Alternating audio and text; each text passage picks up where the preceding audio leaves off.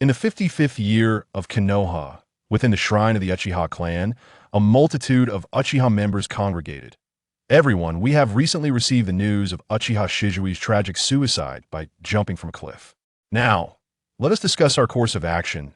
Uchiha Fugaku declared from his elevated position, his expression grave as he surveyed the assembly below. This must be the doing of the higher-ups in Konoha. They have compelled Uchiha Sasuke to his death.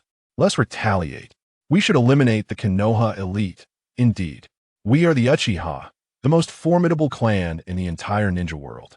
How can we be subjugated by the likes of Konoha's leadership? The voices of the Uchiha members rose in fervent uproar. However, seated at the back, Uchiha Yinhao observed these impassioned declarations without uttering a word. At 15 years of age, Uchiha Yinhao was 2 years senior to Uchiha Itachi.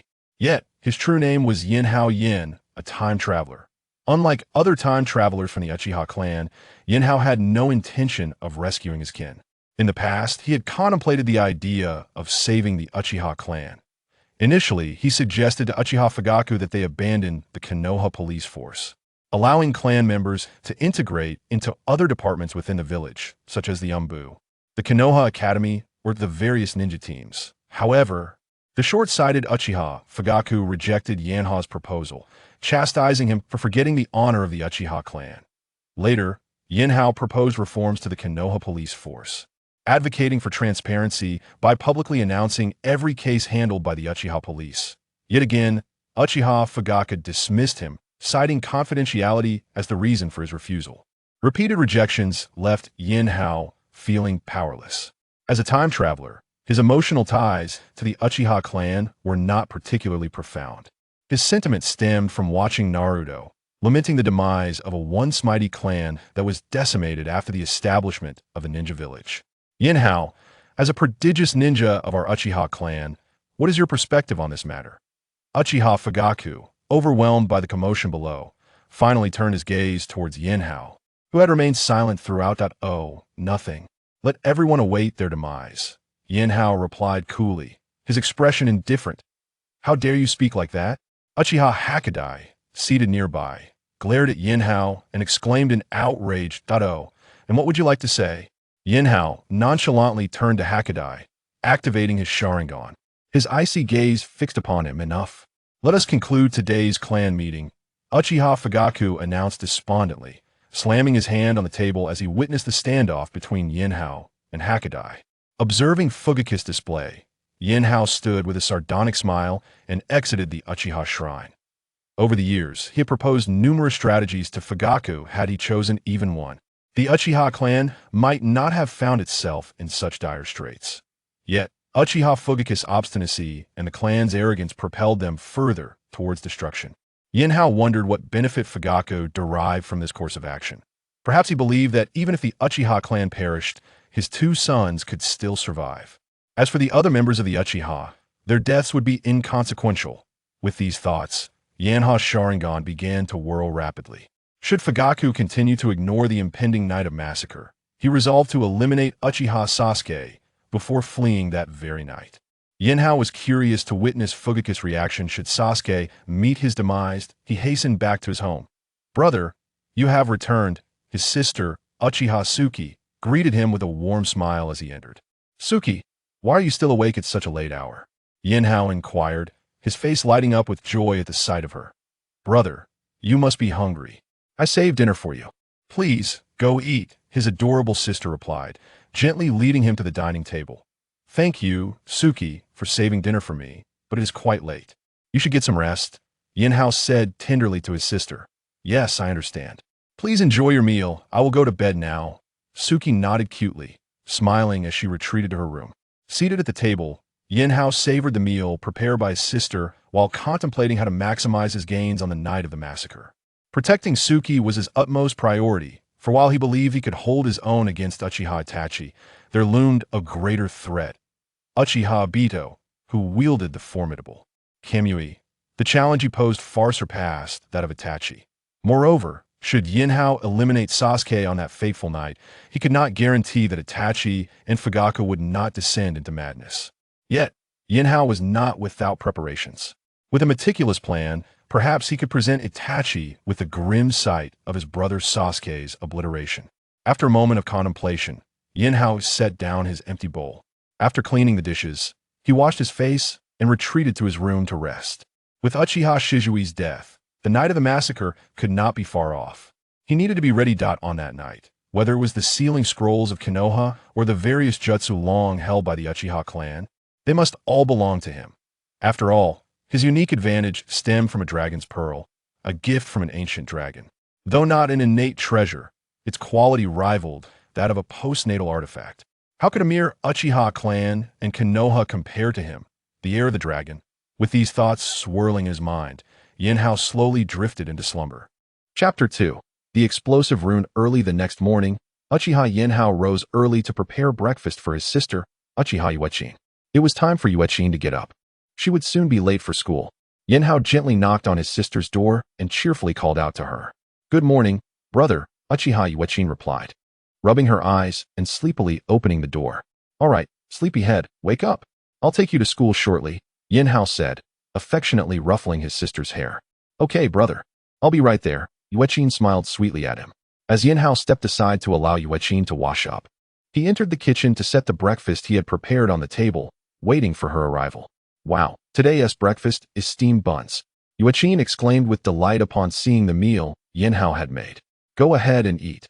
This is specially made for you," Yanhao said, pleased to see his sister's happy face. Yuechin sat at the table, savoring the buns with a radiant smile. After breakfast, Yinhao took his sister by the hand and headed towards the ninja academy. Though he was 2 years older than Uchiha Itachi, Yuechin was merely a year older than Uchiha Sasuke. On their way to the academy, Yinhao encountered Itachi, who was also escorting Sasuke. "Good morning, Itachi. Are you taking Sasuke to the academy?" Yinhao greeted him without any visible emotion. "It's you, Yinhao," Itachi replied slowly, turning to acknowledge him. In Itachi's eyes, Yinhao was a remarkably intelligent yet cold individual. He had previously endorsed Yinhao's suggestions, but their father, Uchiha Fugaku, had disregarded them for the sake of the clan's honor. Consequently, Yinhao ceased to concern himself with the family's affairs, which led Itachi to perceive him as detached. "Are you Uchiha Sasuke? Please keep an eye on Yuechin at school and see if anyone bullies her," Yinhao said, quickening his pace to place a hand on Sasuke's shoulder. His voice softening. "Sure, big brother Yinhao," Sasuke replied, puffing up with pride at the responsibility bestowed upon him. In that moment, Yinhao discreetly inscribed an explosive rune on Sasuke's neck, a unique creation of his own. This mark resembled the Flying Thunder God technique, capable only of being dispelled by the user and could be hidden at will.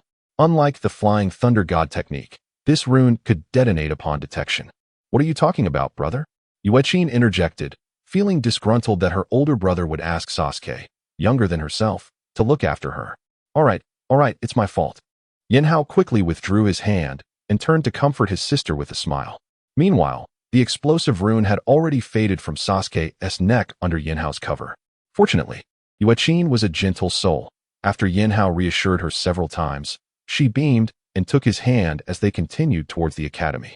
After dropping off Yuechin at the ninja school, Itachi and Yinhao walked back towards the Uchiha compound. "Yinhao, aren't you going to ask about whether Shui was the one I killed?" Itachi broke the silence, sensing the awkwardness. "I recall a saying I shared with you before: to cultivate oneself, to manage the family, to govern the state, and to bring peace to the world. This constitutes the 4 stages of a person's life. I do not believe I possess the ability to manage the entire clan. For now, I only wish to do what I can to protect my sister. The clan does not require my input, nor will I voice my opinions. Let history determine who is right and who is wrong. The world will continue to move forward regardless of anyone's absence. No one is indispensable. Even humanity itself is not a necessity for this world. You should know better than I how Shui met his end. While I am uncertain why he chose to take his own life, the last person he saw must have been you. Wouldn't you agree?" Yinhao paused, looking deeply into Itachi's eyes. Long ago, Yinhao had shared a bond with Itachi, but now it felt as though history was repeating itself. Soon enough, Itachi would make the decision to annihilate the Uchiha clan to safeguard his brother Sasuke and the peace of Konoha. To be honest, Yinhao harbored a strong aversion towards Itachi, both in this life and the previous one. The notion of extinguishing one's own clan for the sake of peace was deeply distasteful to him. "Yinhao, your words are as ruthless as ever," Itachi said with a pained expression upon hearing Yinhao's remarks. Is that so? Itachi, you've known me long enough to understand the kind of person I am, Yinhao replied with a smile. Upon hearing Yinhao's words, Itachi felt an inexplicable chill creeping up behind him. All right, enough of this conversation. I have other matters to attend to, Yinhao said, waving goodbye and striding ahead. He had his own mission today, to locate the explosive tags buried in Konoha by the craftsman from the original story. Once he possessed those tags, he would ensure that the night of the clan's massacre would leave Konoha in utter chaos. Meanwhile, Itachi stood still for a moment, watching Yinhao before swiftly heading in the direction of the Umbu. As Yinhao sensed Itachi's departure, he understood that Itachi was likely going to report his stance to the third Hokage, Hiruzen Sarutobi. After all, the three of them, Yinhao, Itachi, and Shursui, were the new generation of Uchiha geniuses, significantly representing the clan's future attitude towards Konoha. Chapter 3, Dragon Ball Spirit. Uchiha Yinhao strolled through the village of Konohagakure. Shaowei, please scan for all the hidden explosive tags around us, he silently instructed within his mind. Understood, master. Scanning the entirety of Konohagakure now, responded the innocent voice of Shaowei, the Dragon Ball Spirit, echoing in Yinhao's consciousness. Thank you, Shaowei, Yinhao replied with a smile upon hearing her voice. Shaowei, the spirit of the Dragon Ball, originated from Yinhao's previous life. After obtaining the Dragon Ball, Yinhao had acquired the cultivation techniques of transformation of the dragon and ancestral dragon, but the world lacked spiritual energy. If Yinhao wished to cultivate forcibly, he would need to melt the Dragon Ball, transforming it into spiritual energy for his practice, a process fraught with uncertainty regarding success. Thus, in a moment of inspiration, Yinhao constructed a unique spiritual energy computer using the energy within the Dragon Ball, allowing it to absorb data and assist him in simulations. Ultimately, it was this spiritual energy computer that enabled Yinhao to devise a method for traversing to other realms, protecting his soul with the Dragon Ball. Upon crossing into the world of Naruto, Shaowei transformed into the Dragon Ball Spirit after experiencing the baptism of time and space. As the Spirit, Shaowei aided Yinhao in unraveling the seals of explosive tags and various ninjutsu, proving to be an invaluable companion. Having no bloodline of the dragon in his current corporeal form, the spiritual energy computer devised a method for soul division, infusing half of Yinhao's soul into a snake egg. By harnessing the snake's body, he cultivated the transformation of the dragon, nurturing the Dragon Ball in the process. After completing a circuit of Konohagakure, Shaowei connected all the hidden explosive tags throughout the village. Master, all explosive tags have been successfully connected. Her voice suddenly resonated in Yinhao's mind, bringing a smile to his face. Thank you, Shaowei, well done, he expressed with genuine delight. It is my duty, master, Shaowei humbly replied.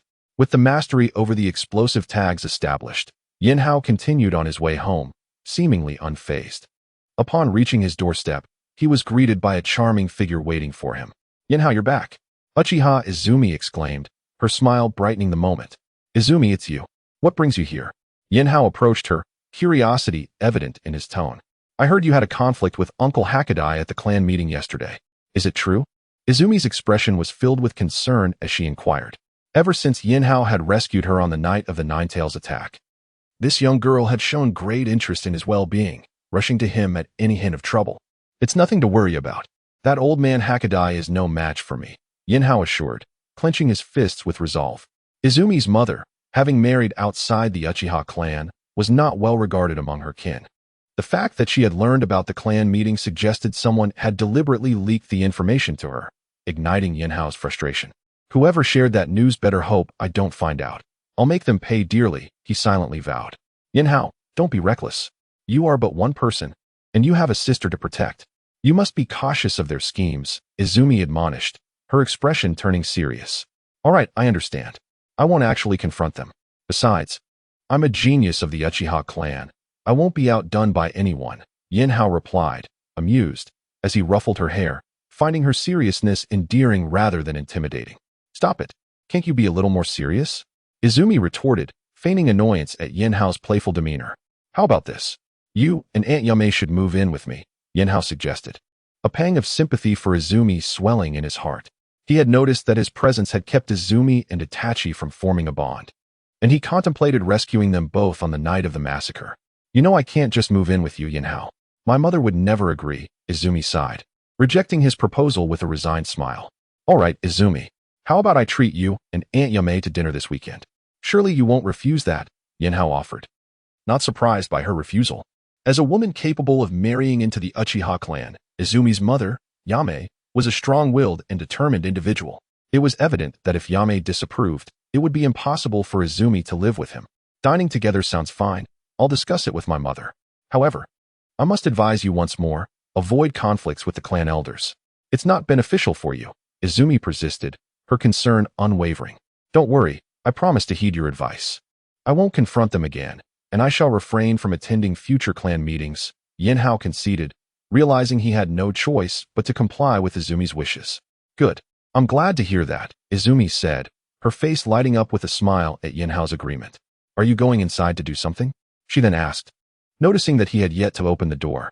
Feeling a bit embarrassed, Yinhao pulled the door open. No, Yinhao. I have things to attend to at home. Goodbye for now, she replied with a smile, quickly departing. Yinhao stood silently, watching her leave before turning back to enter his home. Chapter 4. The Art of Transformation into a Dragon, Ninja Technique, Summoning Technique. Upon returning to his abode, Uchiha Yinhao swiftly formed hand seals to invoke the summoning technique.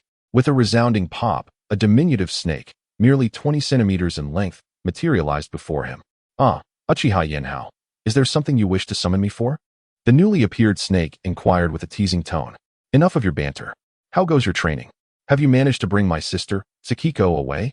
Uchiha Yinhao interjected, his voice cold and resolute. Rest assured, it is all under control, the snake replied, sensing the seriousness in Yinhao's demeanor. I have come to inquire if you could summon 2 additional individuals alongside her, Uchiha Yinhao stated with utmost gravity. Is it to rescue Izumi and Aunt Yami? The snake nodded in acknowledgement. Indeed. Among the Uchiha clan, Izumi and I are akin to friends, hence my desire to save her, Yinhao replied earnestly, not shying away from the inquiry. Very well, I am you, and you are me. Let us proceed to rescue them, the snake generously agreed. By the way, how fares your dragon transformation technique? Upon hearing the snake's agreement, a faint smile graced Uchiha Yinhao's face as he posed the question. What can I say? The dragon transformation technique is proving impossible to cultivate. This realm seems fraught with an inexplicable resistance. However, Xiaowei has assisted me in modifications. By integrating the sage arts from the dragon cave, she has devised a unique training method, which I have named the dragon transformation technique. The snake lamented, shaking its head. Oh, is that so? It appears the laws of this world remain problematic. Our inability to cultivate the dragon transformation technique in our previous life stems not only from the lack of spiritual energy, but also from the world's laws. Yinhao pondered gravely. Indeed, that seems plausible, the snake concurred. However, shouldn't you devise a strategy to stimulate your Sharingan to evolve into the Manjiki? Fear not, I am diligently working on it. You are aware that activating the Manjiki requires me to upgrade my Sharingan to the eternal Manjiki. Yet, as you know, I cannot simply seize Tsukiko's eyes. Thus, I must resort to obtaining those of Uchiha Obito, Uchiha Itachi, and Uchiha Fugaku. Yinhao expressed his frustrations regarding the Manjiki Sharingan. Enough of these concerns. I shall return to my training. Perhaps, in due time, I may establish the 4th summoning sanctum of the ninja world, the Dragon Cave. The snake, upon hearing Yinhao's lamentations, waved dismissively, abruptly vanishing from sight. Curse that fellow. He can diligently train in the dragon transformation technique while pressuring me. Is it truly so easy to awaken the Manjiki? Uchiha Yinhao scoffed as he watched the snake depart. In the ensuing moments, he resolved to ascertain whether the Book of Seals resided within the Hokage's office. If it were indeed there, he would devise a plan to set several explosive seals around the Hokage building. On the fateful night of the massacre, he intended to detonate all concealed explosive tags within Konoha, subsequently obliterating the Hokage's office and seizing the Book of Seals before reversing the summoning to the Dragon Cave. Simultaneously, he had to account for the timing of his shadow clone, ensuring that it coincided with Uchiha Sasuke's return to his home, using the opportunity to compel Sasuke to self-destruct in front of Uchiha Itachi. Only by doing so could he hope to procure Uchiha Fugaku's Manjiki Sharingan from Itachi. Moreover, he needed to find a way to acquire the Manjiki Sharingan held by Kakashi Hitaki. Waiting until the night of the massacre would afford him insufficient time to launch a surprise attack. If he were to attempt this after the incident, the situation would prove even more cumbersome. After extensive deliberation, Uchiha Yinhao resolved to seize Obito's Manjiki from Kakashi a month prior to the massacre. By that time, Itachi would likely have received the order for the Uchiha clan's extermination from Danzo Shimura, thereby mitigating the impact on the night of the massacre. The remainder of his plan involved deploying 2 shadow clones on the night of the massacre, one to remain in the clan grounds, awaiting the confrontation between Itachi and Fugaku, ensuring that Fugaku would willingly meet his demise, the other to stealthily transport his sister and Izumi to the Dragon Cave, a sanctum established by his clone. Meanwhile, his true self would linger near the Hokage's office, biding his time. Once his second shadow clone vanished, Yinhao would detonate all hidden explosive tags within Konoha, seizing the opportunity to snatch the Book of Seals. Faced with such turmoil, Itachi would undoubtedly emerge from his home.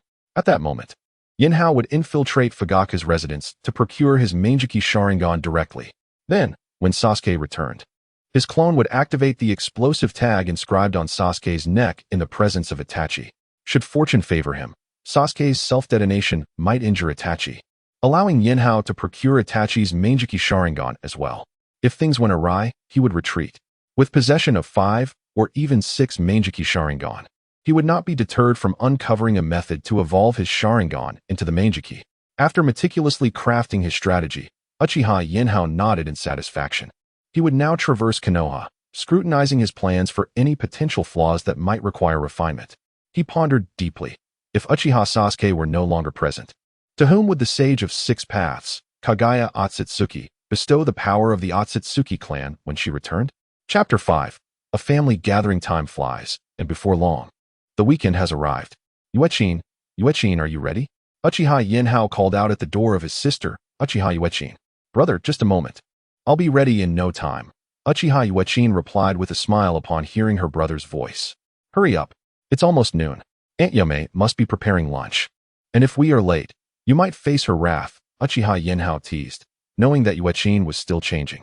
Got it, Uchiha Yuechin said as she opened the door and stepped out. She appeared in a long, moon-white dress, radiating the charm of a gentle and lovely young lady. Yuechin, you look stunning, Uchiha Yinhao complimented his sister with a grin. Hee, it's all thanks to you, brother. Otherwise, I wouldn't have such a beautiful outfit. Uchiha Yuechin exclaimed joyfully, rushing to her brother and taking his hand. Since their parents had tragically passed away during the Nine Tails incident, Uchiha Yinhao had devoted himself to training and strengthening his abilities while also managing their family's shops in Konoha, which included a food store and a clothing store. These establishments offered exquisite Chinese cuisine and elegant dresses, with Yuechin's garments designed by Yinhao himself, though crafted by workers he employed. Thanks to these shops, Uchiha Yinhao enjoyed a leisurely life, unlike other members of the Uchiha clan who were burdened with missions. All right, since you're ready, let us head out, Yinhao said after ensuring his sister was adequately prepared. Together, they made their way to the Uchiha Quian household. Shinjujia, Aunt Yame, little Yuechin has arrived. As they reached the entrance, Uchiha Yuechin eagerly dashed inside, leaving her brother behind. Oh, little Yuechin is here. Come here, dear. Aunt Yame, Uchiha Quian's mother, called out with open arms as she heard Yuechin's voice. The little girl joyfully leaped into Yame's embrace. Yinhao, you've come, Yame said, lifting Yuechin and affectionately kissing her cheeks before greeting her nephew. Aunt Yame, I hope I'm not intruding, Yinhao said, observing the warm interaction with a smile. Since the tragic loss of their parents on the night of the Nine Tails, Uchiha Yuechin had been under the tender care of Aunt Yame. Without her regular visits, Yuechin would not have blossomed into such a sweet and gentle girl. She might have turned into a tomboy under Yinhao's influence. What intrusion! Come in. I've prepared a meal. Let us eat and chat, Yame said with a smile, already leading Yuechin inside. Yame was indeed a remarkable cook. To express gratitude for her care, Yinhao had employed her as the manager of his restaurant, entrusting her with all the recipes for Chinese dishes. Yame exceeded expectations, flawlessly replicating each dish while adjusting them to suit the tastes of the Naruto world. As Yinhao surveyed the table laden with an array of Chinese delicacies, he noticed many had been tailored to his preference. Here, Yinhao, this is your favorite shrimp. Do give it a try, Yame said, lifting a piece of braised shrimp towards him. Yinhao took a bite, and the delightful flavors instantly enveloped his palate. He gave a thumbs up in appreciation. Yinhao, I heard from Qian that you had a dispute with the 8th generation during the clan meeting. Is that true? Yame inquired, her tone serious as she served him more food. Yes, it is true, Aunt Yame. But rest assured, I have decided not to attend any more clan meetings. It is enough for me to live my life away from those people, Yinhao replied, putting down his chopsticks. Those clan members are always clamoring for honor. Yet they contribute nothing to the family's welfare, Yame sighed, shaking her head in resignation. Aunt Yame, let it go. Those people will no longer affect us. Just take good care of Qin and Yuaqin, and leave everything else to me, Yinhao reassured her, taking another bite of rice. Yame's eyes widened in surprise at Yinhao's words. She understood him well. He was a prodigious talent. Whether it was Jinjutsu or Ninjutsu, he could inscribe seals onto various objects and trigger them at opportune moments. His prowess was unmatched within the Uchiha clan. Yinhao, are you truly going to turn your back on them? Yame asked, her voice trembling slightly as she sensed his resolve. Aunt Yame, let us focus on our meal for now. After we finish eating, I'd like to have a private conversation with you, Yinhao said. Realizing that his aunt had discerned his thoughts from just a few words, he quickly served her some dishes with a smile. After the meal, Uchiha Quian took Yuaqin out to play, leaving Yinhao and Yame to tidy up the table. Yinhao, have you truly decided to sever ties with the clan? Yame asked, her voice filled with sorrow as she watched Quian and Yuaqin depart. Aunt Yame, I genuinely feel powerless. Within the clan, Uchiha Fugaku, Uchiha Itachi, and Uchiha Sasuke have all awakened their Manjiki Sharingan. Yet Fugaku refuses to involve himself, allowing the clan to drift closer to its demise. As for Sasuke and Itachi, despite the injustices they face from Konoha's higher-ups, they remain steadfastly loyal to the village. You may not know, but Sasuke sacrificed one of his eyes to Danzo to protect the village and prevent a coup. He resolutely leaped from a cliff to his death. Uchiha Itachi stood nearby, having acquired the other eye of Uchiha Sasuke. With such actions, how could I possibly save this clan? Uchiha Yinhao said with a bitter smile to Uchiha Yame. Indeed. Upon hearing Yinhao's words, Uchiha Yame returned to her room, lost in despair. Uchiha Yinhao completed the remaining household chores before seeking out Uchiha Izumi and Uchiha Tsukiko. He instructed Uchiha Izumi to keep a watchful eye on Aunt Yame and to inform him promptly of any developments, before finally leading Uchiha Tsukiko back home. Chapter 6. The elimination of the root ninja. Fortunately, Uchiha Yame is a person of steadfast resolve, and she swiftly extricated herself from the shock of Uchiha Yinhao's words. Yame engaged in another conversation with Yanhao, who clearly assured her that, barring any family calamities, he would remain in the Hidden Leaf Village. Should misfortune befall their clan, he possessed the capability to safeguard both Yame and Uchiha Izumi, as well as Uchiha Tsukiko. However, it seemed that the four of them would soon need to relocate. With Yinhao's promise resonating in her heart, Yame departed from his residence, continuing to embrace life with her usual sense of freedom. Yet, this tranquil existence was not destined to persist for long. On this day, Uchiha Itachi encountered Shimura Danzo within the ranks of the Umbu. Itachi, do you believe you can triumph over Uchiha Yinhao? Danzo's gaze was cold and penetrating as he posed the question. Lord Danzo, Uchiha Yinhao is 2 years my senior, and his talents are not inferior to mine. In fact, he may even surpass me. I cannot guarantee victory against him, Itachi responded solemnly, having pondered the matter deeply. This was not mere bravado on Itachi's part. Long ago, Yinhao had engaged in combat with Uchiha Sasuke. At that time, Sasuke had already awakened his Manjiki Sharingan. Yet his Jinjutsu had been utterly ineffective against Yinhao, failing to ensnare him even for a fleeting moment. Ultimately, their battle concluded in a stalemate. But Sasuke confided to Itachi afterward that had Yinhao chosen to attack him with intent, he would have sustained grave injuries. For Itachi, Sasuke had always loomed large as a paragon of strength. Faced with the prospect of Yinhao, Itachi could not assert that he, possessing the Manjiki Sharingan, would prevail. Is that so? I understand now.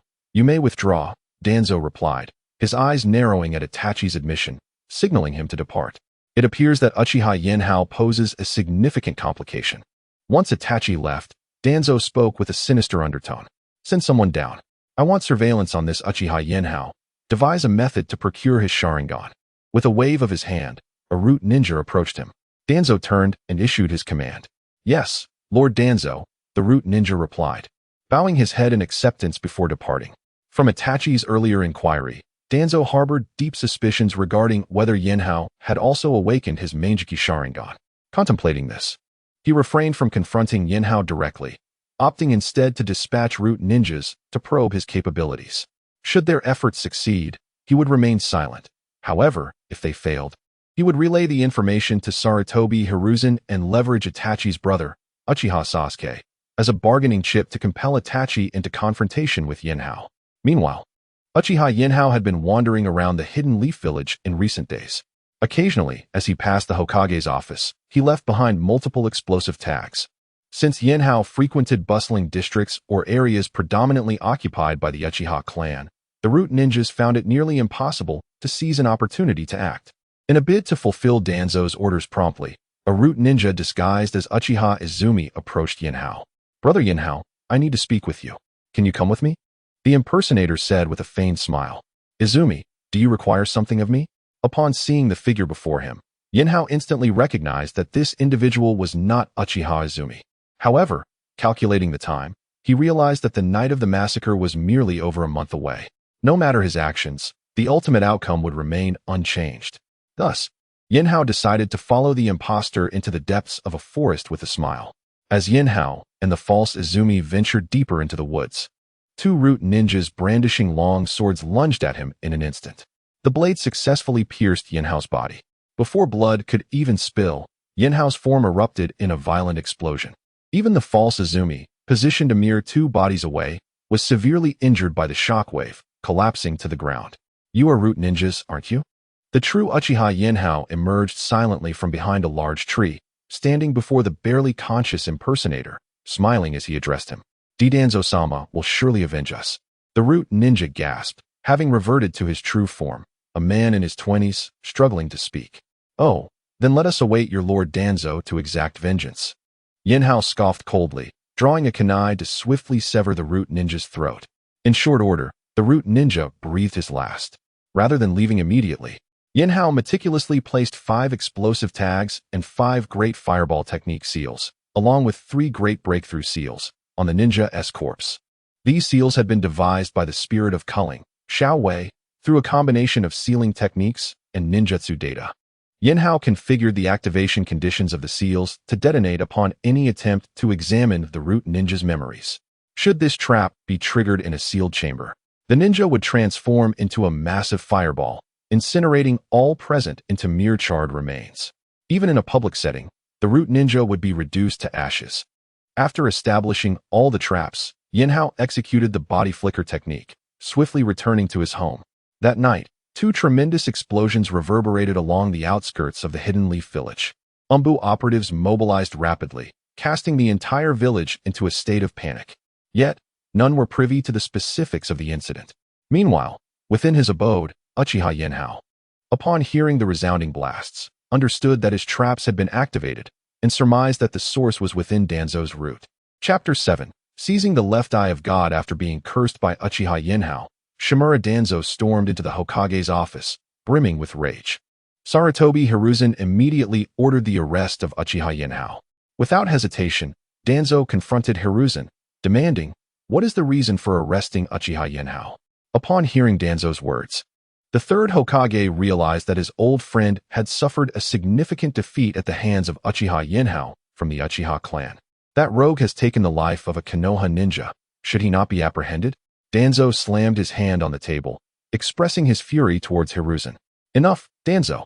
I am aware of your actions. Do not overstep your bounds," Hiruzen retorted, his anger directed at Danzo. "If we do not take action against him now, he will undoubtedly bring great harm to Konoha in the future. It will be too late for regrets then." Danzo, dismissive of Hiruzen's warning, leaned forward, raising his voice. "Enough. Danzo, I am the Hokage of Konoha. I command you to return to your roots at once. Without my orders, you are absolutely forbidden from taking any action against the Uchiha clan." The third Hokage stood, issuing a stern command to Danzo. "Do not force me to have the Umbu suppress you," Hiruzen warned, locking eyes with Danzo. Confronted with such a display from Hiruzen, Danzo was at a loss for words. "You will surely regret this," he ominously remarked before leaving the Hokage's office. Back at his roots, Danzo's mind festered with discontent, growing increasingly furious. However, he dared not defy Hiruzen's orders, for he understood that despite his assistance to Hiruzen in handling various clandestine matters, Provoking Hiruzen could lead to dire consequences. If pushed too far, his old comrade would not hesitate to strip him of his power, ensuring he would never ascend to the position of Hokage. Meanwhile, Uchiha Yinhao wandered through Konoha for several days, realizing that his killing of root ninjas had not provoked Danzo's wrath, which led him to conclude that Hiruzen had intervened. Nevertheless, Yinhao did not cease his actions. After days of observation, he had confirmed the daily routines of Hitaki Kakashi, and it was time to act against him. One morning, after rising early, Uchiha Yinhao created a shadow clone to prepare breakfast for his sister, Uchiha Tsuki.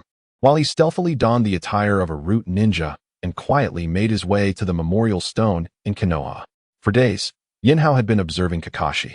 Without fail, every morning, Kakashi would bring a bouquet of flowers to the memorial stone to honor Uchiha Obito and Noara Rin, occasionally including the fourth Hokage, Namikaze Minato, and Uzumaki Kushina. Arriving at the memorial stone, Yinhao found Kakashi had yet to arrive. He placed a large bouquet of flowers before the graves of Minato and Kushina. This bouquet was not merely decorative. It contained a newly concocted poison, developed by the spirit of the tool, Xiao Wei, after absorbing various chakra-limiting toxins. This poison would blend seamlessly with the fragrance of the flowers and would not immediately obstruct chakra flow upon entering the body. Instead, when a ninja attempted to utilize their chakra, it would suddenly become blocked, incapacitating the afflicted individual. Once the flowers were set, Yinhao concealed himself and instructed the spirit Xiao Wei to help mask his chakra fluctuations. As anticipated, Kakashi arrived at dawn, carrying 2 bouquets of flowers to the memorial stone. After placing the flowers down, he stood silently before Obito's grave, lost in contemplation. Meanwhile, the fragrance of the flowers at Minato's grave quietly wafted towards Kakashi. In Yinhao's calculations, the poison would take effect in 3 minutes, but he waited patiently for 10 minutes before emerging from the shadows. Kakashi, surrender your left eye, your Sharingan, Yinhao spoke coldly. You are a root ninja? Kakashi responded, turning to face Yinhao, his tone icy as he adjusted his forehead protector. This is none of your concern, Yinhao replied, swiftly utilizing the body flicker technique to close the distance between them. As Kakashi prepared to counter with his own body flicker technique, a sudden sense of blockage surged within him. His chakra became immobilized, leaving him frozen in place. Seizing the opportunity, Yinhao approached Kakashi and plunged his fingers into Kakashi's left eye, extracting the Sharingan with ease. In an instant, he secured the eye within a vial of physiological solution. Damn it! I will report this to the Hokage. You will not escape with that Sharingan. Kakashi screamed in anguish, his anger palpable. The eye had been a gift from Obito, his dear friend, and the thought of it being taken by a root ninja incensed him. Yet, Yinhao paid no heed to Kakashi's outraged cries. He swiftly sealed the vial and dashed towards the source of the earlier explosion. After traversing a considerable distance, Yinhao returned home. At that moment, his shadow clone had already taken Tsukihime to the Konoha Ninja Academy for class. Upon quietly entering his home, Yinhao summoned his shadow snake, Yinhao, and entrusted the extracted Sharingan to him, directing him to the sanctum he had established, the Celestial Dragon Cave, for safekeeping. There, it would be studied later to aid his quest in awakening the eternal Manjiki Sharingan. Before long, Yinhao's shadow clone returned. After dismissing the clone, he resumed his daily routine. Appearing unperturbed. Chapter 8. The excluded Uchiha. The news of Kakashi Hitaki's Sharingan being stolen quickly reached the ears of the third Hokage, Hiruzen Sarutobi. Kakashi, are you certain that it was a ninja from Root who took your Sharingan? The third Hokage inquired, his expression grave as he scrutinized Kakashi. Yes, Lord Hokage. I can affirm that the ninja came from Root, as their manner of speaking and behavior are unmistakably characteristic of them. Kakashi, consumed by rage after the theft of his Sharingan, did not hesitate to accuse the Root ninja of the act. I see. I understand. I will assist you in retrieving your Sharingan. For now, you may return, the third Hokage replied, his countenance troubled as he addressed Kakashi. Following the Hokage's directive, Kakashi promptly stood and exited the office. Go summon Elder Shimura Danzo for me. The third Hokage commanded sharply to the Umbu ninja stationed at the door. The Umbu swiftly departed to notify Danzo to come to the Hokage's office, as the Hokage required his presence. Upon receiving the message from the Umbu, Danzo rose immediately and made his way to the Hokage's office. Hiruzen, what is it that you wish to discuss? Danzo inquired bluntly as he seated himself without ceremony in the Hokage's office. Danzo, I command you to return Kakashi Hitachi's Sharingan at once, the third Hokage stated, fixing Danzo with a penetrating gaze. What did you say? Kakashi's Sharingan? It is not en route, Danzo retorted dismissively upon hearing the third Hokage's words. Are you certain that it was not one of your root ninjas who seized Kakashi's Sharingan? You must understand that Kakashi is one of our own. I will not permit you to treat him with such disregard, the third Hokage responded, displeasure evident in his tone. Enough, Hiruzen. I have told you. Kakashi's Sharingan is not within my domain. If you doubt my word, feel free to investigate Root at any time, Danzo shot back defiantly, unyielding in the face of the Hokage's scrutiny. With that, he stood abruptly and stormed out of the Hokage's office. Could it be? Was Danzo truly not responsible? The third Hokage observed his old friend's furious departure, uncertain of the true nature of the situation, although he had previously suspected Danzo of involvement. The elder's reaction led him to consider that perhaps the theft was not orchestrated by Danzo after all. However, if it was not Danzo's doing, then the only other suspects were the Uchiha clan. After contemplating the implications, the third Hokage promptly sent for Uchiha Fugaku, the head of the Uchiha clan.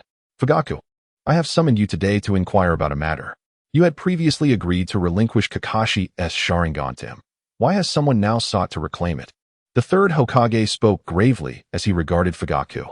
Lord Hokage, has something happened to Kakashi's Sharingan?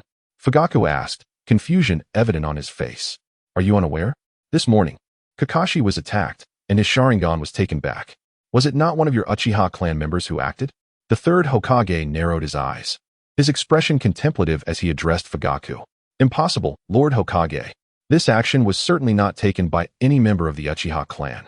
You know that I, along with a few others, are the only ones capable of confronting Kakashi at this time, and those individuals have remained within the clan. If you wish, you may send someone to investigate, Fugaku replied, his demeanor shifting to one of concern. Is that so? It seems it truly was not an act of your clan. Nevertheless, I shall send individuals to investigate this matter, and I hope your clan will cooperate, the third Hokage remarked, observing Fugaku's anxious demeanor. You must trust us, Lord Hokage. We would never engage in such actions, Fugaku insisted, his voice tense.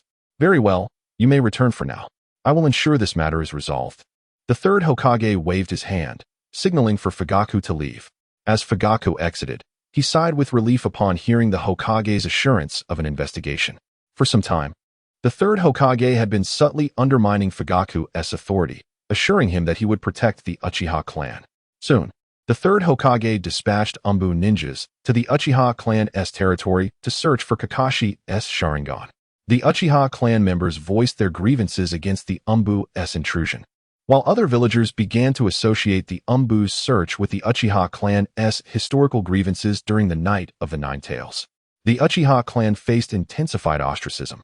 Even criminals banded together with victims to resist the Uchiha members' enforcement of the law. In their eyes, the Uchiha clan itself was criminal. What right did they have to judge the actions of others? Yet, in the face of such adversity, Fugaku continued to counsel his clan to understand the Hokage's predicament, assuring them that justice would ultimately be served for the Uchiha. However, none of this concerned Uchiha Yinhao. He had prepared for the impending night of extermination. After acquiring the Kimui Mangeki Sharingan, Yanhao discreetly closed both of his family's shops and clandestinely sold them.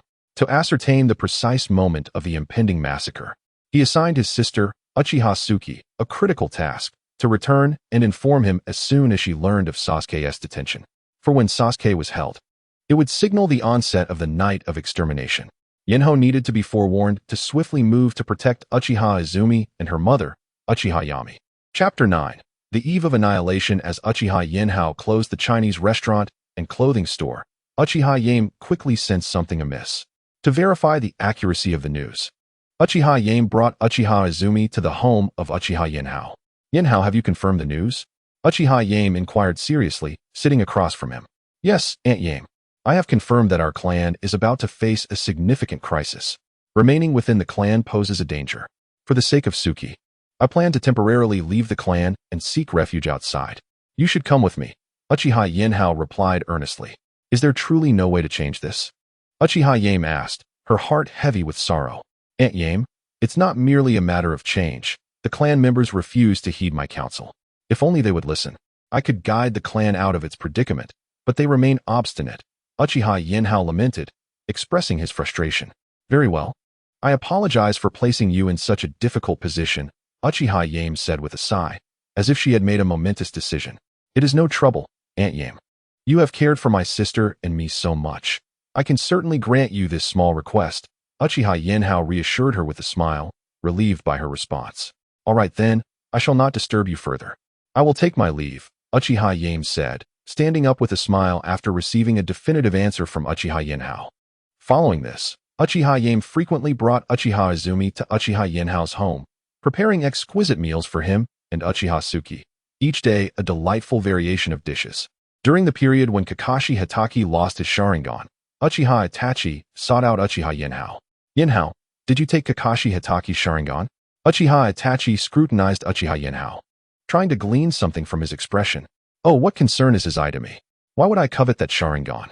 Uchiha Yinhao retorted with a cold smile, refusing to answer directly. Only you possess the strength to seize that Sharingan. If it were not you, then who else could it be? Uchiha Itachi asserted, his tone accusatory. If that is the case, perhaps you should retrieve Uchiha Shirsue's eye. After all, Shirsue treated you like a brother, and you regarded him as an elder brother. Did you not? Should his eye be taken by outsiders? Or do you secretly desire his eye for yourself, considering the immense power of the Manjiki Sharingan? Uchiha Yinhao scoffed, dismissing Itachi's accusation. It must have been you. Hand over Kakashi Hatake's Sharingan, Uchiha Itachi declared, preparing to attack Uchiha Yinhao. However, Uchiha Yinhao would not relent.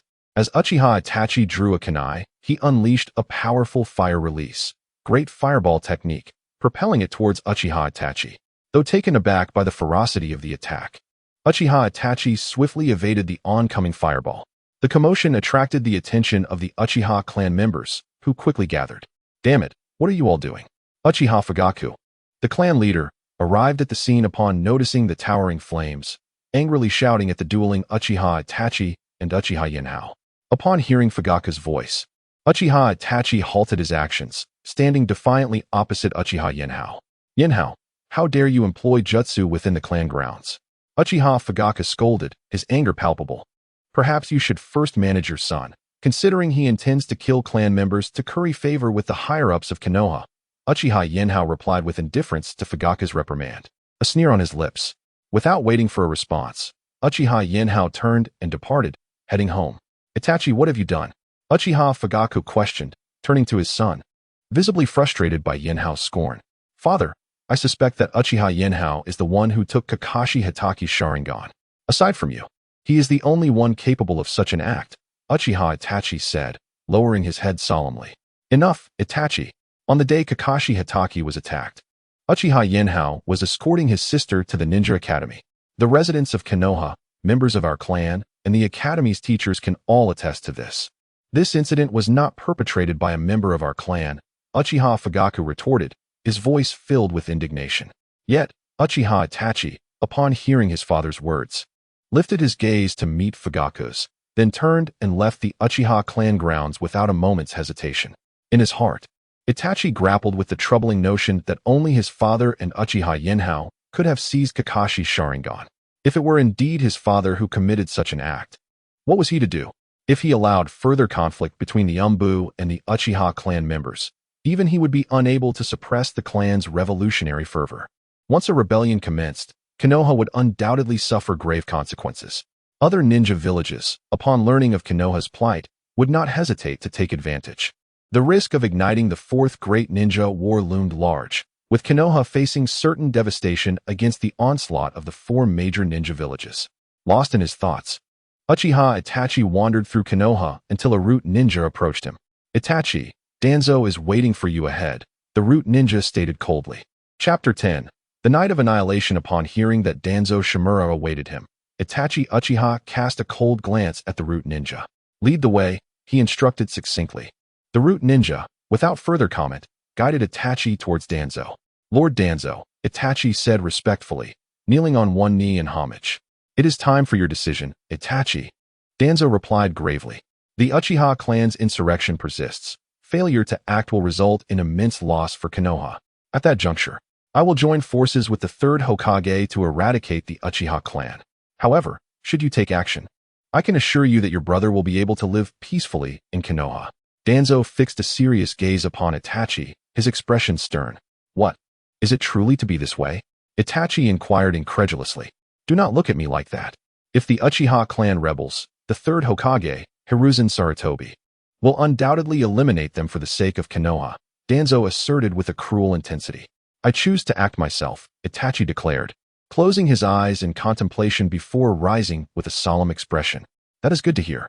Once the time is set, I will inform you and ensure that Root establishes a barrier at the Uchiha clan's territory to assist in their extermination, Danzo said, a subtle smile curling at the corners of his mouth as he regarded Itachi.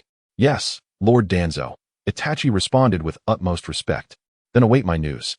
Danzo nodded slightly before turning to depart.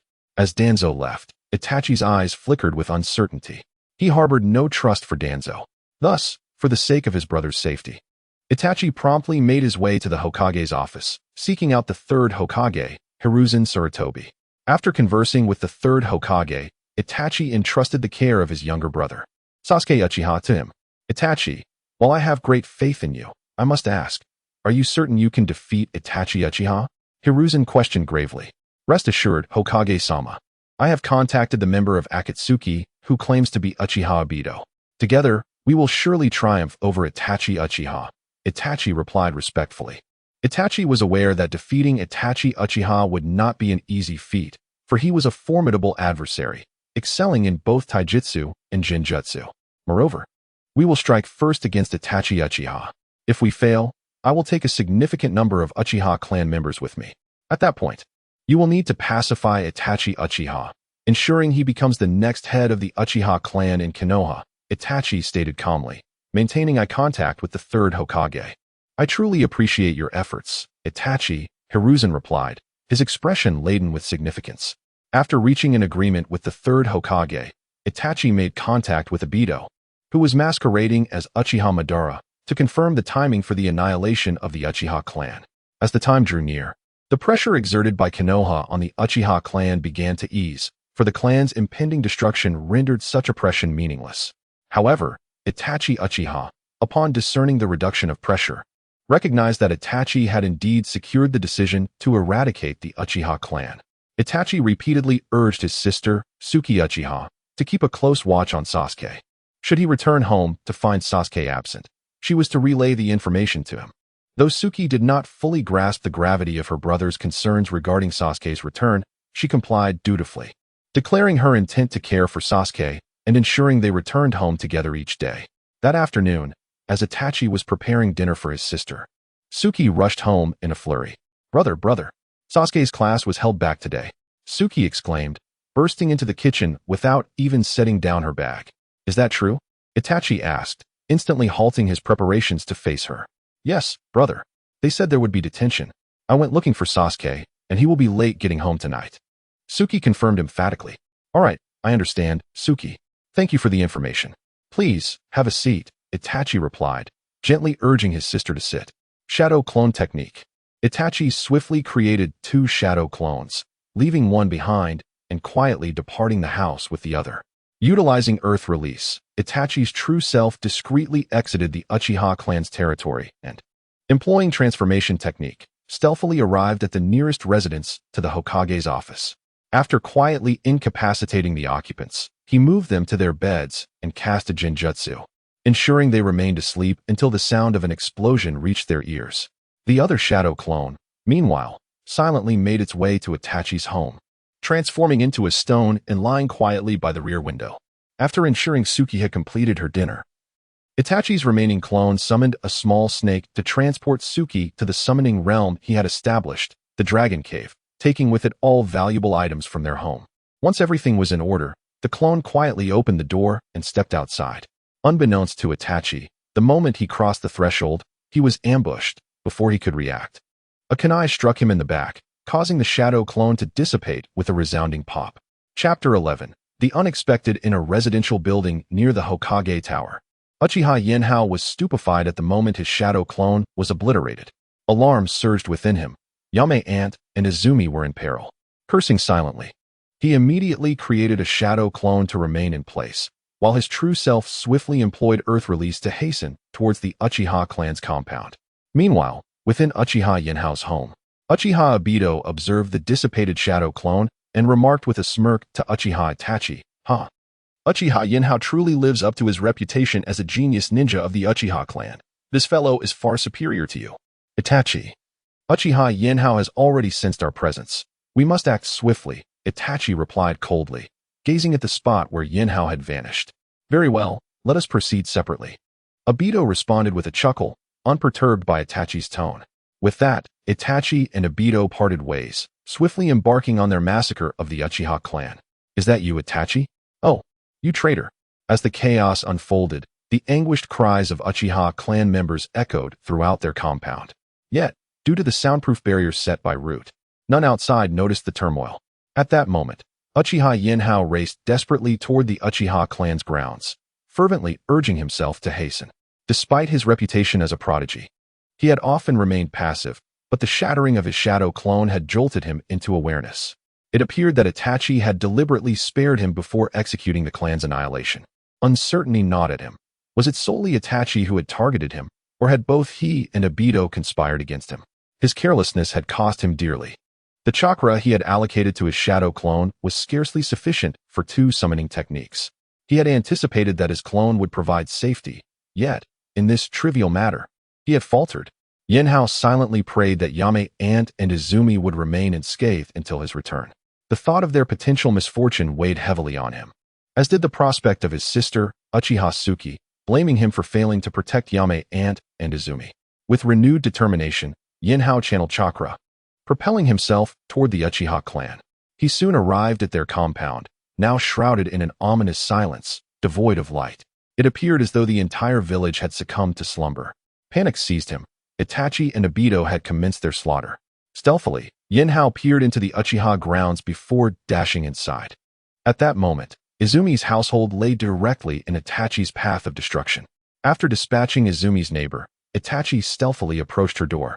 Upon hearing a sound, Izumi emerged from her bedroom. Curiosity etched on her face.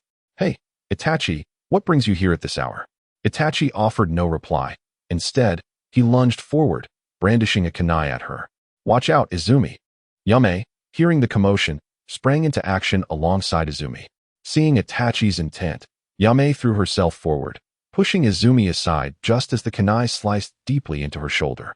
Undeterred by his failed strike, Itachi aimed again, this time at Yame's neck. Helpless from her injury, Yame could only watch as the blade neared. "Stop, Itachi." Realizing the gravity of the situation, Izumi delivered a swift kick, forcefully knocking Itachi's arm aside, saving her mother from imminent death. "Itachi, why would you attack my mother? Are you intent on exterminating our entire clan?" Izumi glared coldly at him.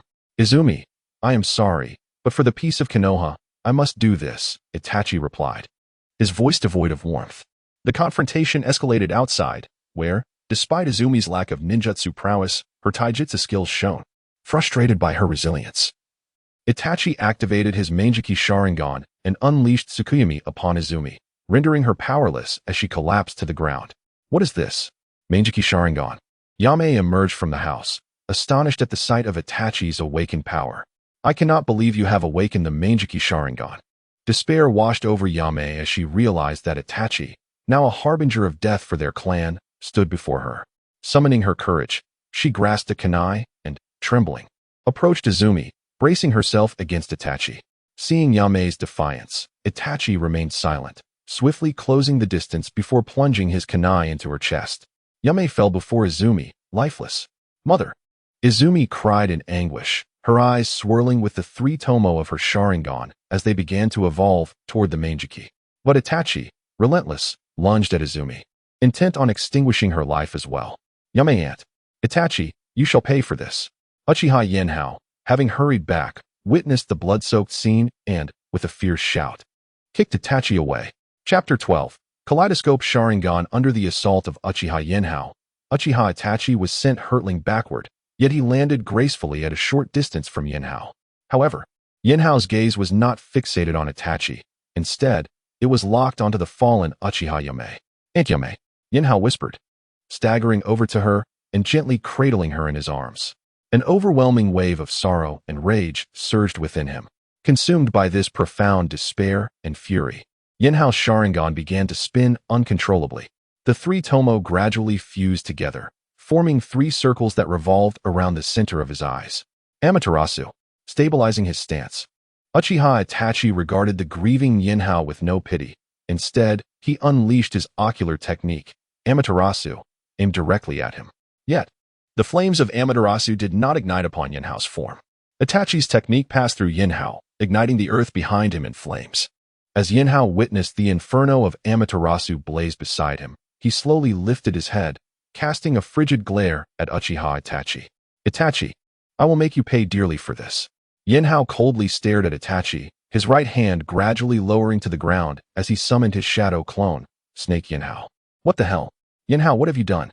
Snake Yinhao exclaimed upon seeing Uchiha Yame in Yinhao's embrace and Uchiha Izumi sprawled on the ground.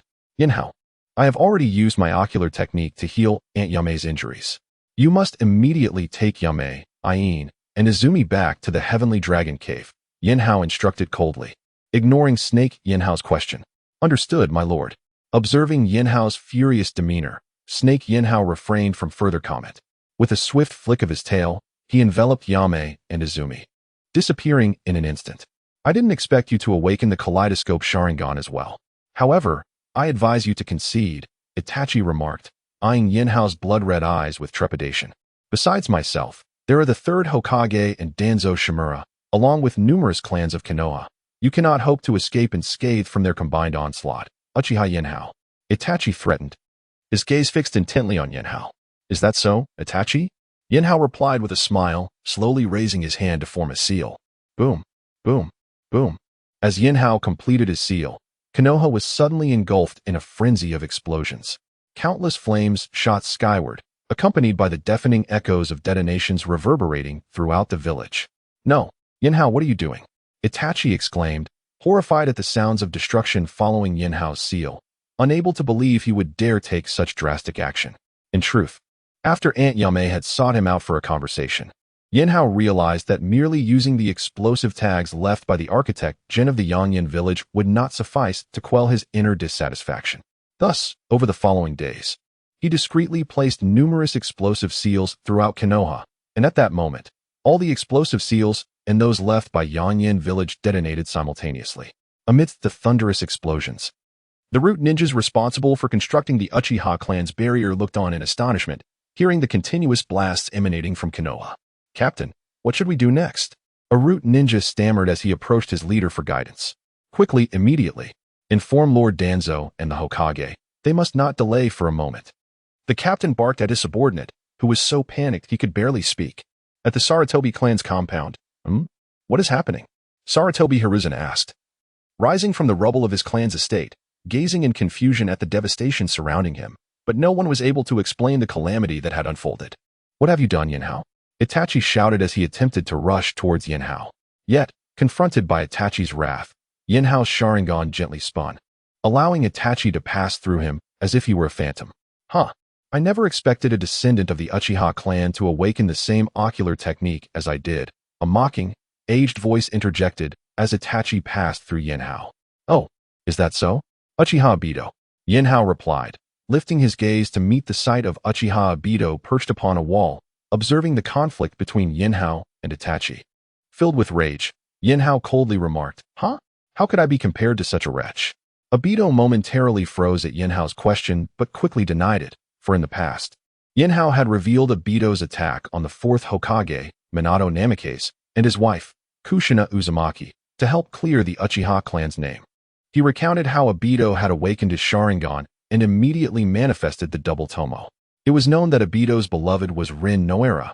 Had he witnessed her demise, he would have undoubtedly awakened the kaleidoscope Sharingan, granting him the ability to control the Nine Tails. Regrettably, the Uchiha clan's arrogance, combined with Kakashi Hitaki's testimony affirming that Obito would never harm his teacher, allowed the matter to be swept under the rug. Of course, with someone like Obito, Rin would never have liked him. That was entirely justified. Did you know?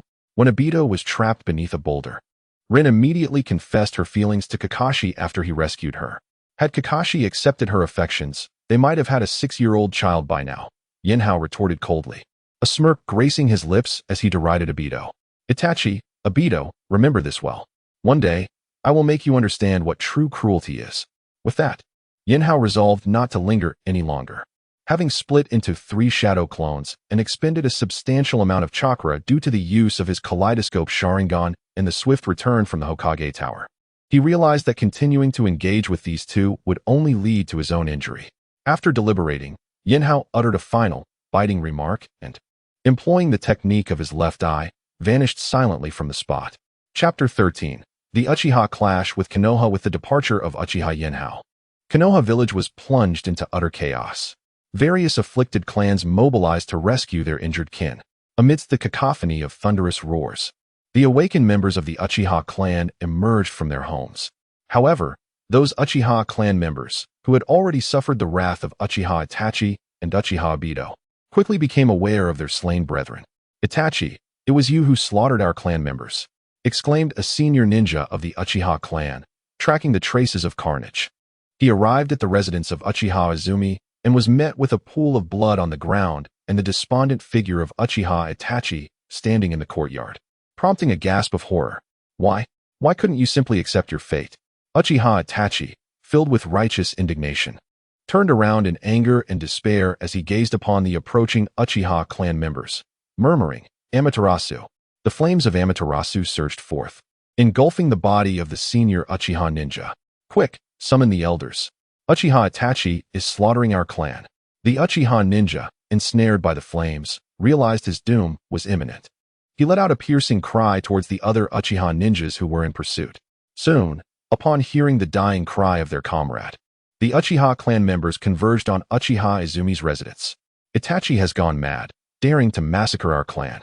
Everyone, let's move, commanded the elder of the Uchiha clan, leading a throng of clan members toward Uchiha Izumi's home. Meanwhile, Uchiha Fugaku, who had been waiting at home, rushed out upon hearing the explosion within Konoha village.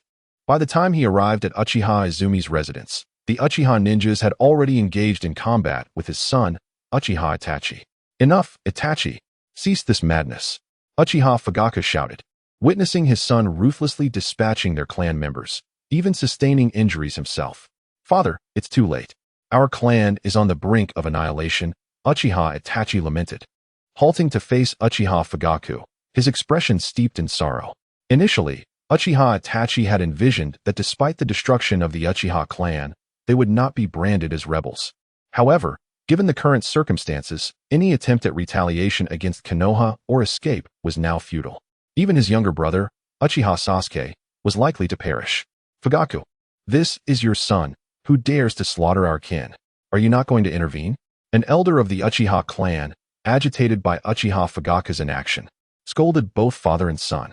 Elder, the pressing issue at hand is not my son, Uchiha Itachi, but rather the third Hokage, Sarutobi Hiruzen, and the entire Konoha village.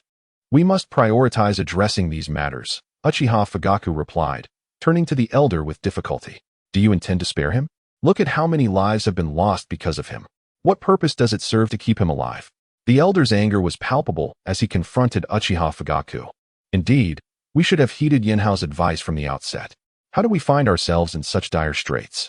A member of the Uchiha clan, glaring at Uchiha Fugaku and Uchiha Itachi, voiced their frustration.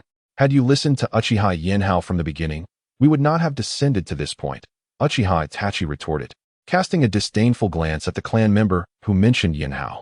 Enough. Let us cease this bickering. Everyone, rally together. We must prepare to confront Konoha. Uchiha Fugaku, incensed by Uchiha Itachi's demeanor, shouted as he turned and strode toward the entrance of the Uchiha clan's territory. Yet, Uchiha Itachi did not follow his father. Instead, he vanished from sight. The mission to eradicate the clan had failed. Uchiha Itachi sought no excuses for his actions. His sole desire was to reach the ninja academy swiftly to protect his younger brother, Uchiha Sasuke. Meanwhile, the beleaguered third Hokage, Sarutobi Hiruzen, and Shimura Danzo met with a tacit understanding at the Hokage building, leading a formidable contingent of Umbu, Root, and their respective clan ninjas toward the Uchiha clan's territory. Soon, they arrived at the entrance of the Uchiha clan's domain, where Uchiha Fugaku and Sarutobi Hiruzen stood in opposition. Fugaku, look at what you have wrought. Over a trivial conflict, you have inflicted such tremendous losses upon Konoha. This is inexcusable. Sarutobi Hiruzen's voice was frigid as he addressed Uchiha Fugaku. Should we bear the blame? If it were not for your coercion, would we have arrived at this juncture? Uchiha Fugaku replied coldly, meeting Sarutobi Hiruzen's gaze. For long, many believed Uchiha Fugaku to be a hawk, eager for confrontation with Konoha, yet in truth, he was a dove at heart, reluctant to engage in conflict to protect his children, fearing for their lives amidst the turmoil. Regrettably, he now found himself in a position of great remorse. Uchiha Yinhao had proposed numerous insights and meticulously explained the ramifications of their actions. Yet, Uchiha Fugaku, blinded by his Manjiki Sharingan, failed to foresee the catastrophic future his decisions would yield. To safeguard his sons, Uchiha Fugaku had dismissed Uchiha Yinhao's counsel, prioritizing their safety over the clan's fate. Even if such choices led to the clan's ruin, little did he anticipate that his indecisiveness would drive Uchiha Yinhao to extremes, resulting in such horrific deeds, leaving Uchiha Fugaku filled with regret. Is that so? Then let it not be said that I lack resolve, Sarutobi Hiruzen stated coldly, stepping forward. Upon hearing this, Shimura Danzo bellowed, "Kill!" At Danzo's command, the ninjas of Root, Umbu, and the Sarutobi and Shimura clans surged toward the Uchiha clan's territory. The clash between the Uchiha clan and Konoha was imminent. Chapter 14. Pursuit of Uchiha Itachi. On the other side, Uchiha Yinhao, who had activated his Manjiki Sharingan and entered his personal space, was deeply contemplating the newly awakened powers of his eyes. The left eye of Uchiha Yinhao bore a technique known as Cosmos of the Stars, which opened a miniature universe within his life dragon pearl. This space was comparable in size to Uchiha Obito's Kamui dimension. However, within the Cosmos of the Stars, Uchiha Yinhao had the ability to shape anything according to his will. Although he could not alter objects brought in from the outside, he named this realm stellar space. The technique of Uchiha Yinhao's right eye was called Celestial Flow of the Stars. He possessed the capability to manipulate the flow of time within a person's body. Previously, he had used this power on Uchiha Ayame, reversing the time of her injuries, allowing them to heal completely. Yet, while her external wounds had mended, the celestial flow did not revert all of Uchiha Ayame's time. Thus, despite her lack of visible injuries, she had lost a significant amount of blood and had fallen into a state of unconsciousness. Fortunately, her external wounds had healed, and given some time, her robust physique as a ninja would likely prevent any life-threatening danger. After replenishing his chakra in the stellar space for a while, Uchiha Yinhao silently exited. Fire Style, Great Fireball Technique. Fire Style, Great Dragon Flame Technique. Fire Style, Great Flame Technique. Fire Style, Great Fire Dragon Technique. Ninjutsu, Insect Devour. As soon as he emerged from the stellar space, Uchiha Yinhao witnessed a fierce battle unfolding between the ninjas of Konoha and the members of the Uchiha clan. The ninjas of the Uchiha clan were fighting desperately against those from Konoha. "Uchiha Fugaku, accept your fate.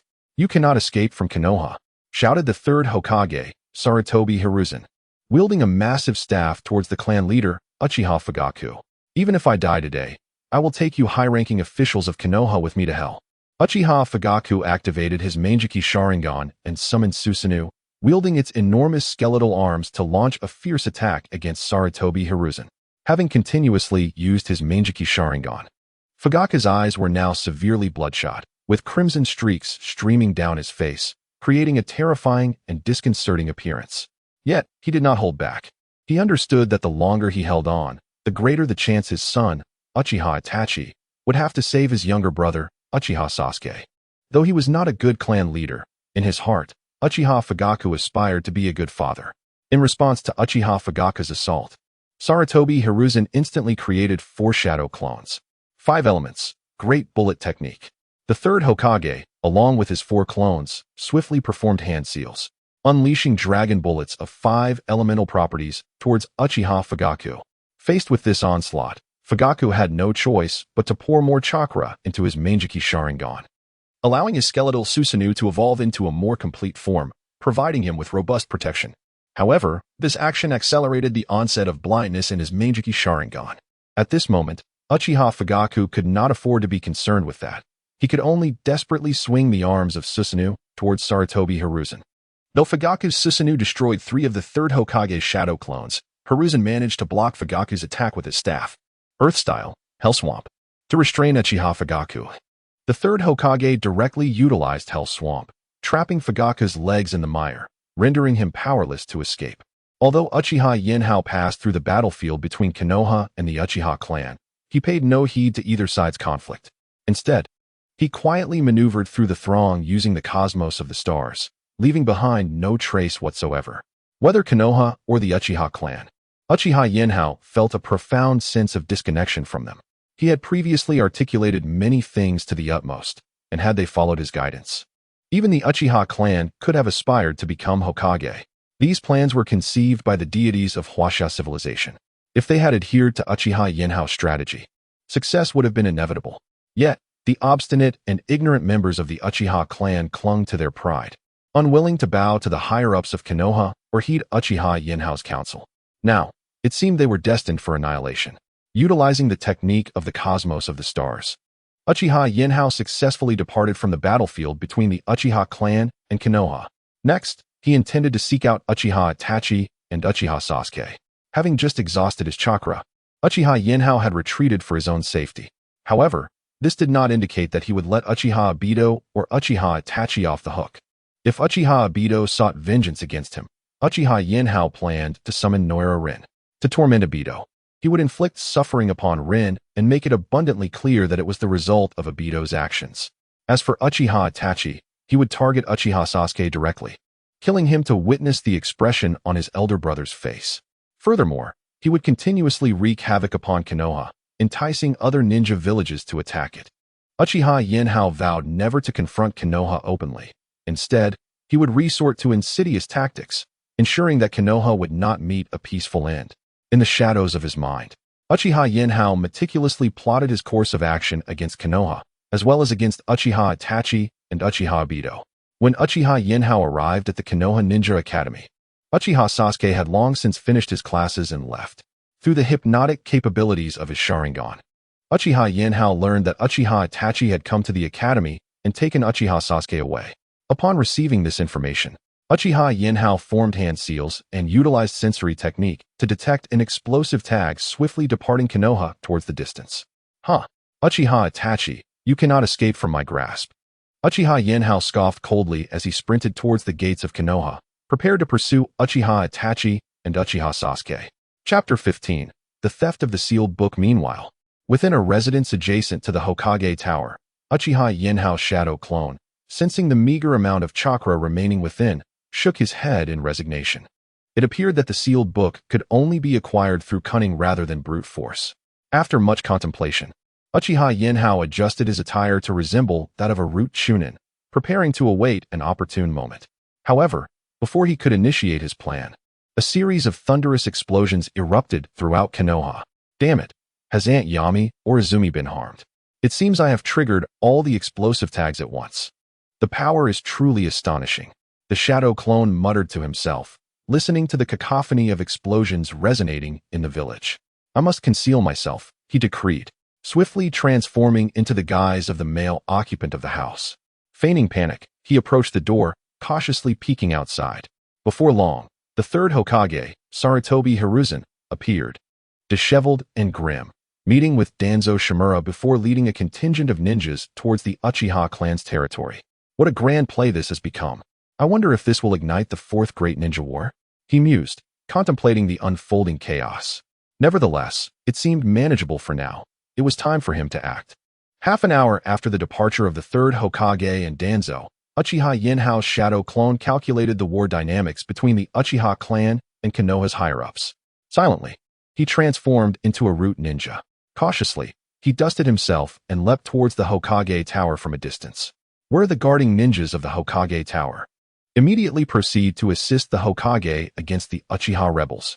The shadow clone shouted as he swiftly entered the tower, calling out to the hidden corners within. Who goes there? A member of the ANBU emerged from the shadows, addressing Uchiha Yinhao. Root, H-Ka, he replied in a flat, indifferent tone. After uttering those words, he turned to leave, pretending to depart towards the previous ANBU base. But in reality, he didn't venture far before stealthily returning to observe the developments at the Hokage Tower. Captain, what shall we do next? Another ANBU emerged from the shadows, inquiring of the captain guarding the Hokage Tower. A battle is raging in the village. And while it may have been a unilateral order from Lord Danzo, the authenticity of the command should not be in question. Here is the plan. K. Mushi and Hireman. You two remain to guard the Hokage Tower, preventing any intruders. I will lead the others to support the Hokage, the captain deliberated, ultimately leaving behind a member of the Oil Clan with reconnaissance abilities and a fire-style adept from the Sarutobi clan. Understood, Captain, they replied in unison. After designating the guards, the ANBU captain, accompanied by a dozen other members from the Hokage Tower, hastily made their way towards the Uchiha clan's stronghold. It appears the plan is proceeding smoothly. I shall devise alternative methods now, Uchiha Yinhao shadow clone thought, his face brightening with delight upon witnessing the ANBU captain leading a substantial contingent away from the Hokage Tower. Transformation technique. Uchiha Yinhao once more employed the transformation technique, morphing into a member of the Sarutobi clan, and ran towards the Hokage Tower.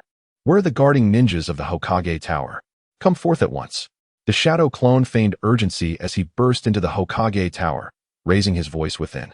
Lord Hireman, what brings you here? We just received word from a root ninja stating that the Hokage summoned all ANBU members for support, so our captain has already departed, replied the Sarutobi clan member, recognizing Uchiha Yinhao's transformation. What? They have already left? That is fortunate. Uchiha Yinhao exhaled a sigh of relief, smiling in response.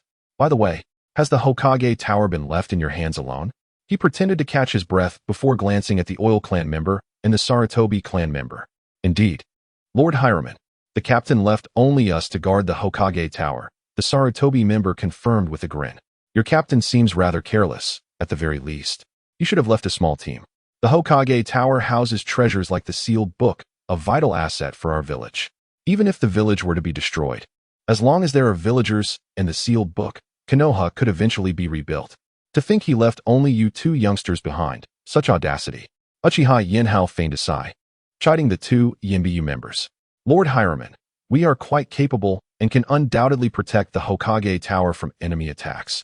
If the enemy proves too strong, we will ensure the sealed book is evacuated, they retorted, slightly offended by Uchiha Yinhao's disparagement. Ah, very well. I trust you, but I shall remain as well. The Uchiha clan has become too reckless. To be safe, I will stay and guard alongside you, lest the entire village be drawn into chaos. Allowing other forces to turn their sights on the Hokage Tower, Uchiha Yinhao calmly reassured them despite their objections. Thank you, Lord Hireman.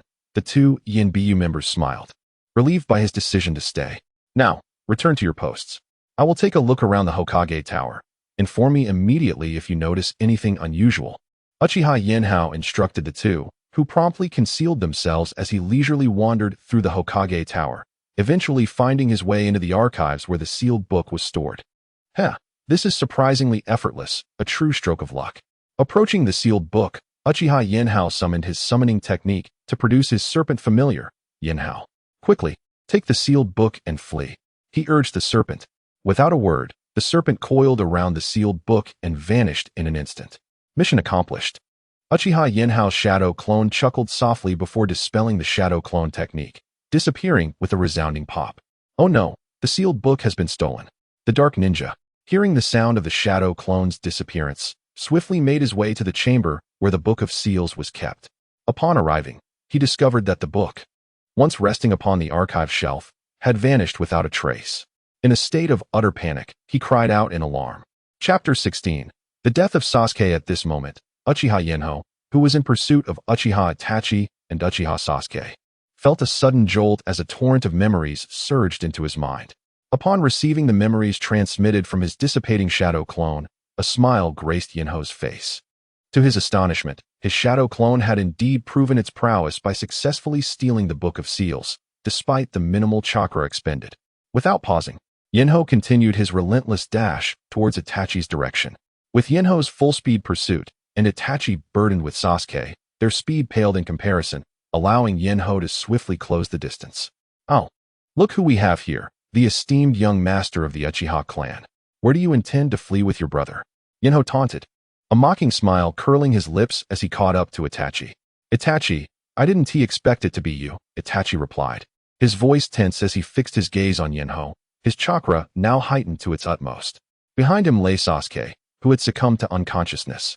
Oh, Does our young master think anyone else would dare pursue you? Yinhao sneered, his eyes shifting to Sasuke. I could end my life immediately, but will you spare my brother? Itachi struggled to articulate, his eyes pleading. Spare your brother? Why should I? I believe all members of the Uchiha clan deserve eradication, do they not? Yinhao questioned with a sardonic grin. He is just a child. Please show him mercy.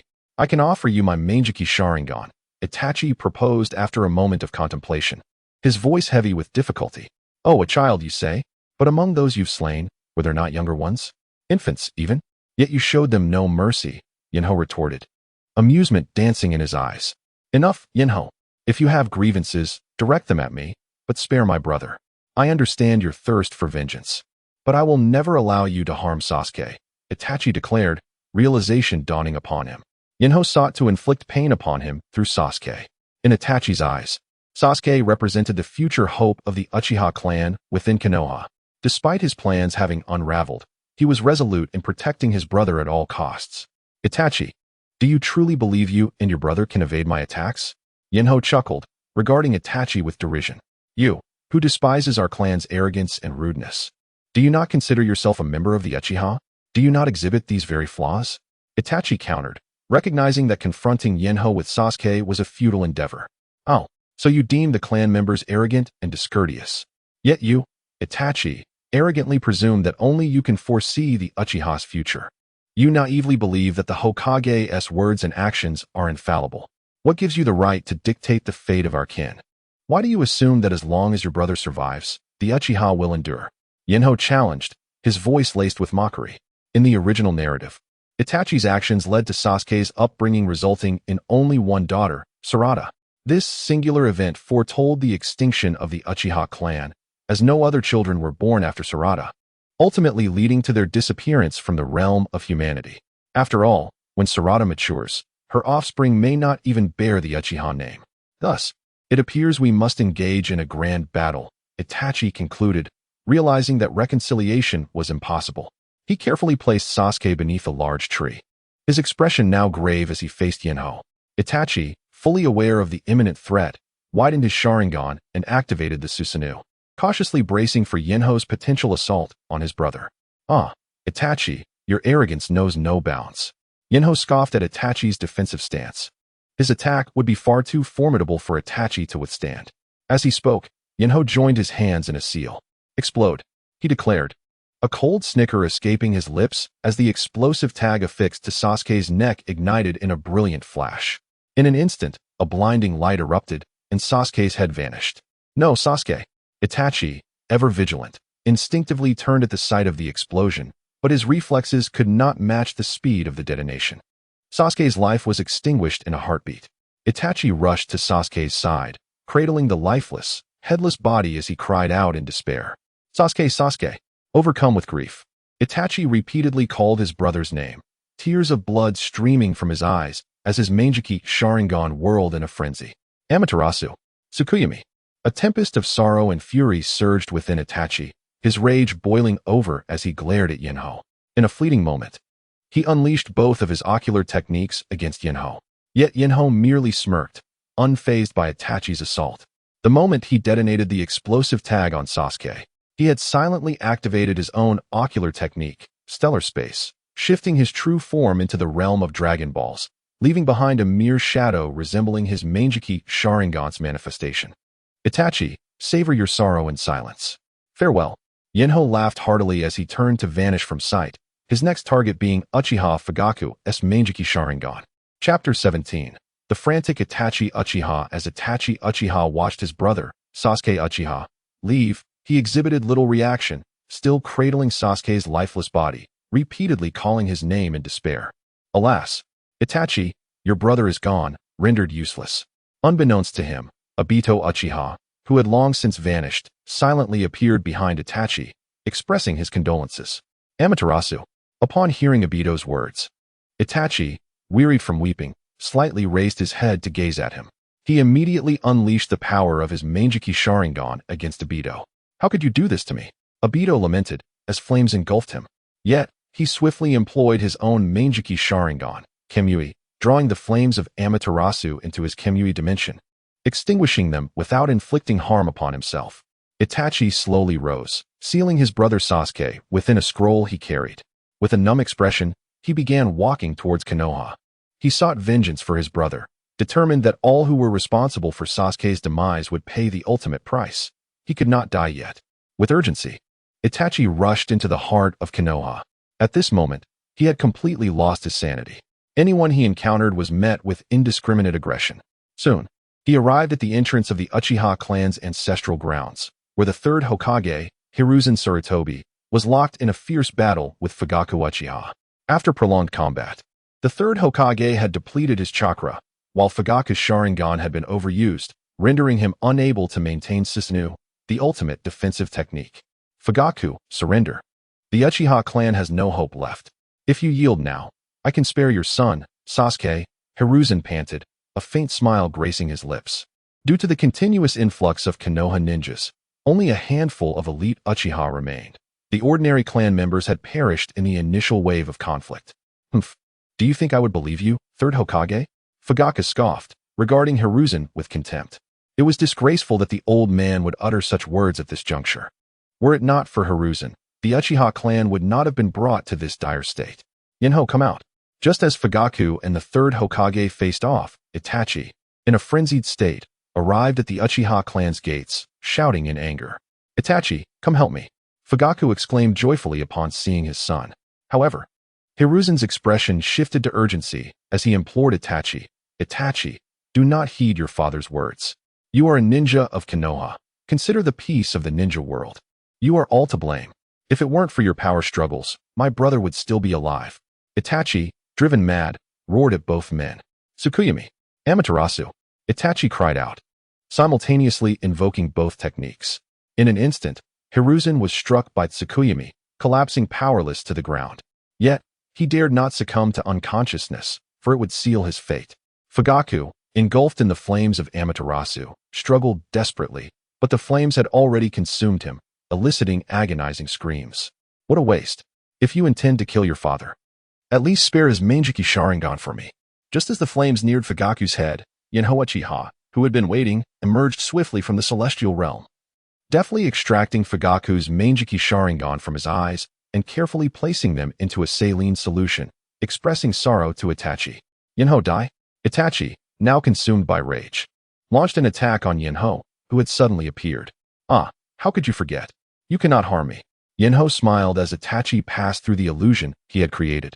His Manjiki Sharingan techniques were intricately linked to his life force, allowing him to expend far less ocular power than other Uchiha. Only Yinhao, residing in the celestial realm, could freely utilize the star's illusion. Unlike Obito's technique, his illusions had no cooldown period. They persisted unless the space itself was disrupted. Die, die, die. Itachi disregarded Yinhao's taunts, growing more frenzied in his assault. Shurikens, jutsu, and a myriad of attacks surged toward Yinhao's spatial illusion. As Itachi unleashed his fury, Yinhao noticed the patterns in Itachi's eyes shifting from black to crimson, blood surging within, obscuring the original design of his Manjiki Sharingan. Ah, Itachi, I have no time for idle chatter. Farewell. Yinhao beamed at Itachi, reveling in his torment, waved goodbye, and withdrew his illusion, seamlessly entering the celestial realm. Silently observing the ongoing conflict involving Danzo Shimura, Hiruzen Sarutobi, and Itachi. Chapter 18. The arrogant Shimura Danzo upon witnessing the disappearance of Uchiha Hanao. The furious Uchiha Itachi gazed around at the ninjas of Konohagakure. Meanwhile, Uchiha Itachi's father, Uchiha Fugaku, had been reduced to mere ashes beneath the flames of Itachi's Amaterasu, leaving only the lingering heat as a testament to a life that had recently existed in that very spot. Uchiha Itachi, how dare you lay a hand on the third Hokage? You are utterly despicable. All ninjas of Konohagakure, heed my command. Eliminate Uchiha Itachi. The sudden emergence of Danzo Shimura, who had appeared from who knows where, echoed his fervent orders to the surrounding Uchiha and Konohagakure ninjas, inciting them to launch an assault on Itachi. Hell, old man. I thought you could hide for a while longer, but you revealed yourself so quickly. Don't blame me for being impolite. Concealed within the realm of stars, Uchiha Hanao had intended to observe the unfolding events when Danzo suddenly sprang forth, chastising Itachi. Upon hearing Danzo's command, the ninjas of Konohagakure exchanged glances. reluctantly advancing towards Uchiha Itachi. It must be said that Uchiha Itachi's talent was indeed remarkable. Faced with the onslaught of Konohagakure ninjas, Itachi wielded only shuriken techniques and the most basic fire release, Phoenix Fire technique, to ruthlessly decimate his foes. His mastery of shuriken techniques was truly exceptional. Several shuriken collided mid-air, consistently striking down the ninjas of Konohagakure. However, as the battle raged on, Itachi's chakra and stamina were severely depleting. Everyone attacked together. I refuse to believe he can kill every single person from Konohagakure. Danzo, standing in the back line, observed Itachi's frenzied slaughter with mounting frustration, barking orders at the nearby Konohagakure ninjas. Yes, Lord Danzo. After exchanging glances, some lesser clan ninjas reluctantly joined the fray against Itachi. Yet, with Danzo's commands, the number of ninjas by his side dwindled. Meanwhile, Uchiha Hanao, hidden in the starry expanse, wore a faint smile. Just like that, send them all against him. This way, I shall have my chance to obtain Uchiha Sasuke's Manjiki Sharingan. As more ninjas engaged Itachi, he began to falter. Ultimately, he was violently propelled backward by an attack from a member of the Akimichi clan.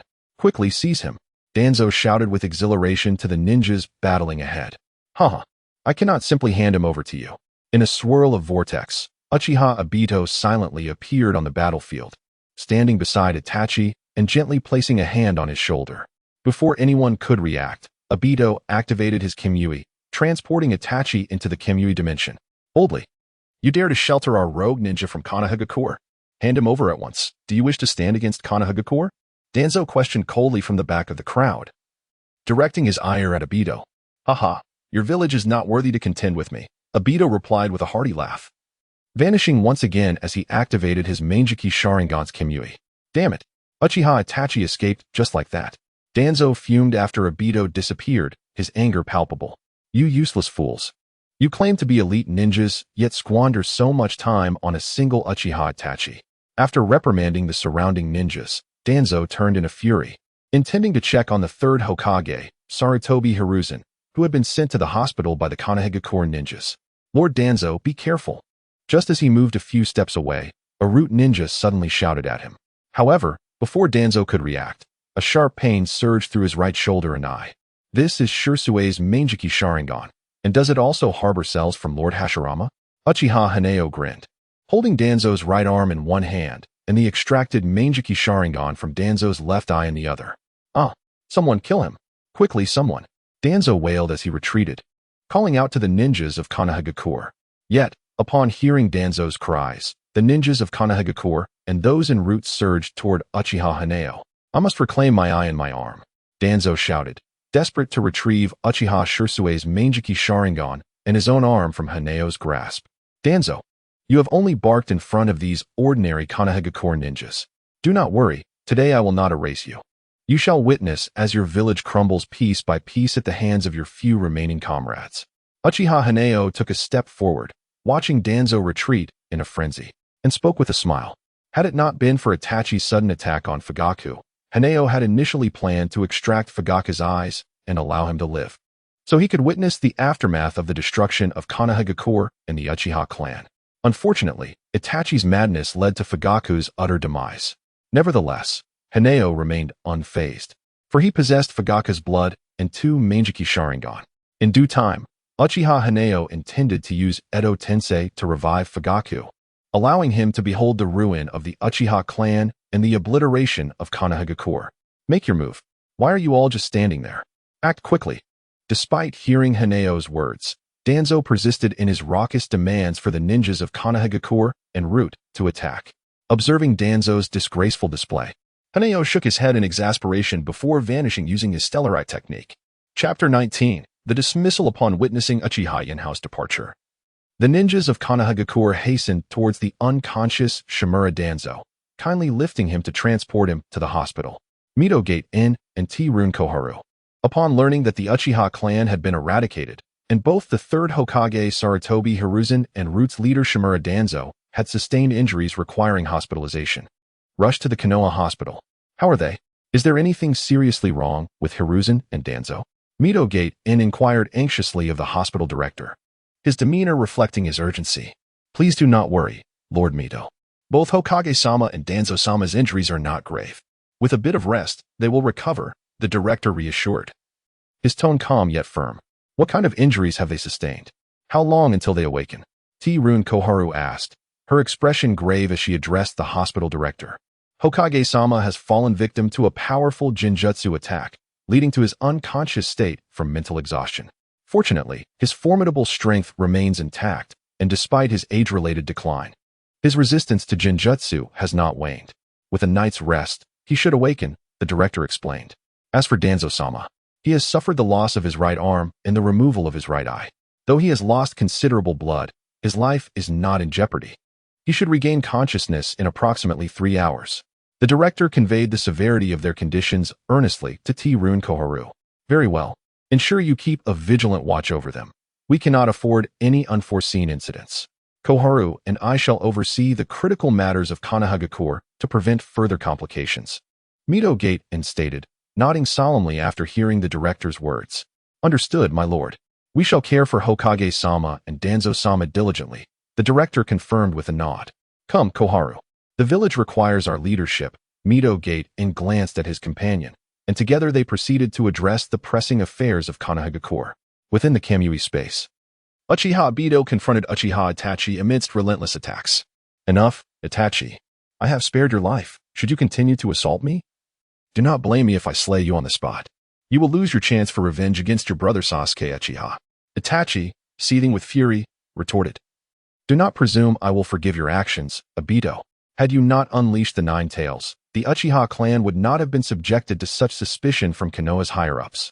I would never have had to take action against my clan for the sake of the village and my brother. You are the catalyst for all that has transpired.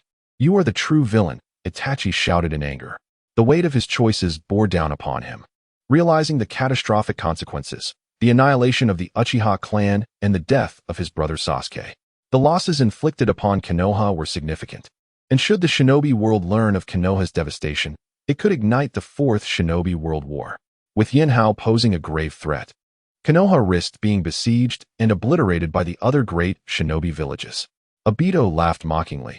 You claim I am the root of all evil? However, I must remind you that while I did release the Nine Tails, it is absurd to suggest every Uchiha was suspected of being the perpetrator. Your arrogance led to the downfall of your entire clan, leaving only your brother Sasuke. This provoked Yinhao's ire, resulting in his assault on your brother. You are merely shifting the blame onto me to satiate your hypocritical conscience. Itachi fell to his knees, crushed by Obito's words, which struck his very core. Memories of Yinhao's admonitions resurfaced, and he began to reflect. Acknowledging his hubris and the validity of Yinhao's insights, Itachi realized he had never supported Yinhao's proposals, remaining a passive observer while his father opposed Yanhao. He had naively believed that the Hokage's decisions were infallible while dismissing the Uchiha clan's perspectives as narrow-minded. Release me. Obito, Itachi implored, his eyes finally opening after deep contemplation. Although he had closed his Manjiki Sharingan, the crimson hue remained vivid in his gaze. You are correct, as is Yinhao. Yet, this does not justify your intention to kill my brother Sasuke. I must avenge him. Initially calm, Itachi's tone grew increasingly fierce with each word. Ah. How delightful that you have come to your senses, Itachi. After all, I have aided you. In return, you should assist me just once, Obito said with a playful smile. Stepping closer to Itachi, resting his hand on him. Very well, Itachi replied coldly. With that, Obito grinned and activated his Manjiki Sharingan, transporting Itachi from the Kamui space. Back in Konoha, despite Danzo's unconscious state due to excessive blood loss, the root ninjas adhered to his orders, collecting the eyes of all Uchiha clan members. Even the corpses of those who had awakened their Sharingan were sealed within scrolls for preservation. Anticipating this turn of events, Yanhao seized the opportunity to claim the gathered Sharingan and the remains of the Uchiha clan's formidable warriors, leaving nothing for root. This revelation plunged the recovering Danzo back into unconsciousness upon hearing the news. Chapter 20. The heavily damaged Konoha village the following morning, after a night of deep slumber. The third Hokage, Sarutobi Hiruzen, gradually regained a semblance of consciousness amidst a throbbing headache. Come, someone, he weakly called out to the medical ninja outside. Lord Hokage, you're awake, exclaimed the medical ninja, who had been waiting anxiously outside the third Hokage's room. Summon Elder Mito and Elder Tsunade to come here, Sarutobi Hiruzen instructed, enduring his pain and fatigue. Yes, Lord Hokage. The medical ninja hurriedly exited the room to relay the command. As the medical ninja departed, Sarutobi Hiruzen slowly closed his eyes, striving to recuperate his strength in preparation for the orders he would soon need to convey. Before long, Mito and Tsunade hastened to the Konoha hospital. Hiruzen, how do you fare? Tsunade inquired with concern as they approached the third Hokage's bedside. Hiruzen. Mito, he murmured weakly, recognizing his companions. Yes, we are both here. Please, speak quickly, Mito urged. Immediately, relay the information. Inform Jeriah to return to the village to oversee the defense against other ninja villages. The third Hokage struggled to articulate his message, pausing multiple times before finally completing his sentence, only to lapse back into unconsciousness. Hiruzen, Hiruzen, Tsunade exclaimed, gently shaking the third Hokage's shoulder in alarm. Enough, Tsunade. Hiruzen has fallen asleep again. Let us carry out his instructions first, Mito replied sternly, restraining Tsunade, who was eager to rouse their leader. Very well, Tsunade sighed, rising to follow Mito out of the hospital. In the Hokage Tower, Mito informed them, Lord Mito, Lord Tsunade, this is the recently compiled report on the losses. Please take a look. An Umbu ninja presented a thick stack of documents before them. Are the losses truly this extensive? Mito asked, astonished as he examined the report. Indeed, Lord Mito, the primary losses can be categorized into 3 parts. The initial explosion, the ensuing battle between the Hokage and the Uchiha clan, and the aftermath where many were trapped beneath the rubble, as it was nighttime and many were asleep, unable to escape. The delayed rescue efforts led to numerous casualties from excessive blood loss, the Umbu ninja explained, his voice quivering with emotion. I apologize, Elder. I seem to have lost my composure. I shall take my leave, he said, rubbing his eyes before departing. Upon hearing the Umbu's words, Mito and Tsunade quickly delved into the report, their expressions growing increasingly grave. This conflict had inflicted severe losses on both the ninja and civilian populations of Konoha. It is crucial to recognize that Konoha's greatest wealth lies not in its ninja clans, but in the influx of civilians during its early days. These civilians not only contributed significantly to the village's tax revenues, but their children, with minimal training, could serve as a substantial force as ordinary ninjas, albeit not at the elite level. Bang! Mito slammed the report onto the table in frustration. Someone, dispatch an Umbu to urge Jeriah to return to Konoha post-haste. He commanded coldly. Mito had initially contemplated delaying Jeriah's return, thinking that with both Danzo and the third Hokage incapacitated, he could usurp control over Konoha. He envisioned seizing a portion of the compensation funds to elevate his family's status amidst the chaos. However, the current state of Konoha presented no opportunity for profit, only a consuming void. He did not wish to bear the blame, and thus resolved to summon Jeriah back to shoulder the burden. Tsunade, do you believe we have erred? Should we have supported Danzo in the extermination of the Uchiha clan? Tsunade, her eyes glistening with tears after reviewing the loss report, gazed at Mito with uncertainty. Enough, Tsunade. Let us refrain from further discussion. If we had not eradicated the Uchiha clan, what claim would we have to continue holding the Hokage position? Are you not aware that the Uchiha clan is one of the founding families of Konoha? We could not allow any member of their clan to ascend to the Hokage position, for they would certainly not spare us, the families that have thrived at Konoha's expense. Mito chastised Tsunade, who had momentarily lost her focus. Since the ascension of the third Hokage, a significant portion of Konoha's shared resources had been redistributed to the 4 families, Sarutobi, Uchiha, Mito, and Tsunade, in a bid to secure their loyalty. If they failed to control the lineage of the next Hokage, they risked becoming targets for a future Hokage who might seek retribution. In truth, they had risen to prominence by undermining the Senju clan and seizing their assets. Should the next Hokage, especially one outside their faction, become aware of this, the 4 families would undoubtedly become scapegoats. Let us set these matters aside until Jeriah returns. We shall address them then, Mito concluded coldly, turning to leave as Tsunade fell silent, chastened by his rebuke. Chapter 21. The Dragon Cave in an unknown region of the Land of Wind. Ah, my lord, you have arrived. In the Dragon Cave, the avatar of Uchiha Yinhao, a small serpent named Yanhao, greeted the arriving Uchiha Yinhao with a smile. The small serpent before him had transformed from a mere 20 centimeters in length into a colossal beast, comparable in size to the great serpent. Although this small serpent did not possess claws like a dragon, a brilliant horn glimmered atop its head, emanating a mysterious radiance. "Brother, Yinhao." Alongside the voice of the small serpent Yanhao, two melodious female voices chimed in from the side. One of the voices sounded somewhat feeble, belonging to Uchiha Yinhao's younger sister, Uchiha Itachi, and Uchiha Izumi. "Izumi, are you alright?" Uchiha Yinhao looked at Uchiha Izumi in astonishment. Although her complexion was pale, she was now able to move freely, which filled him with intrigue. Brother, Izumi has awakened her Manjiki Sharingan." Uchiha Itachi exclaimed excitedly upon hearing Uchiha Yinhao's inquiry. "Izumi, you have awakened your Manjiki Sharingan as well?" Uchiha Yinhao asked in surprise, directing his gaze toward Uchiha Izumi. "Yes, I have," Uchiha Izumi replied calmly to Uchiha Yinhao's question. "That's wonderful. By the way, how is Aunt Yami? Is she alright?" Upon seeing Uchiha Izumi nod, Uchiha Yinhao suddenly remembered the injured Uchiha Yami and inquired. Although he had already healed Uchiha Yami's wounds using the Starry Cosmos technique, the blood loss had not yet returned to her body. He could only hope that Uchiha Yami's health was robust enough to withstand any complications. "Mother is fine. The Dragon Sage has already healed her," Uchiha Izumi reassured him. "The Dragon Sage?" Uchiha Yinhao raised his head curiously upon hearing Uchiha Izumi mention the Dragon Sage and glanced at his avatar, the small serpent Yinhao. "Izumi, Yuechin, you should go take care of Aunt Yami.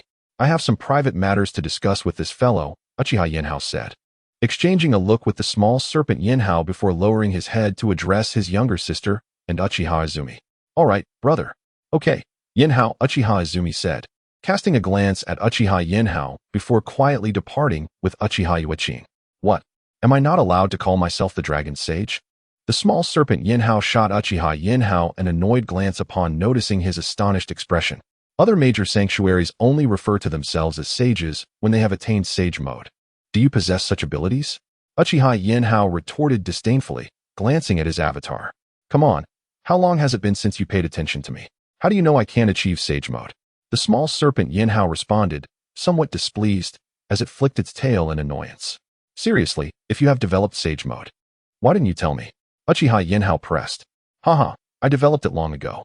If you don't come looking for me, why should I seek you out?" The small serpent Yinhao proudly lifted its head. "Hurry up and tell me how you achieved this sage mode." Uchiha Yinhao eagerly leaped onto the serpent's head, inquiring with enthusiasm. "Previously, I found the progress of my dragon transformation technique too slow. To discover more natural energy for my training, I secretly ventured into the Longu vein, harnessing its power for my practice. Surprisingly, while the chakra within the dragon vein was contaminated, the natural energy was quite abundant, and it even contained a hint of spatial power. By continuously refining the dragon vein's chakra through the dragon transformation technique, I gradually comprehended a method of sage mode training that ordinary individuals could also practice. I named this method the Dragon Cave Sage Mode. The small serpent Yinhao spoke with great pride. Most importantly, with the aid of Sage Mode and the Dragon Vein, I established a new summoning sanctuary, the Dragon Cave. Once I create new summoning scrolls, this sanctuary will undoubtedly surpass the other three major ones. The small serpent Yinhao declared confidently. "Oh, why is that? Does your Sage Mode possess any additional mysteries?" Uchiha Yinhao asked in astonishment after hearing the words of the small serpent Yinhao. It's quite simple. The sage modes of the three major sanctuaries come with risks of failure and have limited durations. However, my sage mode, developed from the principles of the dragon transformation technique, can be accumulated over time, allowing practitioners to successfully cultivate sage mode. The small serpent Yinhao explained playfully. "Wow, you have truly outdone yourself. Can I cultivate your sage mode as well?" Uchiha Yinhao asked, amazed at the small serpent Yinhao's words. "Of course, anyone can practice my sage mode. Moreover, as one's training progresses, it can also enhance one's physical constitution," the small serpent Yinhao replied with a confident smile. As it spoke, the horn atop the small serpent Yinhao emitted a gentle glow, which illuminated Uchiha Yinhao's forehead. The method for cultivating the Dragon Cave Sage Mode then appeared in Uchiha Yinhao's mind. After absorbing the information transmitted by the small serpent Yinhao, Uchiha Yinhao suddenly understood. "Oh, I see. You have isolated the body-refining aspect from the dragon transformation technique, allowing practitioners to integrate natural energy with their bodies through this refinement process, thus achieving sage mode. Impressive work." After thoroughly reviewing the method for cultivating the Dragon Cave Sage mode, Uchiha Yinhao smiled at his avatar, the small serpent Yinhao. My lord. Let's not dwell on that for now. I would like to ask for your assistance in recruiting a group of subordinates. How can the Dragon Cave become a summoning sanctuary with just me as the sole leader carrying out tasks?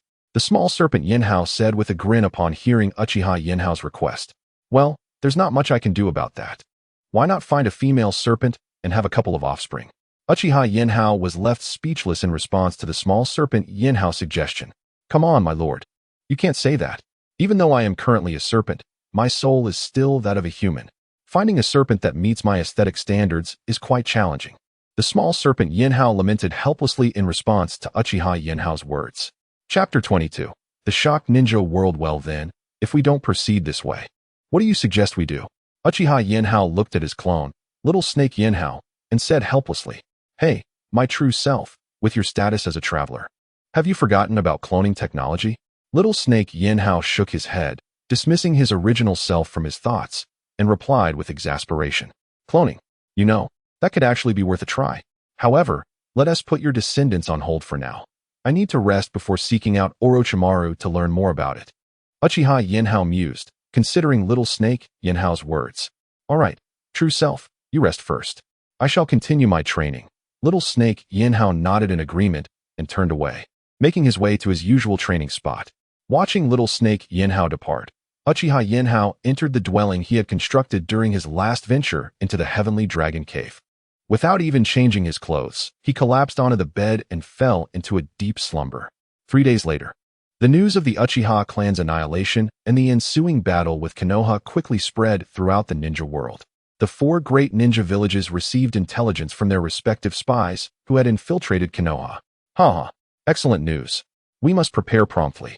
It's time to carve a piece from Konoha to alleviate the losses our sand village has endured over the years. The 4th Kazekage, Raza, laughed heartily upon receiving the information from the Umbu. Someone, go notify Elder Chiyo at once. Inform her that I have urgent matters to discuss. Raza commanded his Umbu with enthusiasm. Yes, Kazekage.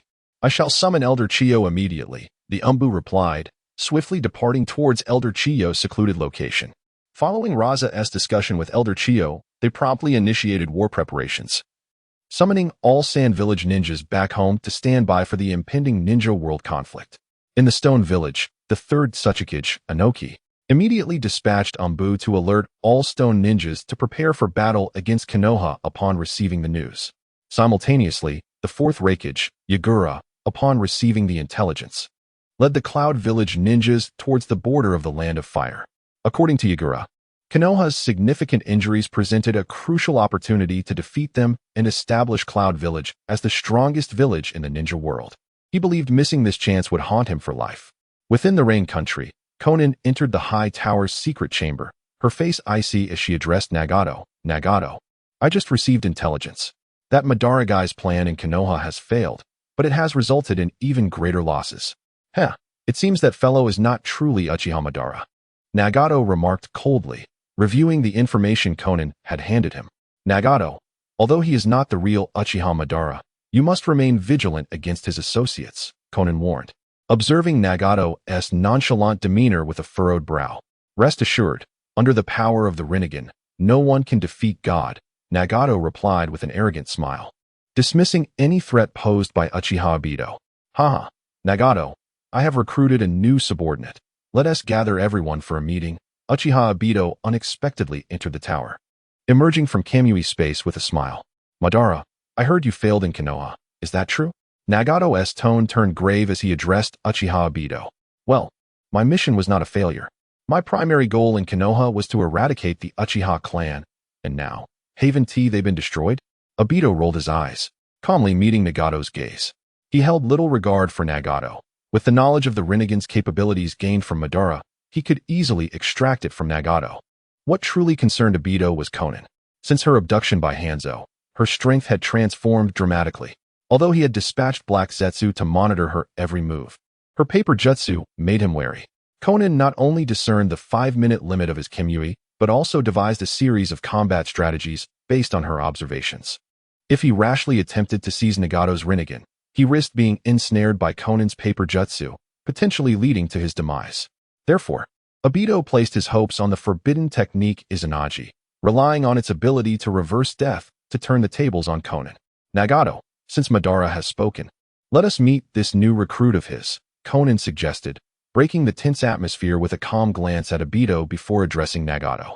Very well, let us begin, Nagato responded, setting aside his hostility toward Obito. Soon, Nagato sent out a summons to the Akatsuki members through their rings. Upon receiving the notice, the members hurried to the designated gathering place.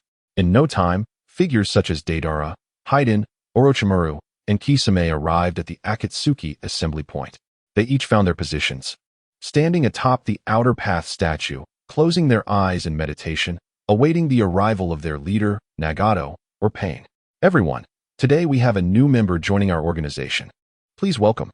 Pain announced coldly from atop the outer path statue. As his words echoed, a figure emerged slowly from the dark tunnel. Itachi Uchiha, the rogue ninja from Konoha, Pain stated with a chilling voice. Chapter 23. The infuriated Jeriah. Upon receiving a message from Konoha, Jeriah hastened back to the village with great urgency. However, as news of the conflict between Konoha's leadership and the Uchiha clan reached him, his anxiety deepened. The Uchiha clan, being the strongest ninja clan in Konoha, waging war against the village would undoubtedly result in catastrophic losses for either side. There could be no victor without grave consequences. This realization filled Jeriah with dread. In his desperate state, he even resorted to summoning techniques, utilizing reverse summoning to approach Konoha swiftly. Who goes there? A vigilant ninja stationed at the village gate called out as Jeriah drew near. It is I, Jeriah. What is the current state of the village? Jeriah replied, his expression grave. Lord Jeriah, you have returned. Please, hurry inside to see for yourself. I cannot articulate the situation, the gatekeeper exclaimed, a hint of excitement in his voice upon recognizing Jeriah. Very well, I understand. You may continue your watch, Jeriah said, and without further questioning, he hastened into the village. Word of Jeriah's return swiftly reached the ears of Tsunade and Mito, who quickly made their way to the Hokage tower to await his arrival. Elder Tsunade, Elder Mito, what is the current situation in the village? Jeriah inquired urgently as he approached the two elders waiting at the tower. Jeriah, you should review the documents for yourself. We are at a loss for words. Mito gestured towards the inner sanctum of the Hokage tower, visibly troubled. Very well, I shall take a look. Jeriah, noticing their reluctance to speak, suppressed his rising anger and strode into the Hokage tower. Now, it had been 3 days since the rebellion had concluded. The unwillingness of Tsunade and Mito to divulge details suggested that the damage inflicted upon Konoha was immense, instilling fear in them to disclose the full extent of the situation. Upon entering the Hokage tower, Jeriah was soon presented with a report detailing the losses incurred. As he perused the document, his fury ignited upon the first page, revealing the staggering toll, the losses of shinobi, civilians, and housing. Tell me what transpired, Jeriah demanded, thrusting the report before Tsunade and Mito, his voice laced with anger.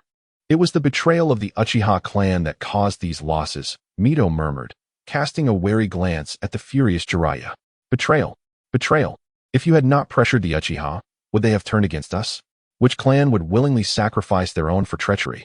You have drained Konoha of its lifeblood, coercing the Uchiha from the heart of the village to its outskirts. Not all members of the Uchiha clan instigated the Nine-Tails incident. You have branded them all as traitors, forcing a rift between the Uchiha and Konoha. And now, look at the devastation. After all these days, there has been no action taken, merely waiting for me to clean up your mess. Jeriah exclaimed, slamming his hands on the table in frustration. Enough of your shouting at us, Jeriah. If you have the courage, direct your anger at your mentor, the third Hokage, Hiruzen Sarutobi, and Danzo Shimura. I concede that we sought some advantage, but we never intended to coerce the Uchiha. It was they who were driven to the brink of annihilation by those two. We never demanded this.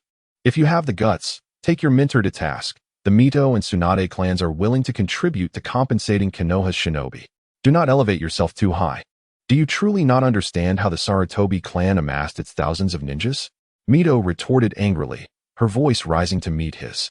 If you seek a culprit, it is your teacher, Hiruzen Sarutobi. If you cannot confront him, then do not come here to blame us, Mito concluded coldly, turning away with Tsunade as they exited the Hokage tower. As Tsunade and Mito departed, Jeriah, in exasperation, picked up the loss report once more, meticulously sorting through it as he began to plan for the reconstruction of Konoha. All the injured were transported to Konoha Hospital, where he instructed the medical ninjas to spare no effort in their care. Simultaneously, Jeriah dispatched the summoning beasts from Myaboka Mountain to convey the grim news of Konoha's losses to Tsunade, imploring her to return at this critical juncture to assist the village. However, following this calamity, Konoha's finances faced dire straits.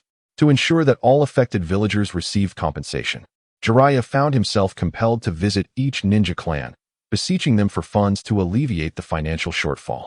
The resources of the annihilated Uchiha clan had been seized by the root organization and subsequently plundered by Uchiha Itachi. Otherwise, the remaining assets of the Uchiha could have uplifted every clan in Konoha. Regrettably, Jeriah found no such fortune and was left to beg from the various clans. Yet, in light of the Uchiha clan's demise, the other clans were notably reticent to part with their funds. After all, who could ascertain whether contributing might attract the attention of Hiruzen Sarutobi and his cohorts, possibly leading to the downfall of their own families? Chapter 24. The Trials of the Four Great Shinobi Villages. A grave situation has arisen, Lord Jeriah. As Jeriah was deeply engrossed in thoughts of restoring the Hidden Leaf Village, an Umbu ninja burst into the Hokage's office, exclaiming loudly, "Do not panic. What has transpired? Please tell me," Jeriah responded, his expression serious as he regarded the intruding Umbu.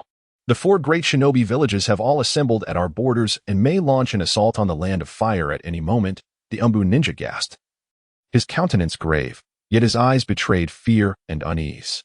"What? You mean all four villages are mobilizing?"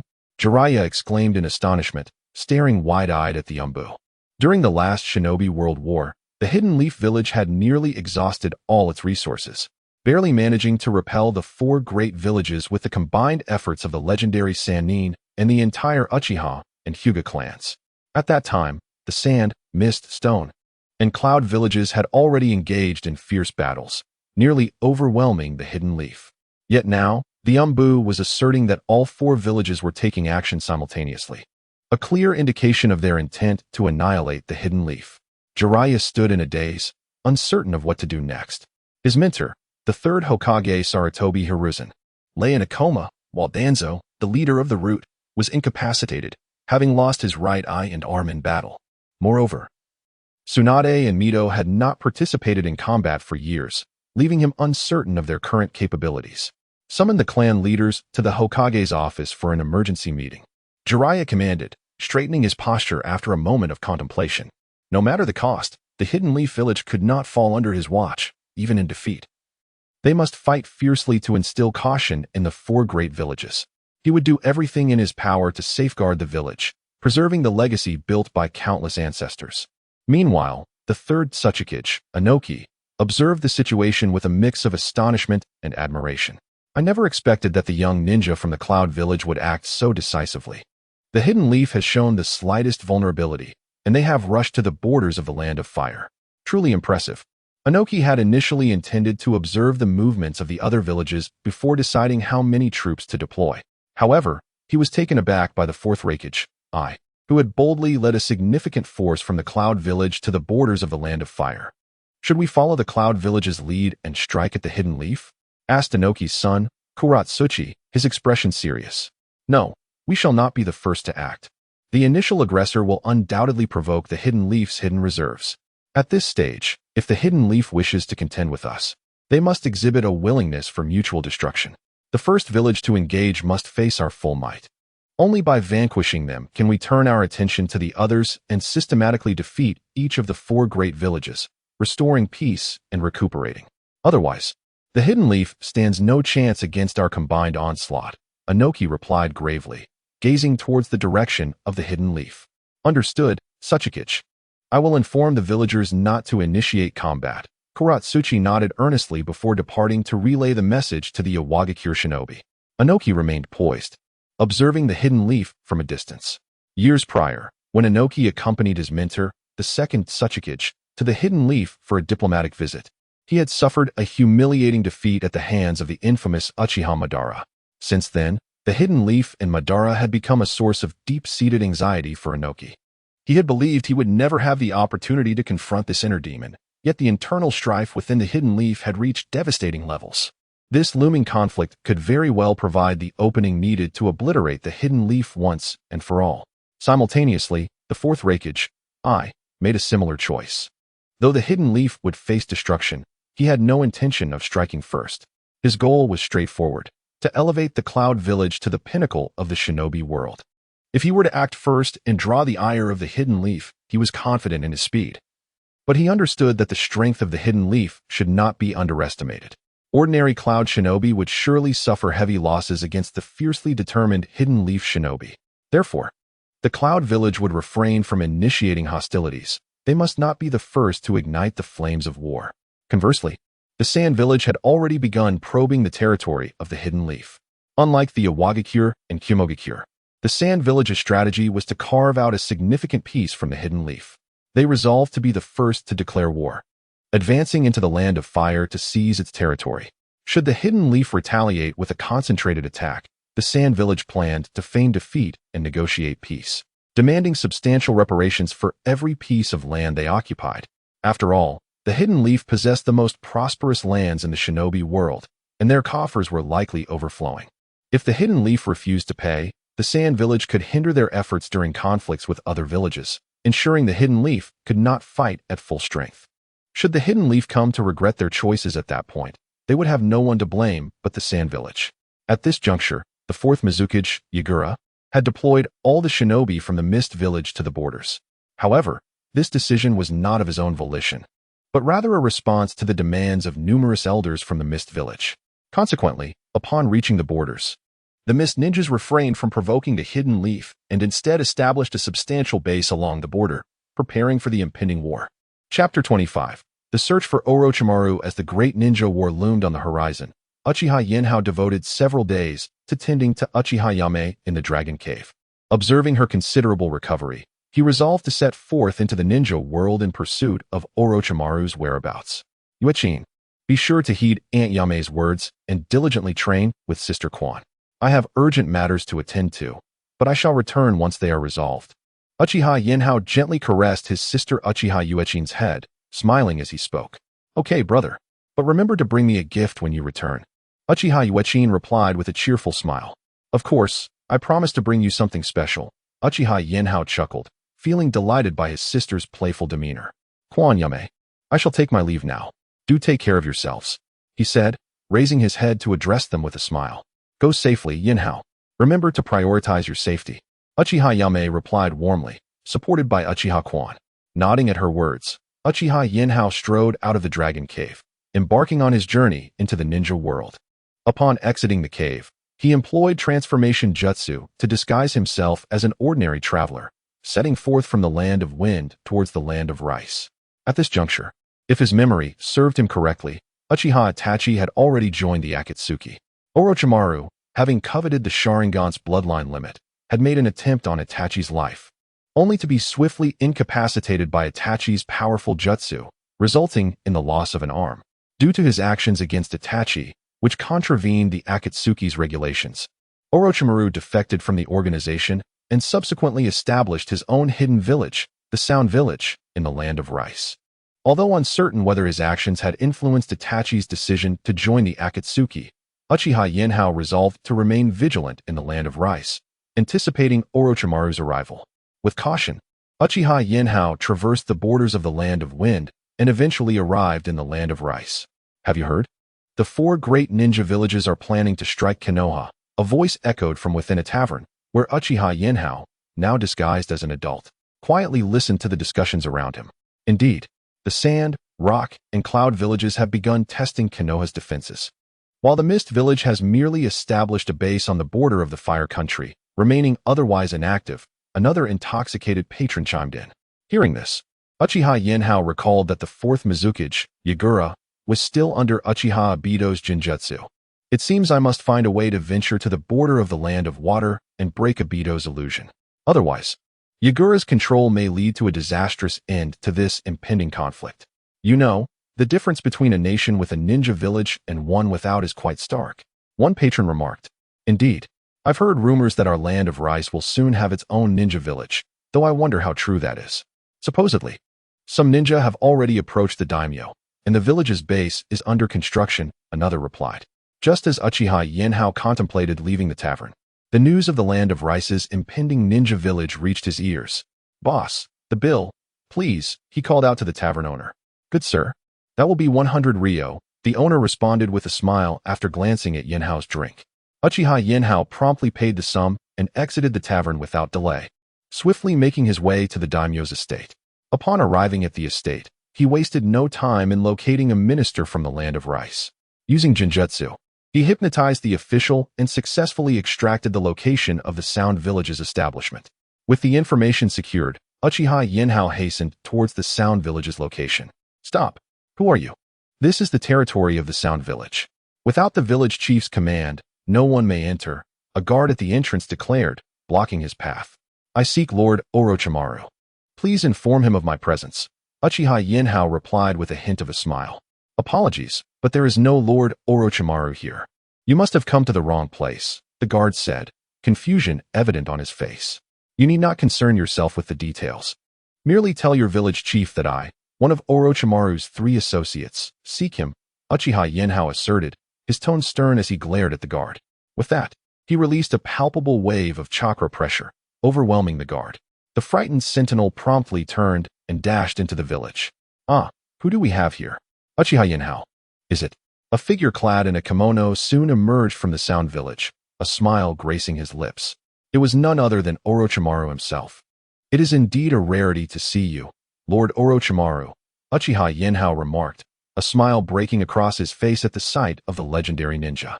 I never anticipated that someone who has caused such significant turmoil for Konoha would come seeking me instead, Orochimaru replied, his eyes twinkling with intrigue. I seek you, Lord Orochimaru, because I believe you possess the means to assist me. Otherwise, I would not have come to seek out a snake such as you, Uchiha Yinhao retorted, his gaze revealing a hint of avarice.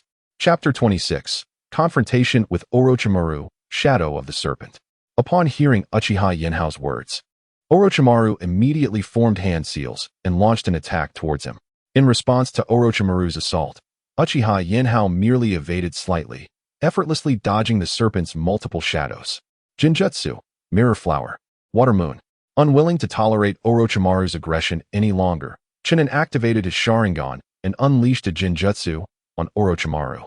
However, Uchiha Yinhao did not employ a highly advanced Jinjutsu. Instead, he utilized a rather rudimentary one, albeit one of his own invention. Under the enhancement of his 3-tomo Sharingan, it could rival an ordinary A-rank Jinjutsu. Release. With a cold snort, Orochimaru swiftly disrupted the chakra within him, freeing himself from the Jinjutsu's grasp. You underestimate me, little Uchiha, Orochimaru remarked grimly, his expression darkening as he addressed Uchiha Yinhao. Haha, my apologies, Orochimaru-sama. I merely heard that you were defeated by Uchiha Itachi's A-rank Kaguya technique. It seems your research into the rebirth technique has not been particularly successful. Your soul must be quite damaged, Uchiha Yinhao replied cheerfully, undeterred by Orochimaru's fury. Orochimaru was taken aback by Yinhao's words, his heart filled with trepidation. How do you know the details of my battle with Uchiha Itachi? He asked incredulously, for he believed that only he and Itachi were privy to the outcome of their swift confrontation. Even the Akatsuki's white Zetsu would likely be unaware of his defeat. I certainly have my own intelligence network, Orochimaru-sama, Uchiha Yinhao said with a smile. Very well, come in and let us converse, Orochimaru said, casting a meaningful glance at Uchiha Yinhao before warmly inviting him into the Sound Ninja Village. As Uchiha Yinhao followed Orochimaru inside, he noted with approval, impressive, Orochimaru-sama. I never anticipated that within such a short span of days, your village would flourish so remarkably.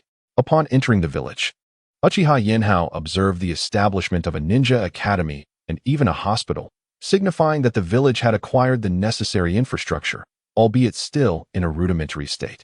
Haha, not at all. This is merely the result of many years of accumulation, Orochimaru replied modestly, though a hint of nostalgia glimmered in his eyes.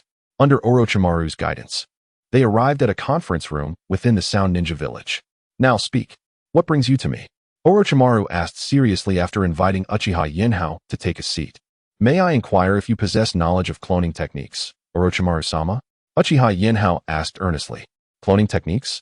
Indeed, I am familiar with them. But I trust you do not intend to acquire them without offering something in return, Orochimaru remarked with a knowing smile.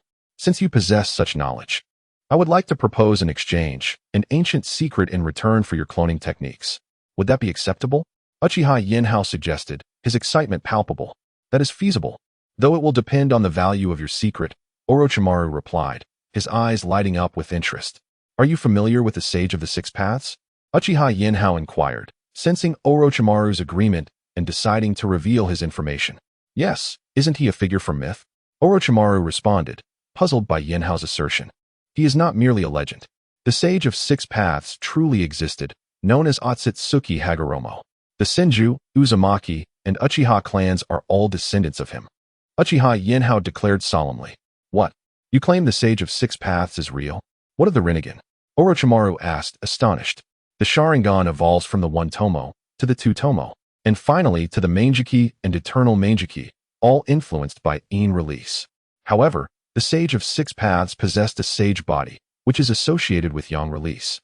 Uchiha Yinhao explained, a hint of amusement in his tone as he leaned closer to Orochimaru. Orochimaru was taken aback. If the Rinnegan is an evolution of the Eternal Mangeki after absorbing Yang release, then from where did Pain of the Akatsuki acquire his Rinnegan? He pondered, casting a scrutinizing gaze towards Uchiha Yinhao. That is impossible.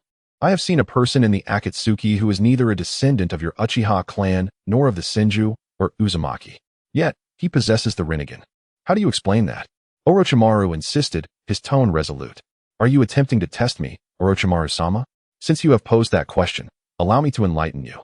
Uchiha Yinhao replied coldly, observing Orochimaru's disbelief. Do you recall encountering 3 orphans from the Land of Rain alongside Jeriah and Tsunade long ago? Yes. There were indeed 3 such children. But what of it? Orochimaru replied, reflecting on Yinhao's query. Do you remember the child whose eyes were perpetually obscured by his hair, too timid to meet anyone's gaze? What color was his hair? Uchiha Yinhao pressed, his gaze piercing. Red hair. From the Uzumaki clan. Orochimaru exclaimed, realization dawning upon him. Chapter 27. The impending ninja world war. Orochimaru gazed in astonishment at Uchiha Yinhao. Are you saying that the red-haired boy is a member of the Uzumaki clan, and that he is the one who possesses the Rinnegan? He inquired, his expression enigmatic. You guessed correctly. That boy was indeed the original holder of the Rinnegan.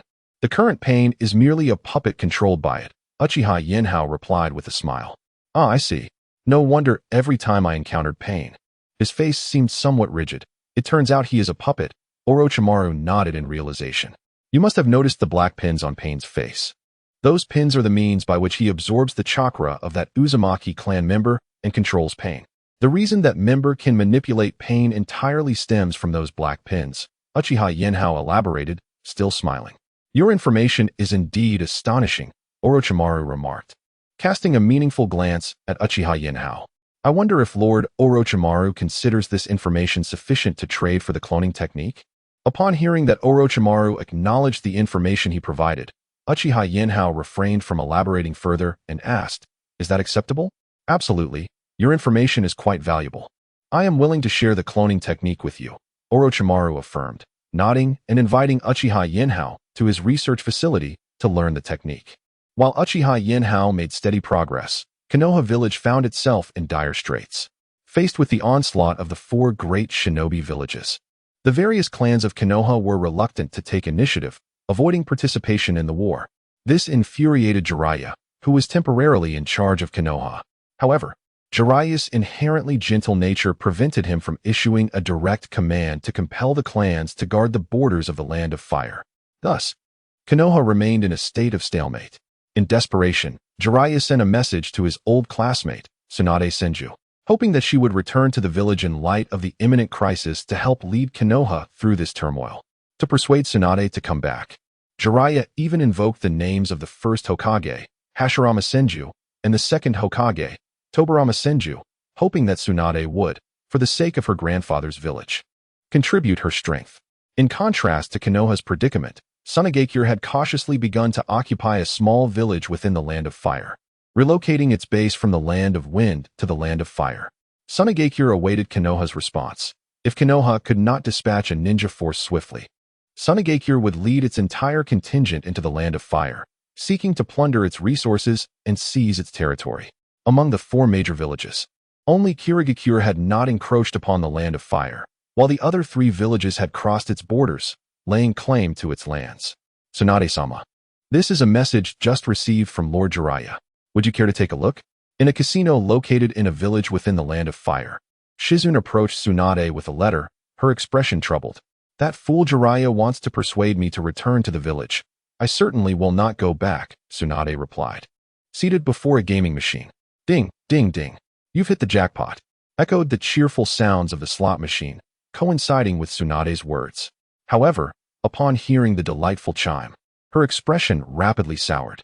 As a notorious gambler, Tsunade had never enjoyed a streak of good fortune in her betting endeavors.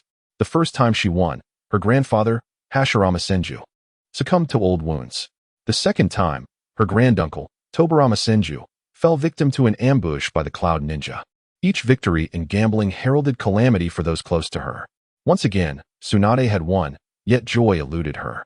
She swiftly turned to snatch the letter from Shizune's hands, eager to read its contents. In his message, Jeriah detailed the dire circumstances facing Konoha. Bang! After finishing the letter, Tsunade unleashed a punch on the nearby slot machine, which shattered into a pile of metallic debris under her strike. Ah, Tsunade-sama, how could you do that? Shizune gasped in shock at the sight of the machine's destruction. Damn that old fool. Is this how you act as Hokage? You're on the path to ruin Konoha, Tsunade exclaimed, rising in anger. She had previously ignored Jeriah's messages, tearing them up without a glance. While she lamented the downfall of the Uchiha clan, her disdain for their arrogance as a Senju had long overshadowed any sympathy. However, the current crisis, stemming from the Uchiha's demise and now embroiling Konoha in war, ignited her fury. Shizune, handle this. We are preparing to return to the village, Tsunade declared coldly, ripping Jeriah's message to shreds. Shizune paused for a moment, and upon hearing Tsunade's intent to return to the village, her face brightened. Yes, Tsunade-sama. I will take care of it right away. Shizune rushed to resolve the damages caused by Tsunade before following her toward Konoha. She was eager to ensure that she acted swiftly lest Tsunade change her mind. This marked the first time Tsunade had expressed a desire to return, as she had previously rebuffed Shizune's suggestions to revisit the village. But now, Jeriah's letter had persuaded Tsunade to return, filling Shizune with joy. Since the Third Great Ninja War, she had accompanied Tsunade in their wanderings outside the village, longing to return home. Chapter 28. Return to Konohagakure. Tsunade Senju, accompanied by Shizune, swiftly made her way back to Konohagakure. As they approached the village gates, the vigilant ninjas stationed there spotted a woman clad in a green coat striding confidently toward the village. Initially, the guards braced themselves for a possible confrontation, but upon recognizing the visitor, their demeanor transformed into one of elation. Lady Tsunade, welcome back to the village, exclaimed one of the gatekeepers, rushing forward to greet her with a bow. Enough with the pleasantries. Where is Jeriah? Bring him to me at once, Tsunade retorted, her irritation palpable, disregarding the guard's courteous gesture. Lord Jeriah is likely in the Hokage Tower attending to some matters, the guard stammered, caught off guard by Tsunade's formidable presence. Watch the gate. I will find Jeriah myself. Tsunade waved dismissively as she strode purposefully toward the Hokage Tower, with Shizune hastily trailing behind. As Tsunade marched with an imposing aura, the ninjas along the way dared not impede her progress, nor did anyone inform Jeriah of her return. With a resounding crash, Tsunade's fist shattered the Hokage Tower's door, sending splinters flying within. Hearing the commotion, Jeriah hurriedly emerged from the meeting room, his tense expression relaxing upon realizing it was Tsunade. Tsunade, you have finally returned. Jeriah beamed, approaching her with a broad smile. Where's that scoundrel? Where is he now? Tsunade inquired bluntly, disregarding Jeriah's enthusiasm. Come now, Tsunade. He is our teacher. Please show some restraint. Jeriah attempted to interject gently. That old fool has turned the village upside down since becoming Hokage. Now, with the 4 great ninja villages preparing to strike, he has gone into hiding. Tsunade scoffed, her disdain evident. Let us not be hasty. Our teacher was attacked by Uchiha's Mangeki Sharingan and is currently recuperating in the Konoha hospital, Jeriah explained, trying to defend their mentor. Stop wasting time. Tell me the current state of the village. Are the ninja forces ready for the impending assault from the 4 great villages? Tsunade interrupted coldly. Well, Tsunade, perhaps it would be best if you saw for yourself, Jeriah said, scratching his head in embarrassment. He led Tsunade to a side meeting room and presented her with the intelligence regarding the various ninja villages. At such a critical juncture, the village leader cannot even muster a single ninja squad? Is this a joke? Tsunade fumed, glaring at the information Jeriah had handed her. That is not entirely fair, Tsunade. You know, due to our teacher's actions, many clans are reluctant to engage. I cannot compel them to take the battlefield, Jeriah replied, standing beside Tsunade like a chastised student. Unwilling to argue. Right now, summon all clan members to the Hokage Tower immediately. I will take charge of the situation, Tsunade commanded, removing her outer coat with a resolute air. Yes, yes, Jeriah responded, his excitement palpable as he realized Tsunade was ready to take command of the war. Did you not hear me? Go alert all the clan heads to convene at the Hokage Tower. Jeriah bellowed to the Umbu within the tower, responding to the directive. The Umbu swiftly departed to notify the various clans to assemble at the Hokage Tower. Soon, members from all clans began to arrive, taking their seats in an orderly fashion. Members of the Sarutobi clan, you must send every one of your ninja to the Land of Lightning to engage in battle against the Sand Village. Tsunade declared from the elevated platform, her voice cold and commanding. What? Lady Tsunade, that is unreasonable. How can our single clan stand against an entire ninja village? You are sending us to our doom. The Sarutobi clan leader protested, rising with a pained expression. I care not for your excuses. If Konoha falls, I will personally hunt down the Sarutobi clan. Test me if you dare, Tsunade replied, her gaze icy as she regarded the clan leader. But Tsunade, you are our clan leader, the disciple of the third Hokage, Sarutobi Hiruzen. How can you treat us this way?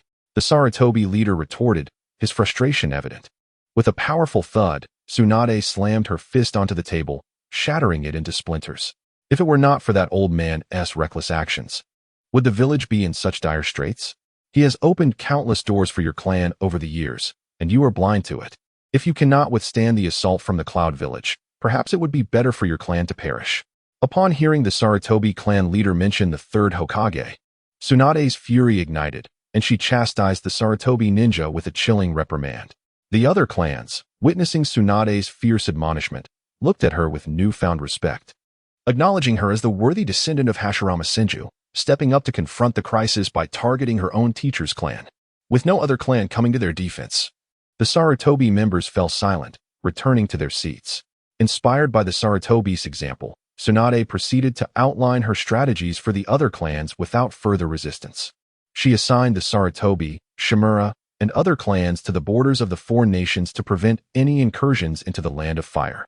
Meanwhile, Tsunade and Jeriah would lead a vanguard team to launch an offensive against the Sand Village. According to Nara Shikaku's calculations, the Rock and Cloud villages aimed to obliterate Konoha permanently, whereas the Sand Village sought only to carve a piece from Konoha, avoiding direct confrontation, as it was not in their interests to see Konoha destroyed.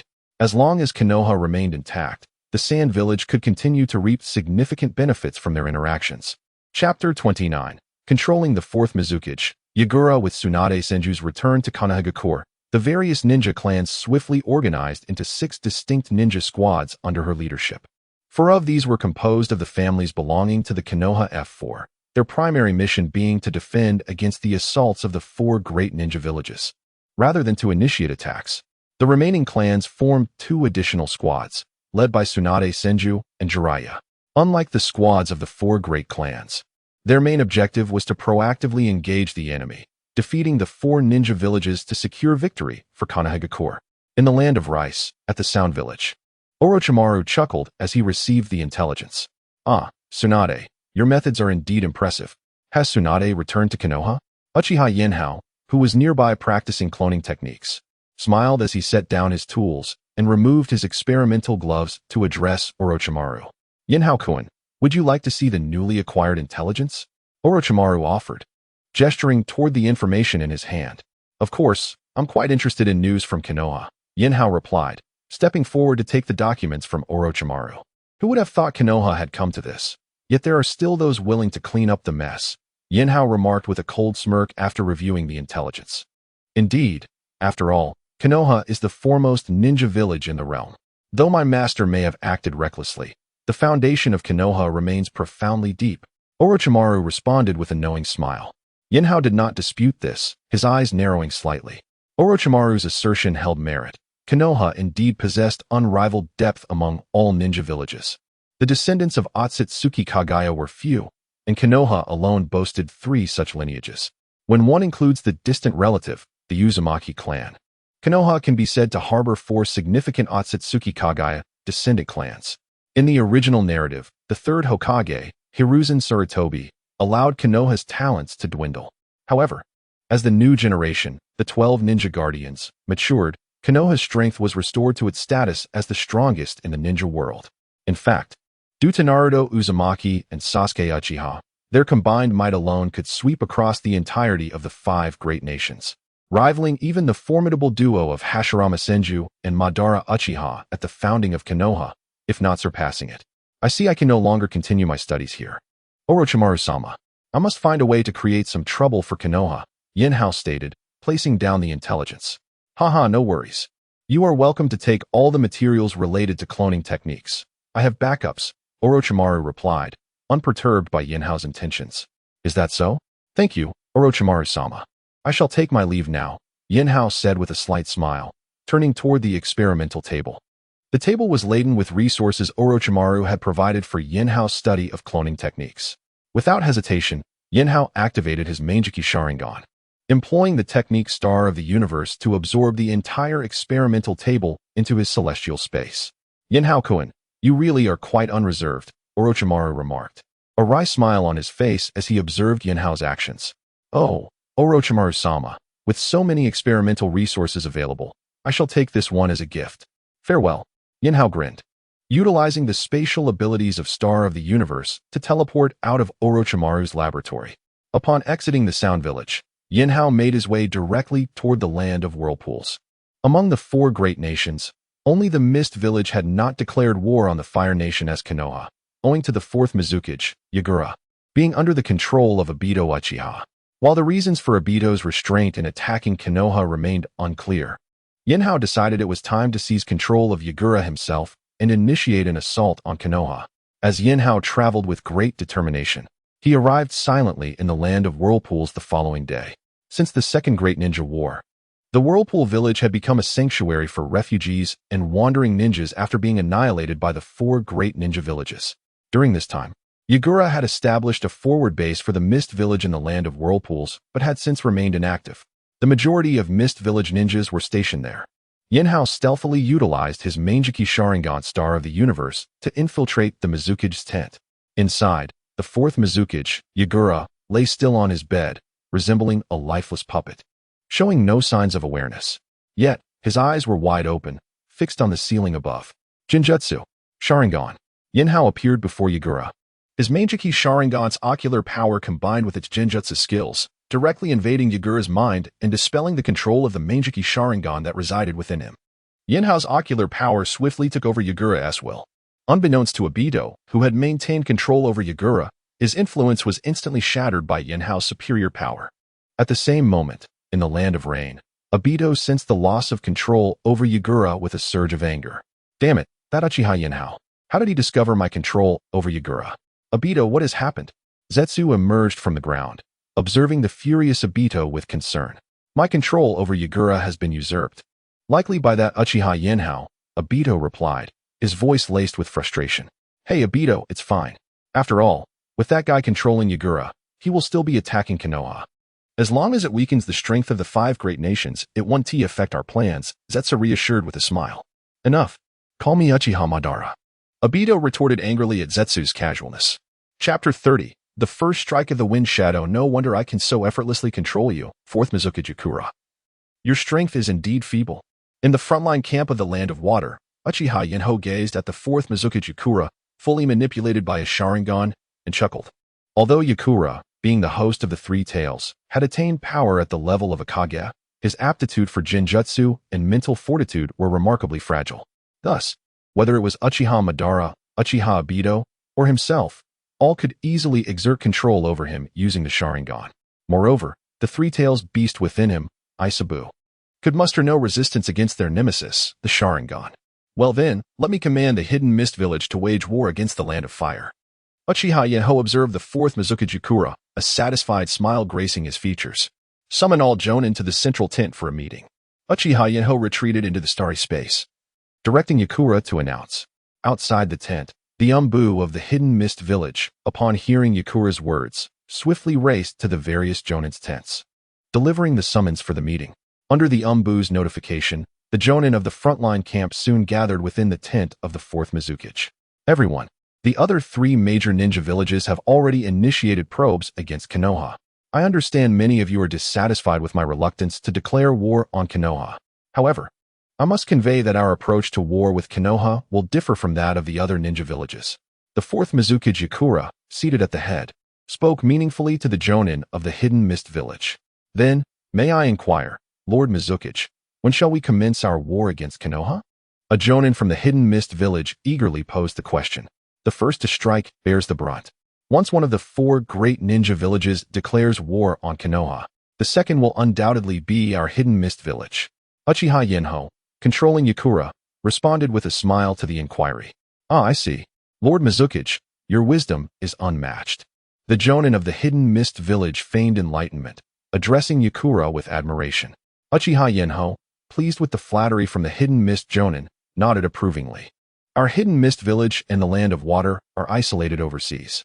We cannot occupy the vast territories of the Land of Fire like the other 3 ninja villages. Even if we were to seize the Land of Fire, the daimyo of the Land of Water would not necessarily dispatch officials to govern those territories. Thus, our strategic objective is not to occupy land, but to procure the resources of the entire Land of Fire.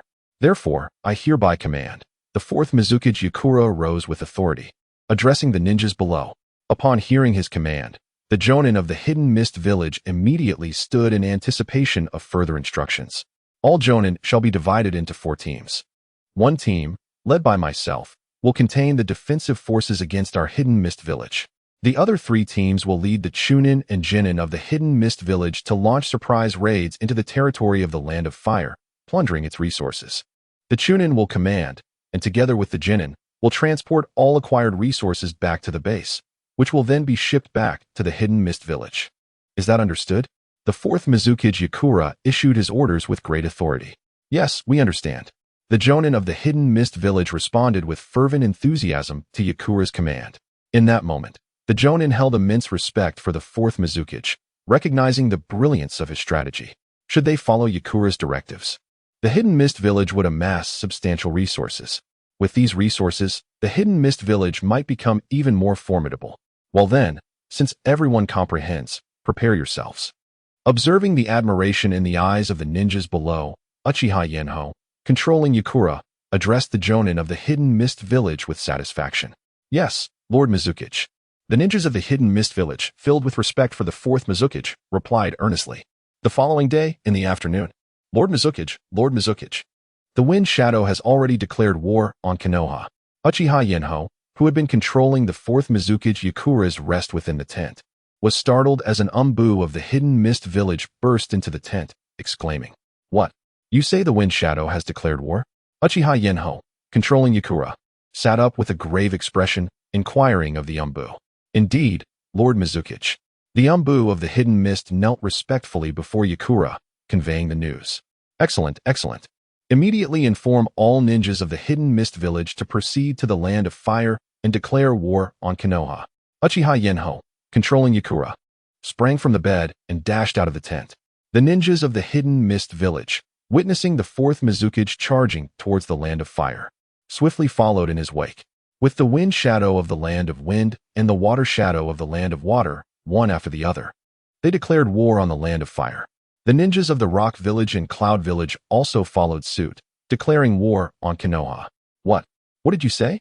At the border of the Land of Wind, Tsunade Senju and Jeriah, who had just arrived, were taken aback upon receiving news from Konoha's Umbu that the Mizukage of the Hidden Mist had declared war immediately after the Wind Shadow. No, this cannot be. Did not Naruto previously state that the Hidden Mist Village intended to wait until both Konoha and the other 3 major ninja villages were weakened before engaging us? How has this sudden change occurred? Jeriah exclaimed incredulously to the messenger. It is true, Lord Jeriah. The 4th Mizukage Yakura led a team to intercept the Yamanaka clan's ninjas. However, 3 additional teams, comprising numerous Chunin and Jinin, have surged into the Land of Fire, ruthlessly plundering resources from various villages and towns. Many villages, having been stripped of food and finances by the hidden mist, are now overrun with impoverished refugees fleeing westward within the Land of Fire.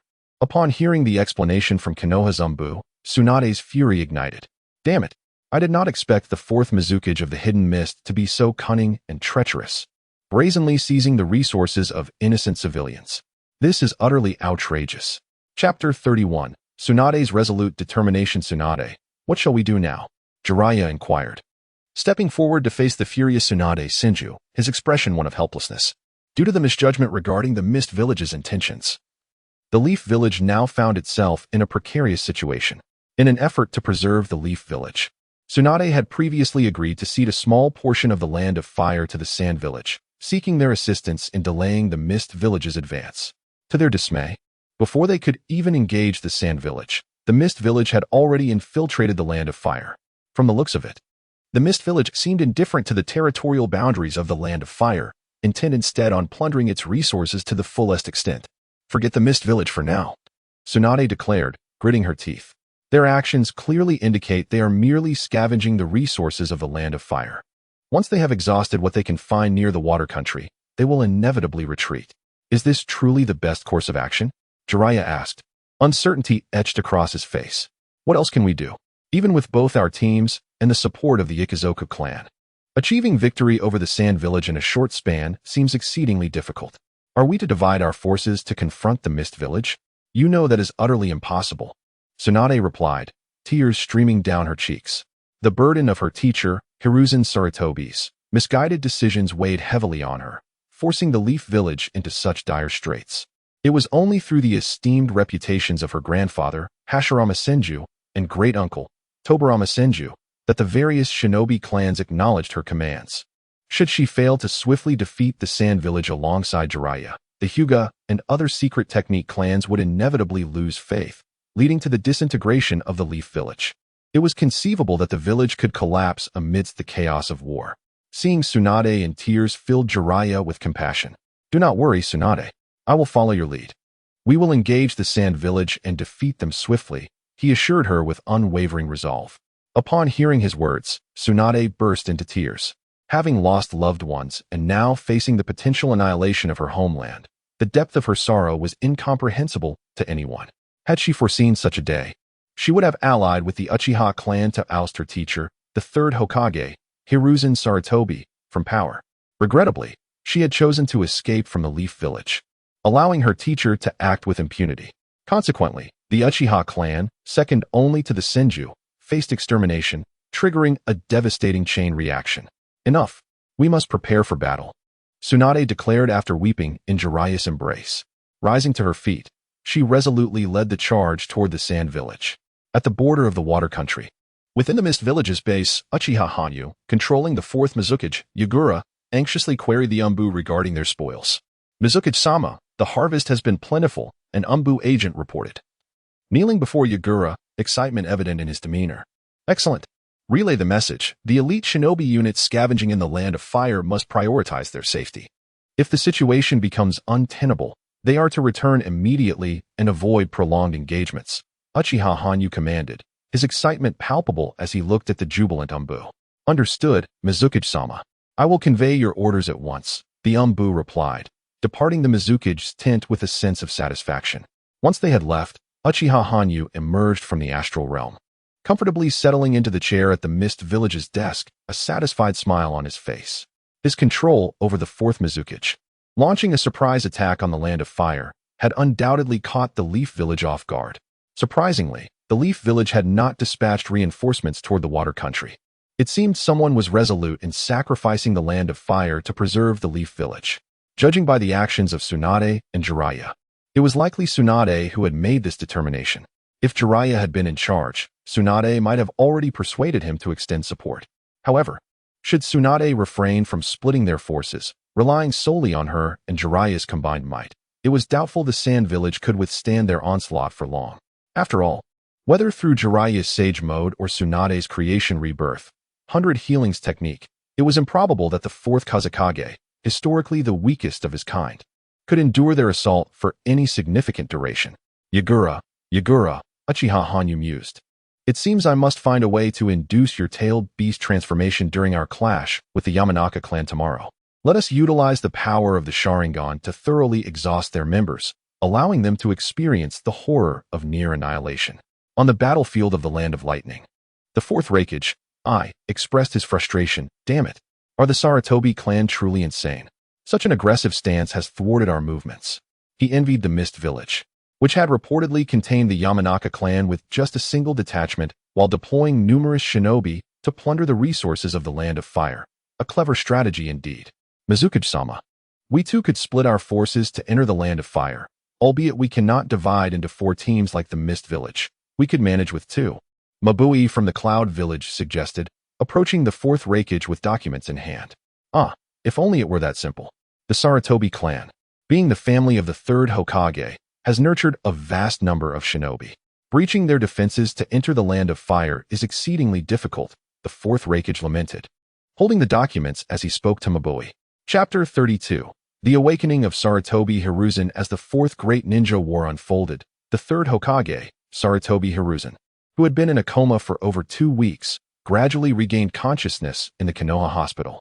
Hokage-sama, you are awake, exclaimed the medical ninja, who rushed into the room upon hearing the stirrings of the third Hokage. What has happened to the village? Sarutobi Hiruzen inquired with a wavering voice. Rest assured, Hokage-sama, Lord Jeriah and Lady Tsunade have returned to the village and are fully capable of managing the situation, the medical ninja gently reassured him. Oh, has a great battle occurred? Hiruzen stammered, seeking clarity. Yes, it has already begun. Lord Jeriah and Lady Tsunade have formed a team and are en route to the battlefield. The medical ninja confirmed, reflecting on the gravity of the situation. Is that so? I see. Hiruzen nodded slightly, signaling for the medical ninja to leave. Once alone, he lightly tapped the railing of his hospital bed, summoning an Umbu operative who appeared silently in the room. Quickly, convey all the intelligence to me. Hiruzen urged the Umbu ninja with urgency. Yes, Hokage-sama, the Umbu replied respectfully, then proceeded to recount everything that had transpired during Hiruzen's unconsciousness. Damn it, after all my efforts, I fell to the Uchiha clan and Tsunade's hands. Hiruzen slammed his fist down on the bed in frustration. Originally, he had intended to groom his son, Sarutobi Konohamaru, to become the 5th Hokage, but tragically, his son had perished in the war against the rock village of the Land of Earth. Subsequently, he hoped to train his other son, Asuma, for the same purpose, only to be thwarted by the eruption of the 4th Great Ninja War instigated by the Uchiha clan. To add insult to injury, his disciple, Tsunade, sent the Sarutobi ninja army to the battlefield of the Land of Lightning, the strongest in the ninja world. Was this not akin to carving away at his flesh? Hiruzen seethed inwardly. Yet, in his current state, Hiruzen lacked the strength to participate in the war. He could only hope for a swift conclusion to the conflict, wishing minimal losses for the Sarutobi clan. Sarutobi. I hear you have awakened. Just as Hiruzen lay pondering his future, Shimura Danzo, Midogate Kurenai, and Tsurugi Komatsu entered his hospital room, their expressions earnest. Due to Tsunade's relentless actions, all 4 major ninja clans had been dispatched to the battlefield. Among them, only Danzo was indifferent to the Shimura clan, as all his power lay within his roots. In fact, the Shimura clan was one of the targets of Danzo's ambitions. In the early days of the Roots establishment, Danzo had little authority, and most of the ninjas recruited were from the Shimura clan. It was only later, as Hiruzen turned a blind eye, that Danzo began recruiting ninjas from various families and even orphanages, allowing the Shimura clan to gradually recover and flourish. Danzo, Kurenai. Hiruzen gazed at his 3 friends with teary eyes. Sarutobi, you must recover quickly. You have no idea how Tsunade has been pushing our clan to the brink. Tsurugi Kurenai lamented, leaning closer to Hiruzen. Indeed, you must get well soon. Midogate Kurenai nodded in agreement, casting a concerned look at Hiruzen. Do not worry. I will recover swiftly, Hiruzen replied with a smile, reassured by the urgency of his friends. Danzo, mobilize your roots. Ensure the safety of the Sarutobi, Shimura, Tsurugi, and Mido clans. Hiruzen earnestly instructed Danzo. Understood. I will dispatch the root ninjas, Danzo replied, his expression stiff as he regarded Hiruzen with only one eye. Hiruzen refrained from saying more to his old friend, as many of Danzo's actions were those Hiruzen had wished to undertake, but dared not. Although Danzo had taken the initiative in dealing with the Uchiha clan, leading to such significant blunders, Hiruzen was not inclined to confront him openly. He understood that when Danzo fell, it would also signal his own downfall, for Danzo held many secrets that could ruin Hiruzen's reputation. Any revelation could compel Hiruzen to resign from his position as Hokage. If all the misdeeds were exposed, Hiruzen would no longer be fit to hold the title of Hokage. Even in this failure, he could shift the blame onto Danzo. Once all the responsibilities were assigned, he could then plead for leniency on Danzo's behalf, aiming to preserve his life. This was a pattern Hiruzen had followed many times before, first condemning Danzo, then interceding as Hokage to mitigate the punishment. It was this unspoken understanding between Hiruzen and Danzo that allowed them to maintain control over Konoha village and its power for all these years. Seeing Hiruzen take action, Mito Gate Kurenai and Tsurugi Kurenai nodded in satisfaction. As longtime friends, they were well aware of the intricate relationship between Hiruzen and Danzo. With both men having reached an agreement, it indicated that there might still be hope for a turnaround, and they need only to wait patiently for the situation to unfold. Chapter 33. The Vigilant Terumi Mei on the border between the land of water and the land of fire. Xiao Wei, please document all the files I just processed and check for any discrepancies. In the grand tent of the Mizukage at the Hidden Mist Village, Uchiha Yanhao leaned weakly against his chair, speaking urgently to the spirit of the Dragon Pearl, Xiao Wei, residing within his mind. Master, there are no issues with the files you processed. They all meet the basic requirements, replied Xiao Wei with a cheerful tone. Ha, I knew I was a genius. Uchiha Yinhao exclaimed joyfully upon hearing Xiao Wei's response. Indeed, matters concerning the world of the Hokage are trivial in the grand context of 5,000 years of Chinese civilization. Xiao Wei responded with a smile. Satisfied that everything was in order, Uchiha Yinhao nodded and concealed his form. He then instructed the fourth Mizukage, Yagura, to summon the Umbu of the Hidden Mist Village to distribute all the documents he had processed. Please expedite the execution of the orders given in the documents by Uchiha Yinhao. Lady Terumi, this is a document recently signed by the Mizukage, which contains a command pertaining to you. Please take a look. An Umbu ninja entered Terumi Mei's tent, his expression grave. The Mizukage has completed the administrative tasks? That was quite swift, Terumi Mei remarked, a faint smile crossing her face as she observed the task scroll brought by the Umbu. Yes, the Mizukage has been exceptionally diligent lately. Many tasks are approved in the shortest time possible and without error, the Umbu ninja replied with a grin. Very well. I shall execute the task promptly. You may leave the Mizukage scroll with me, Terumi Mei said, smiling as she accepted the task scroll from the Umbu. After handing over the scroll, the Umbu ninja turned and departed. Something feels amiss, Terumi Mei thought as she unfurled the scroll, sensing a discrepancy in its contents. Although the handwriting was indeed that of the fourth Mizukage, Yagura, the instructions were entirely unlike his usual conduct. I must investigate further. Who possesses the power to manipulate the perfect Jinchuriki that is the fourth Mizukage?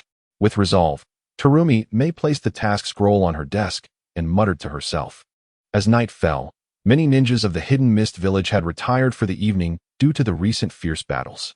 Terumi Mei stealthily approached the entrance of the fourth Mizukage's tent, moving silently toward Yagura's quarters. She dared not make a sound, hoping to sneak inside and discover who was truly present within. Who are you? Terumi Mei exclaimed as she entered the tent, witnessing the fourth Mizukage lying on the ground while a stranger lay on his bed. Uchiha Yinhao stared in shock at the intruding Terumi Mei, rendered speechless. He had garnered significant support among the ninjas of the Hidden Mist Village, or rather, the fourth Mizukage he controlled had. So no one had ever dared to intrude upon Yagura's tent. Yet, it was precisely this complacency that had led to Terumi Mei's keen awareness as the future fifth Mizukage. Terumi Mei, truly worthy of being the future fifth Mizukage. Among so many ninjas in the Hidden Mist Village, only you have discovered me. Star of the Cosmos. Star of the Universe. Uchiha Yinhao activated his Sharingan, instantly employing the Star of the Cosmos to slow Terumi Mei's movements, followed by the Star of the Universe to trap her within the celestial realm. However, Terumi Mei's actions had already alerted the Umbu stationed around the tent. One Umbu approached cautiously.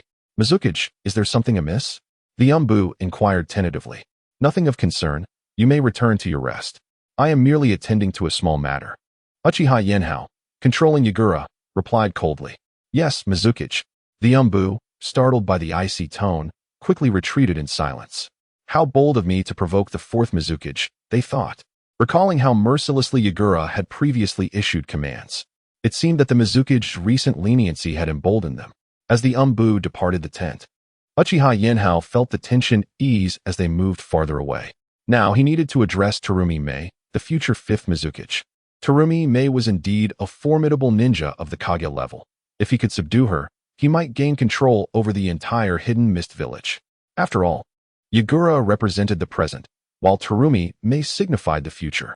Securing her allegiance could serve as a potent tool in his eventual revenge against Konoha, Uchiha Itachi, and Uchiha Obito. However, simply employing controlling techniques would not suffice to effectively dominate someone of her caliber. The optimal approach would be to turn Terumi Mei into an ally. Contemplating this, Uchiha Yanhao utilized the Star of the Universe to transfer himself into the celestial realm. Within the celestial space, the future fifth Mizukage, Terumi Mei, regarded Uchiha Yinhao with suspicion. You are a member of the Uchiha clan, Uchiha Yinhao, are you not? You are the one who has taken control of the fourth Mizukage. Terumi Mei regarded him sternly. Chapter 34. Subjugating Kirigakure's Mei. Terumi, your conjecture is not unfounded. I am indeed Uchiha Yanhao. However, I have not been perpetually in control of the fourth Mizukage, Yagura. It was only after the outbreak of war that I arrived at the hidden village of Mist and seized control of Yagura. As for who presided over him before my arrival, well, if you wish to uncover that secret, you must be willing to pay a price. Uchiha Yinhao observed Mei. Terumi's vigilant gaze fixed upon him and let out a resigned smile, addressing her gently. Are you implying that the Blood Mist project was not initiated by you? Mei asked, her eyes flickering with intrigue. You are indeed an astute woman, Mei Terumi. Yinhao replied with a smile. Humph. While I am grateful for the substantial benefits you have brought to our village, I advise you to relinquish your hold over the Mizukage. Otherwise, you shall find yourself an enemy of the entire Kirigakure. Should you choose to become our adversary, I will fight you with relentless determination, Mei declared sternly, her gaze unwavering.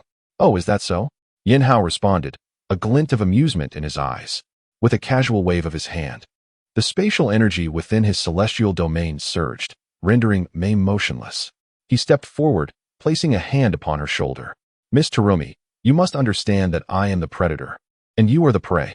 You are in no position to threaten me. Chakra sealing technique. Yinhao announced playfully, raising his hand slightly. In an instant, the technique manifested, sealing Mei's chakra. After encasing her chakra, Yinhao took a step back, gazing at Mei with a smile. His celestial realm was far more effective than Obito's Kamui. In Obito's domain, those trapped retained the ability to resist, whereas in his celestial space, once ensnared, no one could pose a challenge. Here, he wielded not only spatial power but also the power to manipulate time, resulting in an overwhelming advantage. Uchiha Yinhao, do you truly wish to oppose all of Kirigakure? Mei, having regained her composure after the sealing, questioned him, her expression still grave. Miss Terumi, I harbor no desire for conflict with your village. Yet, aside from you, who else might discover my presence? Yinhao replied, amusement dancing in his eyes as he regarded Mei. His words left Mei momentarily speechless, grappling with how to respond. On one hand, she was reluctant to capitulate so easily to Yinhao. On the other, faced with the imminent threat to her life, a flicker of fear lingered within her. I can assist you, but you must guarantee that no harm comes to my fellow villagers, she finally asserted, her gaze fierce as she regarded him. Agreed. There is no issue with that. After all, you should have observed my actions. Have I caused any harm to Kirigakure? Yinhao replied, his tone light and reassuring. Upon reflecting on his words, Mei realized that since Yinhao's intervention, he had indeed refrained from causing any damage to the village, and under his control, Kirigakure had reaped significant rewards in the ongoing Ninja World War. Although the ultimate victor remained uncertain, Kirigakure had emerged with substantial gains. Having plundered a quarter of the Land of Fire's territory, amassing resources that would take the village a decade to gather. While you may not have harmed anyone in Kirigakure, the fact remains that you have manipulated our fourth Mizukage, Yagura, with your Jinjutsu. Is that not harm in itself? Mei shot back, her expression tinged with irritation. Are you suggesting that I should release Yagura? That is a request I cannot entertain. Without Yagura under my control, I doubt you would heed my commands. Yinhao smiled as he stepped closer to Mei, lifting her chin to meet her gaze, his eyes locked onto hers. Feeling his teasing scrutiny, Mei swiftly brushed his hand away, glaring at him with indignation. As a 24-year-old woman, being toyed with by a mere 15-year-old was infuriating. Yet, as a captive, she could only glare at him, suppressing any further actions. In response to her defiance, Yinhao merely smiled and placed his hand back on her shoulder, lifting the chakra seal he had placed upon her. As the seal dissipated, Mei stared at him in astonishment. "You released it just like that?" she questioned, her brow furrowed in confusion. "Indeed, it is done," Yinhao replied, his expression cheerful. "From this day forth, you shall serve as my secretary, assisting me in managing the affairs of Kirigakure. The task you held will be assigned to others. I will be watching you closely. Do not even think about harming any of my villagers," Mei warned, her heart slightly warmed by his unexpected trust. However, she maintained her defiance, offering him a cold dismissal. Yinhao, undeterred, noted the flicker of emotion in Mei's eyes as he spoke. Recognizing her stubbornness masked a deeper sentiment. "Star of the universe," Yinhao exclaimed, clasping Mei's hand, and in an instant, they departed from the celestial realm. Chapter 35. Conspiracy against the Hyuga clan. After Uchiha Yinhao emerged from the starry realm with Terumi Mei, Zhao Meiming immediately shrugged off Uchiha Yinhao's hand. She silently seated herself at a nearby desk, glaring resentfully at him. "Miss Terumi Mei, you must understand that you are not indispensable. You are merely my captive," Uchiha Yinhao coldly remarked as he noticed her hostile gaze directed towards him. His favorable attitude towards Terumi Mei stemmed from the original narrative, where she allied with the Byakugan-wielding Ao to rescue the Mist Village, becoming its fifth Mizukage. As one of the few female Kage-level shinobi in the ninja world, Uchiha Yinhao held her in high regard. However, given her blatant disregard for decorum, he felt no qualms about taking action against her. Upon hearing Uchiha Yinhao's words, Terumi Mei shivered slightly, her fierce glare softening into a more neutral expression. "I understand. There's no need for further explanation," she said, her eyes steady as she looked at him. "Haha, I hope Miss Terumi Mei can appreciate my perspective. While I may have utilized the Mist Village, I have not caused it any harm. In fact, I have provided significant benefits," Uchiha Yinhao replied with a relaxed demeanor, reclining back on the bed and smiling at Terumi Mei as she ceased her scowling. "By the way, Uchiha Yinhao, what are your plans for the village moving forward?" After a moment of silence, Terumi Mei inquired curiously. "Regarding that matter, I do not possess any particularly brilliant ideas. My initial intention was to allow your Mist Village to profit handsomely before awaiting the defeat of the Sand Village by Tsunade Senju and Jeriah. Then, we would incite a grand battle at the border with the Leaf Village, keeping their main forces occupied, thus enabling the Cloud and Rock villages to wage war against the Leaf Village and ultimately cripple it," Uchiha Yinhao explained with a smile directed at Terumi Mei. At this, Terumi Mei's eyes widened in alarm. "You cannot pursue such a course of action. Tsunade and Jeriah are both Kage-level powerhouses. We stand no chance against them," she urgently protested. All right, I understand. I assure you, I will not betray the Mist Village, as we previously agreed," Uchiha Yanhao said, noticing Terumi Mei's anxious expression, and he waved his hand dismissively. "What will you do next?" Terumi Mei leaned closer to Uchiha Yanhao, sitting at the edge of the bed, and asked with utmost seriousness, "What if I were to extract Ao's Byakugan and use it as a bargaining chip to win over the Hyuga clan of the Leaf Village?" Uchiha Yinhao suddenly sat up, speaking mysteriously to Terumi Mei. "The Byakugan? The Hyuga clan? My, you truly are devising a scheme against the Leaf Village," Terumi Mei exclaimed, her eyes widening in astonishment as she regarded Uchiha Yinhao incredulously. "Can this plan be executed?" Uchiha Yinhao interrupted her ramblings, gazing intently at her. "Well, I believe it is worth a try. After all, even if it fails, it would not be a great loss." Terumi Mei contemplated for a moment before fixing her gaze on Uchiha Yinhao and affirming her thoughts. "Excellent. Let us proceed with this plan," Uchiha Yinhao exclaimed, clapping his hands together as he sprang up from the bed, filled with joy. Meanwhile, Uchiha Yinhao and Terumi Mei conspired against the Leaf Village. On another front, at the battlefield between the Leaf and Sand villages, Tsunade Senju, having activated the Creation Rebirth 100 Healings technique, shattered half of the Elder Chiyo's puppets with a single strike. Elsewhere, Jeriah, with the assistance of 2 legendary Sannin, entered Sage Mode and pursued the 4th Kazekage, Raza, across the battlefield. Fortunately, Raza, as the 4th Kazekage, maintained a basic line of defense, skillfully utilizing his sand manipulation techniques to contain Jeriah's attacks within his own defensive perimeter, preventing the numerous shinobi from the sand village from facing Jeriah's onslaught alongside him. After an intense battle, both sides retreated to their respective encampments to recuperate. Tsunade, do not exert yourself so fiercely. It could severely jeopardize your health, Jeriah said with concern, furrowing his brow as he observed the bloodstains on Tsunade's attire. It is of no consequence. If we do not bring the battle to a swift conclusion against the sand village, our losses will only escalate. Therefore, we must fight with all our might, Tsunade replied, shaking her head slightly in resignation. Just as Jeriah opened his mouth to speak, he was met with Tsunade's unwavering determination, leading him to swallow his words. In the past, he had chosen to side with his teacher, the third Hokage, Hiruzen Tsurutobi, over Tsunade when she sought to investigate the deaths of Senju Rope Tree and Dan Kato. Now, he found himself urging her to risk everything to safeguard the Leaf Village, leaving Jeriah engulfed in a sense of guilt towards her.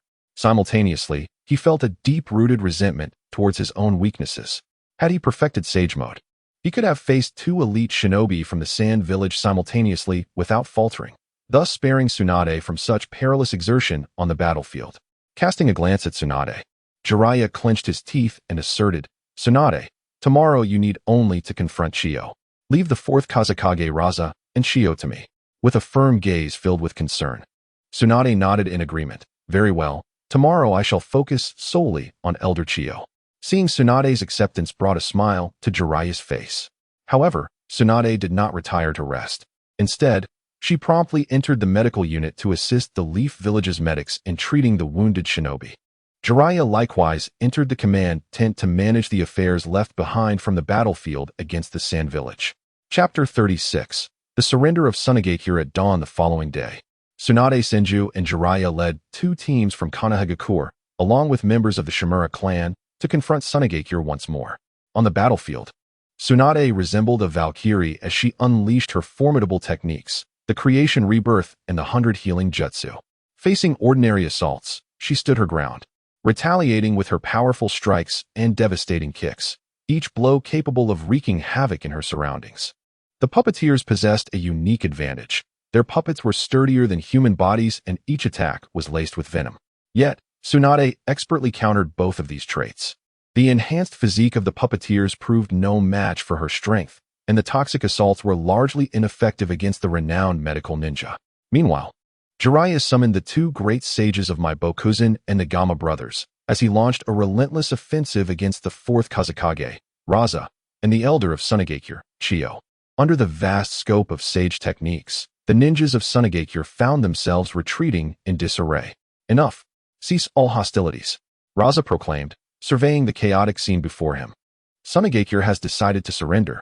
Tsunade, Jeriah, you may command your forces to stand down." After a brief moment of contemplation, Raza continued, "We agree to reconcile. But Tsunade must take action against Kirigakure to alleviate some of the pressure on Konoha." Tsunade stepped forward, addressing Raza directly. "We can divert some of Kirigakure's ninja, but Konoha must provide our shinobi with mission rewards, along with a grant of 500 million ryo." Raza pondered this, then replied, "I can offer rewards to the ninjas of the Land of Water, but the grant can only be 200 million ryo." Tsunade shook her head, insisting on the necessity of the full amount. Raza exchanged glances with Chiyo and the Elder, and after a brief discussion, they conceded to Tsunade's terms. "Very well. We accept your conditions. 200 million it is. Shall we convene for the peace treaty signing here tomorrow?" Raza asked solemnly. "Indeed. Tomorrow morning we shall finalize the peace agreement here," Tsunade affirmed, as the ninjas of Konoha began their retreat to their camp. The next morning, Tsunade, Jeriah, and Shikaku Narao arrived at the site of the previous day's conflict, where Raza, Chiyo, and the Elder awaited. Without further exchange, they swiftly signed the respective documents. After exchanging the peace treaties, a photo opportunity was planned. However, Raza abruptly turned and departed after taking the agreement. "Fourth Kazekage Raza, Chiyo, and Elder, I hope your village values peace and refrains from hastily igniting another ninja war," Jeriah remarked, his tone heavy. "Huh, let us hope the same for Konoha." Chiyo retorted with a sneer. "I trust the next news we receive does not involve the Hyuga clan leading their ninja into battle against the Hokage." Jeriah, taken aback by her comment, replied defiantly, "Is it truly so? If the Uchiha clan were as foolish as you suggest, they would not have been regarded as one of the strongest clans during the Warring States period, rivaling even the Senju clan." Chiyo merely scoffed, turning her back as she and her companions followed Razo away, leaving Tsunade, Jeriah, and Shikaku in an awkward silence. "Jeriah, if you continue to defend that old fool, do not blame me when I turn against you," Tsunade warned, her frustration palpable. Despite emerging victorious, Tsunade felt humiliated by Jeriah's actions, especially given his defense of the third Hokage, Hiruzen Sarutobi, which only intensified her anger. "I'm sorry, Tsunade," Jeriah stammered, sensing her ire. However, Tsunade brushed off his apology and hastily departed towards their camp, determined to tend to the wounded and prepare her team for the battlefield against Kirigakure. The urgency to conclude the war weighed heavily on her. Prolonged conflict would undoubtedly lead to Konohagakure's downfall. As Jeriah followed Tsunade in silence, Shikaku felt a headache coming on, observing the dynamics between them. Although the Nara and Yamanaka clans held significant influence in Konohagakure, they had no special privileges. If Jeriah continued to support the third Hokage, Shikaku would need to consider the future of his own clan. Chapter 37. Enlisting the Hyuga clan. Although Tsunade was displeased with Jeriah's unwarranted remarks during the peace negotiations, which left the three of them in an awkward situation, she felt elated upon the successful conclusion of the peace treaty with the Sand Village. However, unbeknownst to Tsunade, while she was reveling in her joy, Uchiha Yinhao had stealthily infiltrated Konoha alongside Terumi Mei. As the clan leader of the Hyuga clan, Hyuga Hizashi, a member of the main family, did not step onto the battlefield. Instead, it was the branch family head of the Hyuga clan who went to war. Nevertheless, the ultimate authority within the Hyuga clan still rested with Hyuga Hizashi as the head of the main family. "Greetings, clan leader Hizashi," Uchiha Yinhao said with a smile directed at him. "Uchiha Yinhao, you possess quite the audacity to dare enter Konoha," Hizashi replied, his expression turning wary upon realizing the visitor's identity. "There's no need for such apprehension, clan leader. Rest assured, I am merely here to discuss the future of the Hyuga clan," Yinhao reassured with a gentle pat of his hands. "The future? I have nothing of significance to converse with you about. I suggest you leave Konoha at once," Hizashi replied coldly, his gaze fixed firmly on Yanhao. "Do you truly believe that without the Uchiha clan, the Hyuga clan will be free from peril? Can you guarantee that you will not become the next target of Sarutobi Hiruzen and his trio? You must understand that this war has left the land of fire and ruin. Even if the daimyo wishes to allocate funds to Konoha, how much of it will actually reach your clan? If the third Hokage decides to skim off the top, which clan do you think will be the next to suffer?" A barrage of questions from Yinhao left Hizashi momentarily speechless. After contemplating Yinhao's inquiries, Hizashi realized that if matters continued down this path, the Hyuga clan could indeed fall victim to exploitation by the third Hokage. "No, that's impossible. Lady Tsunade has returned. She is likely to succeed as the fifth Hokage. And what you speak of will not come to pass," Hizashi asserted, growing increasingly anxious as he looked at Yinhao. "Oh, you believe Tsunade will become the next Hokage? Then I must ask, who supports her? Who do you think Jeriah would choose between his mentor, the third Hokage, and Tsunade?" Yinhao sneered, scrutinizing Hizashi. Moreover, Tsunade's forceful demands of the Sarutobi clan, the Shimura clan, and the Mito clan to take a leading role against the four great shinobi villages. Do you think the recovering third Hokage will let her off the hook? Hizashi stood frozen, absorbing Yinhao's words. If Tsunade were unable to become the next Hokage, it would signify that the Hyuga clan would be in a precarious position. "Speak, Uchiha Yanhao. What is it you truly desire from me?" After a moment of deep reflection, Hizashi found himself devoid of viable options and directed his attention towards Yanhao. "Haha. Clan leader Hizashi, you will be grateful for the choice you make today. I have gained control over the fourth Mizukage, Yagura, and forged a mutually beneficial alliance with Terumi Mei, who is poised to become the next Mizukage. We wish to invite the Hyuga clan to join the Mist Village. What are your thoughts on this?" Yinhao smiled at Hizashi, extending the invitation. "What? You control the fourth Mizukage?" Hizashi exclaimed, his eyes widening in disbelief. "Indeed. I have control over Yagura," Yinhao replied nonchalantly. "Very well. However, I wish to know if the Hyuga clan will be subjected to exploitation upon joining the Mist Village?" Hizashi inquired earnestly, his expression grave.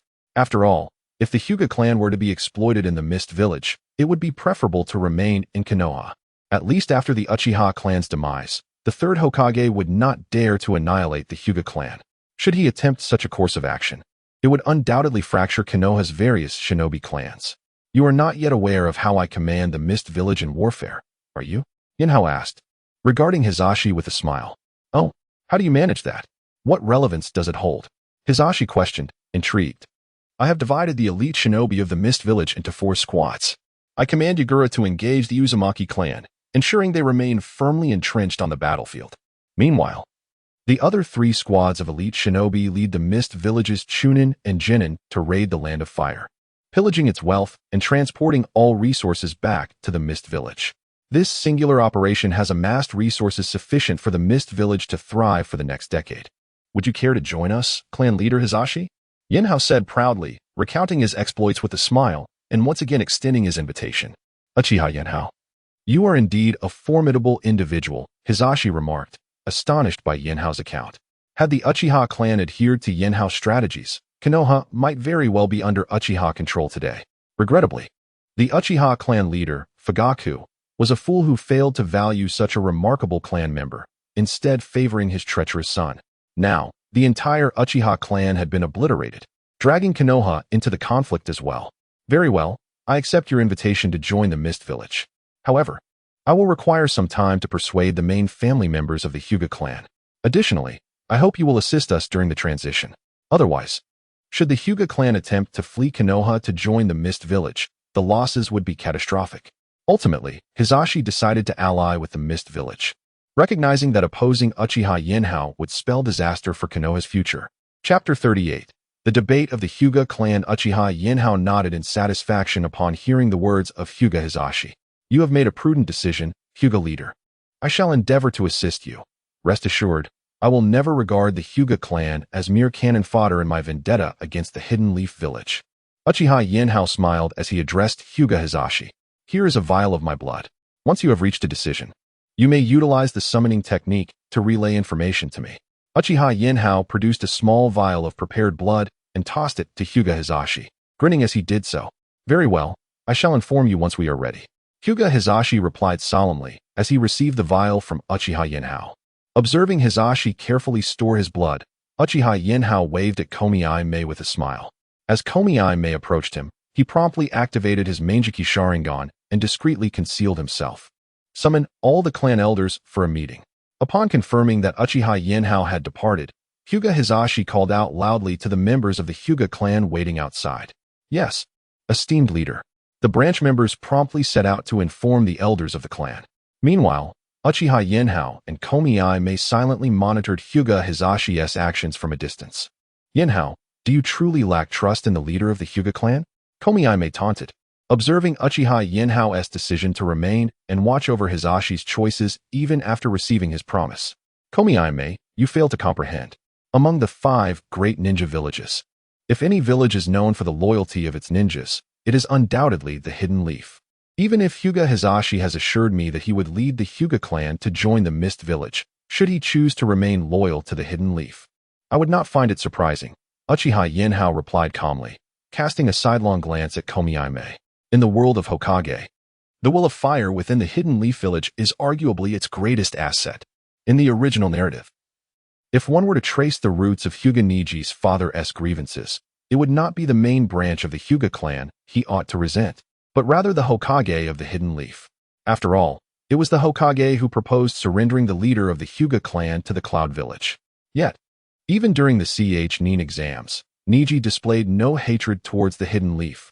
Rather, he took pride in being a ninja of the village. Even Uchiha Itachi, that individual, extinguished his own clan for the sake of the Hidden Leaf. The Uchiha clan and the Senju clan were among the founding families of the Hidden Leaf. And while the Senju clan diminished due to the would-release bloodline limit experiments, the Uchiha clan faced annihilation at the hands of Itachi. Still, the ninjas of the Hidden Leaf remained proud of their village. Under the pretense of the third Hokage Sarutobi Hiruzen's persuasion, they all rallied under the banner of the Will of Fire, while in truth, it was merely the upper echelons vying for power. How could Uchiha Yanhao place his trust in Hyuga Hisashi to abandon the Hidden Leaf based on mere words? Soon, with the notification from the Hyuga clan members, the elders of the main branch gathered at Hyuga Hisashi's residence. Esteemed elders, I appreciate your presence. I have a matter of great importance that requires your counsel. Hisashi stated gravely as he regarded the gathered elders. Leader, please share what troubles you. We shall undoubtedly support you, one elder responded with a smile. Just now, a member of the Uchiha clan, Uchiha Yinhao, infiltrated the hidden leaf and sought me out. Hyuga Hisashi's expression turned serious as he addressed the elders. What? Where is that fellow now? Should we not report this immediately to the Hokage? One elder exclaimed, rising in indignation upon hearing Hisashi's words. Elder Yin, please take your seat. I have yet to finish speaking, Hisashi retorted, his expression darkening as he addressed Elder Yin. What do you mean, leader? Are you suggesting we betray the hidden leaf and the Hokage? Elder Yin shot back, his demeanor cold as he fixed his gaze on Hisashi. Enough, Yin. Do you wish to emulate Uchiha Itachi to annihilate the Hyuga clan for the Hokage? The elder of the Hyuga clan, Hyuga Hiroshi, interjected with an icy tone directed at Elder Yin. How can you accuse me thus, elder? I merely do not wish for our leader to stray from the right path and bring ruin upon the Hyuga clan, Elder Yin stammered, shrinking under the elder's words. Let the leader complete his statement before you interject. Leader, what did the Uchiha boy convey? Hyuga Hiroshi admonished Elder Yin before turning back to Hyuga Hisashi. Uchiha Yinhao has taken control of the 4th Mizukage, Yagura, in a bid for vengeance against the Hidden Leaf. He has extended an invitation for us to join the Mist Village, Hyuga Hisashi revealed, now that Elder Yin had been silenced. What? The elders of the main branch gasped in unison upon hearing Hisashi's revelation. We are curious about your thoughts on this matter, leader. Elder Hiroshi inquired gravely after a moment of silence. You are all aware that Tsunade Senju has taken the 4 major clans to battle and has positioned the Sarutobi clan against the formidable Cloud Village. The Sarutobi clan is bound to suffer significant losses. However, the 3rd Hokage Sarutobi Hiruzen is still alive. Given that Tsunade has compelled the 4 major clans into conflict, her chances of becoming the next Hokage are slim. If the Hidden Leaf continues under the leadership of the 3rd Hokage, he will undoubtedly reinforce the Sarutobi clan and the other 3 major clans. The Mist Village has plundered nearly a third of the Fire Nation's resources, and thus, the Fire Daime may not provide substantial financial aid. The 3rd Hokage will inevitably seek resources from the various clans in the village. Which clan do you think can provide those resources at this moment? Hyuga Hisashi spoke coldly and earnestly to the gathered elders. Chapter 39. Return to the battlefield. Upon hearing Hinata Hisashi's words, several elders of the Hyuga clan fell into contemplative silence. Although the Hyuga clan had consistently proclaimed their allegiance to the orders of the 3rd Hokage, the survival of their family rendered even the elders hesitant. Unable to guarantee that Sarutobi Hiruzen would refrain from sacrificing their clan for the greater good. Clan leader, I wonder what your thoughts are? The eldest elder, Hinata Kahaku, pondered briefly before cautiously directing his gaze towards Hinata Hisashi, seeking his insight. As for me, I have resolved to accept Uchiha Yinhao's proposal.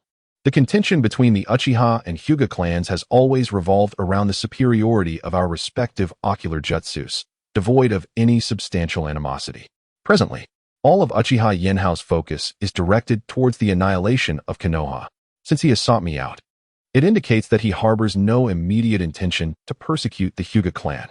However, should we stubbornly cling to our loyalty to Konoha, our clan, as one of the remaining Kekkei Jinkai families, would undoubtedly become a thorn in Uchiha Yinhao's side. It is highly probable that he would take action against us. Therefore, we must not become his target. Hinata Hisashi spoke with a cold demeanor, addressing the gathered Hyuga elders. Understood, clan leader. We have comprehended your intentions. We will organize our clan members and, taking advantage of the turmoil caused by the war, find a way to gather our kin and join Kirigakure.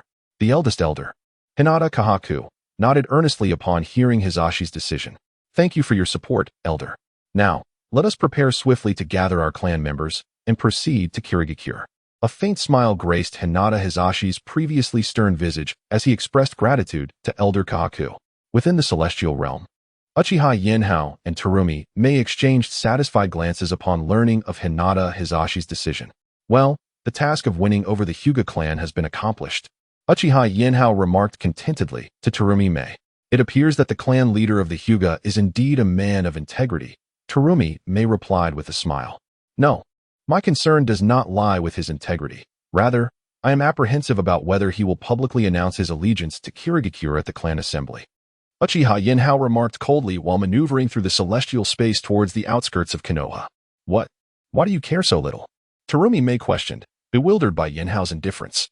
If Hinata Hizashi refrains from mentioning this, he remains the head of the Hyuga clan even in our presence. However, once he vocalizes it, he transforms into a traitor of Konoha, one who seeks to defect. At that juncture, should any of his clan members report him to the third Hokage, Hizashi would be compelled to eliminate the informant. He would have no avenue for retreat, as Sarutobi Hiruzen would not spare him. Uchiha Yinhao chuckled mockingly as he explained to Terumi Mei. Is that so? Uchiha Yinhao, are you truly this cunning? Terumi Mei's realization dawned upon her. Yet her admiration turned to indignation as she retorted at Yinhao. Enough, be silent. The fourth Mizukage has received new intel indicating that Tsunade Senju and Jeriah have defeated Tsunade. They will soon regroup and advance towards the land of water, and I must return swiftly, Uchiha Yinhao interjected, cutting off Terumi Mei's words with a calm demeanor. What? Tsunade has fallen so swiftly? That cannot be. Terumi Mei exclaimed incredulously upon hearing Yinhao's statement. There is nothing impossible. You must understand that both Jeriah and Tsunade Senju rank among the stronger individuals within the realm of Kaguya. The three Kaguya of Tsunade, Chiyo, and Hiro, are too advanced in age to endure prolonged combat. The fourth Kazekage, Raza, is among the weakest in terms of combat strength. Given Tsunade and Jeriah's relentless efforts, their defeat was all but inevitable. Uchiha Yinhao dismissed the capabilities of Tsunade's three Kaguya with a contemptuous shake of his head. Is that so? Then let us hasten our return. The camp houses only the fourth Mizukage, Yagura, who is unlikely to contend with Tsunade and Jeriah. I must return promptly to safeguard Tsunade. Terumi Mei urged anxiously, her concern evident. Rest assured, they will not advance so swiftly. Uchiha Yinhao replied indifferently to Terumi Mei's anxious remarks. TCH, if you had been clearer, we wouldn't be in this tense situation, Terumi Mei retorted, shaking her head in discontent. As Uchiha Yinhao maneuvered the celestial space outward from Konoha, he cast a disapproving glance at Terumi Mei's complaints. Step out, you can walk on your own. Uchiha Yinhao swiftly approached Terumi Mei, placing a hand on her shoulder before guiding her out of the celestial realm. Hey, weren't you using space ninjutsu to travel? Why did you bring me out? Terumi Mei queried, perplexed, as she emerged from the celestial space. Walk on your own to spare me the incessant chatter. Uchiha Yinhao coldly dismissed her, then swiftly raced towards the land of water. Hey, Uchiha Yinhao, are you truly this petty? Terumi Mei called after him as he distanced himself. However, Uchiha Yinhao appeared oblivious to her calls, continuing his rapid advance toward the land of water. Left with no choice, Terumi Mei sighed in resignation and followed closely behind him, both sprinting toward their destination. By the time Terumi Mei caught up with Uchiha Yinhao, they had covered an extensive distance. Exhausted from the chase, she struggled to catch her breath, muttering, seriously? Uchiha Yinhao, are you that sensitive to criticism? Chapter 40. The arrival of the Konoha ninjas. Uchiha Yinhao swiftly returned to the Mist Ninja Village camp at the border of the Land of Fire, accompanied by Terumi Mei. As he surveyed the gathered intelligence from various ninjas of the Mist Village, he calculated the arrival time of Tsunade Senju and Jeriah's forces. Immediately, he commanded the fourth Mizukage, Yagura, to order all Mist Village ninjas to cease their plundering within the Land of Fire and return to the Mist Village camp. Hey, Uchiha Yanhao, is it really necessary to be this anxious? They should still be regrouping at the Sand Village. Do we need to withdraw all the Mist ninjas right now? Terumi Mei inquired, somewhat incredulous at Yinhao's directive. Absolutely necessary. Konoha is currently relying on two formidable Kaga-level fighters to weaken the strength of the other ninja villages, thereby coercing them into submission. We must gather all Mist ninjas to prevent them from being picked off one by one. The longer we delay, the more advantageous it will be for us. Conversely, it would benefit Konoha, Yinhao replied coldly while perusing the intelligence collected by the Mist Village. TCH, it's not as dire as you say. I'm off to complete my mission now, Terumi Mei muttered, reluctantly conceding to Yinhao's viewpoint, but still unwilling to admit it outright. With a soft grumble, she turned to execute Yinhao's orders.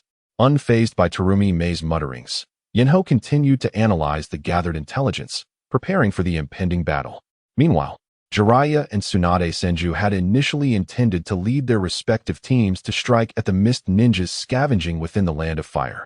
However, before they could initiate their assault, the Mist ninjas began to retreat. Damn, The Mizukage has a keen sense. They withdrew prematurely, Jeriah exclaimed in frustration upon receiving the news. It appears that the Mist Village is indeed a tough opponent. Jeriah, we must collaborate to eliminate the fourth Mizukage, Yagura. Do you understand?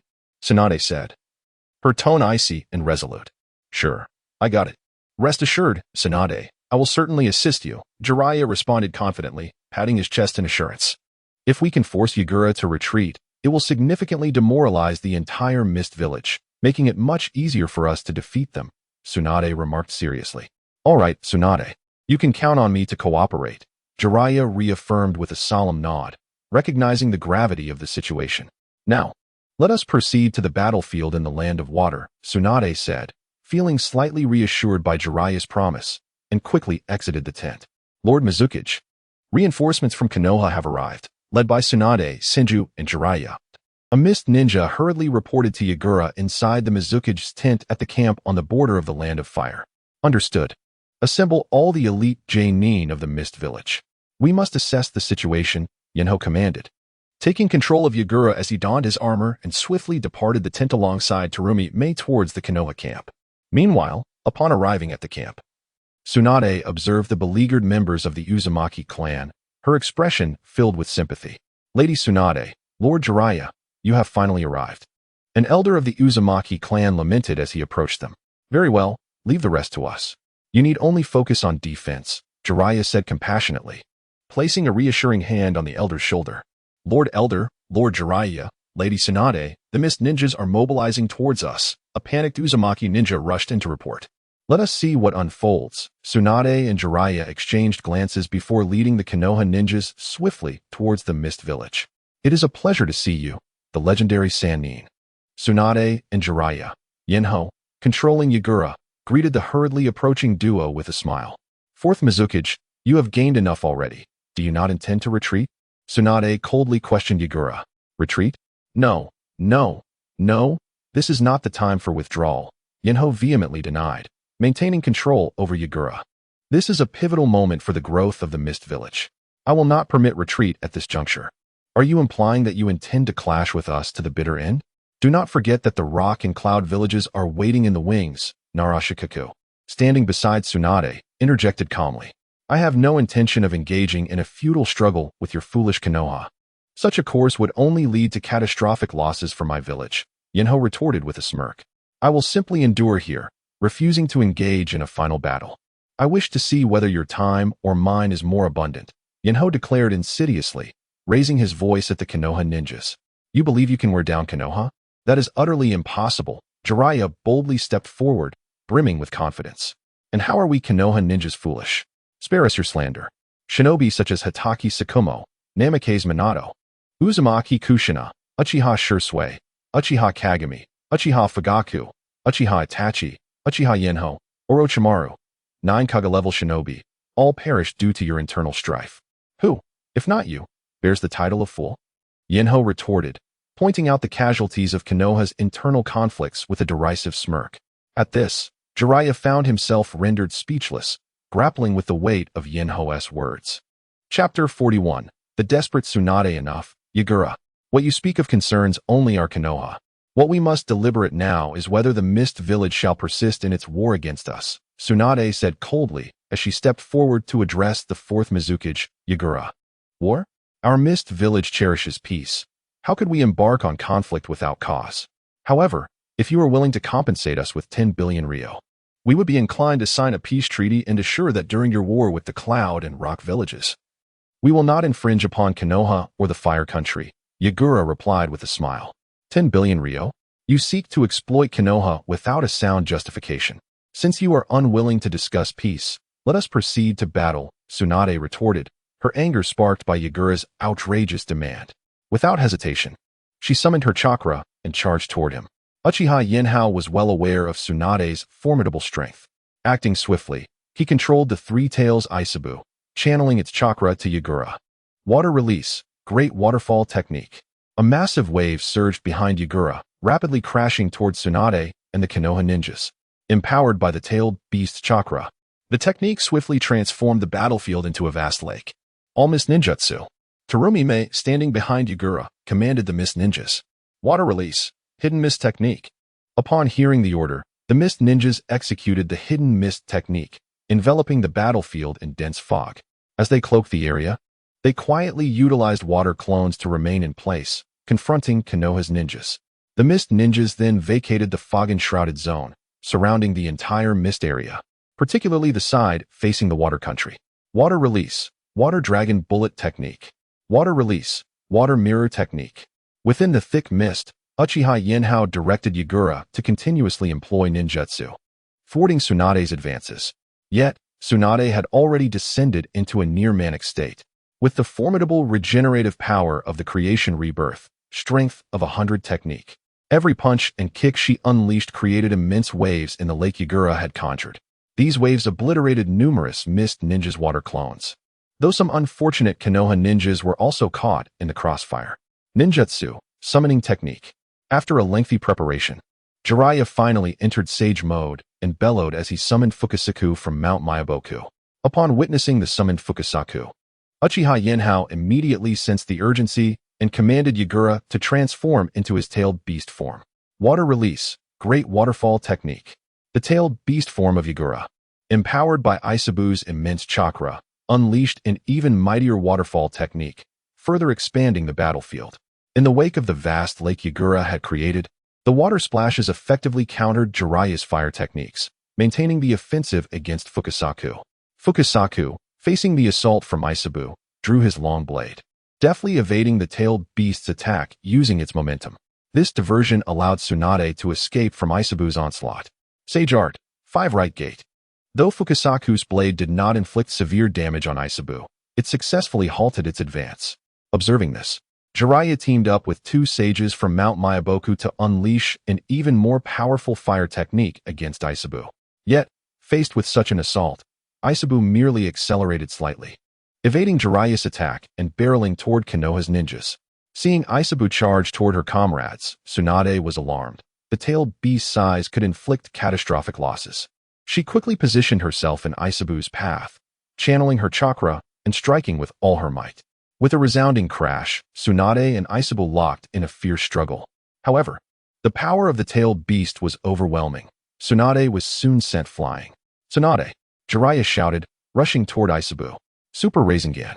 Jeriah wielded a colossal Rasengan, crashing it into Isabu, pushing it back to Tsunade's side. "Tsunade, are you alright?" Jeriah inquired with concern.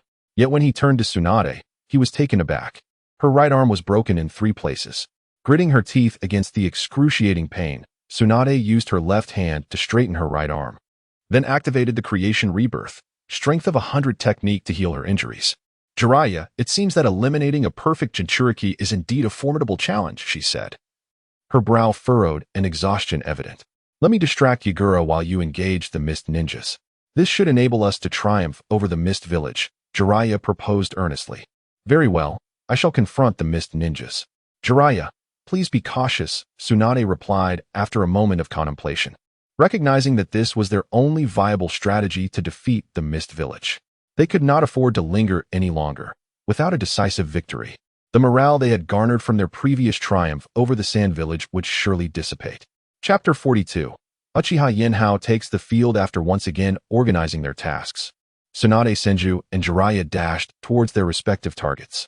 From a distance, the Three-Tails Isabu, upon seeing Tsunade emerge, immediately prepared to launch an assault against her.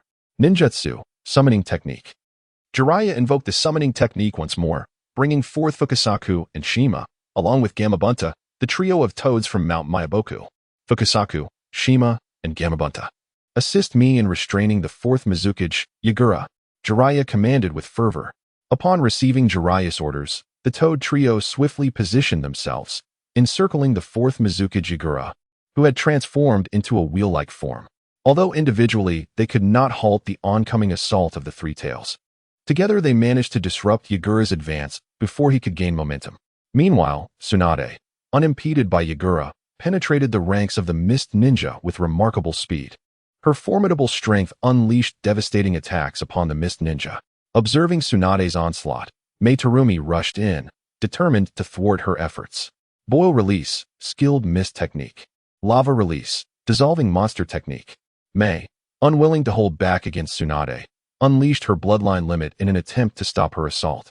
However, Tsunade's immense power rendered Mei's attacks feeble. Instead of engaging directly, Tsunade struck the water's surface with a powerful punch, creating a colossal wave that halted Mei's offensive while the residual force splashed onto nearby mist ninjas.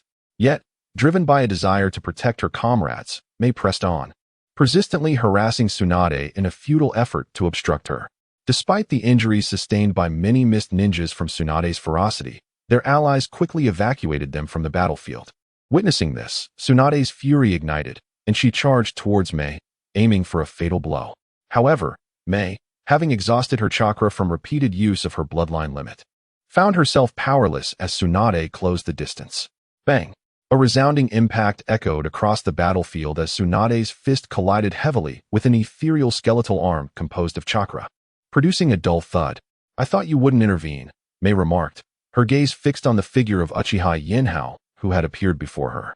"You are Uchiha Yanhao. What brings you to the battlefield of the Land of Water?"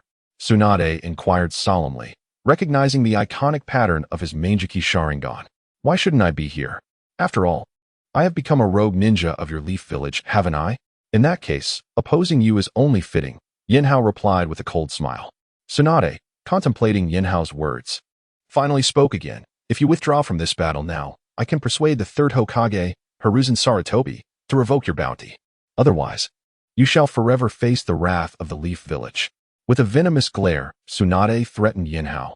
"Oh, facing a permanent bounty from the Leaf Village? In that case, I should obliterate the Leaf Village. After all, without it, who would pursue me?" Yinhao retorted, his disdain evident. It appeared that Tsunade remained entrapped in the illusory prestige of the Leaf Village as the foremost ninja village in the world. Yinhao mused. Was this not a form of arrogance? Uchiha Itachi had often remarked upon the pride of the Uchiha clan, and now it seemed that the Senju clan harbored similar hubris. "You!" Tsunade, incensed by Yinhao's words, clenched her fists and charged at him. Yet, Yinhao remained unfazed, employing his ocular technique, Star of the Cosmos, to slow Tsunade's movements. He conjured an arm of Susanoo, delivering a crushing blow that sent Tsunade sprawling. This strike not only gravely injured Tsunade, but also disrupted her chakra, scattering her forbidden technique, Creation Rebirth, mitotic regeneration. Tsunade. From afar, Jeriah, who had been facing off against the Three Tails Isabu, shouted as he witnessed Tsunade being hurled away. He swiftly pursued her direction. Arriving at Tsunade's side, Jeriah cautiously helped her up. "Tsunade, are you all right? Is everything okay?" he inquired tenderly. "Retreat. Get all the Leaf Ninja to evacuate." Tsunade gasped, leaning against Jeriah. "Retreat, everyone, immediate withdrawal." Jeriah bellowed, cradling Tsunade as he moved backward, alerting all nearby Leaf Ninja. Upon hearing Jeriah's command, the Leaf Ninja abandoned their adversaries, hastily retreating towards their camp. "I've emerged, and you wish to flee? It won't be that easy." Yinhao observed the Leaf Ninja retreating like a receding tide, a cold smile gracing his lips as he summoned a half-formed Susanoo. Elevating his right hand, the three Tomo coalesced into the sacred jewel, Yada no Kagami, swiftly materializing within Yinhao Susanoo's grasp. Simultaneously, the Three Tails Isabu, still locked in confrontation with the Toad brothers, began to gather chakra for a Tailed Beast Bomb. Yada no Kagami. Tailed Beast Bomb.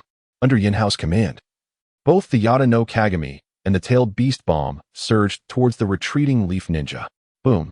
The two forces collided, erupting violently amidst the ranks of the Leaf Ninja, reducing countless warriors to mere ashes within the blast radius. Yet, the Leaf Ninja showed no signs of turning back, desperately fleeing as if four legs could sprout from their bodies to escape this nightmarish hell. Chapter 43. Tsunade's Fury. The ninjas of the Mist Village, witnessing the retreat of their counterparts from the Leaf Village, contemplated pursuing them to capitalize on their advantage and eliminate the Leaf Ninjas, thereby securing a more significant victory. Uchiha Yinhao observed the Mist Ninjas' intentions to chase and promptly commanded the third Mizukage, Yagura, to revert from his tailed beast form. The Mist Ninjas, realizing the futility of their pursuit, swiftly retreated to tend to their wounded. Yagura, having emerged from his transformation, called out to the Mist Ninjas chasing after the Leaf Ninjas, questioning their need to withdraw. A senior ninja from the Mist Village expressed dissatisfaction, addressing Yagura, the fourth Mizukage. He articulated their concern that even if they managed to eliminate a majority of the Leaf Ninjas, the Mist Village would suffer significant losses. He reminded everyone that behind the Leaf Village lay the formidable Cloud and Rock villages. They were expending considerable effort merely to eliminate rivals, with their primary goal being to seize the wealth of the Land of Fire, rather than conquering its territory at this stage. Upon hearing the inquiries from the Mist Ninjas, Uchiha Yinhao, controlling the 4th Mizukage Yagura, calmly analyzed the situation. Ah, so that is the case. Your wisdom is commendable, Mizukage. All Mist Ninjas retreat. The ninjas of the Mist Village, enlightened by Yagura's explanation, promptly led their comrades back to their base. You did not finish your statement, did you, Uchiha Yinhao?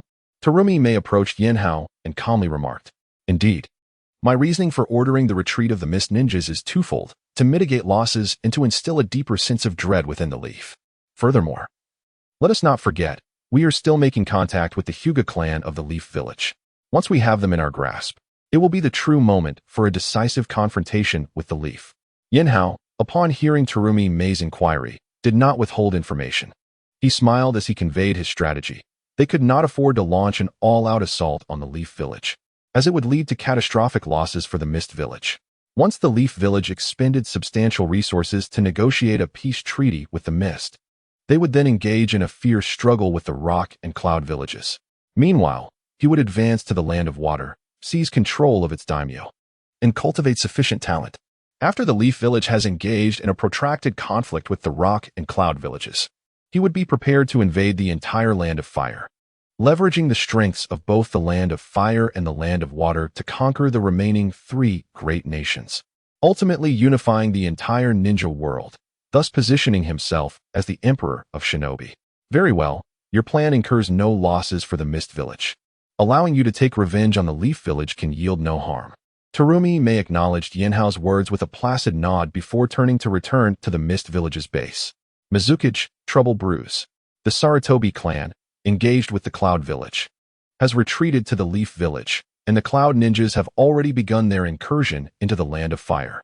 As the 4th Mizukage returned to the Mist Village's base, an Umbu member rushed forward with critical intelligence. What? Show it to me. Yinhao, controlling the 4th Mizukage, urgently seized the document from the Umbu's hands, scrutinizing it closely. The report revealed that after regaining consciousness, the 3rd Hokage, Sarutobi Hiruzen, was deeply concerned about the losses within the Sarutobi clan, which had been dispatched to the battlefield against the Cloud Village. Recently, upon learning of their plight, Hiruzen had ordered their immediate withdrawal to preserve their strength. Believing doom was imminent, the members of the Sarutobi clan promptly retreated back to the Leaf Village upon receiving Hiruzen's command. This resulted in the Cloud Ninjas swiftly breaching the borders of the Land of Fire without the Sarutobi clan's resistance. Haha. It seems the Hyuga clan has likely resolved to ally with us now, the 4th Mizukage muttered joyfully after reviewing the information. Behind him, Uchiha Yanhao also wore a pleased expression. Meanwhile, in the Leaf Village's encampment, Tsunade swiftly healed the internal chakra disruption caused by Uchiha Yinhao's use of Susanoo, which had led to a backlash from her creation rebirth technique. After restoring her health, she approached the command tent where Jeriah was occupied with paperwork. Her demeanor cold as she addressed him.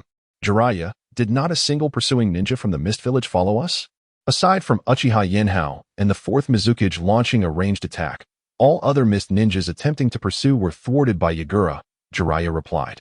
Acknowledging Tsunade's presence with a nod, his tone calm. It appears that the Mizukage intends to engage us in a protracted battle, which is quite troublesome, Tsunade lamented, sitting beside the table and resting her forehead in exasperation. Bad news, Lady Tsunade. Lord Jeriah. As Tsunade and Jeriah conversed, Nara Shikaku rushed into the tent, urgency palpable in his voice. Shikaku, what is it? Calm down. Has the Mist Village launched an attack on us? Tsunade inquired, rising to comfort Shikaku. No. It is the 3rd Hokage. He has ordered the route to command the Sarutobi clan in the Land of Lightning to retreat to the Leaf Village. Now, the Cloud Ninjas have flooded into the Land of Fire. Shikaku exclaimed, his distress evident. Upon hearing Shikaku's words, Tsunade's chakra surged violently, her fury igniting. She had rallied the strength of the entire Leaf Village, relying on the prestige of her grandfather and great-uncle to protect it from annihilation by the other 4 great ninja villages. Yet, at this critical juncture, her mentor, the 3rd Hokage, Sarutobi Hiruzen, had hindered their efforts. With a grim expression, Tsunade dashed out of the tent, determined to confront her mentor about his actions. Jeriah, seeing her rush out, hurried after her, intent on stopping her. Tsunade, you cannot leave now. If you do, the Mist Village will obliterate the Leaf Village. Jeriah called out. Quickly catching up and blocking her path, worry etched on his face. Enough, Jeriah. What difference does it make if the Leaf Village falls to the mist or the cloud? Step aside, Tsunade retorted, delivering a powerful punch that sent Jeriah flying. Fortunately, she did not intend to take his life. Even in the face of Tsunade Senju's formidable punch, Jeriah found himself sprawled on the ground, unable to rise for a considerable time. He could only watch as Tsunade, filled with fury, made her way towards the hidden Leaf Village. Chapter 44. The Regrets of Uchiha Itachi in the Land of Rain, within the confines of the Akatsuki organization. A curious event had transpired in Konoha village, which warranted sharing among the members. White Zetsu emerged from the ground, smiling as he addressed the gathered members of Akatsuki. What has occurred, White Zetsu? Konan inquired, her tone measured as she regarded him. The third Hokage, Sarutobi Hiruzen, has awakened. In an act of desperation to protect his clan, he allowed the ninja from the Land of Lightning to invade the Land of Fire, White Zetsu remarked, casting a sardonic glance at Itachi Uchiha. What a selfish old man. Only concerned with the safety of his own family. From within the puppet, Deidara scoffed. In this world, nothing is sacred from betrayal. Only wealth holds true significance. Did you not observe how the fourth Mizukage, Yagura, pillaged resources from the Land of Fire without any intention of claiming its territory? Hearing this, Kakuzu chuckled in agreement. Uncle Kakuzu, you missed the point. Only the malevolent gods endure eternally. Wealth should not tarnish the sanctity of belief. Haiden, standing beside Kakuzu, immediately countered his theory on wealth, voicing his disapproval. Enough. Now is not the time for such discussions, Pain interjected, emphasizing the need to assess the battlefield status among the 4 major ninja villages and to ascertain information regarding the 9-tailed beasts. Let the 5 great villages engage in their own destruction. Only through their heavy losses can we better collect the tailed beasts. Understood, Pain.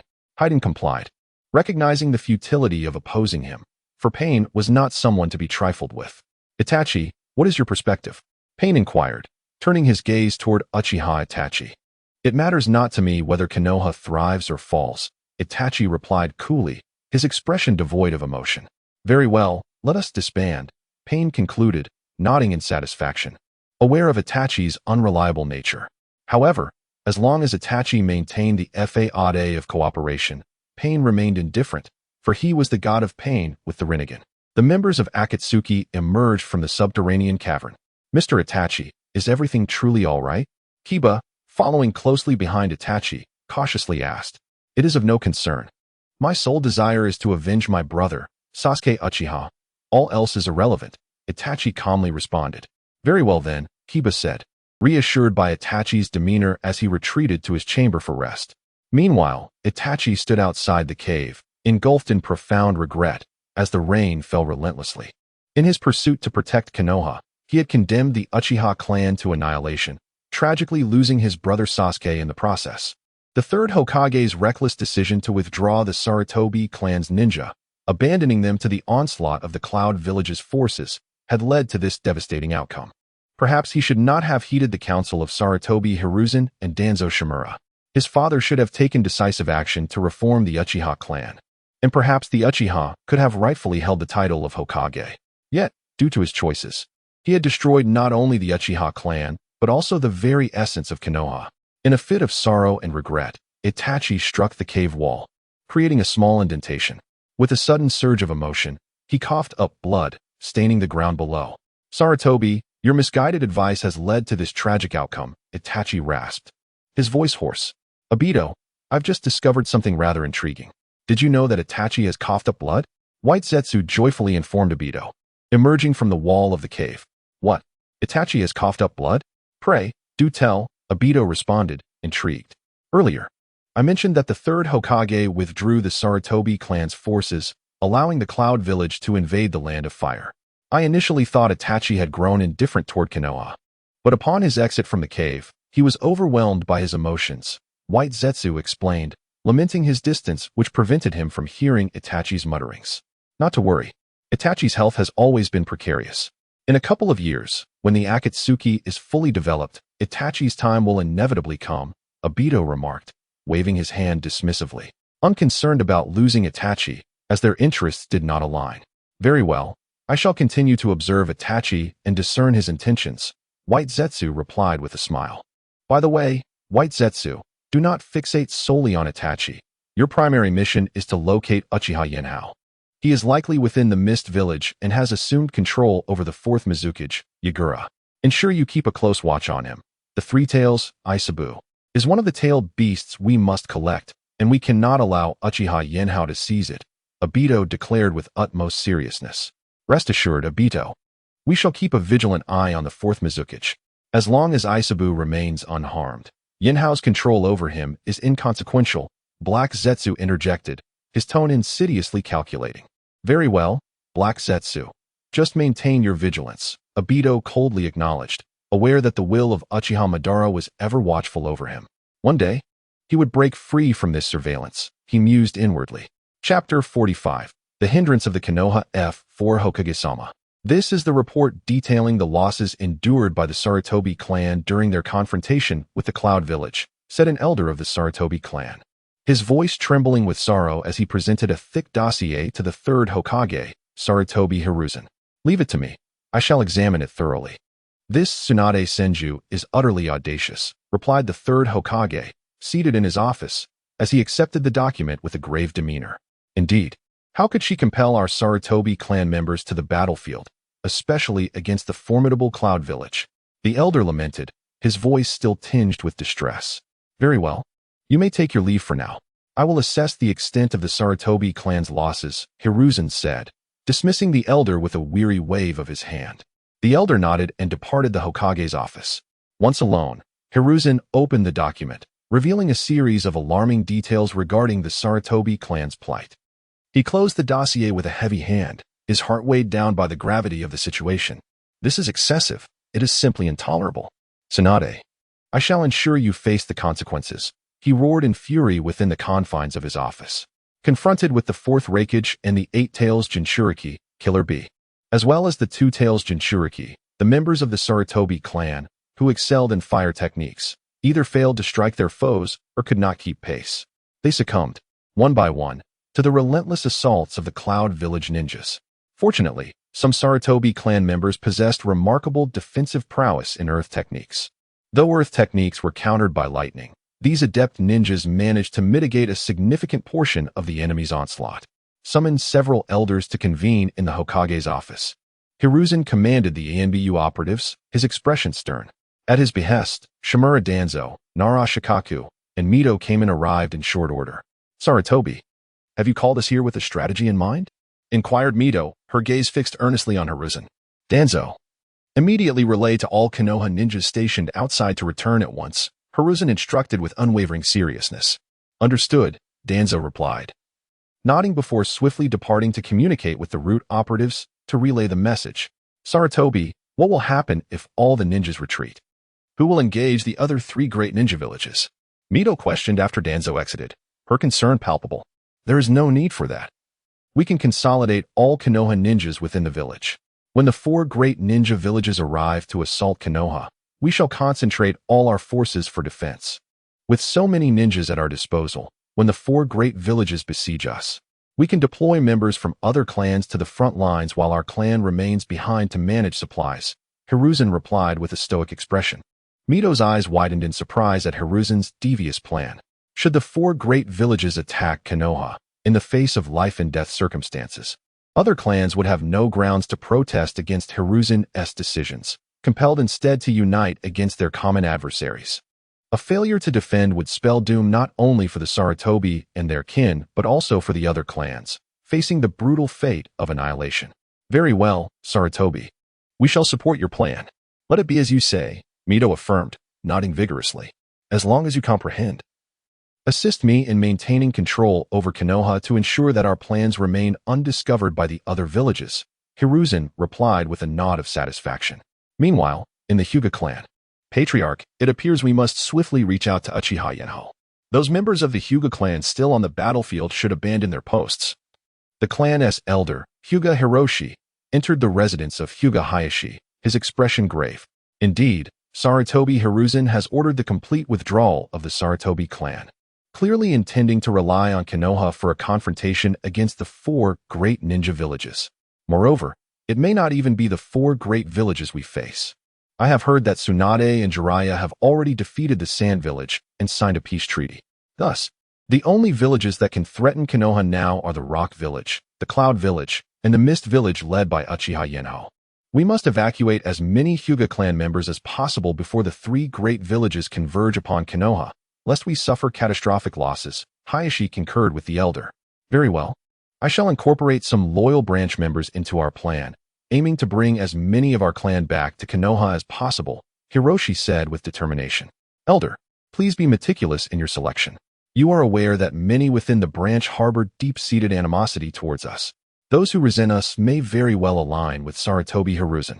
We cannot afford to have traitors among us who might expose our plans, Hayashi cautioned with a serious demeanor. Rest assured, I will be diligent in my selection and ensure that no traitors are included, Hiroshi promised gravely. Chapter 46. Hinata Hizashi sends a message. After devising a plan with the esteemed elder of the Hyuga clan, Hinata Hizashi began to act independently. He entered the hidden chamber of the Hyuga clan and retrieved the blood of Uchiha Yanhao, which he had previously concealed, with both hands forming seals. A sudden crack echoed as a small serpent materialized amidst a cloud of white mist before him. Greetings, may I inquire about the message you wish to convey? The serpent, Yinhao, regarded the Hyuga clan leader with a gentle tone. Please inform Uchiha Yanhao that the Hyuga clan is prepared. We await his decision on when to relocate the entire clan, Hizashi replied, initially taken aback by the presence of the small serpent, but soon relieved that Uchiha Yinhao possessed such a remarkable summoning beast. He smiled at Yinhao and added, I trust you will deliver the message. Understood. I shall ensure the message reaches him. Yinhao responded with a smile, disappearing into the mist after delivering his assurance. As Hizashi watched the serpent's departure, a faint smile graced his lips. The summoning beast had successfully conveyed the message. Now, he could only await Uchiha Yinhao's response, hoping for prompt action. Senju Tsunade, come forth. Just as Hizashi anxiously anticipated a reply from Yinhao, Tsunade had already returned to the Hidden Leaf Village. Faced with numerous ninja attempting to obstruct her, she unleashed her immense strength, delivering a powerful blow to the ground. Those who stood in her way were swiftly knocked down by the unexpected force. Tsunade, you are my student. Have you forgotten how to show respect to your teacher? The third Hokage, Sarutobi Hiruzen, calmly emerged from behind, chastising Tsunade. Teacher, I wish to ask what your intentions are. Do you plan to sacrifice the entire Hidden Leaf Village for the sake of your Sarutobi clan? Tsunade glared at Hiruzen with indignation. Enough, Tsunade. I am the Hokage of the Hidden Leaf. We cannot confront the 3 major ninja villages head-on. Such an action would deplete our strength. Only by uniting our forces can we genuinely repel them, Hiruzen retorted, equally infuriated. Unite our forces to combat the 3 major villages? If that is your stance, then I shall no longer concern myself with it. I wish to see how you intend to face the assault from the 3 great villages. Tsunade coldly replied, turning her back on Hiruzen and striding away without hesitation. Tsunade, stop! Hiruzen shouted, watching her leave the village with frustration. He understood his age had rendered him less capable, even against the 3rd Tsuchikage, Inoki. It was imperative to keep Tsunade close. Her presence as a formidable medical ninja would greatly enhance their chances in the impending conflict. However, Tsunade paid no heed to Hiruzen's words as she continued her march out of the Hidden Leaf Village. Her goal was to retrieve her boyfriend Kato Dan's niece, Kato Shizune, and ensure her safety away from the impending war. As Hiruzen seethed over the loss of such a powerful ally, an Umbu member quietly entered his office. Hokage-sama, Hinata Hizashi has urgent news to report, the Umbu stated. Bring him in, Hiruzen commanded without lifting his gaze. Yes, Hokage-sama. The Umbu swiftly exited, soon returning with a member of the Hyuga clan. Hizashi, what brings you here? Hiruzen greeted, donning his customary warm smile upon seeing Hizashi enter. Hokage-sama. The leader of the Hyuga clan, Hinata Hizashi, and the rogue Uchiha Yinhao have conspired to collectively desert the Hidden Leaf Village, Hizashi declared, kneeling before Hiruzen with utmost seriousness. What? You say the Hyuga clan has allied with Uchiha Yinhao? Hiruzen stood, his demeanor now grave as he inquired further. Indeed, Hokage-sama. I have just received this information. The order was issued by Elder Hinata Makoto. There is no doubt about its authenticity, Hisashi responded, his voice tinged with urgency. Hisashi, you truly embody the will of fire within the hidden leaf. I entrust you with the task of monitoring Hisashi and Uchiha Yinhao to ascertain when they intend to lead the entire Hyuga clan out of the village. At that point, I will imprison the Hyuga clan within the village's confines, and you shall take up the mantle of their next leader. What do you think? Hiruzen settled back into his seat, addressing Hisashi with a calm demeanor. Yes, Hokage-sama. I am willing to keep watch over Hisashi and extract information regarding Uchiha Yinhao's intentions for the hidden leaf, Hisashi affirmed. Excitement evident in his voice at the prospect of being supported as the next leader of the Hyuga clan. Very well. Return swiftly and ensure that neither Hisashi nor Elder Makoto becomes aware of your surveillance. I will dispatch ninjas to relay information outside the Hyuga clan's territory. So you need not worry, Hiruzen assured, smiling at Hisashi. Yes, Hokage-sama. Hisashi bowed in acknowledgement of Hiruzen's orders, turning with enthusiasm to leave the Hokage's office. Chapter 47. Infiltration of Konoha village. Within the encampment of the Mist Ninja village, Uchiha Yanhao was resting in the tent of the fourth Mizukage, Yagura, when a sudden puff of white smoke erupted beside him, accompanied by a loud bang. My lord, you are supposed to be resting. You previously mentioned wanting to learn the cloning technique to replicate descendants for me. How can you afford to be idle here? The small serpent, Yinhao, appeared beside Uchiha Yanhao, expressing discontent with a sharp tone. All right, I have important matters at hand. If you truly cannot wait, I can hand over the materials to you now, and you may experiment at your leisure. Upon hearing the serpent's inquiry, Uchiha Yanhao waved his hand dismissively and handed a small scroll to the serpent. Humph, this is more like it. The serpent swiftly coiled its tail around the scroll, nodding in satisfaction at Uchiha Yanhao. By the way, what brings you here so suddenly? You aren't here just to demand the cloning technique, are you? Uchiha Yinhao regarded the serpent with caution. Of course not. How could I be so dull as to pursue you for that? The serpent replied. Did you not give your blood to Hyuga Hisashi? He summoned me earlier. Upon hearing this, Uchiha Yinhao's expression softened into a faint smile. He summoned you? It seems the plan was successful. You can return now. Very well. I shall take my leave. Reach out if you require anything. The serpent grinned, waving the scroll before vanishing into a cloud of mist. Once the serpent had departed, Uchiha Yinhao summoned a shadow clone and continued to conceal himself beneath the fourth Mizukage Yagura's presence, turning his attention to finding Terumi Mei.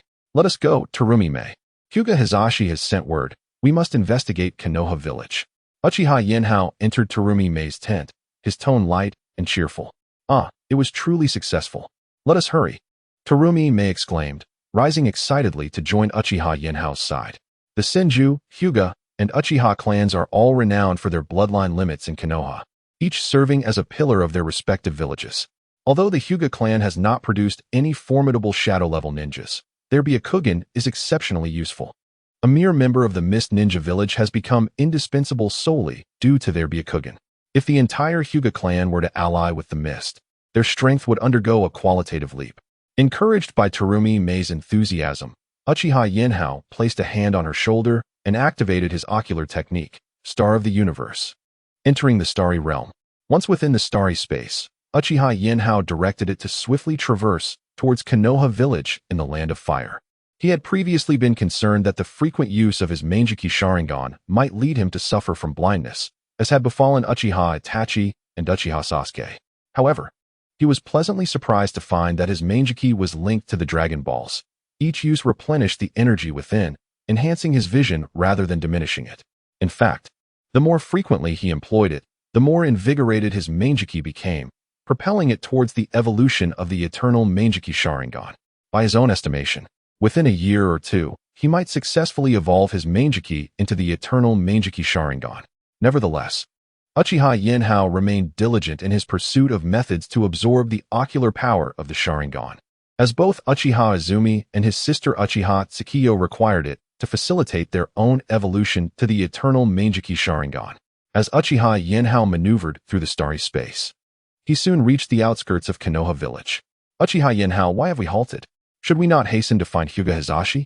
Terumi Mei inquired curiously, noticing the sudden stillness of the external scenery. It is still daytime. We shall wait until nightfall to meet Hyuga Hisashi, Uchiha Yanhao replied calmly. Why? Are you afraid of being detected by Konoha Zanbu during the day? Terumi May questioned with a serious expression. No, the Hyuga clan has already dispatched spies. Presumably from within their own ranks, Uchiha Yinhao stated coolly, glancing at the Hyuga clan's domain. How did you discern that? It seems improbable. Terumi May expressed her astonishment. Did you not notice? The Hyuga clan has recalled the majority of their ninjas, yet there are no Anbu monitoring them, indicating that someone has betrayed the Hyuga. Uchiha Yanhao pointed towards the Hyuga estate, his demeanor grave. What should we do? We cannot simply abandon this. Terumi May exclaimed, her concern palpable. This matter does not require your intervention. I am aware of what needs to be done. We shall discuss it further upon meeting Hyuga Hizashi.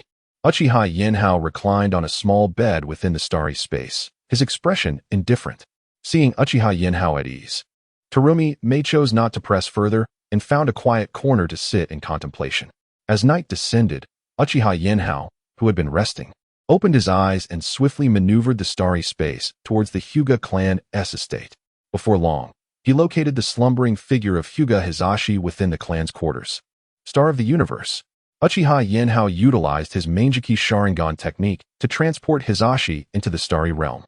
Leader Hizashi, it has been quite some time. Uchiha Yinhao greeted him with a smile. You have finally arrived, Uchiha Yinhao, Hizashi responded, initially startled, but quickly regaining his composure, smiling back at Uchiha Yinhao. Chapter 48. Confirming the plan with Hyuga Hizashi. Of course, I hurried over as soon as I received your message, Uchiha Hyuga said with a smile, gazing at Hyuga Hizashi. Uchiha Hyuga, I am curious how you plan to transport the entire Hyuga clan to the Hidden Mist Village, Hyuga Hizashi said, sitting up with a resolute gaze directed at Uchiha Hyuga. There's no need to worry about that. With this space at my disposal, it should not be difficult to relocate the entire Hyuga clan, Uchiha Hyuga replied, gesturing towards his celestial space with a grin. Is this your Manjikyu Sharingan technique? It truly is formidable, Hyuga Hizashi remarked, surveying Uchiha Hyuga's celestial space with a satisfied smile. Well, Hyuga Hizashi, have you not noticed? There may be a traitor among your Hyuga clan, Uchiha Hyuga interjected, his expression turning serious. A traitor? Impossible. I have been keeping a close watch on the entire Hyuga clan. There cannot be anyone betraying us, Hyuga Hizashi countered, springing to his feet in disbelief.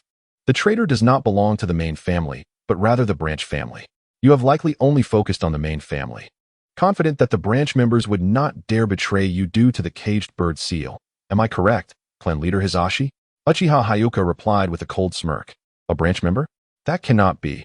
Their lives are in the hands of the main family, and if they harmed a member of the main family, they would likely face immediate death, Hyuga Hizashi said incredulously. While they would not betray the clan directly in front of you, what if they secretly informed the third Hokage, Sarutobi Hiruzen, about our connection? Do you think Sarutobi Hiruzen would not ruthlessly eliminate the main family members and support the branch members to become the new leaders of the Hyuga clan? Is this not a possibility? Uchiha Hyuga asked with a smile, observing Hyuga Hizashi's reaction. Hyuga Hizashi fell into silence upon hearing Uchiha Hyuga's words. If Uchiha Hyuga's speculation were indeed correct, it was entirely plausible that a branch member had betrayed the Hyuga clan. This would put the main family in grave danger. What are your plans, Uchiha Hyuga? Hyuga Hizashi inquired, his expression heavy with concern. Rest assured, clan leader Hizashi, I have long devised a plan for that old man, Sarutobi Hiruzen.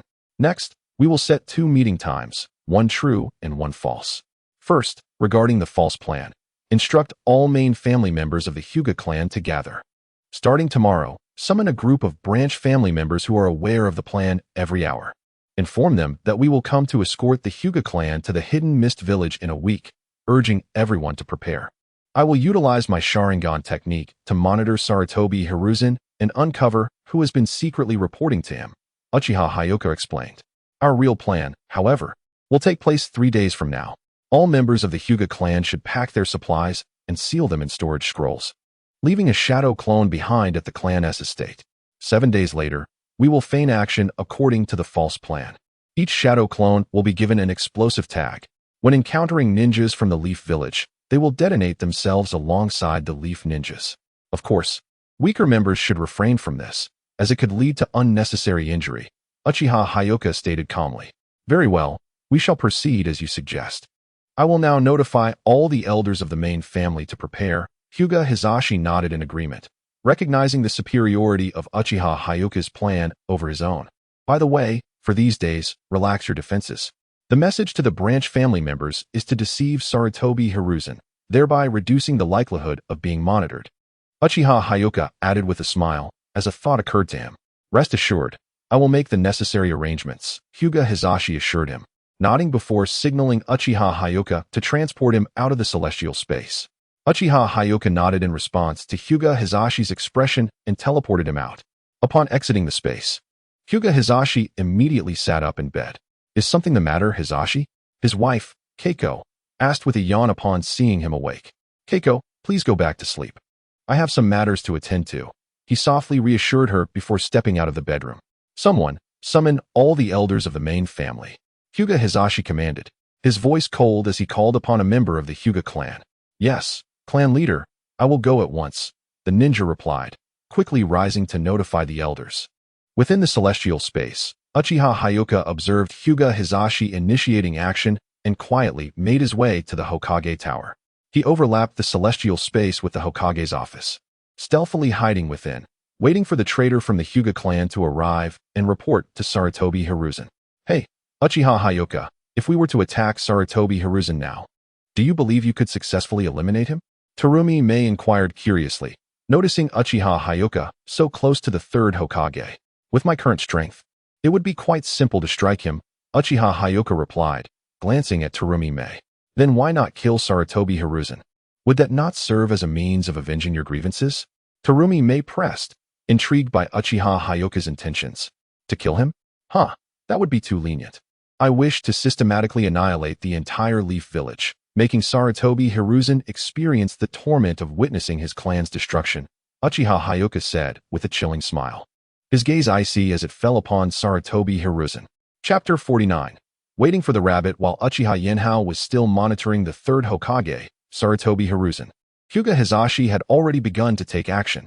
Hizashi first approached several clan elders of the Hyuga clan, meticulously explaining Uchiha Yinhao's scheme to them. Although the elders were incredulous that a branch family member would betray the clan, they nonetheless began to mobilize. Ever since Hyuga Hayashi reported Hizashi's intentions to betray Konoha to the third Hokage, he had been seeking like-minded allies within the Hyuga clan, hoping to better monitor Hizashi with their assistance. Fortuitously, he found two fellow clan members, Hyuga Hanabi and Hyuga Hinata, who shared his sentiments. With their support, Hayashi's vigilance over Hizashi intensified. Although Hizashi's gathering of the clan elders surprised the three, they remained unaware that Hizashi had already met with Uchiha Yinhao. Soon after, Hayashi, Hanabi, and Hinata were summoned to a secret chamber by the elder, Hyuga Komatsu. Looking at the three before him, Komatsu smiled as he divulged the false plan set by Uchiha Yanhao. Hayashi, Hanabi, Hinata, you must keep this confidential and ensure that the third Hokage remains oblivious. Otherwise, it would spell disaster for the Hyuga clan. Do you understand? With solemn expressions, Hayashi, Hanabi, and Hinata exchanged glances before affirmatively responding, yes, elder. However, Hyuga Komatsu began to doubt his choice of including them in such a covert operation. He perceived an unsettling restlessness in their eyes, and although unsure of their loyalty, he felt they were ill-suited for such a secretive task. Yet, with Uchiha Yinhao waiting in the Hokage's office for the informant's arrival, a faint smile crossed Komatsu's face. Very well, let them be restless. I can only hope they are not traitors. Should any member of the Hyuga clan betray us, akin to Uchiha Itachi's disregard for his family in favor of the village, I will not hesitate to act decisively against them. All right, you may leave and prepare. He gestured for them to exit. As Hayashi, Hanabi, and Hinata stepped out, they exchanged glances. Hanabi, Hinata, you two return home and pretend to gather supplies. I will report this to the third Hokage, Hayashi instructed with a serious demeanor. Brother Hayashi, remember to mention our names in front of the Hokage. When you become the clan leader, be sure to promote us to elders, Hanabi said with a smile. Rest assured, I will speak favorably of you both to the third Hokage, Hayashi replied, patting Hanabi on the shoulder before swiftly departing from the Hyuga territory towards the Hokage's office. Once Hayashi left, Hanabi and Hinata exchanged glances before returning to their respective homes. In the Hokage's office, Yinhao lay on a bed prepared in the starry space.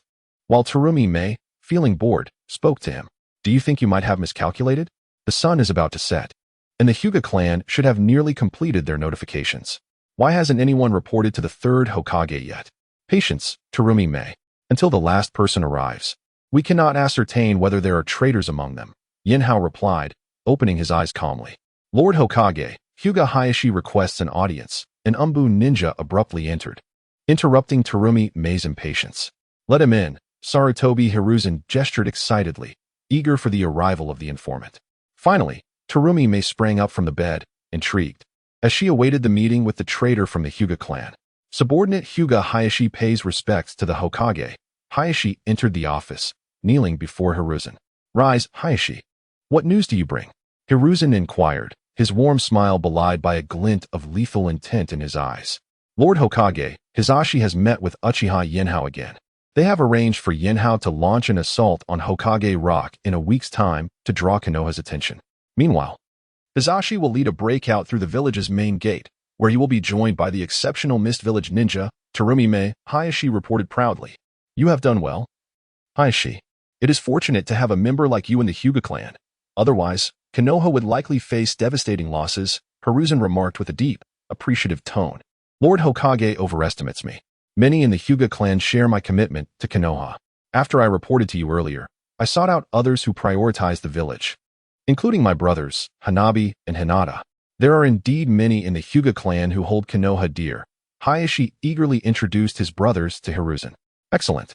With so many hearts aligned with Konoha, our village shall endure this crisis and maintain its position as the foremost ninja village. Hiruzen nodded in satisfaction. Hayashi, return swiftly and keep a vigilant watch on the Hyuga clan.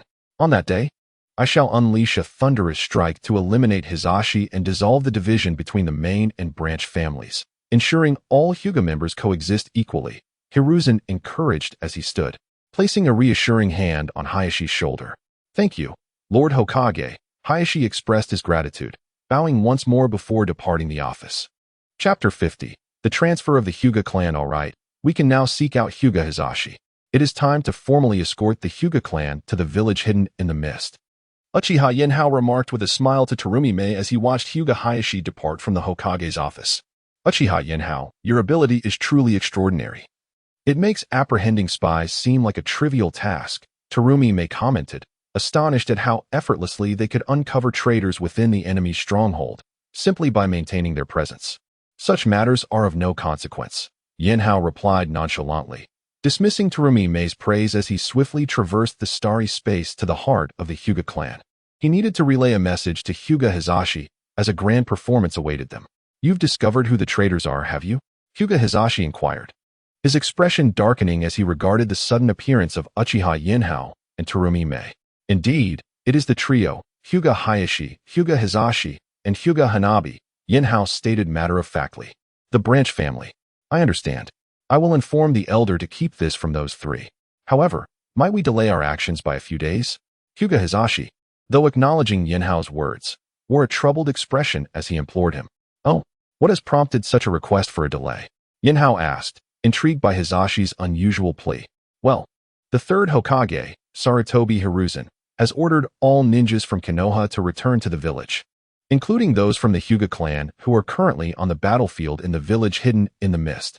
I was hoping we could postpone for 2 days to ensure their safe return, Hisashi explained, urgency lacing his tone. Let the others in the village proceed, as usual. You can wait for that batch of ninjas to return before executing the transfer, Yinhao suggested after some contemplation. Understood. Thank you very much. Hisashi expressed his gratitude sincerely. Enough chatter. Let us act swiftly. This time, I intend to deliver a grand gift to the third Hokage, Sarutobi Hiruzen, to demonstrate that even a single remaining member of the Uchiha clan can bring the entire Konoha to its knees, Yinhao declared, clenching his fist as his gaze turned towards the Hokage tower. Rest assured, I shall take full responsibility and ensure everything is meticulously arranged, Hisashi replied, a shiver running down his spine at Yinhao's ominous tone. As the terrifying presence of Uchiha Yinhao loomed, Hisashi silently vowed never to provoke the madness of the Uchiha clan again. Initially, he believed Yinhao to be one of the few sane members of the Uchiha. But after hearing his words, he could not help but mentally scream that there were no sane individuals among them, only madness. Upon identifying the family traitors, Hisashi promptly contacted all the clan elders, delivering the list of names to the elder, Uchiha Hiroki. Collaborating with Yinhao, he began relocating the members of the Hyuga clan outside of Konoha. The first to be transferred were the elderly and young of the Hyuga clan, including Hizashi's 2 daughters and his wife. They were taken to the outpost of the village hidden in the whirlpool, ensuring the safety of those who lacked self-defense capabilities. Meanwhile, only the elite shinobi remained in Konoha to utilize shadow clones to confuse the 3rd Hokage and some clan spies. 3 days later, Jeriah returned to Konoha with a ninja force confronting the village hidden in the mist. "Where's the Hokage? Where can he be found?" Jeriah asked darkly as he glared at the Konoha Umbu, who had come to greet him. "The Hokage should currently be in the Hokage office attending to matters." The Umbu answered, their tone subdued in the face of Jeriah's fierce demeanor.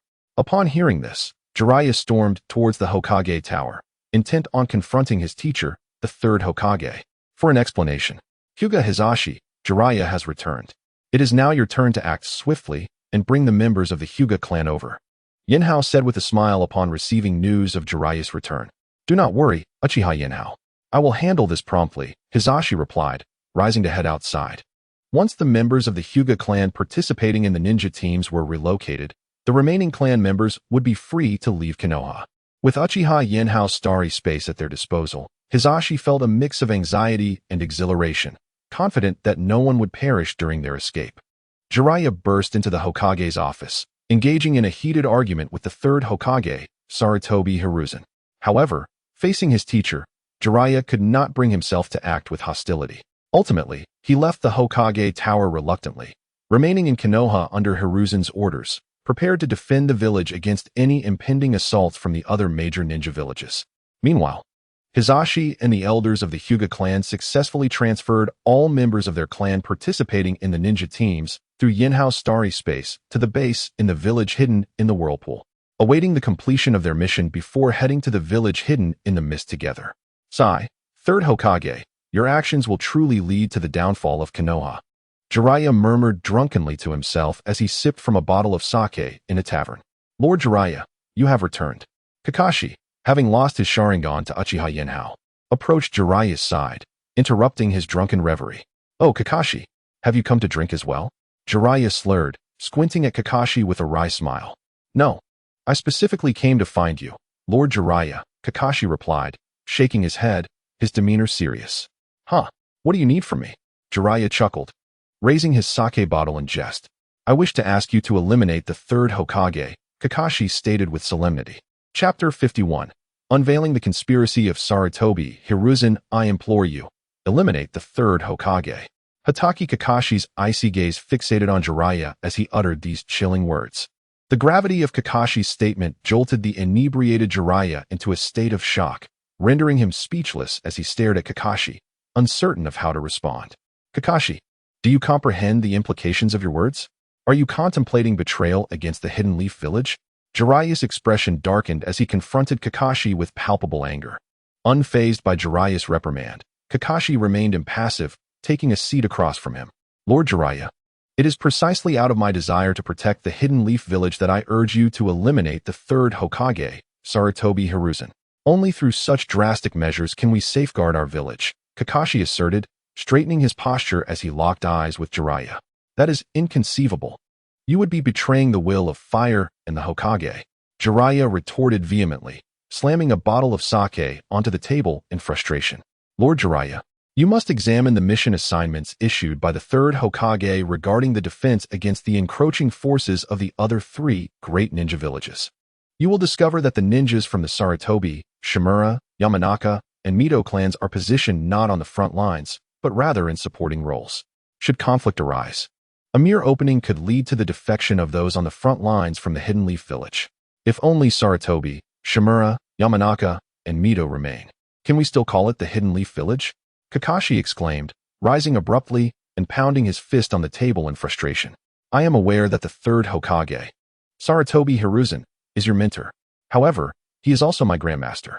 If not for the sake of the Hidden Leaf Village, I would not dare to propose such audacious actions. I earnestly advise you, eliminate the 3rd Hokage. As long as he exists, the Hidden Leaf Village cannot withstand the onslaught of the other ninja villages. Furthermore, did you not mention that Uchiha Yanhao is among the forces of the Mist Village? If we do not eliminate the 3rd Hokage, The scattered Uchiha clan will perpetually seek retribution against the Hidden Leaf village. Are you truly willing to sacrifice the entirety of the village for the sake of your mentor? Kakashi continued, sitting back down with a heavy heart. The Hidden Leaf village will not be destroyed, but I will never harm my own teacher. Never. Jeriah stood up, visibly enraged by Kakashi's words, before turning on his heel and stumbling out of the tavern. Watching Jeriah stagger away, Kakashi shook his head in resignation, and in the blink of an eye, vanished from his spot. What are you up to? In the realm of stars, Terumi Mei observed Uchiha Yinhao's return from the outside, covering her mouth as she laughed at him. Nothing much. I merely wished to test whether Jeriah would confront his teacher, the third Hokage. For the sake of the Hidden Leaf village, Yinhao replied, shrugging his shoulders as he reverted back to his original form. Haha, by doing so, Kakashi will surely harbor a deep resentment towards you. Terumi Mei chuckled in response. Outside, Uchiha Yinhao's impersonation of Hatake Kakashi during a conversation with one of the legendary Sannin. Jeriah quickly reached the ears of the third Hokage, Sarutobi Hiruzen, through the umbu. How audacious! Hatake Kakashi dares to engage in such treachery. Someone seize him immediately. Sarutobi Hiruzen bellowed in fury, slamming his hand on the table and issuing commands to the umbu. Upon hearing the Hokage's orders, the surrounding umbu swiftly took flight toward Kakashi's residence. However, due to the loud exchange between Kakashi and Jeriah in the tavern, their conversation soon spread throughout the various clans of the Hidden Leaf village. Even a significant number of civilians became aware of the news that the third Hokage had assigned other ninjas to serve as cannon fodder. Consequently, the villagers of the Hidden Leaf were abuzz with disbelief, struggling to accept that their Hokage, Sarutobi Hiruzen, could be so duplicitous. In Kakashi's home, he was ambushed and surrounded by the umbu before he could fully grasp the situation. Hokage-sama, may I inquire what grounds you have for my apprehension? Kakashi asked, bewildered, as the umbu escorted him into the Hokage's office. Kakashi, did you not just suggest that Jeriah should assassinate me for the sake of the Hidden Leaf village? What pretense are you putting on now? Sarutobi Hiruzen stood, slamming his hand on the table, his voice laced with anger. Assassinate the Hokage? I could never commit such an act. Kakashi protested in shock. Just moments ago in the tavern, you urged him to do so, claiming that otherwise the Hidden Leaf village would face destruction in the conflict with the other three great ninja villages. Now why the charade? Sarutobi Hiruzen's cold laughter echoed as he scrutinized Kakashi. This is impossible. I have been resting at home. I did not step foot in any tavern today. Kakashi adamantly denied having made such statements, insisting he had remained at home. Realizing the implications of Kakashi's words, Sarutobi Hiruzen's expression shifted. Damn it! Someone has infiltrated the Hidden Leaf village. Immediately, send out a search for any intruders. He deduced that someone had taken advantage of Jeriah's drunken state to execute a transformation technique, spreading malicious rumors about him in plain sight.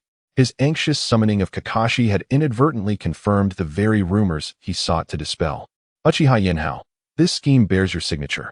Only you possess the cunning to devise such a convoluted plot. Sarutobi Hiruzen contemplated the gravity of the situation, recognizing the significant vulnerability it exposed in his strategy against the other three ninja villages. If he did not amend his plans, allowing the four clans to remain at the forefront was futile. However, if he continued to position the other clans as frontline defenders, it would only sow discord among the residents of the Hidden Leaf village. With this realization, Sarutobi Hiruzen's eyes blazed with determination as he slammed his hand down on the table. Chapter 52. The Anxious Uchiha Clan. The masquerade of Uchiha Yanhao, posing as Kakashi Hatake, sparked a considerable uproar within the village of Konoha. Initially, the focus of many was on the alleged assassination plot against the Hokage. However, as time progressed, some began to discern from the dialogue between Kakashi and Jeriah that the third Hokage, Hiruzen Sarutobi, intended to use other clans as cannon fodder, placing them in the line of fire to protect the Hokage and his allies. This revelation incited discontent among numerous civilian ninjas, prompting them to gather beneath the Hokage building to voice their protests against the third Hokage. Rebels, traitors. The third Hokage, Hiruzen Sarutobi, bellowed in fury as he observed the civilian ninjas being restrained by the umbu below his office. Nara clan, Shikaku, what shall we do next? In the territory of the Nara clan, Akimichi Choza and Yamanaka Inoichi regarded Nara Shikaku with grave expressions. Yinhao's ploy is ruthless. He has exposed the third Hokage's schemes in public, framing it as an assassination of the Hokage. The impending assault from the 3 shinobi villages already instills fear. And if the Hokage continues to keep the Sarutobi clan at the rear, it may very well incite a rebellion among the civilian ninjas. Let us prepare ourselves. Nara Shikaku replied solemnly. Should the civilian ninjas rebel, we must immediately retreat towards the deer forest. There lies a secret passage left by the Nara clan many years ago, which we can use to escape Konoha. Shikaku's expression morose. He pondered for a moment before addressing Yamanaka and Noichi and Akimichi Choza. Shikaku, do you also have little faith in Konoha? It seems the troubles for our village have escalated significantly. Inoichi remarked, his face darkening at Shikaku's words. Do not dwell on it, Inoichi. If the situation deteriorates, I hope you can lead Ino, Choji, and Shikamaru to flee through the passage and join the Mist Village. Nara Shikaku rose, placing a reassuring hand on Inoichi's shoulder as he spoke in a low tone. Join the Mist Village? Are you not aware that they, along with the other 2 villages, are preparing to besiege Konoha? How can we trust such a village not to betray us? Inoichi gazed at Shikaku in disbelief, unable to fathom why the usually astute Shikaku would make such a choice. Fear not, Inoichi. With you as a strategist, combined with the legacy of the Inoshikacho trio, the Mist Village will not easily cast you aside. Moreover, if I am not mistaken, Yinhao has gained a measure of influence within the Mist Village. You may find refuge with him. Shikaku confidently assured Inoichi. What? You mean Yinhao has joined the Mist Village? Inoichi exclaimed in astonishment, unable to comprehend the implications. Indeed, he must have allied with the Mist Village. Otherwise, he would not have intervened against Lady Tsunade on the battlefield. The bond between the woman he protected and Yinhao is undoubtedly significant. Shikaku recalled the scene on the battlefield where Tsunade was about to attack Mei Terumi, only to be saved by Yinhao, affirming his belief to Inoichi. Very well, I understand, Inoichi conceded, nodding with determination. Choza, in the coming days, ensure that you escort Choji and Shikamaru to Inoichi's home. We must prepare for the impending conflict, Shikaku instructed, turning to Choza with a resolute gaze. Understood. I will follow your lead, Shikaku, Choza replied, rising in agreement. In the ensuing days, the various clans of Konoha, influenced by the rumors propagated by Yanhao, ceased their fervent efforts to secure the village's survival. Instead, they began to split their members into 2 factions. One group quietly following the 3rd Hokage's orders to prepare for the onslaught from the 3 shinobi villages, while the other remained vigilant at their clan's stronghold, ready to flee Konoha at the first sign of trouble. Hey Yinhao, it seems your plan is not as successful as anticipated. Those clans are still gearing up for battle. Do you have a new strategy? In the realm of stars, Terumi may observe that the rumors previously spread by Yinhao were gradually losing traction under the pressure from the 3rd Hokage and the leading clans. Rest assured, the next phase is in my hands, Yinhao replied with a smile, exuding confidence. Tomorrow marks the expiration of our feigned plan. Previously, when the 3rd Hokage briefed the other clans, he revealed that the Hyuga clan intended to betray the village and seek asylum with the Mist Village. The Sarutobi, Nara, and Shimura clans have yet to assign tasks, as they are preparing to suppress the Hyuga clan's escape from Konoha. Yinhao continued, once the Hyuga clan is subdued, the remaining vital forces of their clans will be swiftly deployed to Konoha's defenses. However, what the 3rd Hokage remains oblivious to is that, aside from his spies, the village is largely composed of Hyuga elite and shadow clones created by them. What are your next intentions? Mei inquired, her excitement palpable as she anticipated Yinhao's forthcoming strategy. Yinhao disregarded Mei's question and instead performed a transformation jutsu. As the smoke dissipated, a young man with a prominent beard appeared before Mei. Who is this? Mei asked, perplexed by the figure before her. I am Asuma Sarutobi, the youngest son of the 3rd Hokage. Yinhao replied with a grin, addressing Mei. Surely, if Asuma were to speak ill of his father, few would believe it, Mei mused, contemplating the implications of such a disguise. You see, you have yet to grasp the intricacies of this plan. Simply observe my performance, Yinhao chuckled lightly, ready to execute his scheme. Chapter 53. The Crimson Sun Uchiha Yinhao wielded control over the Starry Realm and located Asuma Sarutobi, who was idly wandering in the village of Konoha. Silently, he approached Asuma from behind and delivered a powerful blow to the back of his head, rendering him unconscious. Uchiha Yinhao then sealed Asuma's chakra and wobbled his way to the residence of Yuhi Kurenai. Kurenai, what are you up to? Would you care to join me for a drink? Uchiha Yinhao, disguised as Asuma, jovially inquired as he stood beside her. Asuma, what are you thinking? It's a critical time, and everyone is busy preparing to defend against the other villages, yet all you care about is drinking, Kurenai retorted, casting an annoyed glance at Uchiha Yinhao's playful demeanor.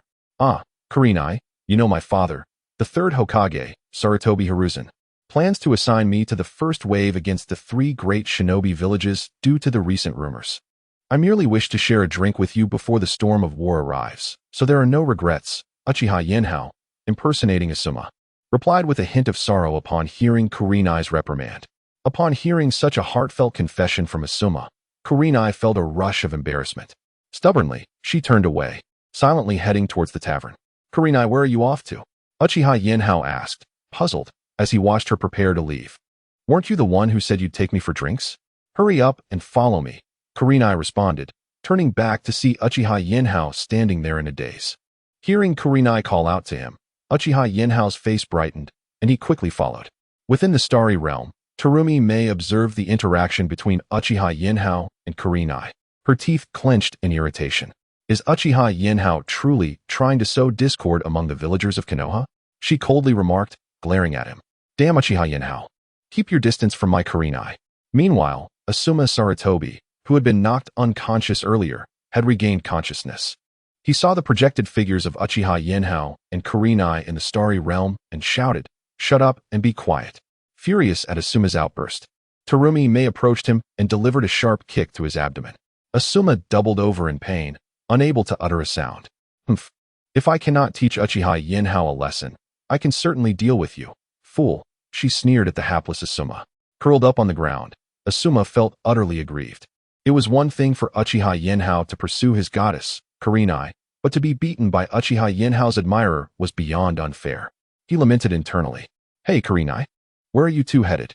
Upon noticing Uchiha Yinhao and Kurenai making their way to the tavern, Mitarashi Anko, who was purchasing rice dumplings, poked her head out and cheerfully asked Kurenai, Kurenai, Asuma is treating me to drinks. Would you like to join us? Kurenai smiled brightly at Anko. Previously, she had felt a pang of sympathy for Asuma's pitiful words and agreed to accompany him for drinks. However, as they walked, she suddenly recalled that if she became inebriated, it could lead to complications with Asuma. Now, with Anko by her side, she felt reassured that even if she got drunk, Anko, who loved her dumplings, would protect her from Asuma's advances. Can I order some dumplings? Anko asked, contemplating Kurenai's invitation. Of course, Kurenai replied, gesturing with a thumbs up. Great, then I'll join you. Anko exclaimed, happily linking her arm with Kurenai's. Uchiha Yinhao watched as Anko clung to Kurenai's arm, feeling a twinge of annoyance. Anko, you might want to cut back on the dumplings. Who knows? One day you might turn into a plump dumpling yourself. Uchiha Yinhao shot a disapproving glance at Anko, recalling her rather rotund appearance during the Boruto era, and felt compelled to offer a word of caution, especially since Anko currently looked quite radiant. Humph. I won't take advice from you. Life without dumplings, especially rice dumplings, would be devoid of meaning. Anko retorted, unimpressed by Uchiha Yinhao's comment. In her eyes, Uchiha Yinhao's words were merely a display of jealousy regarding her close bond with Kurenai, and thus, she dismissed him. All right, Asuma, there's no need to scold Anko. Kurenai chuckled softly, noticing Asuma's disgruntled expression directed at Anko. Just let it be. Fine, I can't win against you two. If she wants to come, let her. Uchiha Yinhao feigned resignation, continuing toward the tavern with Kurenai and Anko in tow. Upon entering the largest tavern in Konoha, Uchiha Yinhao called out, Boss, bring out your finest dishes and 3 jugs of sake. Ah, is that not Asuma Sarutobi? Are you here on a date with Kurenai today? The tavern owner greeted Uchiha Yinhao, mistaking him for Asuma. Hey, boss, spare me the pleasantries and just serve the food and drink, Uchiha Yinhao replied curtly, waving his hand dismissively. Of course, right away. The tavern owner hastened to fulfill Uchiha Yinhao's order. Asuma, that's an awful lot of sake. Are we really going to drink all of that? Kurenai tugged at Uchiha Yinhao's sleeve, speaking softly. Not to worry, Kurenai. If we can't finish it, we can leave it with the boss and return for it another time, Uchiha Yinhao assured her nonchalantly. With no other choice, Kurenai resignedly took Anko's hand, and they settled at a nearby table, awaiting the tavern owner's arrival with their food and drink. Chapter 54. Asuma Sarutobi after indulgence and drink under the urging of Uchiha Yanhao, The tavern owner promptly brought forth the side dishes and 3 jugs of sake, placing them on the dining table occupied by Uchiha Yinhao and his companions. Asuma, Red, this is what you requested. Please enjoy. The tavern owner cheerfully addressed the 3. Excuse me, do you have glutinous rice balls? I'd like 2 servings. Yamanaka Ryoko expressed her dissatisfaction to the tavern owner upon noticing the absence of her beloved delicacy. Of course, Ryoko, please wait a moment while I prepare them for you, the tavern owner replied with a smile. Hey, Ryoko, didn't I mention before? If you keep indulging in those rice balls, you might just become plump. It's better to exercise some restraint, Uchiha Yinhao remarked, exasperated as he rubbed his forehead. Humph. Don't lecture me. You can tell me that when you manage to catch up to Red, Yamanaka Ryoko shot back, rolling her eyes at Uchiha Yanhao. All right. I won team medal, he conceded, shaking his head in resignation. Truly, a dog biting El Dongbin, unable to recognize a good heart. What did you say?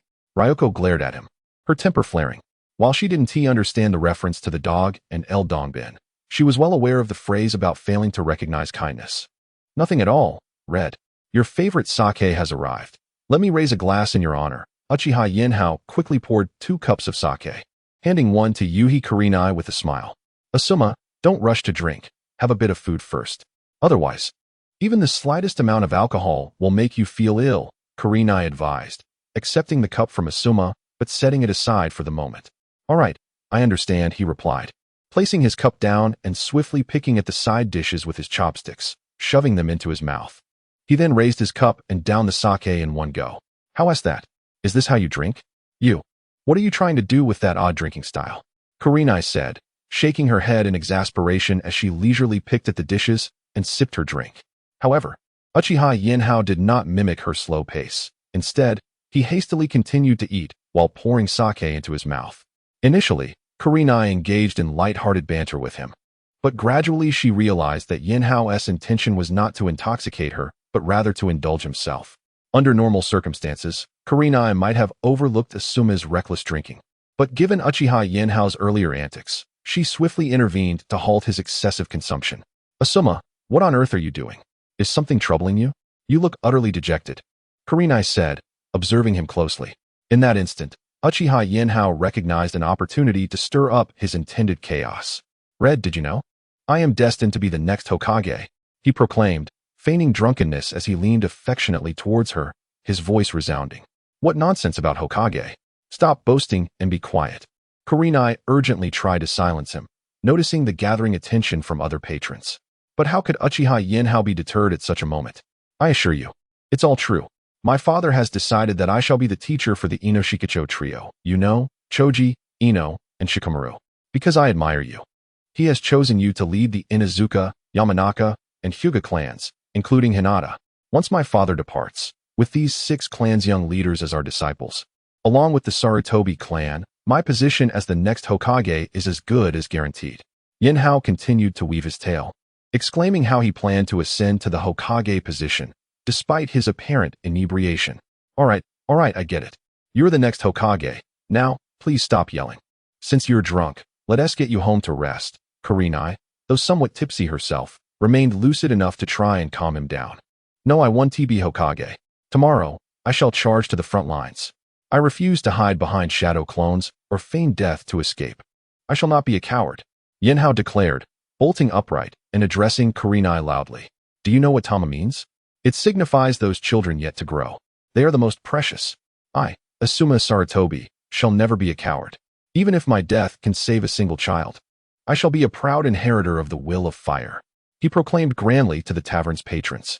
The crowd, captivated by Yinhao's fervent words, gazed at him with admiration, surprised that the 3rd Hokage would have Asuma feign death to escape a dire situation, yet Asuma was resolute against engaging in such cowardice. After delivering his impassioned speech, Uchiha Yinhao feigned drunkenness and collapsed to the floor. Kurenai rushed to him, exasperated as she looked at his sprawled form. You troublemaker. You sure know how to cause a fuss. Ryoko, come help me. Kurenai called out, cautiously lifting Yinhao and attempting to escort him home. However, Yinhao's weight was greater than Kurenai had anticipated, prompting her to seek assistance from Yamanaka Ryoko. All right. I'm coming, Ryoko replied, quickly stuffing her mouth with glutinous rice balls before approaching. Apologies, dear owner. I'll settle the bill for the drinks and food shortly. For now, I must take Asuma home, Kurenai said, a hint of regret in her tone as she and Ryoko helped Uchiha Yinhao to his feet. No need, no need.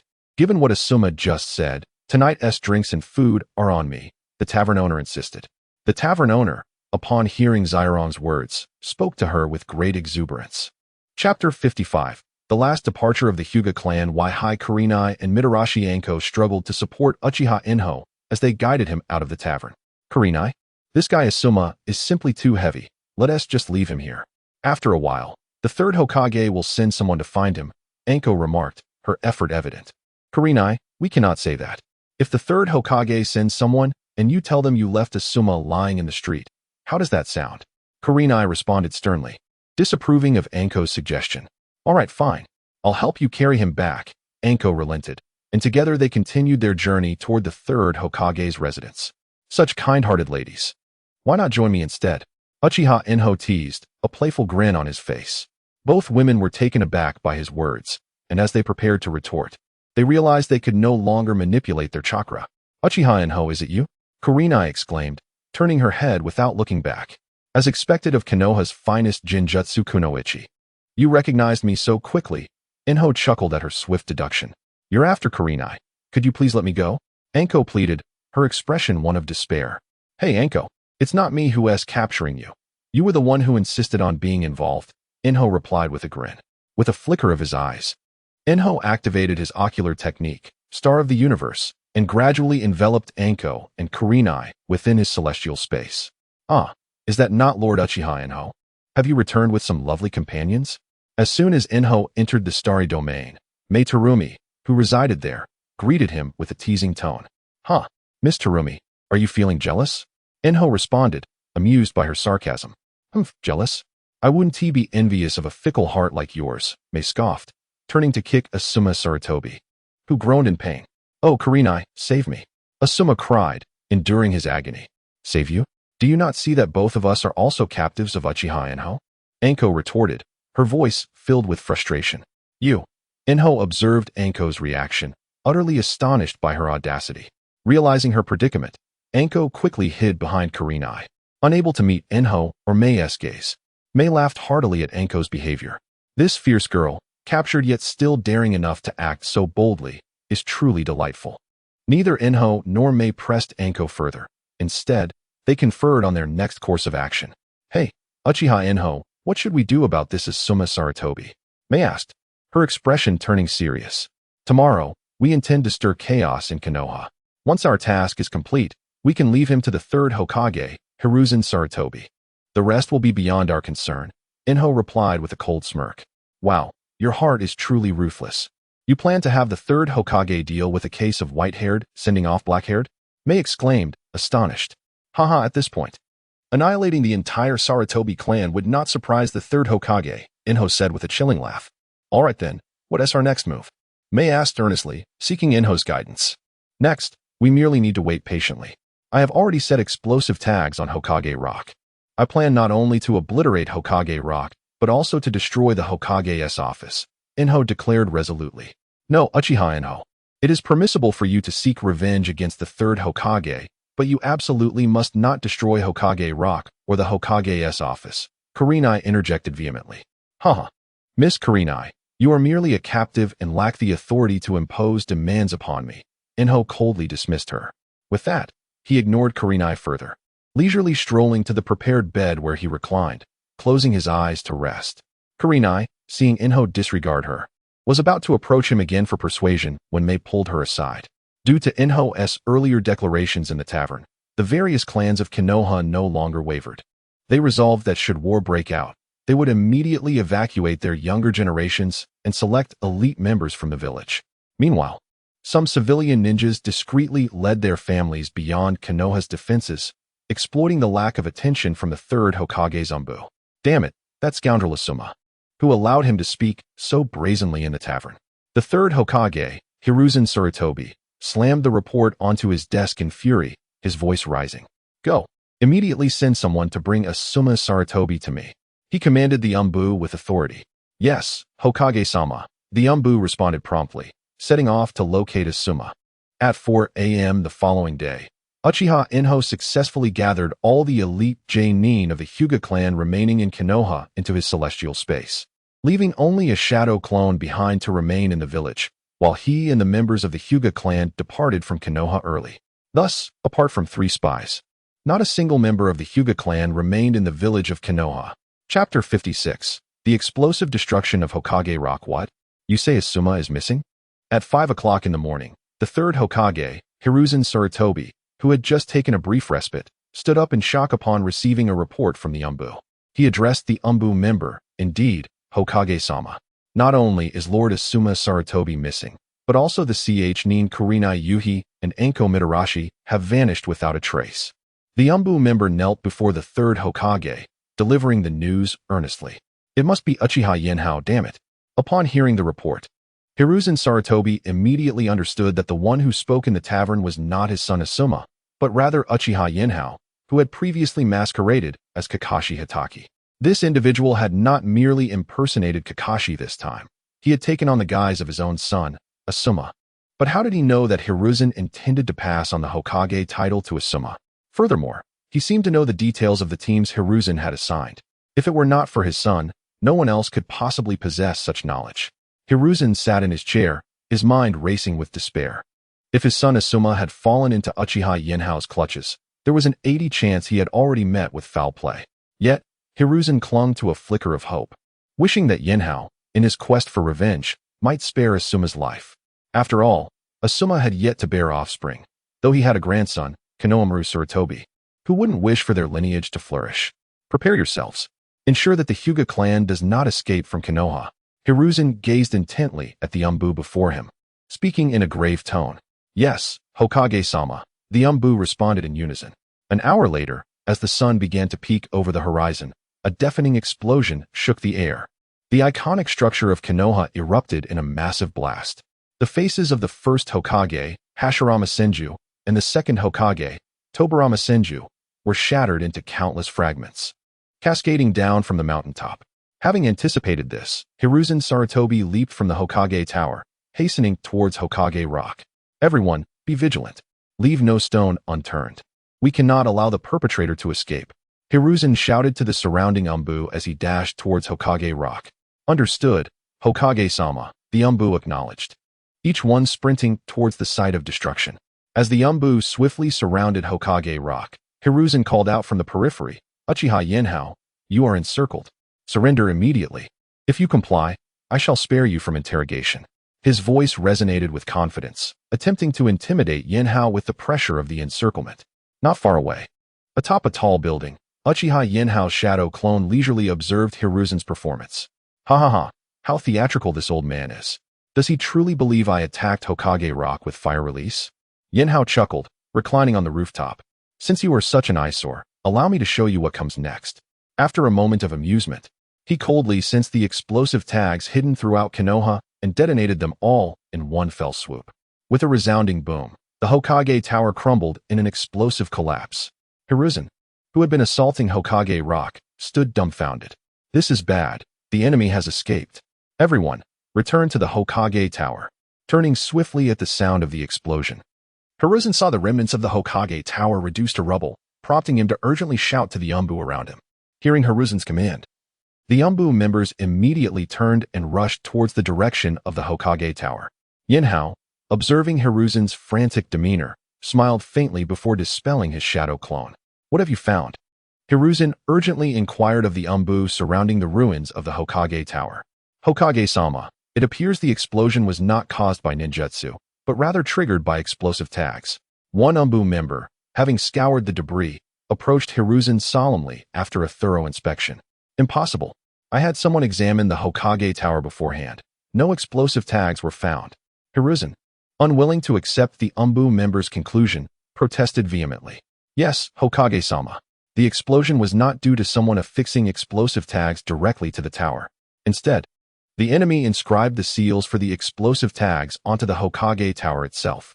Consequently, those who inspected it failed to discover any physical tags, leading them to overlook the setup entirely.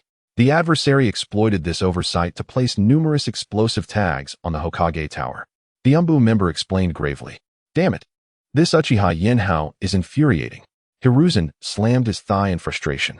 Twice now, he has employed explosions to inflict severe damage upon Konoha, and I, as Hokage, have failed to prevent it. My reputation has suffered greatly. Go, immediately investigate the situation with the Hyuga clan. Hiruzen commanded, lifting his gaze with a steely resolve. Yes, Hokage-sama. The Umbu swiftly set off in pursuit of the Hyuga clan's whereabouts, in an effort to annihilate the entire Hyuga clan. Hiruzen had strategically chosen not to engage them within the confines of Konoha. Instead, the battlefield was pushed back to a location at least 20 kilometers from the village, where he hoped to execute a surprise attack that would eliminate all members of the Hyuga clan. Consequently, the Sarutobi clan would then acquire the Hyuga clan's wealth, thus compensating for the losses sustained during their previous confrontation with the Cloud Village. Chapter 57. The self-destruction of the Hyuga clan on the other side of the Hidden Leaf Village. The third Hokage, Sarutobi Hiruzen, chose not to withdraw the vigilant ninjas stationed in the escape direction of the Hyuga clan. This decision was made to ensure that the clan would not suspect that their plans had been foreseen. However, when the Hyuga members encountered the guarding ninjas, they swiftly dealt with them with ease. Chief, something feels amiss. Why are there only so few? An elder of the main family gazed at the scene, where the clan members effortlessly dispatched the sentinels, and voiced his doubts to the clan leader, Hyuga Hayashi. Do not worry, the true danger lies ahead. These were merely trifles. Hyuga Hayashi replied, signaling to the elder to remain vigilant. Oh, I will alert everyone to be on guard, the elder responded, enlightened, and turned to inform all members of the Hyuga clan. Meanwhile, Hyuga Hinata, Hyuga Niji, and Hyuga Hanabi felt a sense of unease at the peculiar exchange between the elder and their leader, but chose not to dwell on it. Following closely behind as they stealthily advanced towards the Hidden Mist Village. Not far from the Hidden Leaf Village, Hyuga Hayashi abruptly halted. Since you are already pursuing us, come forth. Is it not a bit presumptuous to hide from the Hyuga clan? He called out to the forest. Huh, truly, the Byakugan is formidable, Hayashi. Chuckled the three figures of Tsuzuki Kamachi, Mido Kazan, and Shimura Danzo, flanked by members of the Sarutobi, Uchiha, Tsuzuki, and Mido clans, who emerged in a semicircle from the trees. Hayashi, surrender now. If you take your own life, we promise to spare the rest of your clan. Tsuzuki Kamachi stepped forward, speaking softly to Hyuga Hayashi. Humph, there are no members of the Hyuga clan who would choose surrender, only those who fight to the death. Hyuga Hayashi retorted coldly, glaring at the three. Hayashi, you have no allies left. Rest assured, your reinforcements have already been intercepted by our ninjas in the Hidden Mist Village. Danzo sneered at Hyuga Hayashi's defiance. Upon hearing this, Hyuga Hayashi merely smiled coldly. The members of the Hyuga clan before him did not require any reinforcements. They would make you pay dearly for your arrogance. Are you all afraid? Are you afraid of death? Hyuga Hayashi exclaimed to his clan members behind him. No fear. We shall never yield. The members of the Hyuga clan shouted back in unison, rallying their resolve. In the midst of the group, Hyuga Hinata, Hyuga Niji, and Hyuga Hanabi, compelled to align with their clan's sentiments, joined in the fervent cry. Very well, you are all heroes of the Hyuga clan. Follow my command, advance. Hyuga Hayashi declared, a faint smile gracing his lips as he charged towards the assembled forces of the Sarutobi and other clans.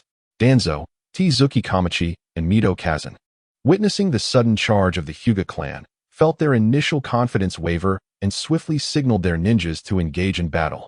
As the ninjas of the four clans prepared for close combat, they were taken aback when the Hyuga members detonated themselves in a cacophony of explosions upon nearing them, seemingly unafraid of death. Hyuga Hayashi was the first to embrace a Sarutobi elder in a mutual demise. Retreat. Quickly. Do not engage them in close combat. Use ranged attacks. Mido Kazan and Danzo shouted in alarm to their clan members. However, the ninjas of the four clans realized too late, finding themselves unable to evade the impending explosions. The Hyuga members initially approached one by one, but soon began utilizing the body flicker technique to close the distance, ensnaring their foes before self-destructing. Hyuga Hinata, Hyuga Niji, and Hyuga Hanabi, initially moving swiftly towards the enemy, were struck by the realization that their clan members were not engaging in combat, but rather self-destructing without hesitation. This is wrong, very wrong, Hyuga Hinata murmured in disbelief.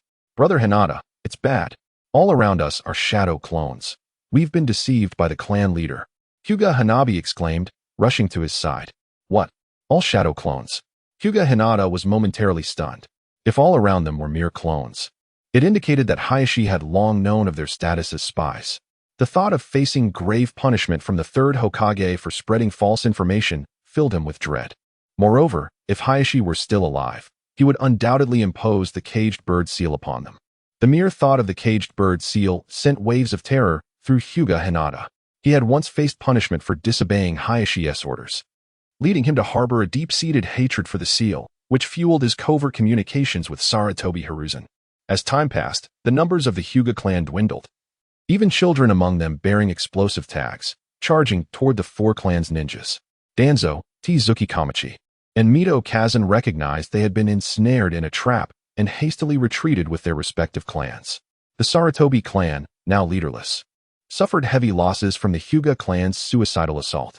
In a desperate bid to avoid the torment of the caged bird seal, Hyuga Hinata, Hyuga Niji, and Hyuga Hanabi also utilized explosive tags, rushing into the Sarutobi ranks to explode, their sacrifice marked by their own flesh and blood, unlike the mere destruction wrought by their clan members. Chapter 58. The stunned Sarutobi Hiruzen as the final member of the Hyuga clan self-destructed. Shimura Danzo, Mito Gaidon, and Tien Kamara swiftly gathered the ninjas from their respective clans. Damn it, this traitor from the Hyuga clan actually transmitted false intelligence. Shimura Danzo fumed as he surveyed the injured clansmen of the four great families around him. Where are those three Hyuga spies Sarutobi mentioned? Find them for me, Tien Kamaru said coldly, her face taut with anger as she addressed her subordinates. My lady, those three members of the Hyuga clan just used self-destructing seals as well. A member of the Mito clan replied, his head hanging low in resignation. What? They self-destructed too? Mito Gaiden exclaimed incredulously at the report. How do you know that those three Hyuga members also self-destructed? Shimura Danzo questioned, casting a skeptical gaze at the Mito clan member. Upon hearing Danzo's words, the Mito clan member realized that the head of the Roots was suspecting him of being a spy. Lord Danzo, the previous self-destructs by other Hyuga members were merely shadow clones. Only those three transformed into flesh and blood upon their self-detonation, scattering their remains everywhere. The Mito clan member explained, bowing his head respectfully, though his voice trembled imperceptibly. Very well, I shall let you off this time, Shimura Danzo conceded. Sensing his suspicions were unfounded, yet he remained stern as he addressed the Mito clan member. Danzo, do not cast your doubts upon the members of my Mito clan. Mito Gaiden retorted, clearly displeased by Danzo's accusations. Enough, Danzo and En, cease your bickering. Lead your clansmen back to the village. There are many injured among them. Tien Kamaru interjected coldly, noticing the tension escalating between the two. Upon hearing Kamaru's directive, both Mito Gaiden and Shimura Danzo exchanged glances, snorted in disdain, and turned to return to Konoha with their ninjas. At the entrance of Konoha, the third Hokage, Sarutobi Hiruzen, anxiously awaited their arrival. Danzo, Kamaru, En, what has transpired? He inquired as the three approached, their faces smeared with dirt and fatigue. The plan has failed. All the Hyuga we intercepted were merely shadow clones. Only those three spies you mentioned were real. They carried numerous explosive tags and detonated themselves upon nearing us. Our four clans have suffered heavy losses, Mito Gaiden lamented, tears brimming in his eyes as he drew closer to the third Hokage. What did you say? Self-detonation? Sarutobi Hiruzen froze in place upon hearing his words. Explosions, explosions. And more explosions. Damn Uchiha Yanhao. Could he not employ any other tactics? Why is it all explosions? The third Hokage's composure shattered as he roared at the entrance of Konoha, as if his voice alone could vanquish Uchiha Yinhao. After 10 minutes of furious cursing, the third Hokage slumped to the ground in despair. Hiruzen, you must regain your composure. The assault from the three great shinobi villages is imminent. If you falter now, Konoha itself may cease to exist, Tien Kamaru softly encouraged, gently patting Hiruzen's back with earnest sincerity. Kamaru, I understand. Please, allow me a moment of solitude. Sarutobi Hiruzen replied, slowly rising and walking into the village, leaving Danzo, Kamaru, and Mito Gaiden to address the affairs of their clans. In the land of whirlpools, at the Mist Ninja Village's base. Hey, Yinhao, when do you think the third Hokage will discover the corpse of Asuma Sarutobi hidden in his home? Mei playfully patted Uchiha Yinhao, who lay on the bed, smiling at him. Well, I don't know. In any case, the third Hokage likely won't discover Asuma's body anytime soon.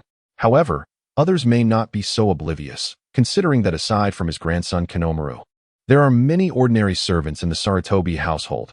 Uchiha Yinhao replied nonchalantly. Haha, Yinhao, you're something else. To ensure that the third Hokage has no descendants, you spared that little Konohamaru, yet you administered a heavy dose of sterilization medicine to him. That poor child will probably never have offspring in his lifetime. Mei chuckled, recalling how Yinhao had encountered Konohamaru while hiding Asuma's body in the attic, using Jinjutsu to feed him an entire box of sterilization pills. Too many have died during this time.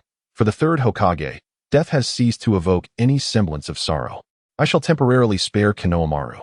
Once Sarutobi Hiruzen has recovered, I will reveal this delightful news to him, which will only amplify his anguish, Uchiha Yinhao stated calmly, opening his eyes to address Mei. By the way, I haven't asked you yet. Have you arranged everything for the Hyuga clan members? Uchiha Yinhao inquired, sitting up with a serious demeanor. Rest assured, Yinhao, everything has been arranged flawlessly. There will be no issues, Mei assured him with a smile. Afterward, she gently moved closer to Uchiha Yinhao. Yinhao, promise me that after you destroy Konoha, you will let go of all hatred. Do not allow vengeance to become the purpose of your life. It will only lead to suffering. If possible, love me. Will you? Mei implored, embracing Uchiha Yanhao with deep affection. You're being absurd. My revenge against Konoha is to create a world devoid of enemies for my sister, Uchiha Sasuke, and my childhood friend, Uchiha Izumi. How have I turned my life into one driven by hatred? Uchiha Yinhao retorted, pulling away from Mei, irritated. What? Your sister and childhood friend are alive? When did you ever have a childhood friend? Mei gasped in surprise, questioning him. However, I could try loving you. Uchiha Yinhao smiled at Mei, a hint of mischief in his eyes. Chapter 59. The gathering storm over Konohagakure. Upon hearing Uchiha Yinhao's words, Terumi Mei, who had previously worn an expression of irritation, suddenly froze in place. You little brat, dreaming. You wish to embrace both sides. Embarrassed, she playfully slapped Uchiha Yinhao and swiftly fled the tent. Watching her bashful retreat, Uchiha Yinhao shook his head in resignation and lay back on his bed to rest. The continuous influx of members from the Hyuga clan, despite the assistance of the Dragon Balls in restoring the power of his eyes, left Uchiha Yinhao feeling the sting of exhaustion. The overuse of his ocular techniques had taken its toll, causing discomfort in his vision. Seizing the opportunity during this chaotic period in Konohagakure, he resolved to take a few days to recuperate, allowing his frequently employed Manjiki Sharingan to rest and facilitate the restoration of his eyesight. In Konohagakure, as the Hyuga clan made their escape, a wave of panic swept through the village. Although the Uchiha clan had previously faced annihilation, the villagers had not deeply empathized with their plight. The Uchiha had served as the village's security force and had long been viewed with suspicion and hostility. Hence, their demise elicited only mild regret among the villagers. However, the complete exodus of the Hyuga clan ignited a profound sense of dread among the already beleaguered residents of Konohagakure, who found themselves besieged by 3 great ninja villages. Many villagers, seizing the opportunity before martial law was imposed, sought excuses to flee to the neighboring small nations. After all, in the event of war, the larger nations would overlook the smaller ones. Although these small nations were not entirely safe, they offered a means for the villagers to evade the relentless pursuit of the larger ninja forces. Had it not been for Shimura Danzo's timely discovery, Konohagakure might have been left deserted. Yet, the various ninja clans were not as fortunate as the common villagers. Upon returning from the village, Danzo dispatched his root ninjas to monitor all ninja clans, fearing that news of the Hyuga clan's defection might inspire others to follow suit. If only we had known sooner how easily the Hyuga clan escaped, we might have considered defection ourselves, lamented Nara Shikaku to his companions, Akimichi Choza and Yamanaka Inoichi. There is no need for such regret, Shikaku. We still have a chance, do we not? Inoichi replied, concerned for his friend. Rest assured, Shikaku. I will protect our clan members, Choza added, thumping his chest with resolve. I certainly trust you both. But how many losses might our 3 clans suffer once the war begins? Shikaku's guilt intensified, leaving him disheartened as he spoke to his friends. Enough, Shikaku. You must rally yourself. Given the gravity of our situation, we must remain vigilant. Otherwise, the losses will be even greater, Inoichi urged, placing a firm hand on Shikaku's shoulder. I understand, Inoichi, but I will need your unwavering support moving forward, Shikaku said, forcing himself to muster some spirit. Of course, we shall support you. Inoichi affirmed with a smile. Indeed, count on us, Choza echoed, excitement gleaming in his eyes. Next, we must rally all the ninjas of Konohagakure to ensure that the third Hokage, Sarutobi Hiruzen, deploys the Sarutobi, Shimura, Nara, and Akimichi clans to the front lines. We must threaten to go to war if necessary. We cannot bear the brunt of the conflict while they sit back and reap the rewards, Shikaku declared, his eyes ablaze with determination. Very well, we shall proceed as you suggest, Inoichi and Choza agreed, exchanging resolute glances, with the Sarutobi clan alongside them. The losses for their trio of clans would be significantly reduced, allowing them to retreat from the battlefield should the situation worsen. Using the secret passageways prepared by the Nara clan to escape Konohagakure. In the Hokage's office, Danzo, Tsunade, and Mito Minion entered together. Hiruzen, are you fully recovered? Minion asked excitedly. Danzo, please share the intelligence gathered by your root operatives, Hiruzen replied with a calm demeanor. Aside from Tsunade, there are no signs of military action. Kimogakure, Iwagakure, and Kirigakure have already begun their advance towards Konohagakure. Inspired by Kirigakure, both Kimogakure and Iwagakure have plundered all resources from the towns along their path. Following last night, all clans have begun to arrange their escape routes. What shall we do next, Hiruzen? Danzo inquired gravely. Prepare to summon the first and second Hokages through the Edo Tensei technique, Hiruzen responded after a long pause, his expression darkening. Also, find a way to release all root prisoners and resurrect some powerful jonin. Otherwise, those clans may force our own members to the front lines. Are we truly resorting to the forbidden technique of Edo Tensei? Danzo asked, his eyes lighting up. I will send people to prepare it immediately. Hiruzen, are we truly going to hand over the Sarutobi clan's territory to them? Tsunade exclaimed in disbelief. Tsunade, follow my orders. We cannot afford to be concerned with profits at this juncture. Otherwise, Konohagakure will be lost, Hiruzen admonished sternly. Understood. Let us go, Minion, Tsunade replied, quickly acquiescing before departing the Hokage's office with Minion. Chapter 60. Distant alliances and close attacks upon receiving the orders from the third Hokage, Sarutobi Hiruzen, Shimura Danzo, T-Rune Koharu, and Mito Gate commenced their respective missions. On one front, T-Rune Koharu and Mito Gate sought to entice various ninja clans with the wealth left behind by the Hyuga and Uchiha clans, aiming to secure their support. Meanwhile, Shimura Danzo, after several days of effort, successfully employed the reanimation jutsu to summon numerous deceased strongholds of Konoha, thereby threatening the various ninja clans with annihilation should they betray him before the major ninja villages launched their assault. The third Hokage, Sarutobi Hiruzen, continued to maintain his facade as a benevolent leader, reprimanding Shimura Danzo while simultaneously courting the support of various clans. Under this multifaceted pressure, the clans acquiesced to the third Hokage's call to arms. However, under the secretive guidance of Nara Shikaku, the third Hokage was compelled to decide that the four great clans would dispatch 3,000 elite ninjas to join forces with other ninjas in a frontline defense against the three major ninja villages. Through the third Hokage's intervention, the previously fragmented atmosphere of Konoha was stabilized. Some ordinary residents who had not ventured far from Konoha returned, driven by a longing for their homeland upon hearing of the village's transformation. Yinhao, what are you looking at? Terumi Mei entered the tent and noticed Uchiha Yinhao deep in contemplation over a map. Curiously, she approached him and inquired, Mei, you're here? I was pondering how to maximize the gains for the Mist Village. Uchiha Yinhao responded with a smile upon seeing her. Due to their previous conversations, the relationship between Uchiha Yinhao and Terumi Mei had rapidly progressed. During this period, Terumi Mei had taken on the role of Yinhao's girlfriend and expressed her desire to meet his younger sister and childhood friend, Uchiha Izumi, after the war. Really? What have you deduced? Do you have a new plan? Terumi Mei excitedly sidled up beside Uchiha Yinhao, peering at the map. Indeed, I have some ideas. However, significant changes are imminent for the Mist Village, so you must be prepared, Uchiha Yinhao replied with a smile. Imminent changes? What do you intend to do?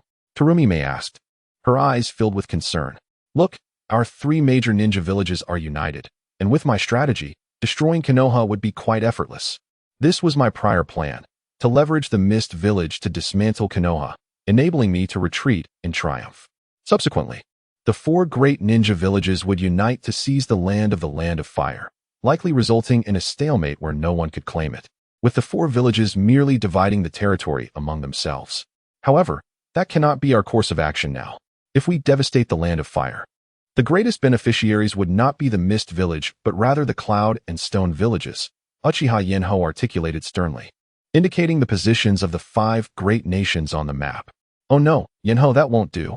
You must help me think of a solution, Terumi Mei exclaimed, her eyes darting nervously over the map. Calm down, Mei. Let me lay out the new plan for you, Uchiha Yinhao said soothingly. Our primary offensive direction will no longer be Konoha, but rather the Cloud Village. We aim to occupy the Land of Lightning, utilizing the Land of Water as our production base and the Land of Lightning as our military staging ground.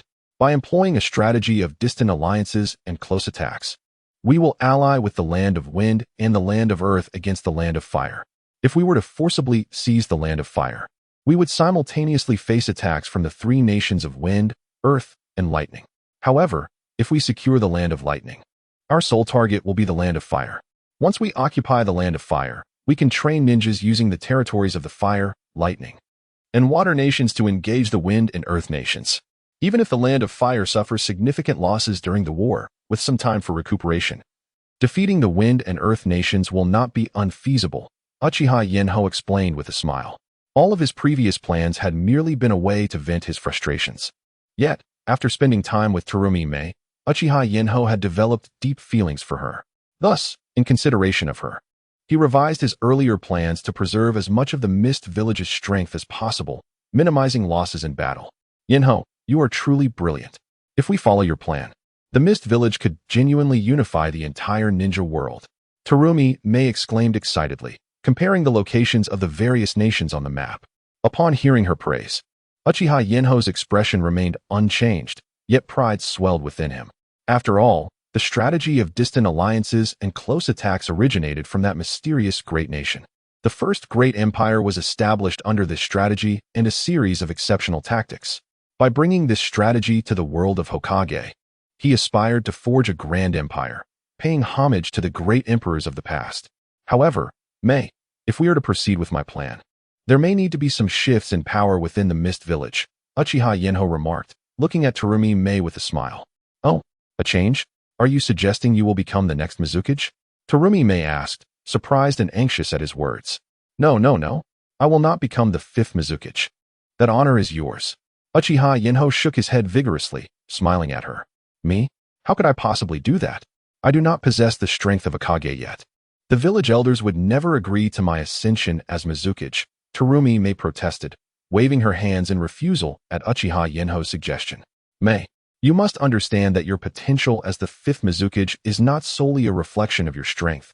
It is also because you have my backing, the next Shura of the ninja world. For the Mist Village to fully accept me, you must become the 5th Mizukage, Uchiha Yinhao stated earnestly, fixing her with a serious gaze. Well, all right then. I understand. I will strive to become the 5th Mizukage, Terumi Mei replied hesitantly, contemplating his words before firmly stating her resolve. Haha, Mei, rest assured. You will not only have my support in becoming the next Mizukage, but also that of the 4th Mizukage Yagura, the Hyuga clan, and your own family. They will all back your bid for the 5th Mizukage. There is no need for you to feel so anxious, Uchiha Yinhao reassured her, observing her clenched fists with a smile. He gently cupped her face, playfully comforting her. Ugh, why didn't you say so sooner? If you had, I wouldn't have been so nervous. Terumi Mei lightly slapped Uchiha Yinhao's chest, feigning annoyance. All right. It is all my fault, Uchiha Yinhao chuckled. Let us prepare and commence our planning. Uchiha Yinhao feigned pain and took a step back. Then, amidst the startled gaze of Koizumi Mei, he smiled at her and spoke. Chapter 61. The Release of the Yagura. You have deceived me again. Upon hearing Uchiha Yinhao's words, Terumi Mei expressed her discontent towards him. She had previously noted his exaggerated reaction to a seemingly light touch, which now appeared to be a mere facade. All right, Mei, do not be angry. We have important matters to attend to. Uchiha Yinhao approached her, taking her hand in a gesture of goodwill, and smiled reassuringly. I shall let you off this time, but if you continue to bully me, I will ignore you next time. Terumi Mei, observing Yinhao's efforts to appease her, could not suppress a flicker of delight despite maintaining a serious facade as she addressed him. Okay, I understand. I will not deceive you again. Yinhao chuckled in response to her words. He then led Terumi Mei out of her tent, and towards the grand tent of the fourth Mizukage, Yagura. Lord Zhao Meiming, greetings. Along the way, everyone who spotted Terumi may cast envious glances in her direction. Conversely, the ninjas of the Mist Village harbored disdain for Uchiha Yinhao, believing that he had come to their village and taken away their village's flower. Yinhao, are you planning to control the fourth Mizukage, Yagura, so that he will appoint me as the fifth Mizukage? Terumi May joyfully inquired as she followed Uchiha Yinhao. Yinhao was momentarily taken aback by her suggestion. How could she think such a thing? In matters of succession, it was always preferable to have as few grievances as possible. The idea of manipulating Yagura to ensure her ascension was fraught with danger, especially considering the presence of many members of the Hyuga clan in the Mist Village. In the original narrative, even Ao, who had received the Byakugan, was able to discern that Yagura had been controlled by Uchiha Obito. If he were to control Yagura to pass the mantle to Terumi May, it would undoubtedly provide the Hyuga clan with a potent piece of leverage against him. Chunin abruptly extended his right hand, curling his index and middle fingers, and struck Terumi May's forehead with a firm tap. Ouch! Terumi May shouted in pain, glaring at Uchiha Yinhao. Why did you hit me without permission? You foolish girl. To suggest that I should control Yagura to pass the title to you is exceedingly reckless. Yanhao retorted, his tone laced with exasperation. If I were to manipulate Yagura into transferring the title to you, and this were to come to light, I would be ostracized by the ninjas of the Mist Village, and you might even be branded a rogue ninja. I refuse to leave such a liability unaddressed. Is it truly that serious? Then what are we going to do in Yagura's tent? Terumi May asked, puzzled by Yinhao's serious demeanor. Of course, we are going to seek Yagura's support for you to become the next Mizukage, Yinhao replied, casting her a disapproving look. But isn't that akin to controlling him? Terumi May countered, astonished by his response. What I mean is that I will dispel the Jinjutsu and persuade Yagura to appoint you as the fifth Mizukage. Do you understand now? Yinhao clarified, somewhat impatiently. What? You have controlled him for so long, and you expect him to support me? That's impossible, Terumi May exclaimed, her eyes wide with disbelief. Leave that to me. I have my own strategies. If he refuses to comply, we can always resort to controlling him again, should it become necessary. Yinhao stated confidently, though his tone shifted to a more pragmatic one. Terumi May stood stunned, unable to fathom Yinhao's approach. All right, enough pondering. Come with me, Yinhao said as he took her hand and led her into Yagura's grand tent. Release. With a hand seal, Uchiha Yinhao dispelled the Jinjutsu that had ensnared the fourth Mizukage. You are the Uchiha clan member who has been manipulating me, Yagura stated sharply, his gaze piercing as he focused on Yinhao. Lord Mizukage, there is no need for such hostility. I presumed the first to control you was not I, Yinhao replied nonchalantly, pulling up a chair to sit before Yagura. Since you have already controlled me, why would you undo the Jinjutsu? Yagura questioned, regarding Yinhao with suspicion. Feeling a wave of irritation, Yinhao activated his Sharingan and cast a Jinjutsu upon Yagura once more. What are you doing? Did you not say you would persuade the Mizukage? Why resort to a Jinjutsu again? Terumi May exclaimed in a panic as she witnessed Yagura standing frozen. May, it's of no concern. The Jinjutsu I am using is not to control him, but to share my memories with him, so he can grasp the truth. Yinhao explained as he guided Terumi May to a nearby chair. Before long, Yagura emerged from the Jinjutsu, having absorbed Yinhao's memories. Though you have manipulated me, which I find quite distasteful, I must thank you, Uchiha Yinhao, for your contributions to the Mist Village, Yagura said, his expression complex as he regarded Yinhao. Now that you understand the situation, I shall not prolong this further. I hope you will support Terumi May in her quest to become the fifth Mizukage. What say you? Yinhao asked, his eyes fixed intently on Yagura. I agree, Yagura responded, his gaze towards Terumi May tinged with a hint of amusement. Thank you, Lord Mizukage. I shall take my leave now. Terumi May felt her cheeks flush as she met Yagura's gaze. Quickly grasping Yinhao's hand and departing from the grand tent of the fourth Mizukage. Chapter 62. The expanding heavenly dragon cave. Kaguya May pulled Uchiha Yinhao out of the tent of the fourth Mizukage, Yagura, and did not stop until they returned to her own tent. It's all your fault. Kaguya May turned around, blushing with shyness as she complained to Uchiha Yinhao. Her mere words left Uchiha Yinhao momentarily speechless. At that moment, Kaguya May's cheeks were flushed and her eyes shimmered with an alluring glow, revealing her captivating beauty. May, since the war hasn't begun yet, why not let me introduce you to my sister, Uchiha Tsukiko, and Aunt Uchiha Yami, as well as Uchiha Izumi? Uchiha Yinhao suggested to Kaguya Mei with a smile. Meet your sister? Should I prepare something special? Kaguya Mei was taken aback by Uchiha Yinhao's suggestion. She looked at him, her expression filled with uncertainty and concern. Don't worry, she is my sister, not our parents. As your future sister-in-law, a small gift will suffice. Uchiha Yinhao reassured her, noticing her bewilderment. What about your childhood friend and your aunt? Kaguya Mei inquired, narrowing her eyes playfully at Uchiha Yinhao. As for Izumi, you don't need to bring anything. Just teach her a ninjutsu she doesn't know when you visit, Uchiha Yanhao suggested, pretending not to understand. Kaguya Mei nodded in satisfaction upon hearing his advice. But Aunt Yami won't easily accept your gift, unless, Uchiha Yanhao chuckled, leaving his sentence unfinished regarding Aunt Yami. Ugh, stop it. I'll go prepare a gift now. Kaguya Mei playfully slapped Uchiha Yanhao after hearing his teasing laughter and then stepped out of the tent. Before long, she returned with 3 exquisite gift boxes. Yanhao, I'm ready. Let us go, she exclaimed with a smile as she approached him. Oh, let us go then. Uchiha Yanhao replied, placing his hand on Kaguya Mei's shoulder while forming a single-hand seal. Reverse summoning technique. In an instant, Uchiha Yanhao and Kaguya Mei vanished from their original location. The next moment, they found themselves in the Heavenly Dragon Cave. Wow, where is this?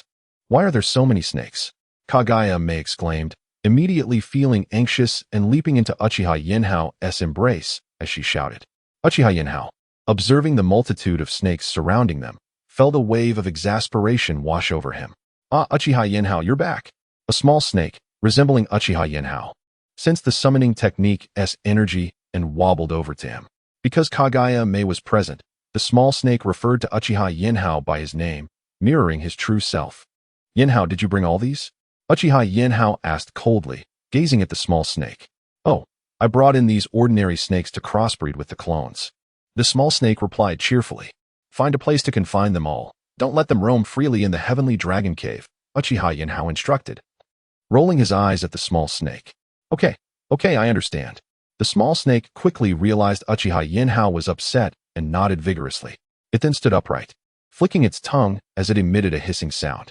Immediately, the surrounding snakes began to slither towards the cave's edge under the small snake's control. Uchiha Yinhao. It's done. The small snake grinned, having successfully herded all the snakes to the cave's perimeter. So, how many clones did you create with the cloning technique? Uchiha Yinhao nodded in approval and asked the small snake. Oh, I made 5 clones, each taught a different elemental ninjutsu along with the Heavenly Dragon Cave Sage mode. Impressive, right? What? You've already cloned 5 in such a short time? Uchiha Yinhao expressed his astonishment. Didn't you know that Sage mode accelerates the experimental process, allowing the snake eggs to hatch faster? The small snake replied with a grin. If you had delayed your return for another month, I might have been able to mate the 5 clones with those snakes and start breeding offspring. That quickly? No. This must be more than just the effect of Sage Chakra, Uchiha Yinhao said, fixing a piercing gaze on the small snake. Yinhao, what's wrong? Don't be angry. Let's talk this through. Kaguya Mei, who had been standing by Uchiha Yinhao, noticed his suddenly darkened expression and spoke with concern. The colossal snake's spirit before them exuded an aura of formidable power, and it was wise not to offend it. Mei, it's fine. This is a matter between me and the snake. You can wait a moment over there, Uchiha Yinhao replied, turning to comfort her. Oh, just don't be too angry, Kaguya Mei said softly, stepping back to observe quietly. Now speak. Don't think of hiding anything from me, Uchiha Yinhao said sternly, focusing on the small snake. Well, I utilized the power of the Dragon Pearl. I condensed 5 secondary Dragon Pearls of different attributes and created 1 secondary Dragon Pearl with all elemental chakra for myself. The small snake admitted sheepishly, realizing it could no longer conceal the truth. What? You condensed Dragon Pearls? Have you lost your mind? It was so difficult for me to avoid using the power of the Dragon Pearls. Don't you know that overusing them could cause us to be forever trapped in this realm? Uchiha Yinhao exclaimed angrily. It's fine. When we leave this world, we can completely store the entire Heavenly Dragon Cave within the Dragon Pearl. Remember, when you activated the Manjiki Sharingan, you already opened a space inside the Dragon Pearl. We can use that space as a foundation to transform the entire area into a realm of dragons. Such a world's power will surely protect us as we traverse the multiverse, the small snake countered eagerly. Chapter 63. The battlefield of Azura's Uchiha Yinhao fell silent upon hearing the words of the little serpent, Yinhao. Within the Dragon Ball, he envisioned constructing his own astral space into a complete world. Although this would diminish the Dragon Ball's original pure draconic power, cultivating through his own mortal form seemed to be a beneficial endeavor for him. After all, he currently existed as a human soul. Even if he were to reincarnate as a dragon, he could later refine the powers contained within the Dragon Ball anew. Very well, I shall let you off this time. However, do notify me in advance of your future decisions. Uchiha Yinhao conceded with a nod, feeling a sense of helplessness. The deed had already been done, and it was too late to voice his concerns. Since you have no further matters for me, I shall take my leave, Yinhao remarked, shaking his head as he prepared to depart. All right, I still need to accompany Terumi Mei to meet with Yuechin and Aunt Yami. Uchiha Yinhao replied with a slight nod. Upon hearing this, Yinhao turned and began to climb towards the colossal pillar within the heavenly dragon cave. Let us go, Mei, Uchiha Yinhao said, smiling at Terumi Mei, who stood beside him. Yinhao, why does that great serpent have a name so similar to yours? Terumi Mei inquired, perplexed by the coincidence. That serpent was discovered by me in a forgotten ruin, where I also acquired a Dragon Ball from a colossal dragon. With my assistance, he established this space and created a distinctly different form of celestial art. Had I not intervened, he would likely have perished from starvation within that ruin.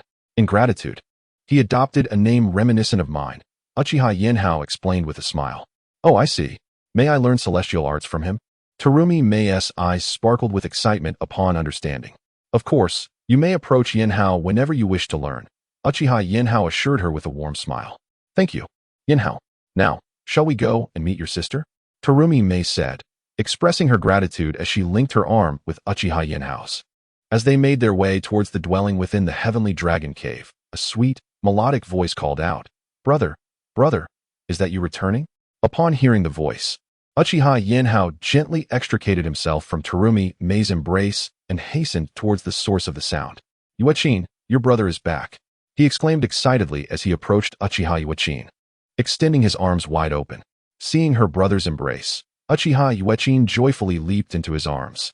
Brother, I missed you so much, she said, gazing up at him with longing. Yes, I missed you too, Uchiha Yinhao replied, lifting her with a smile. Brother, who is this elder sister?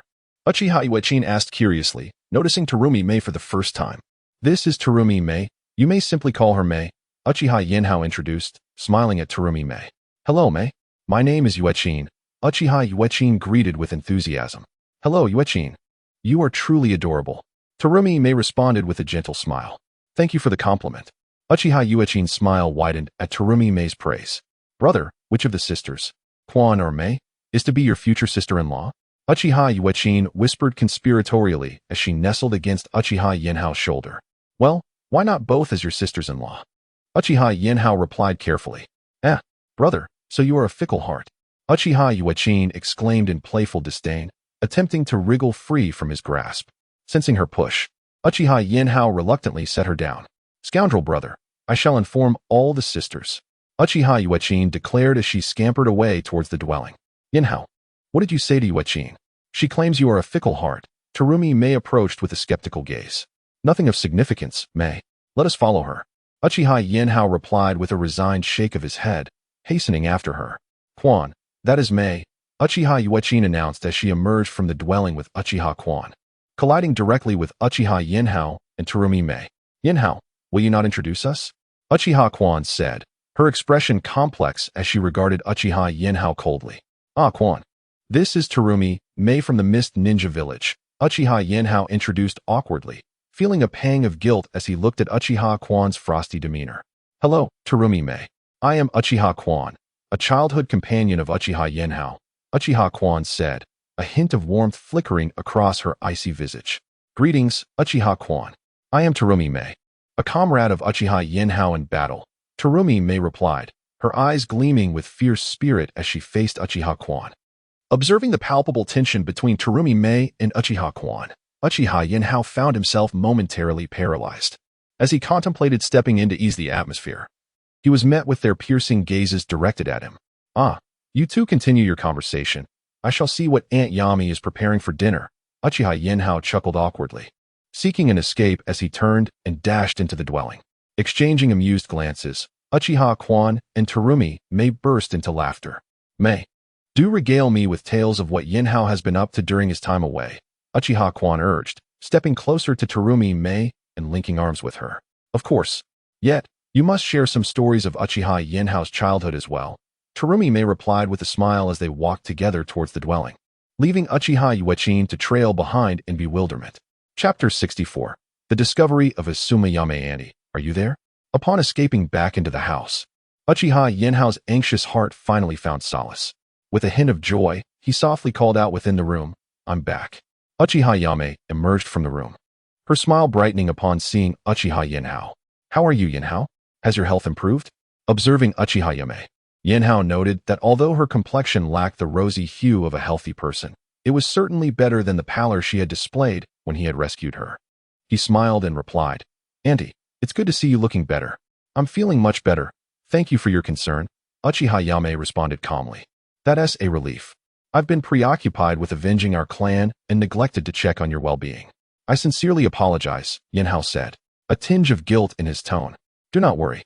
Your quest for vengeance is the best comfort for me. Uchiha Yame reassured him, shaking her head gently. Mother.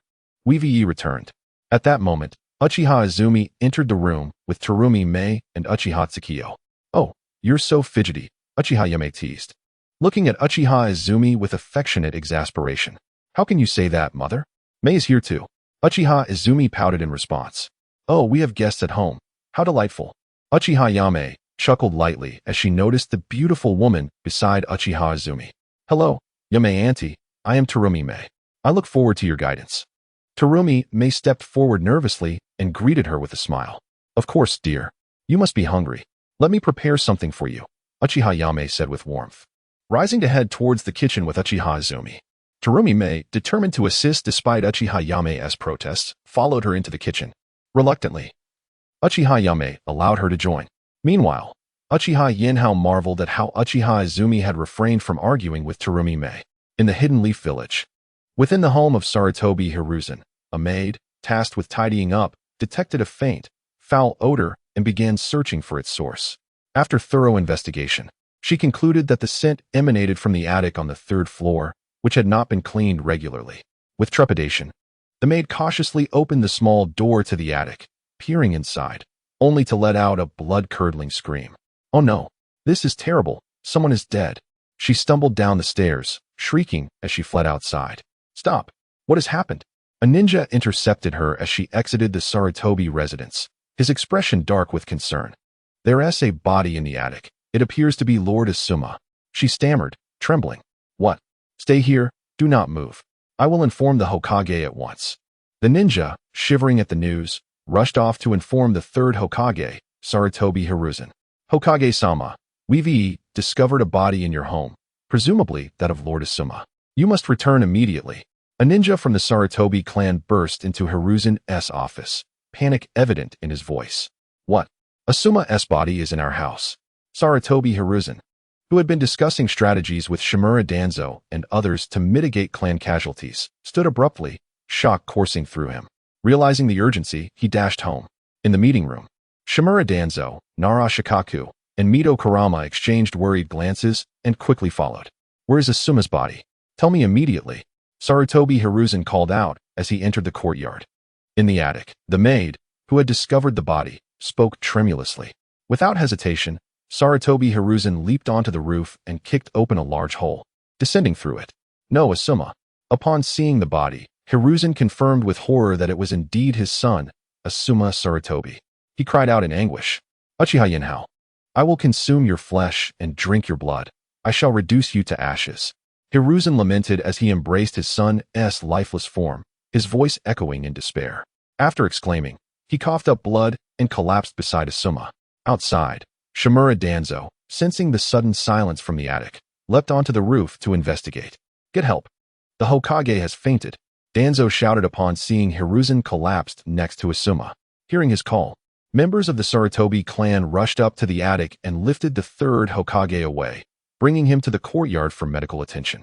Meanwhile, other ninjas began examining Asuma's body, searching for useful information. Unfortunately, the time since his death had rendered any potential evidence useless, as his memories had decayed alongside his corpse. This is truly tragic, murmured a ninja watching the scene unfold, aghast at the sight of Asuma's battered body, which bore signs of brutal treatment. "Captain, look!" exclaimed one of the interrogators, discovering a small note on Asuma's body. Upon reading its contents, he gasped and hurriedly handed it to his superior. The leader of the interrogators, upon seeing the note, drew in a sharp breath. "Danzo-sama, you must see this." As Danzo took the note, he fell silent, contemplative. "This matter is not for you to concern yourselves with.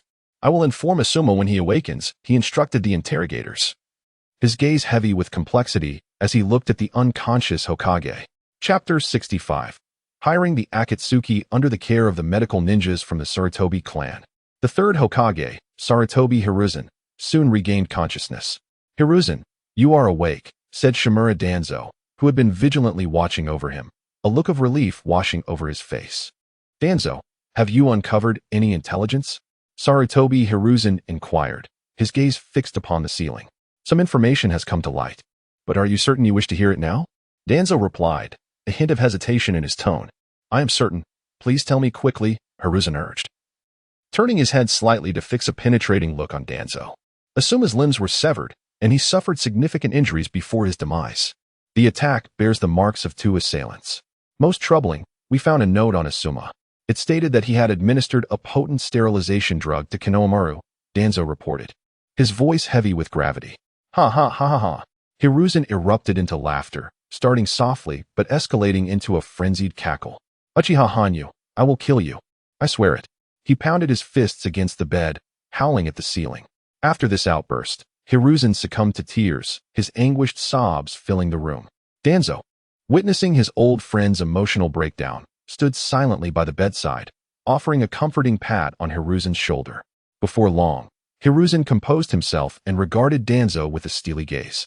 "Danzo, find a way to contact the members of the Akatsuki. Issue them the order to eliminate Uchiha Hanyu. I will pay 1 billion ryo for his head." The plea in Hiruzen's eyes was unmistakable. "I understand. I will dispatch someone to negotiate with the Akatsuki," Danzo replied, rising with a solemn demeanor, acknowledging Hiruzen's request.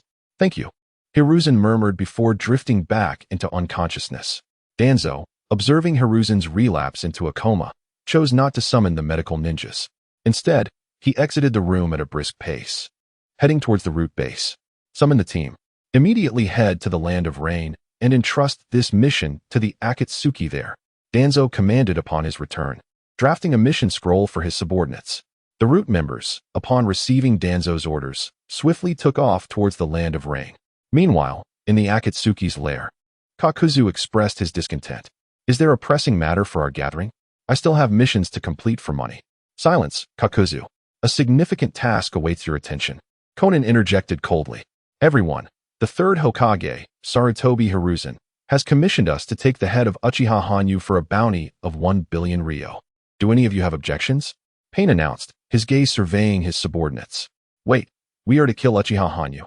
What transpired? Isn't he a clan member of Itachi?" JZ asked, curiosity piqued. At the mention of Uchiha Hanyu, Itachi's eyes flashed with a fierce intent. "This is a matter for Zetsu to explain," Pain said, turning to the black and white Zetsu. Uchiha Hanyu has allied with the Hyuga clan from Konoha, transporting its members to the Mist Village. Not only did he manipulate the third Hokage, but he also killed his son. Now, Hiruzen lies in a hospital bed, White Zetsu elaborated, excitement evident in his voice. "And let us not forget, he also abducted Asuma Sarutobi's fiancée, Yuhi Kurenai, along with Orochimaru's apprentice, Mitarashi Anko," he continued, reveling in the unfolding drama. "Haha. The third Hokage has lost not just his son, but also his daughter-in-law," Deidara exclaimed, newly affiliated with the Akatsuki. "Now, who among you is willing to undertake this mission?" Pain interjected, restoring order. "I shall go. Uchiha Hanyu killed my brother. I seek vengeance for Uchiha Sasuke," Itachi declared, stepping forward. "What? Why you? Can I go?" Deidara protested, feeling slighted. "Let me at him. I could blow Uchiha Hanyu to pieces." Pain contemplated for a moment before responding. "Itachi, you shall handle this mission. Given the battlefield dynamics, the third Tsuchikage is formidable. We cannot risk letting him capture you." "Very well, let him go," Deidara conceded, his spirit dampened. "Thank you, Pain," Itachi said, relieved. "However, I wish for Kakuzu and Haiden to accompany you." Given that you have yet to confront Uchiha Hanyu directly, their presence will bolster your chances. Pain suggested. Understood. Thank you. Leader, Itachi replied, though a flicker of dissatisfaction crossed his face at the implication of his previous defeat. Chapter 66. The fifth generation water shadow in preparation after the meeting of the Akatsuki organization, Uchiha Itachi dispelled the body flicker technique. Uchiha Yinhao, I have come to seek vengeance, he uttered coldly, gazing towards the direction of Konoha. His voice was ominous, as if laced with venom. Achoo! In the Dragon Cave. While instructing Terumi Mei in the sage mode of the Dragon Cave, Uchiha Yinhao suddenly sneezed. Yinhao, what is the matter? Terumi Mei, who was practicing sage mode, opened her eyes and inquired with genuine concern. I'm fine, Mei. Someone must be cursing me from behind. Uchiha Yinhao replied with a smile, waving his hand dismissively. Haha, that must be the third Hokage, Sarutobi Hiruzen, scolding you.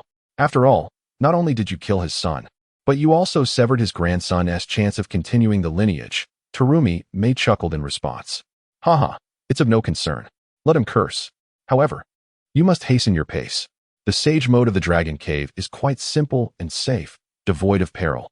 Yet you have been at it for several days without even mastering the basics, and you still have the leisure to jest at me, Uchiha Yinhao retorted, casting a disapproving glance at Terumi Mei, cutting off her inclination to continue. Just wait. I will succeed soon. Terumi Mei's expression turned icy as she closed her eyes quickly, resuming her training in sage mode. The sage mode of the Dragon Cave necessitates selecting one of the 7 elemental chakra types as the primary attribute for cultivation, with others serving as secondary attributes.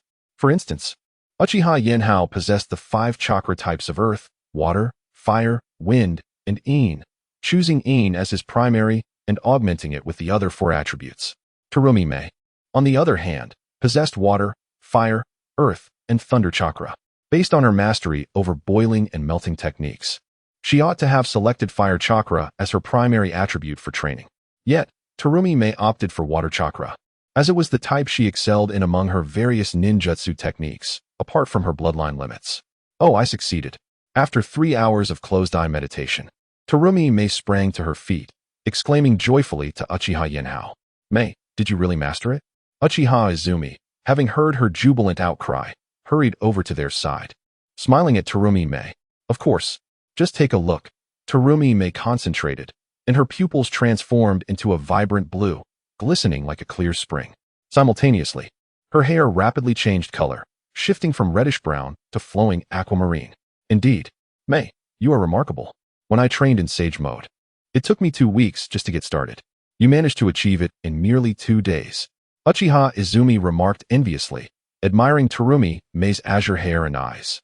Izumi, don't belittle yourself. The reason it took you so long is that you are still quite young, with insufficient chakra to sufficiently and extensively refine your body, thus prolonging your mastery of sage mode. Uchiha Yinhao consoled Uchiha Izumi, who felt disheartened by Terumi Mei's swift success. Oh, I see. I suspected that sage mode was so potent. Is that why you haven't allowed Suki to train in it yet? Is it also due to her insufficient chakra? Uchiha Izumi inquired curiously. Absolutely. Otherwise, with such a powerful ability as sage mode, I would certainly entrust it to my sister. Uchiha Yinhao affirmed with a nod and a smile. Mei, since you have successfully mastered sage mode, we should return to the Mist Village. We need to strategize on how you can ascend to the water shadow position, Uchiha Yinhao remarked. Observing that Terumi Mei's sage mode had barely lasted 3 minutes without using a single technique, prompting him to speak calmly. All right, but upon our return, you must assist me with the administrative duties. I can barely sustain this sage mode for 3 minutes, which is insufficient for practical application. Terumi Mei pouted, expressing her dissatisfaction. Not a problem. I shall assist you without hesitation. Besides, with the 4th water shadow, Yagura, present, we can delegate most affairs to him. Uchiha Yinhao assured her with a smile. Hey, Yinhao, Mei, you both must take care and return promptly. Uchiha Izumi, who had been quietly listening, cautioned the two with concern. Izumi, rest assured, I will strive to bring peace to the entire ninja world. Once Mei becomes the water shadow, I will bring you both to reside in the Mist Village, Uchiha Yinhao promised earnestly.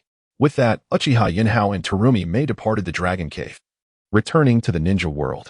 Upon their return, Uchiha Yinhao swiftly maneuvered through the starry space, arriving at the Mist Village base on the border of the Land of Fire. Uchiha Yinhao, Terumi Mei, you have returned. The fourth water shadow, Yagura, greeted them cheerfully while processing documents. How are you feeling, Lord Water Shadow? Uchiha Yinhao asked with a smile directed at Yagura. Uchiha Yinhao, you are indeed impressive. Thanks to the templates you left behind. Handling these documents has become significantly easier for me. If you were a member of the Mist Village, I would consider passing the Water Shadow title to you right now. Yagura stated with a serious expression. Haha, you flatter me, Lord Water Shadow. Once Mei becomes the next Hokage, my assuming the role of Water Shadow will not differ greatly. Uchiha Yinhao replied with a chuckle.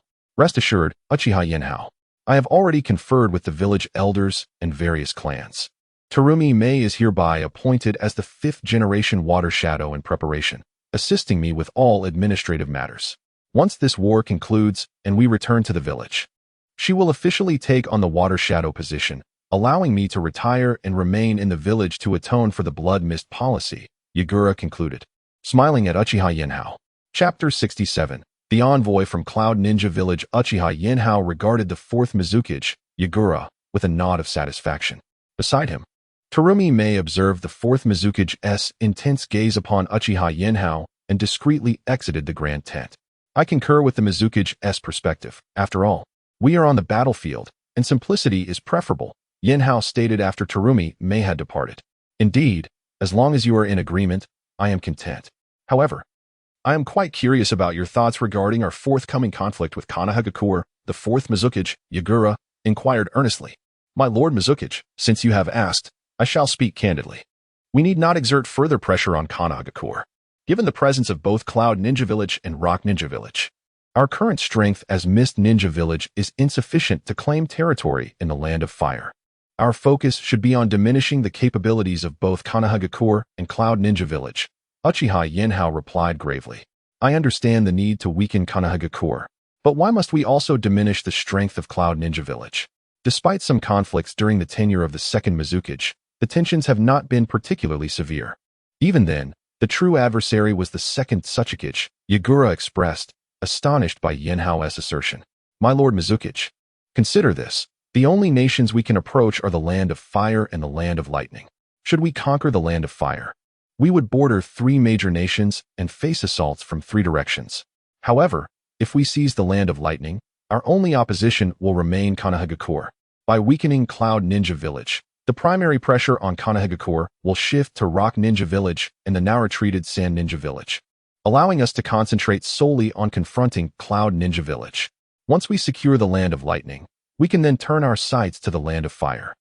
When the territories of Water, Fire, and Lightning are unified, we will be positioned to contend with both Wind and Earth nations. Do you find this strategic sequence agreeable? Uchiha Yinhao smiled, awaiting Yagura's response. Unifying the ninja world, excellent. Yagura exclaimed, retrieving a map and meticulously examining the locations Yinhao had previously described, expressing his satisfaction with repeated praises. My Lord Mizukage, Lord Uchiha Yinhao, an envoy from Cloud Ninja Village has arrived. An umbu from Mist Ninja Village announced as he entered the grand tent, bowing respectfully to both Yinhao and Yagura. Who is this envoy from Cloud Ninja Village? Yagura inquired immediately. Reporting to the Mizukage, it is Lord Dodai, the umbu replied, bowing again. Upon hearing this, Uchiha Yinhao recalled the original narrative, remembering Dodai as the aide who had assisted Naruto in combating the resurrected 3rd Raikage. His lava release technique was remarkably elastic, capable of absorbing powerful attacks and rebounding them.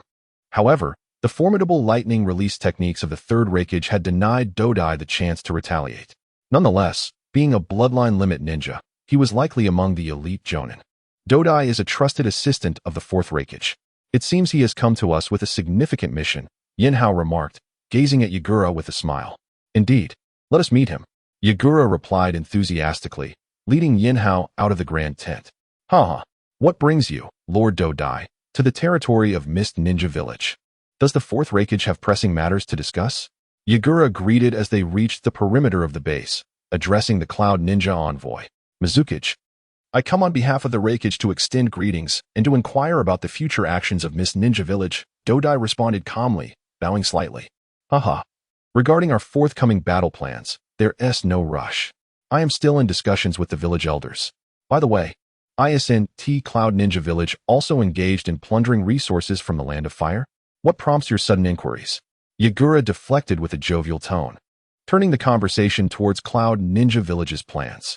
Oh, we are currently cataloging the resources acquired from the Land of Fire, and we have yet to finalize our strategy for attacking Konohagakure, Dodai replied evenly. Moreover, the Raikage invites you to a meeting 3 days hence at Qingyuan Town, located over 50 kilometers from Konohagakure. The third Tsuchikage, Anoki, will also attend, and your presence is requested, Dodai added, revealing no intentions of divulging further details about their battle plans. Qingyuan Town, you say? I understand. I shall be there on time, Yagura acknowledged solemnly. I shall not keep you any longer, Mizukichi. Farewell, Dodai said with a hint of a smile, turning to depart toward the Land of Lightning. As Yagura returned to the grand tent with Uchiha Yinhao, his expression darkened. What shall we do? It appears Cloud Ninja Village is aligning with Rock Ninja Village. If they join forces, will our previous plans not falter? Fear not, my lord Mizukichi. The situation is not yet grave, Yinhao reassured, noting Yagura's furrowed brow. Not severe? How can that be? They are indeed forming an alliance, which surely constitutes a problem. Yagura insisted, perplexed. Perhaps, on the side of Rock Ninja Village. The Cloud Ninja are informing them that you will meet with the 4th Raikage in Qingyuan Town in 3 days, awaiting the 3rd Tsuchikage, Anoki, Yinhao suggested with a smile. Ah, so Dodai was not being truthful after all, Yagura remarked, slightly displeased. Yet he did not lie. We do indeed plan to head to Qingyuan Town. It seems your worries are unfounded, Yinhao replied with a grin, looking at Yagura. Chapter 68. The Cloud Ninja Village scheme. It was truly astonishing that the rough and unrefined individuals of the Cloud Ninja Village could devise such a cunning plan. Upon hearing Uchiha Yinhao's explanation, the 4th Mizukichi, Yagura, was instantly incensed and began to speak to Uchiha Yinhao with a sarcastic tone. Ha ha, Lord Mizukichi. There's no need for such sarcasm. After all, we too shall scheme against the Cloud Ninja Village soon, Uchiha Yinhao remarked, observing the indignant demeanor of the petite 4th Mizukichi. Oh indeed. We are hardly in a better position ourselves, Yagura conceded, his mood lifting at Yinhao's words. So, what strategy do we employ against the Cloud Ninja Village next? Yagura inquired, his gaze fixed intently on Uchiha Yinhao, eager for the details. Diminishing the Cloud Ninja Village's strength is quite straightforward. During the forthcoming conflict, I shall discreetly abduct the Two-Tails Jinchuriki from the Eternal Village, while simultaneously manipulating the Nine-Tails Jinchuriki of the Leaf Village to charge into the ranks of the Cloud Ninja. Consequently, the Cloud Ninja Village is bound to suffer severe losses. Yinhao explained. The Raikage of the Cloud Ninja Village, known for his strong sense of loyalty, would undoubtedly place himself at the forefront to defend the village's shinobi when faced with formidable peril. Although the Nine-Tails Jinchuriki is still quite young, commanding the full power of its 9 tails may prove challenging. However, I estimate that the strength of 4 or 5 tails, particularly when the Leaf Village is under such grave threat, would still compel the 3rd Hokage, Sarutobi Hiruzen, to unleash it. Moreover, with the 2nd Hokage's forbidden technique, Edo Tensei, at their disposal, I find it hard to believe that Sarutobi Hiruzen would refrain from employing this jutsu to safeguard the Leaf Village and his own clan when faced with annihilation. In the face of these dual crises, even if the 4th Raikage were to survive, he would undoubtedly emerge grievously wounded. Yinhao looked at Yagura with a serious expression and stated, the Nine-Tails Jinchuriki and Edo Tensei. These are indeed the Leaf Village's ultimate trump cards? Precisely. One of the Leaf Village's greatest assets lies in the myriad of forbidden techniques developed by the 2nd Hokage, Senju Tobirama. Each of these techniques possesses extraordinary capabilities, Yagura affirmed, his tone grave. The 4th Hokage, Namikaze Minato, became a golden flash within the shinobi world thanks to the Flying Thunder God technique, wielding immense power. While it is undeniable that Minato possesses remarkable talent, the potency of the Flying Thunder God technique is equally indisputable. Yinhao, maintaining his serious demeanor, replied, very well. Let us proceed as you suggest. In 3 days, I shall accompany Kuratsuchi and the head of the Hyuga clan, Hyuga Hizashi, to meet with the 3rd Tsuchikage, Anoki, and the 4th Raikage, Yagura. Yagura regarded Yinhao solemnly and replied, understood. I appreciate your assistance, Lord Uchiha. Yinhao nodded in satisfaction and prepared to depart.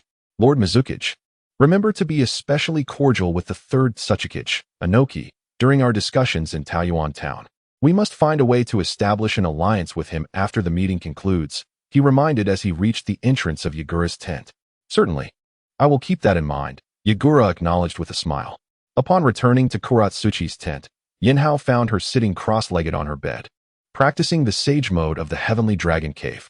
Observing her dedication, he too sat down in silence to refine his own sage mode. Before long, he sensed Kuratsuchi had concluded her training and was staring at him with wide eyes. What is it, Mei? Why do you look at me like that? He asked, smiling at her. Quickly, what did you and the fourth Mizukage discuss?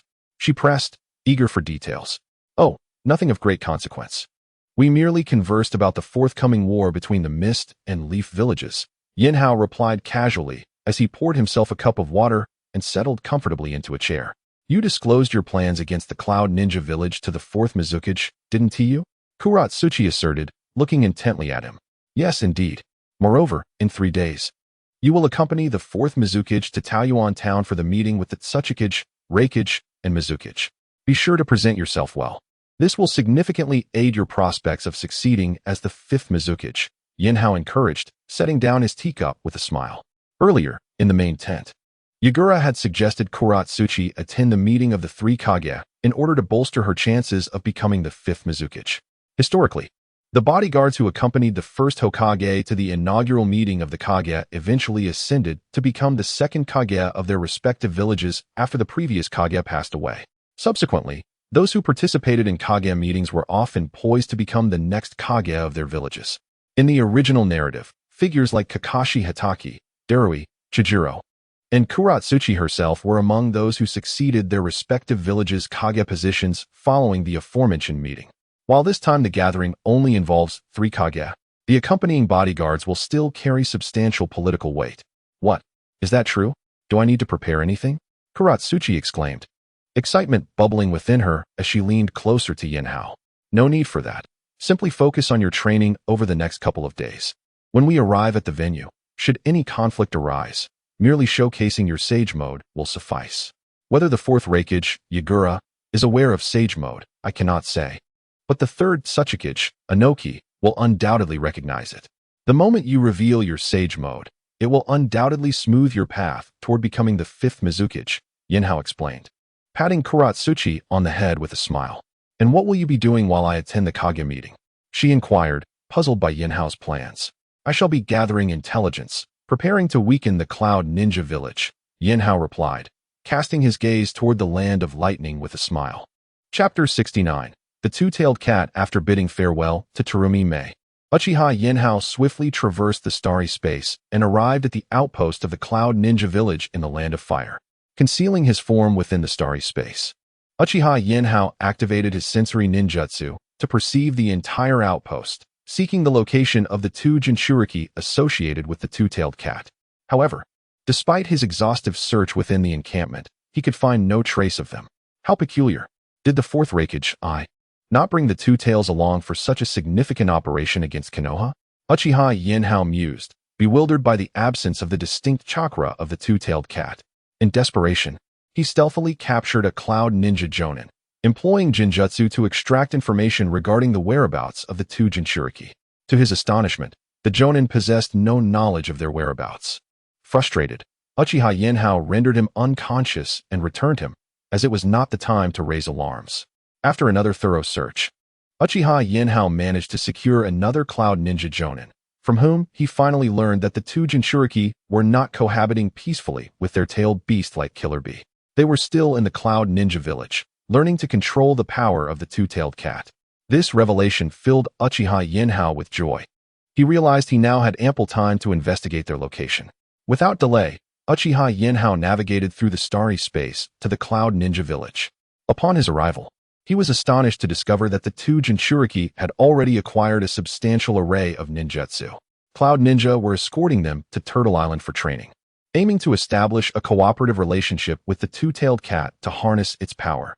However, Turtle Island was also a closely guarded secret, with supplies delivered only once a month. If he were to seize the elders of the Cloud Ninja village now, it would likely alert them to someone probing for information about the tailed beasts, casting suspicion upon himself. After all, He was the only surviving member of the Uchiha clan in the current ninja world. Should information regarding the two tails be leaked, even if they did not suspect him directly, they would inevitably keep a watchful eye on him, jeopardizing his plans to weaken the Cloud Ninja Village. Therefore, the information regarding the two tails must be preserved until he was on the battlefield, allowing the fourth Raikage, to see him and divert suspicion onto Obito Uchiha. Thus, Uchiha Yinhao remained beside the elders of the Cloud Ninja Village, patiently awaiting the next supply dispatch to Turtle Island. Fortunately, fate favored the diligent. He did not have to endure a month of waiting. Merely 15 days later, the elders summoned a Jonin to deliver supplies to Turtle Island, which drifted upon the sea. How goes the war with Konoha?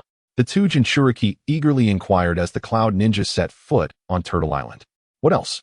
To prevent the Rock Ninja and Mist Ninja from reaping the benefits, Lord Raikage is currently recuperating within the Land of Fire, the Jonin replied nonchalantly. Don't overthink it. Focus on your training here. The sooner you forge a bond with the two-tailed cat, the sooner the elders will allow you to join the battlefield, he added, handing over the scroll containing the supplies, while receiving an old scroll in return. As the ruling faction of the Cloud Ninja Village, from the fourth Raikage down to the ordinary shinobi, the aspiration to engage in battle and achieve merit was paramount. Thus, the Jonin paid little heed to the Jinchuriki's concerns. All right, I understand.